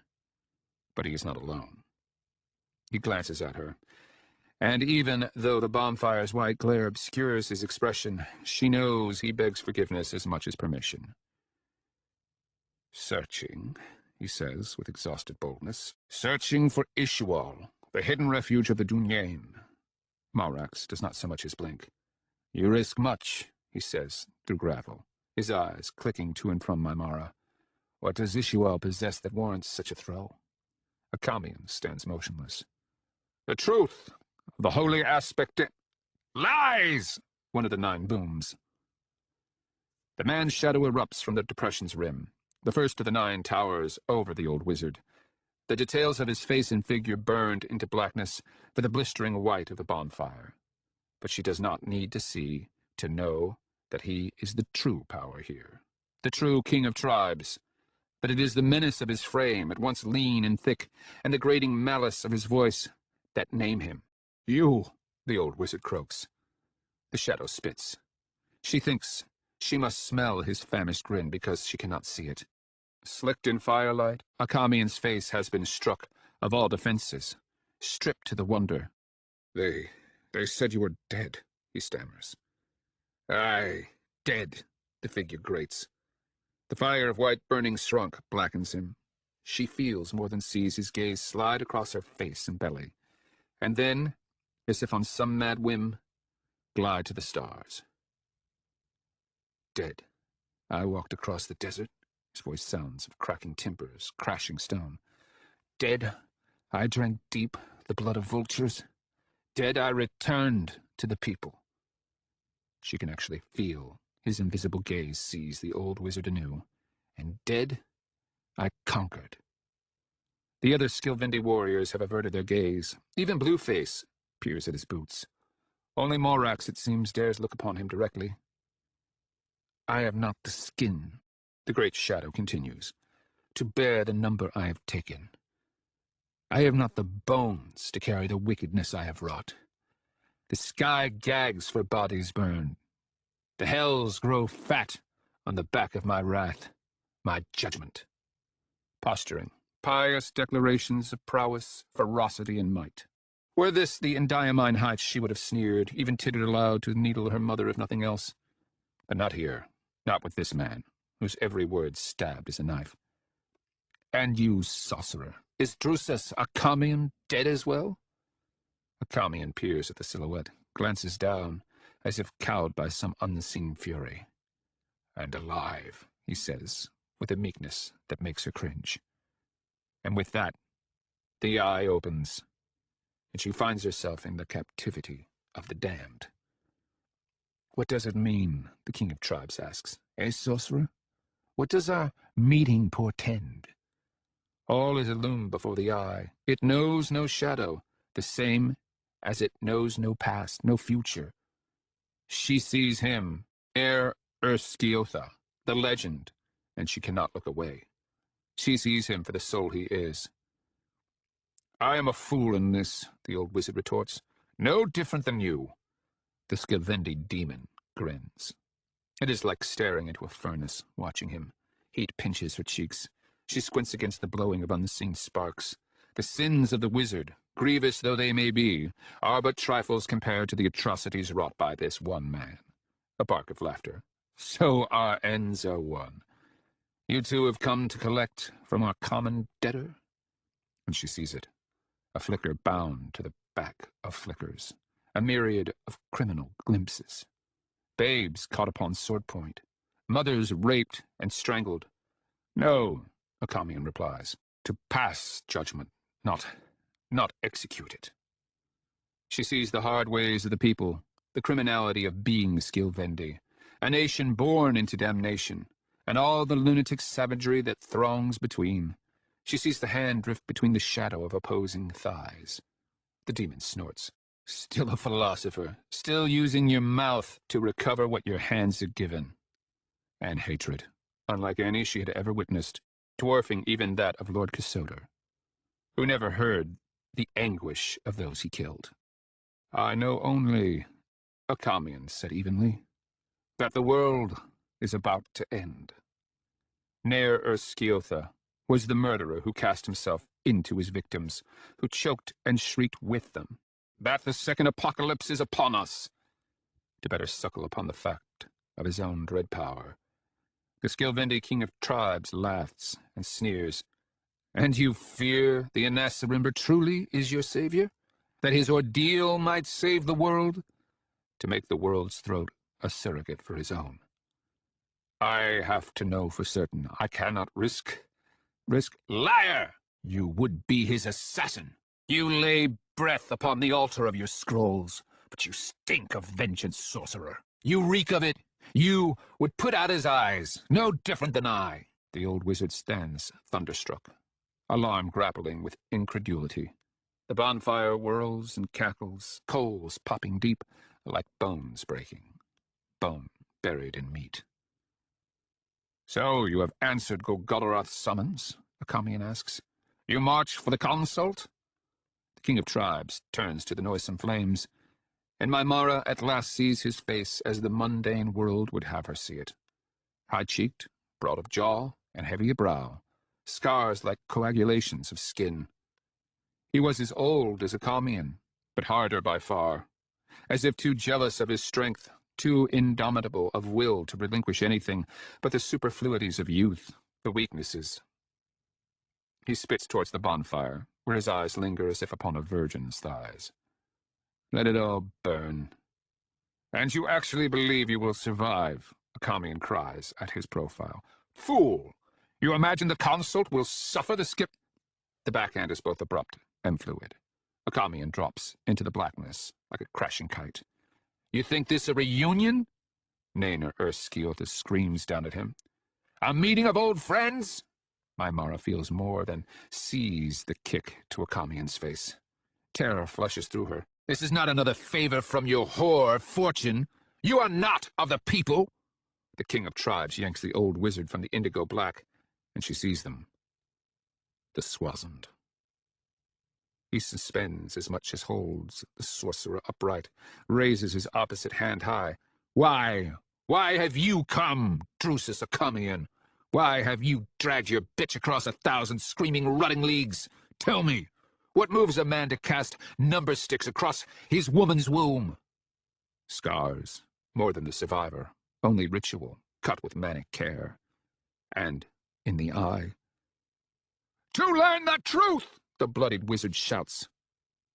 Smoking. Truth. A sneering grin. Truth. Which one? The one that makes toys out of nations and schools?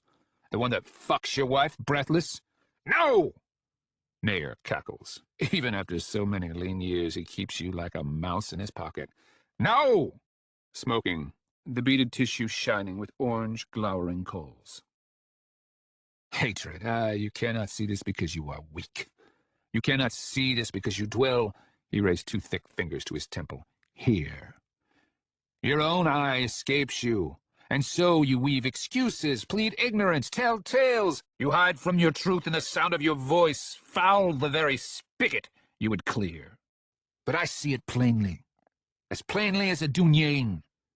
Hatred, Mandati. Hatred has brought you here. Smoking, anguish and shrieks, the residue of innumerable battles, coiling in the blackness of the greater night, a mantle of stolen souls. I do hate, Akamian cries, his voice blood-raw. I don't deny this. Hatred of Kelhus, yes, but hatred of the consult more. The barbarian king grimaces, releases the wizard. What of your grudge against them? Akamian presses.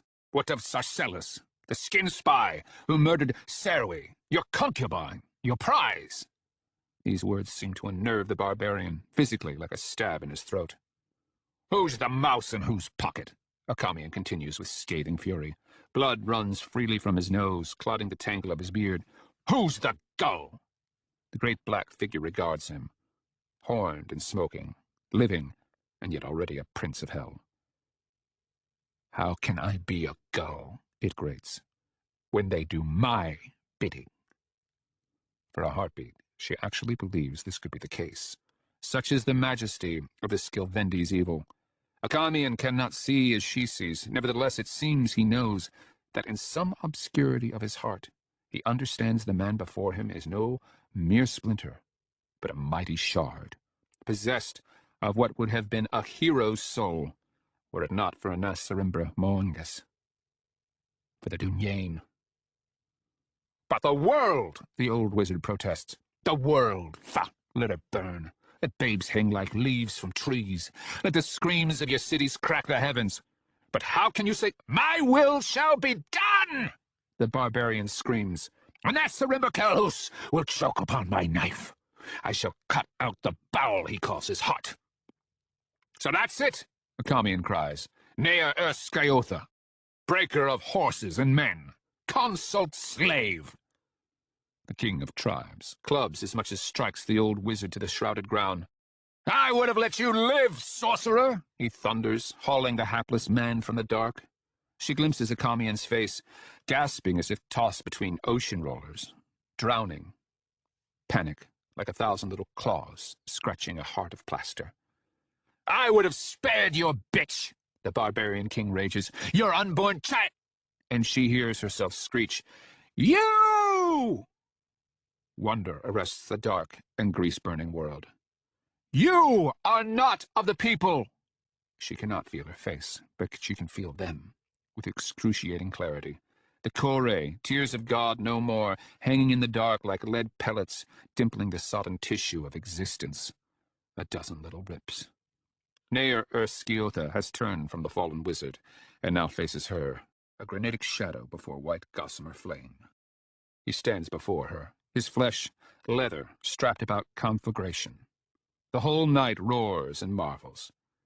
Your entire life, she cries, always thinking one thought too many. The furnace apparition looms. Your entire life. The eye closes, and a terror overwhelms her. Her gaze is bent from the hulking shadow toward the macabre horse and rider hooked on poles. At Morax, sitting beneath the carrion display, she is transfixed. Yes, the Skilvendi says on a bowl murmur. You do resemble her. Morax, she realizes, is no more. A woman sits in his place. Flaxen hair, long and lustrous, molten with firelight, pallid with shadow. Esmenet. Yes, I remember. The name seizes her attention as surely as a slap, but Nair is already peering beyond her.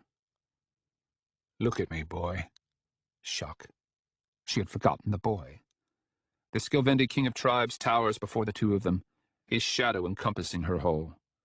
She can make out his savage mien, see the dim facts of his expression, the way he blinks, staring at the boy like an addict, stepping from an opium pit. Nair! She hears Akamian cry. Skilvendi! The barbarian king extends a callous, horned hand to the boy's cheek. The boy does not so much as flinch from the great thumb that dents his skin. Instead, he gazes up with a bland, slow-blinking curiosity that exposes everything. Ishwal, she hears Nair exhale on a shudder. The Skivendi king of tribes turns to confer with the thing that had been Morax, but was now a beautiful Norserai girl. Serwi, my Mara realizes. Her stepfather's other wife. She has suffered untold absurdities since fleeing the Endiamine Heights. She has witnessed more rank impossibilities, more offenses to nature and scruple than she could hope to enumerate. She has huddled beneath raving abominations, but none of it bruised her quite so strangely as this, as Serwi. In Momum, Serwi was more than just a staple of dynastic legend, a ghost for being so intimately embroiled in the mad circus of the Anasarimber. She was also a weapon, and a shameful one. My Mara regularly used her in arguments with her mother, and how could she not, when it was a name that exposed the Empress for a fraud? The dead were always more chaste, more pure of past and intention. As the living wife, Anasarimber Esmenet could not but be the fallen wife. Did you exult, mother, watching her rot upon the circumfix? Did you celebrate for having survived? Such cruel things we say, when we make rods of our wounds. Without a word of explanation, Nair Erskiotha strides into the darkness beyond the depression, abandons them to Morax, becomes Serwi. The world, the Zaudunyani poets called her. For as she died, so too had the innocence of men. It seems a mockery unto sacrilege that a skin spy might wear her beauteous form. The three of them watch in a stupor as the counterfeit woman begins barking commands into the night. The Skilvendi tongue is curious, at once as harsh as chipped flint and as slippery as flayed skin. Warriors, arms grilled and swazoned, set out across the deformities of the little plateau. The Kore bowmen are dismissed, a fact my Mara would have celebrated were it not for the malign presence of Serwi and the trinket, bound against her counterfeit navel. With the boy in tow, she draws a Kamian into the firelight, does what she can to staunch the blood welling from his lower lip. Her head still spins for panic and confusion. He's not through with us, he murmurs. Let me speak. So you can get us killed? The amiable old face scowls. You don't know him, my Mara. The legendary Nair Erskiotha, she says in a gentle sneer. I think I know him better than How? The old scold begins, only to catch a glimpse of the truth in her look. He is beginning to understand the eye, to accept what it means. And your silence is all the more crucial, he says, spitting blood in the blackness. She pauses in her ministrations, suddenly realizing Drusus Akamian will never entirely understand. And how can he? A schoolman, worse, a wizard, someone who works miracles of destruction with breath and intellect. He will always strive, always fight, and forever presume that events follow upon the acts of men. She glimpses the boy watching. I'll keep my counsel, she reassures the old wizard. What do you intend to do? He grimaces. What Protethys bids all men do in the court of a mad king. Lick feet. Akamian wards away my Mara's fussing, his eyes already fixed upon the thing called Serwi. The flaxen-haired abomination observes them from a position some paces distant, her waifish beauty compelling for liquid conspiracies of light and shadow. So, the old wizard calls out to the creature, are you his keeper? The thing called Serwi smiles in the demure manner of a girl too timid to admit her lust. Were I not his slave, it coos, I would love you, Chigra. And how do you serve him, beast? It raises a white hand, points beyond the glittering heap of fire, toward a white yaksh, set alone on the plateau's eastern rim. As all women serve heroes, it said, smiling. Outrage! The old wizard spat. Madness! After glancing back to my Mara and the boy, he set out on a hobble toward the white yaksh. That is what they are, do you not see? With every breath they war against circumstance, with every breath they conquer. They walk among us as we walk among dogs, and we yowl when they throw out scraps. We whine and we whimper when they raise their hands. They make us love. They make us love. She follows, hands upon her gold-scaled belly. The thing called Serwi concedes Akami in the lead, falls in beside her instead. Even though they are of a height, the skin spy turns only to glance at her extended belly, nothing else. My Mara ponders the perversity of lolling, caught in the jaws of events 20 years dead. Such wonders, little one. The interior is more gloomy for the barbarism of its accoutrements than the absence of light. A fire crouches shining in the center, set in a circle of blackened stones for want of a hearth. Where the tent of a Three Seas king would have exhibited a bare minimum of luxury, all important signs of significance, nothing that my Mara can see serves this capacity in the tent of Nair, breaker of horses and men. Only the cushions set across the mats, ringing the fire, little more than bolts of felt folded and stitched, signify any concession to comfort. And aside from a horse-tail standard whose intricacies defeat her, everything complicating the spare hollow is devoid of ornament. Bundles have been arrayed like pastries against the southern walls. Wood has been heaped along the northern.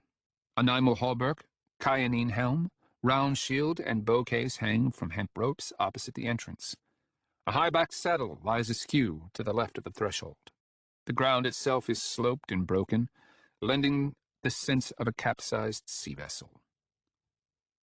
The old her, the embittered Princess Imperial, would have seen only rubbish and banditry. But then the old her would have smelled of ambergris rather than the ripe of putrid fur and unwashed woman. Barbarism, she realizes with dark humor, had swallowed her life long ago. The King of Tribes is the only true ornament here. He sits cross-legged opposite the entrance on the far side of the fire. Stripped to the waist, he is at once lean and gigantic, sinister for the way the firelight illuminates his punishing physique from below. Swazened, crazed, his arms and torso line plots of scar tissue that resemble beaded wax. Such tales we will tell. Nair Erskioth does not acknowledge them in any way. If he stares at the smoke, then he holds his focus as a finger in a stream, immobile, for his gaze does not move. Akamian shocks her by exploiting his inattention, striding to the fire and sitting to his immediate right, as he might have 20 years previous, when they had shared a fire in the First Holy War. My Mara hesitates, knowing from her years on the Endiamine Heights that the old wizard's presumption was at once provocation. Only when the thing called Serwi took a seat to her consort's left did she kneel at Akamian's side. The boy followed suit, sitting opposite the wicked simulacrum. The birch logs, wheezed for burning wet, sizzled steam from sodden marrows. You sought Ishual. The Skilvendi speaks with a harsh, chopping cadence. His voice, even when conversational, is husky, wide, as if carried on a distant roaring. He continues gazing at some indeterminate point above his fire. I confronted him with your accusations after the fall of Shima. The old wizard's eyebrows pop up, the way they always do when he is surprised by some recollection. Just after Mathonet had crowned him aspect emperor upon the heights of the Juterum, before the great and lesser name, no less. He peered at the barbarian's profile, as if seeking approval for his daring. As you might imagine, I had to flee the Three Seas. All these years I've been living in exile, pondering what had happened, the prophecies, searching for some clue of Ishual in my dreams. The truth of man. I had reason, lies in his origins. She has difficulty focusing upon Nair, despite his seething presence. The wan image of his consort leans hard against her periphery, like a menace, painted in oils. Serwi, her sister's namesake, even more beautiful than legend, like the girl-child of some god. What if I told you that final night was not truth enough? No, Kamian said. It was not. The King of Tribes spits gristle into the flames. Did you doubt my honesty or my sanity? Maimar's breath catches on the question. Neither, the old wizard says, shrugging. Only your vantage. The King of Tribes grins, still staring into nothing.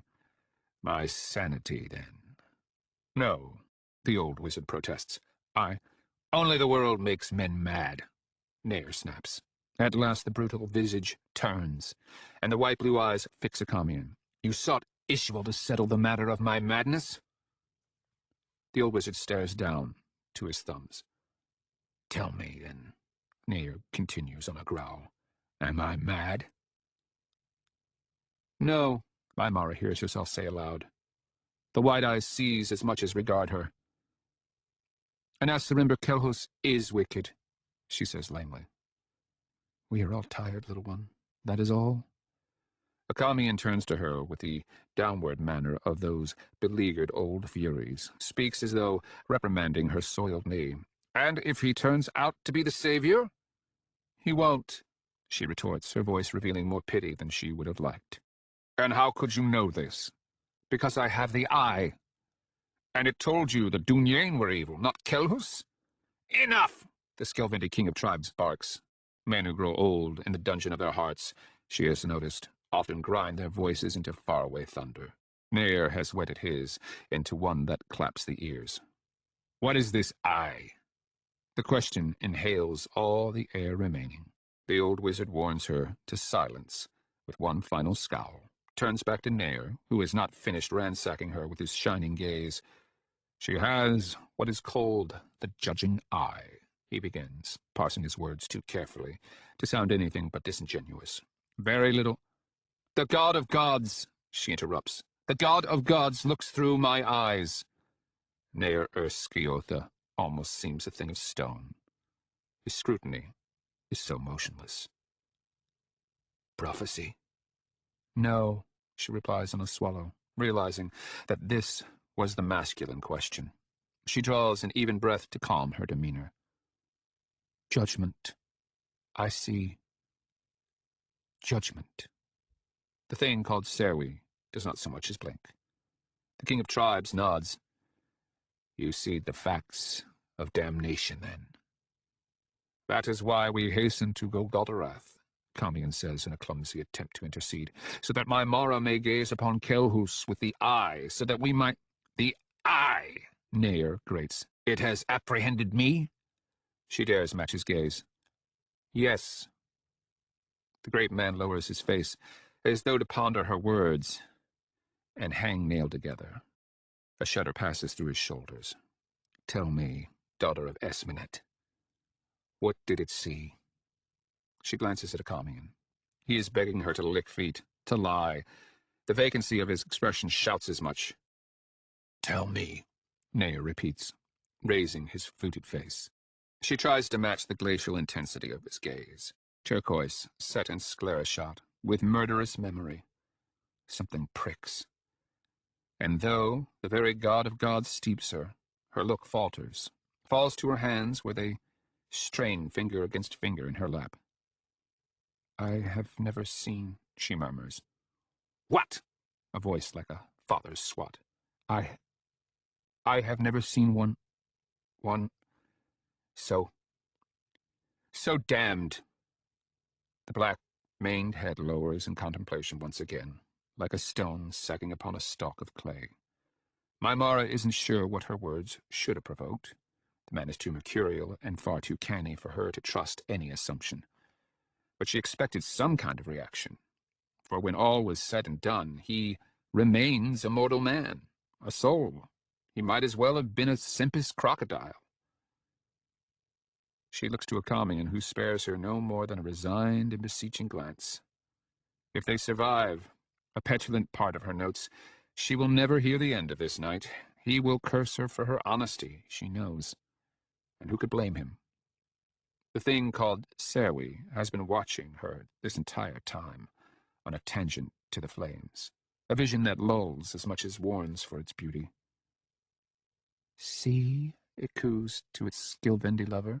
Salvation, this is the dowry that only my father can offer. Stop your tongue, abomination! Acamian cries. But the king of tribes looks to Aymara alone. And when you looked upon Ishual with the eye, what did you see? Inhaling hurts. Crimes, unthinkable and innumerable. A longing creeps into the brutal visage, a desire to burn He even turns his gaze back to the fire, as though he casts images behind his eyes to the flame.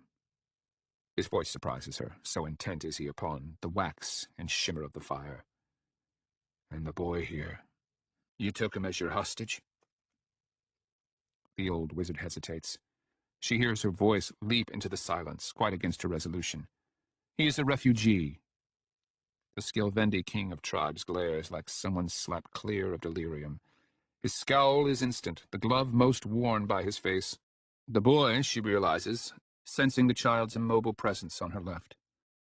The boy has been the mad Skilvendi's motivating concern since the episode beneath the bonfire, when he had glimpsed the child's resemblance to his holy grandfather, Anasarimber Kelhus. Refugee. For the first time, the cruel eyes slacken. "You mean Ishual has fallen?" This time, they both remain silent. "No," Akamian begins. "The boy merely sought asylum." "Silence!" Nair Erskiothir screams at the old wizard. "Catch thy scum!" he says, spitting. The flames hiss like a cat. "Always you seek advantage, always conniving, worse than greedy wives."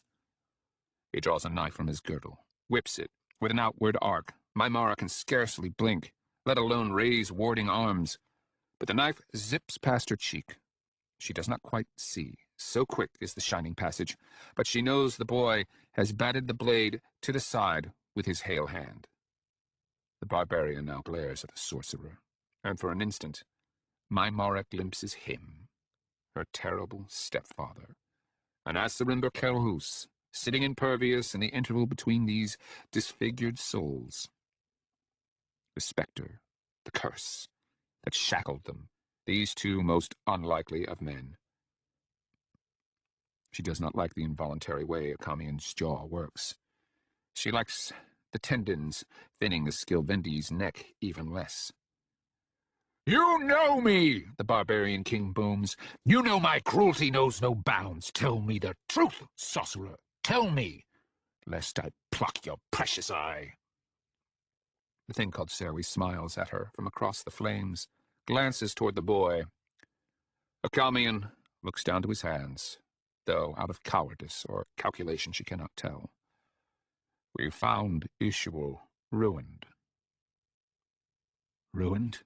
The barbarian is shocked. "What? By him? By Kelhus?" She glances at the boy, who for some prescient reason seems to be awaiting her look. She wants to cry out to him, tell him to run, for she knows, even though the thought has yet to occur to her, she knows that she and Akamian might pray to escape, but not the boy, not the orphan seed of Anasarimber Kelhus. "No," Akamian says. "By the consult." "More lies! No! We found tunnels beneath the fortress, a labyrinth filled with the bones of Srank." "Run," she wanted to cry. "Flee!" But her voice is stilled. The golden blur in her periphery, the thing called Serwi, watches with bottomless black eyes, poised in soulless fixation. "How long ago was it destroyed?" Nair Erskiothir barks. I don't know." "How long?" the barbarian repeats, his voice more hollow. Years," Akamian stammers. "Years ago." She sees Seri's impossible leap before she feels the air rushing to fill the boy's absence. The abomination pirouettes beneath the radial, felt ceiling, lands rolling into another explosive leap through the threshold. Mimara can scarcely snap her head about quickly enough. She blinks tears of astonished joy, battles the urge to smile. "Of course!" she silently cries, clutching her belly. "Of course he heard her. He is Dunyain." Alarms were raised, howls, clipped and guttural, leaping from breast to breast, igniting outward across the slumbering Skilvendi host. And the boy sprinted, ran the way his dead father had shown him, the way he had been bred. Alive. He was young, he was fleet. He was neither weightless nor cumbersome, but with that occult in-between. Smoke when soaring, grass when twisting, stone when striking. He flew through a necklace of nocturnal grottos, Skilvendi warriors crawling to their feet, milling in confusion, gazing at random points of the sky the way men are prone when keened to distant calls. They could scarcely see, let alone seize him. They could scarcely comprehend. He flitted through, over and between, beyond any hope of catching. Only their cries could outrun him. Shouts of coordination rang hoarse through the forest. Different throats, different positions, pinpointing him, and racing black. He sensed mobs closing into ranks. He need only turn, and the coalescing order dissolved into more confusion. Soft humus underfoot, close arboreal air, the pinched musk of warriors along the trail, and the freedom of the long run. Torches wagged and glittered through ragged black screens. The Skilvendi host had morphed into a single beast, a far-flung composite, teeming like ants through detritus and dark. He would turn, and it would momentarily dissolve, then reassemble about ligaments of voice. He found his way blunted, though his feet scissored just as quick. He began as a spear thrown, but now he became a sparrow. He zigzagged, continually tacking at intervals, decreed by threat and happenstance. Glimpses of swathed, girding arms in torchlight, blades bouncing moonlight, and horned bows raised. Choruses of shouts tracked him, forcing him into what pockets of obscurity the forest encampment possessed. Grim, outraged expressions, tentacles of plainsmen twined across the tracts, curled about the most recent spate of hollering. He began doubling back, forcing the beast, vast and aggregate, to crash into itself. The sparrow became a gnat, a scribble. He took to the trees, leaping and swinging through arthritic lattices. Horses floating beneath. He heard shafts popping through foliage, ticking from bark, thudding into wood, sometimes about him, but almost always behind him. Savage faces squinting to peer. So long as he could astonish and shock the Skilvendi, so long as the darkness baffled their stunted sight, he could pass like smoke through their midst. Only the blonde woman could hope to catch him. The one with fists for a face. It seemed Akamian could feel the wind of their passing long after they had vanished outside. "Call it back," Maimara said dully, fixing the king of tribes in a stunned gaze. Nair leaned back, casually snatched a crabapple from a small hide sack behind him. He had the thing with a single bite, then studied the exposed flesh, white bruised with lime. "Call it back!" Maimara cried, this time with menace as much as urgency. That thing," the old wizard sputtered on the heels of her demand.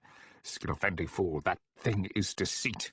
As much inside as without. Lies, stacked upon lies until it mocks the soul. Nair! Nair, you lie! With Gold Godarath! Don't you see?" The barbarian seized him by the windpipe, stood from a crouch, hoisting him on a swing. Akamian kicked, gripped the strapped forearm, desperate to relieve his throat of his own weight, to gain distance from the core bound to his navel. "Enough!" Maimara shrieked. And to the old wizard's floundering amazement, the mad Skilvendi heeded her, dumped him in a rancid sheaf upon the mats.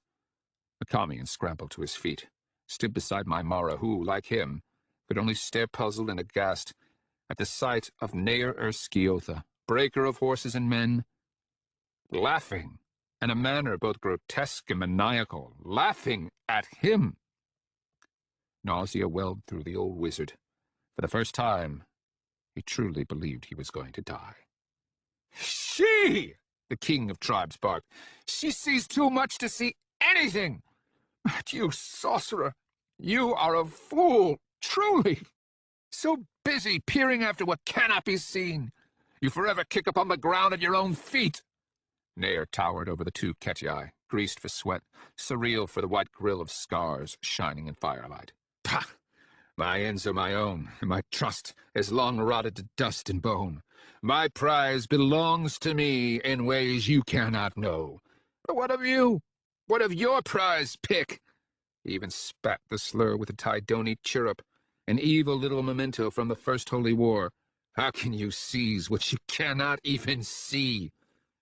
"So, you propose to outwit the consult," Akamian cried, appalled as much as alarmed. "Is that what you—" I outwitted a Dunyain! The mad Skilvendi roared. I murdered one! No soul is so devious with hate, so mazed with furies as me. The old wizard and the pregnant woman shrank from his slicked aspect, the titanic sum of his rage and hulking frame. 20 summers, he boomed. 20 summers have passed since I stole into your tent and told you, as I dandled your life between my thumb and finger, the truth of him.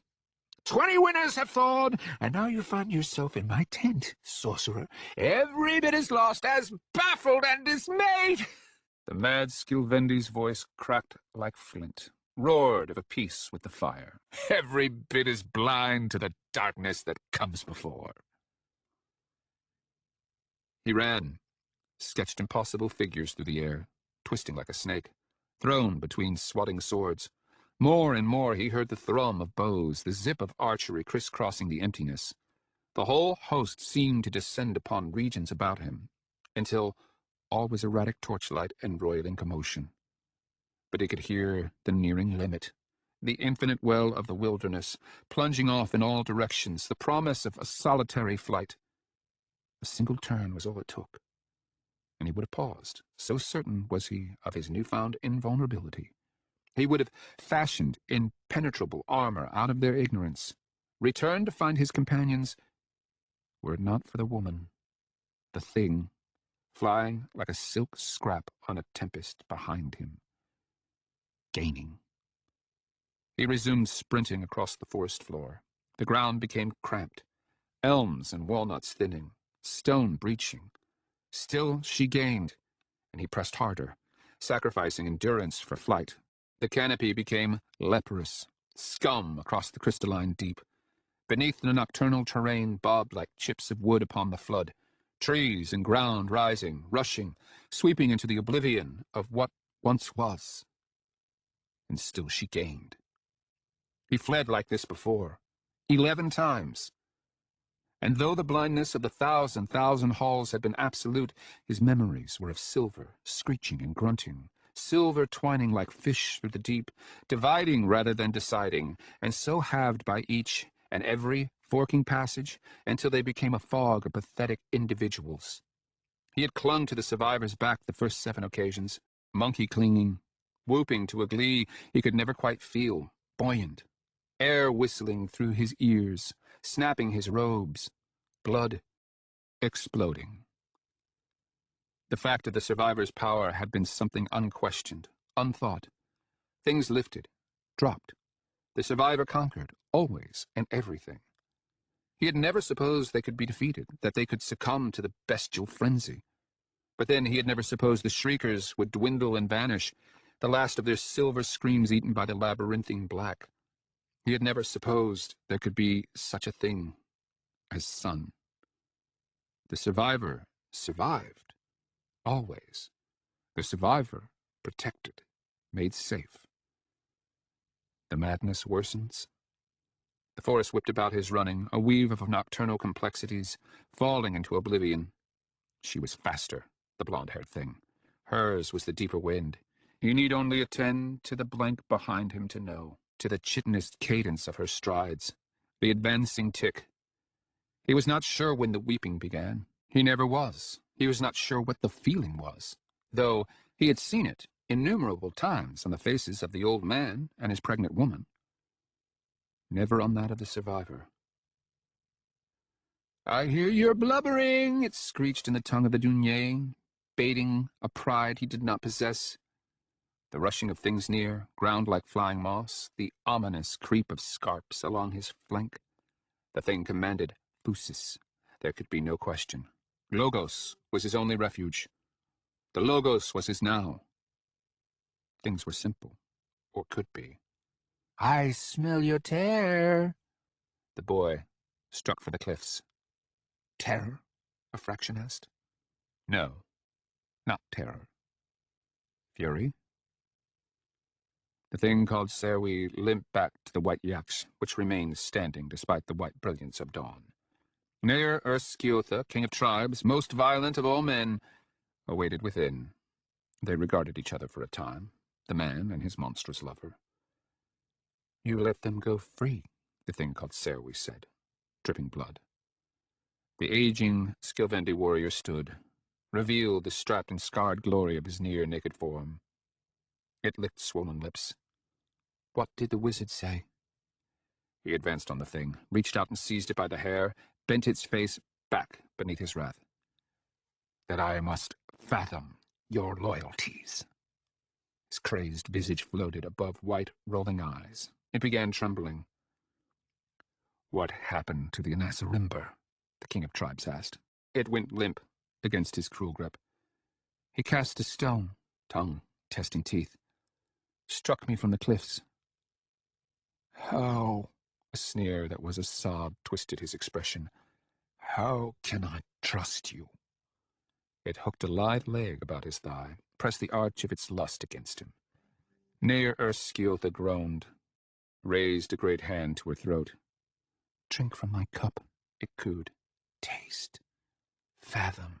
The hand closed upon its windpipe. The white yaks creaked about the force of his rage and anguish. Ishuel has fallen! The king of tribes screamed, heaving his slack-limbed lover from its feet, shaking it against the light. Fallen! He tossed it to earth, tugged loose the cloth about his inflamed loins. The call, rumble and holler of the barbarian host receded behind the accumulating tracts of night and forest. Akamian and Maimara fled without pause, trotting as much as striding across the heaved and cracked forest floors. Their expression, when they weren't grimacing, was one of winded incredulity, disbelief. But the boy, Maimara at last dared cry, is better off, the old wizard huffed, without breaking stride. Without us. He subsequently cursed, realizing she had jogged to a halt behind him, out of concern for the boy, he knew, not for being quick. They had snorted enough Kiri to assure that neither wind nor weariness would impede them. But we go to Golgotharath, girl. His skin prickled for how well he could see in the dark, how impossibly untouched and utterly ravaged she looked, her expression finally falling abreast her lesser years. The prophetess had vanished, and she stood blinking, tears, a runaway princess imperial once more. Akamian raised a scuffed and blackened hand, squinted against the swelling that was inexorably closing his right eye. Come, he said, knowing the very name of their destination blotted any need for further reasons. They spared the boy nothing, lashing him to a doom so mad as Golgotharath. She clasped his fingers, not so much smiling as setting her jaw.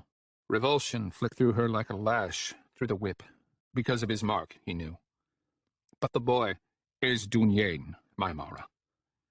They stood thus, in the dark, panting. Skilvendi horns rolled like otters at the surface of hearing to the south. Maimara licked her lips. So then what? She asked lamely.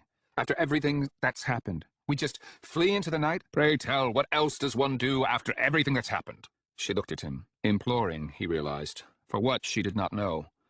The old wizard stamped his feet, overcome by a sudden, wild frustration. He knew full well what such looks portended. Sweet said you, girl, he interrupted. How could you be so consistent? When I need the prophetess, I get the runaway. And when I need the runaway, I get the prophetess. Every blasted time. Anger hardened her teary eyes, hostility flashing through sorrow. What? Because I care? He blundered on, determined to see his stupidity through. You cared nothing about sending his father over a cliff? She flinched at that, blinked tears. Her eyes fell to the empty ground between them. That was not my invitation, she said, in a low, even voice. I watched you give him the Kiri, and I know you knew what was going to happen. You made it pretty clear that you want— He jumped off the cliff, she cried. He accepted the invitation. What invitation? You mean to snort the Kiri? The invitation to leap. Now it was Akamian's turn to stare speechless. To join the Absolute, she spat before stalking off. He stood upon the saddle of level ground they had taken as their stage, motionless for the horror plunging through him, the one he had borne since first fleeing the white yaks, and kept afloat by refusing to stop, refusing to think. His skin prickled, flushed, where exposed to the chill. near Erskiotha, boiled as a vapor before him. And now you find yourself in my tent, sorcerer. The dreams fell hard upon what little opportunity he had to sleep. Dreams drawn from the sheath. One moment the ground beneath him was slowly revolving, pricking like thistles and humming. So much he despaired of ever falling asleep. Then he was lurching, thinking blood-clotted thoughts, climbing the throat of a moaning horn. Golden walls leaned upon warring angles, surfaces betraying different sigils on different angles, elongated etchings, each as fine as an infant's hair. Wretches, human wretches, a shambling line, nude, white where not soiled or scabbed or welted. The chain was drawn, and he swam forward, one in a necklace of thousands. Toothless, the shadow of fists and hammers fell upon his face. Their captors floated as tyrannical shadows, beasts that were terrors, that reduced him and the others to automatic cringes and whimpers, hapless reflexes. Those that faltered were pried from their shackles, dragged aside, beaten, raped. He could know of others, likewise taken ahead of them by the gaps in the chain, how he was sometimes hauled forward 4 steps instead of 2. No one spoke, though some managed to scream, to hack and grunt, noises reflected raw across the unearthly gold. He more started at sounds than heard them.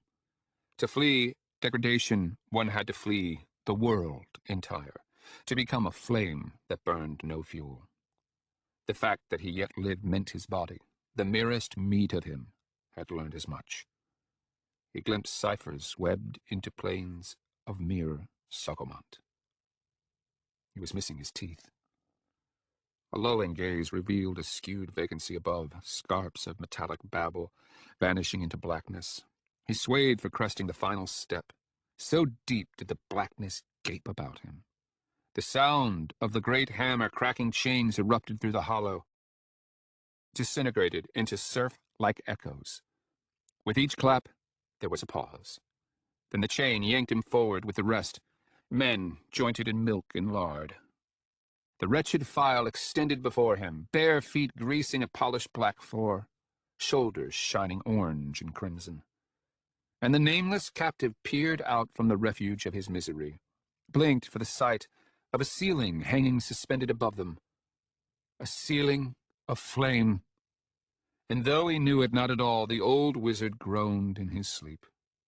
Unchained figures stood transfixed beneath it, non-men in various states of undress, gazing up, tears enameled on their cheeks with furnace reflections, silken wings of saffron and crimson, damnation signed and passerine lights. They paid no heed to the mortals chained in their midst, for they were every bit as enslaved. The hammer resounded, and the brutalized captive blinked, and the chain heaved, the battered souls ahead of him, forward with him, the same 2 besotted steps. Inexorably, stroke by cracking stroke, he was drawn beneath the ceiling, witless, oppressed by its lurid silence. A single glance exhausted his daring. A peek into fires burning upon fires, a bottomless regression. Otherwise, he looked only at the tumult reflected across the floor as the chain dragged him beneath its onerous canopy.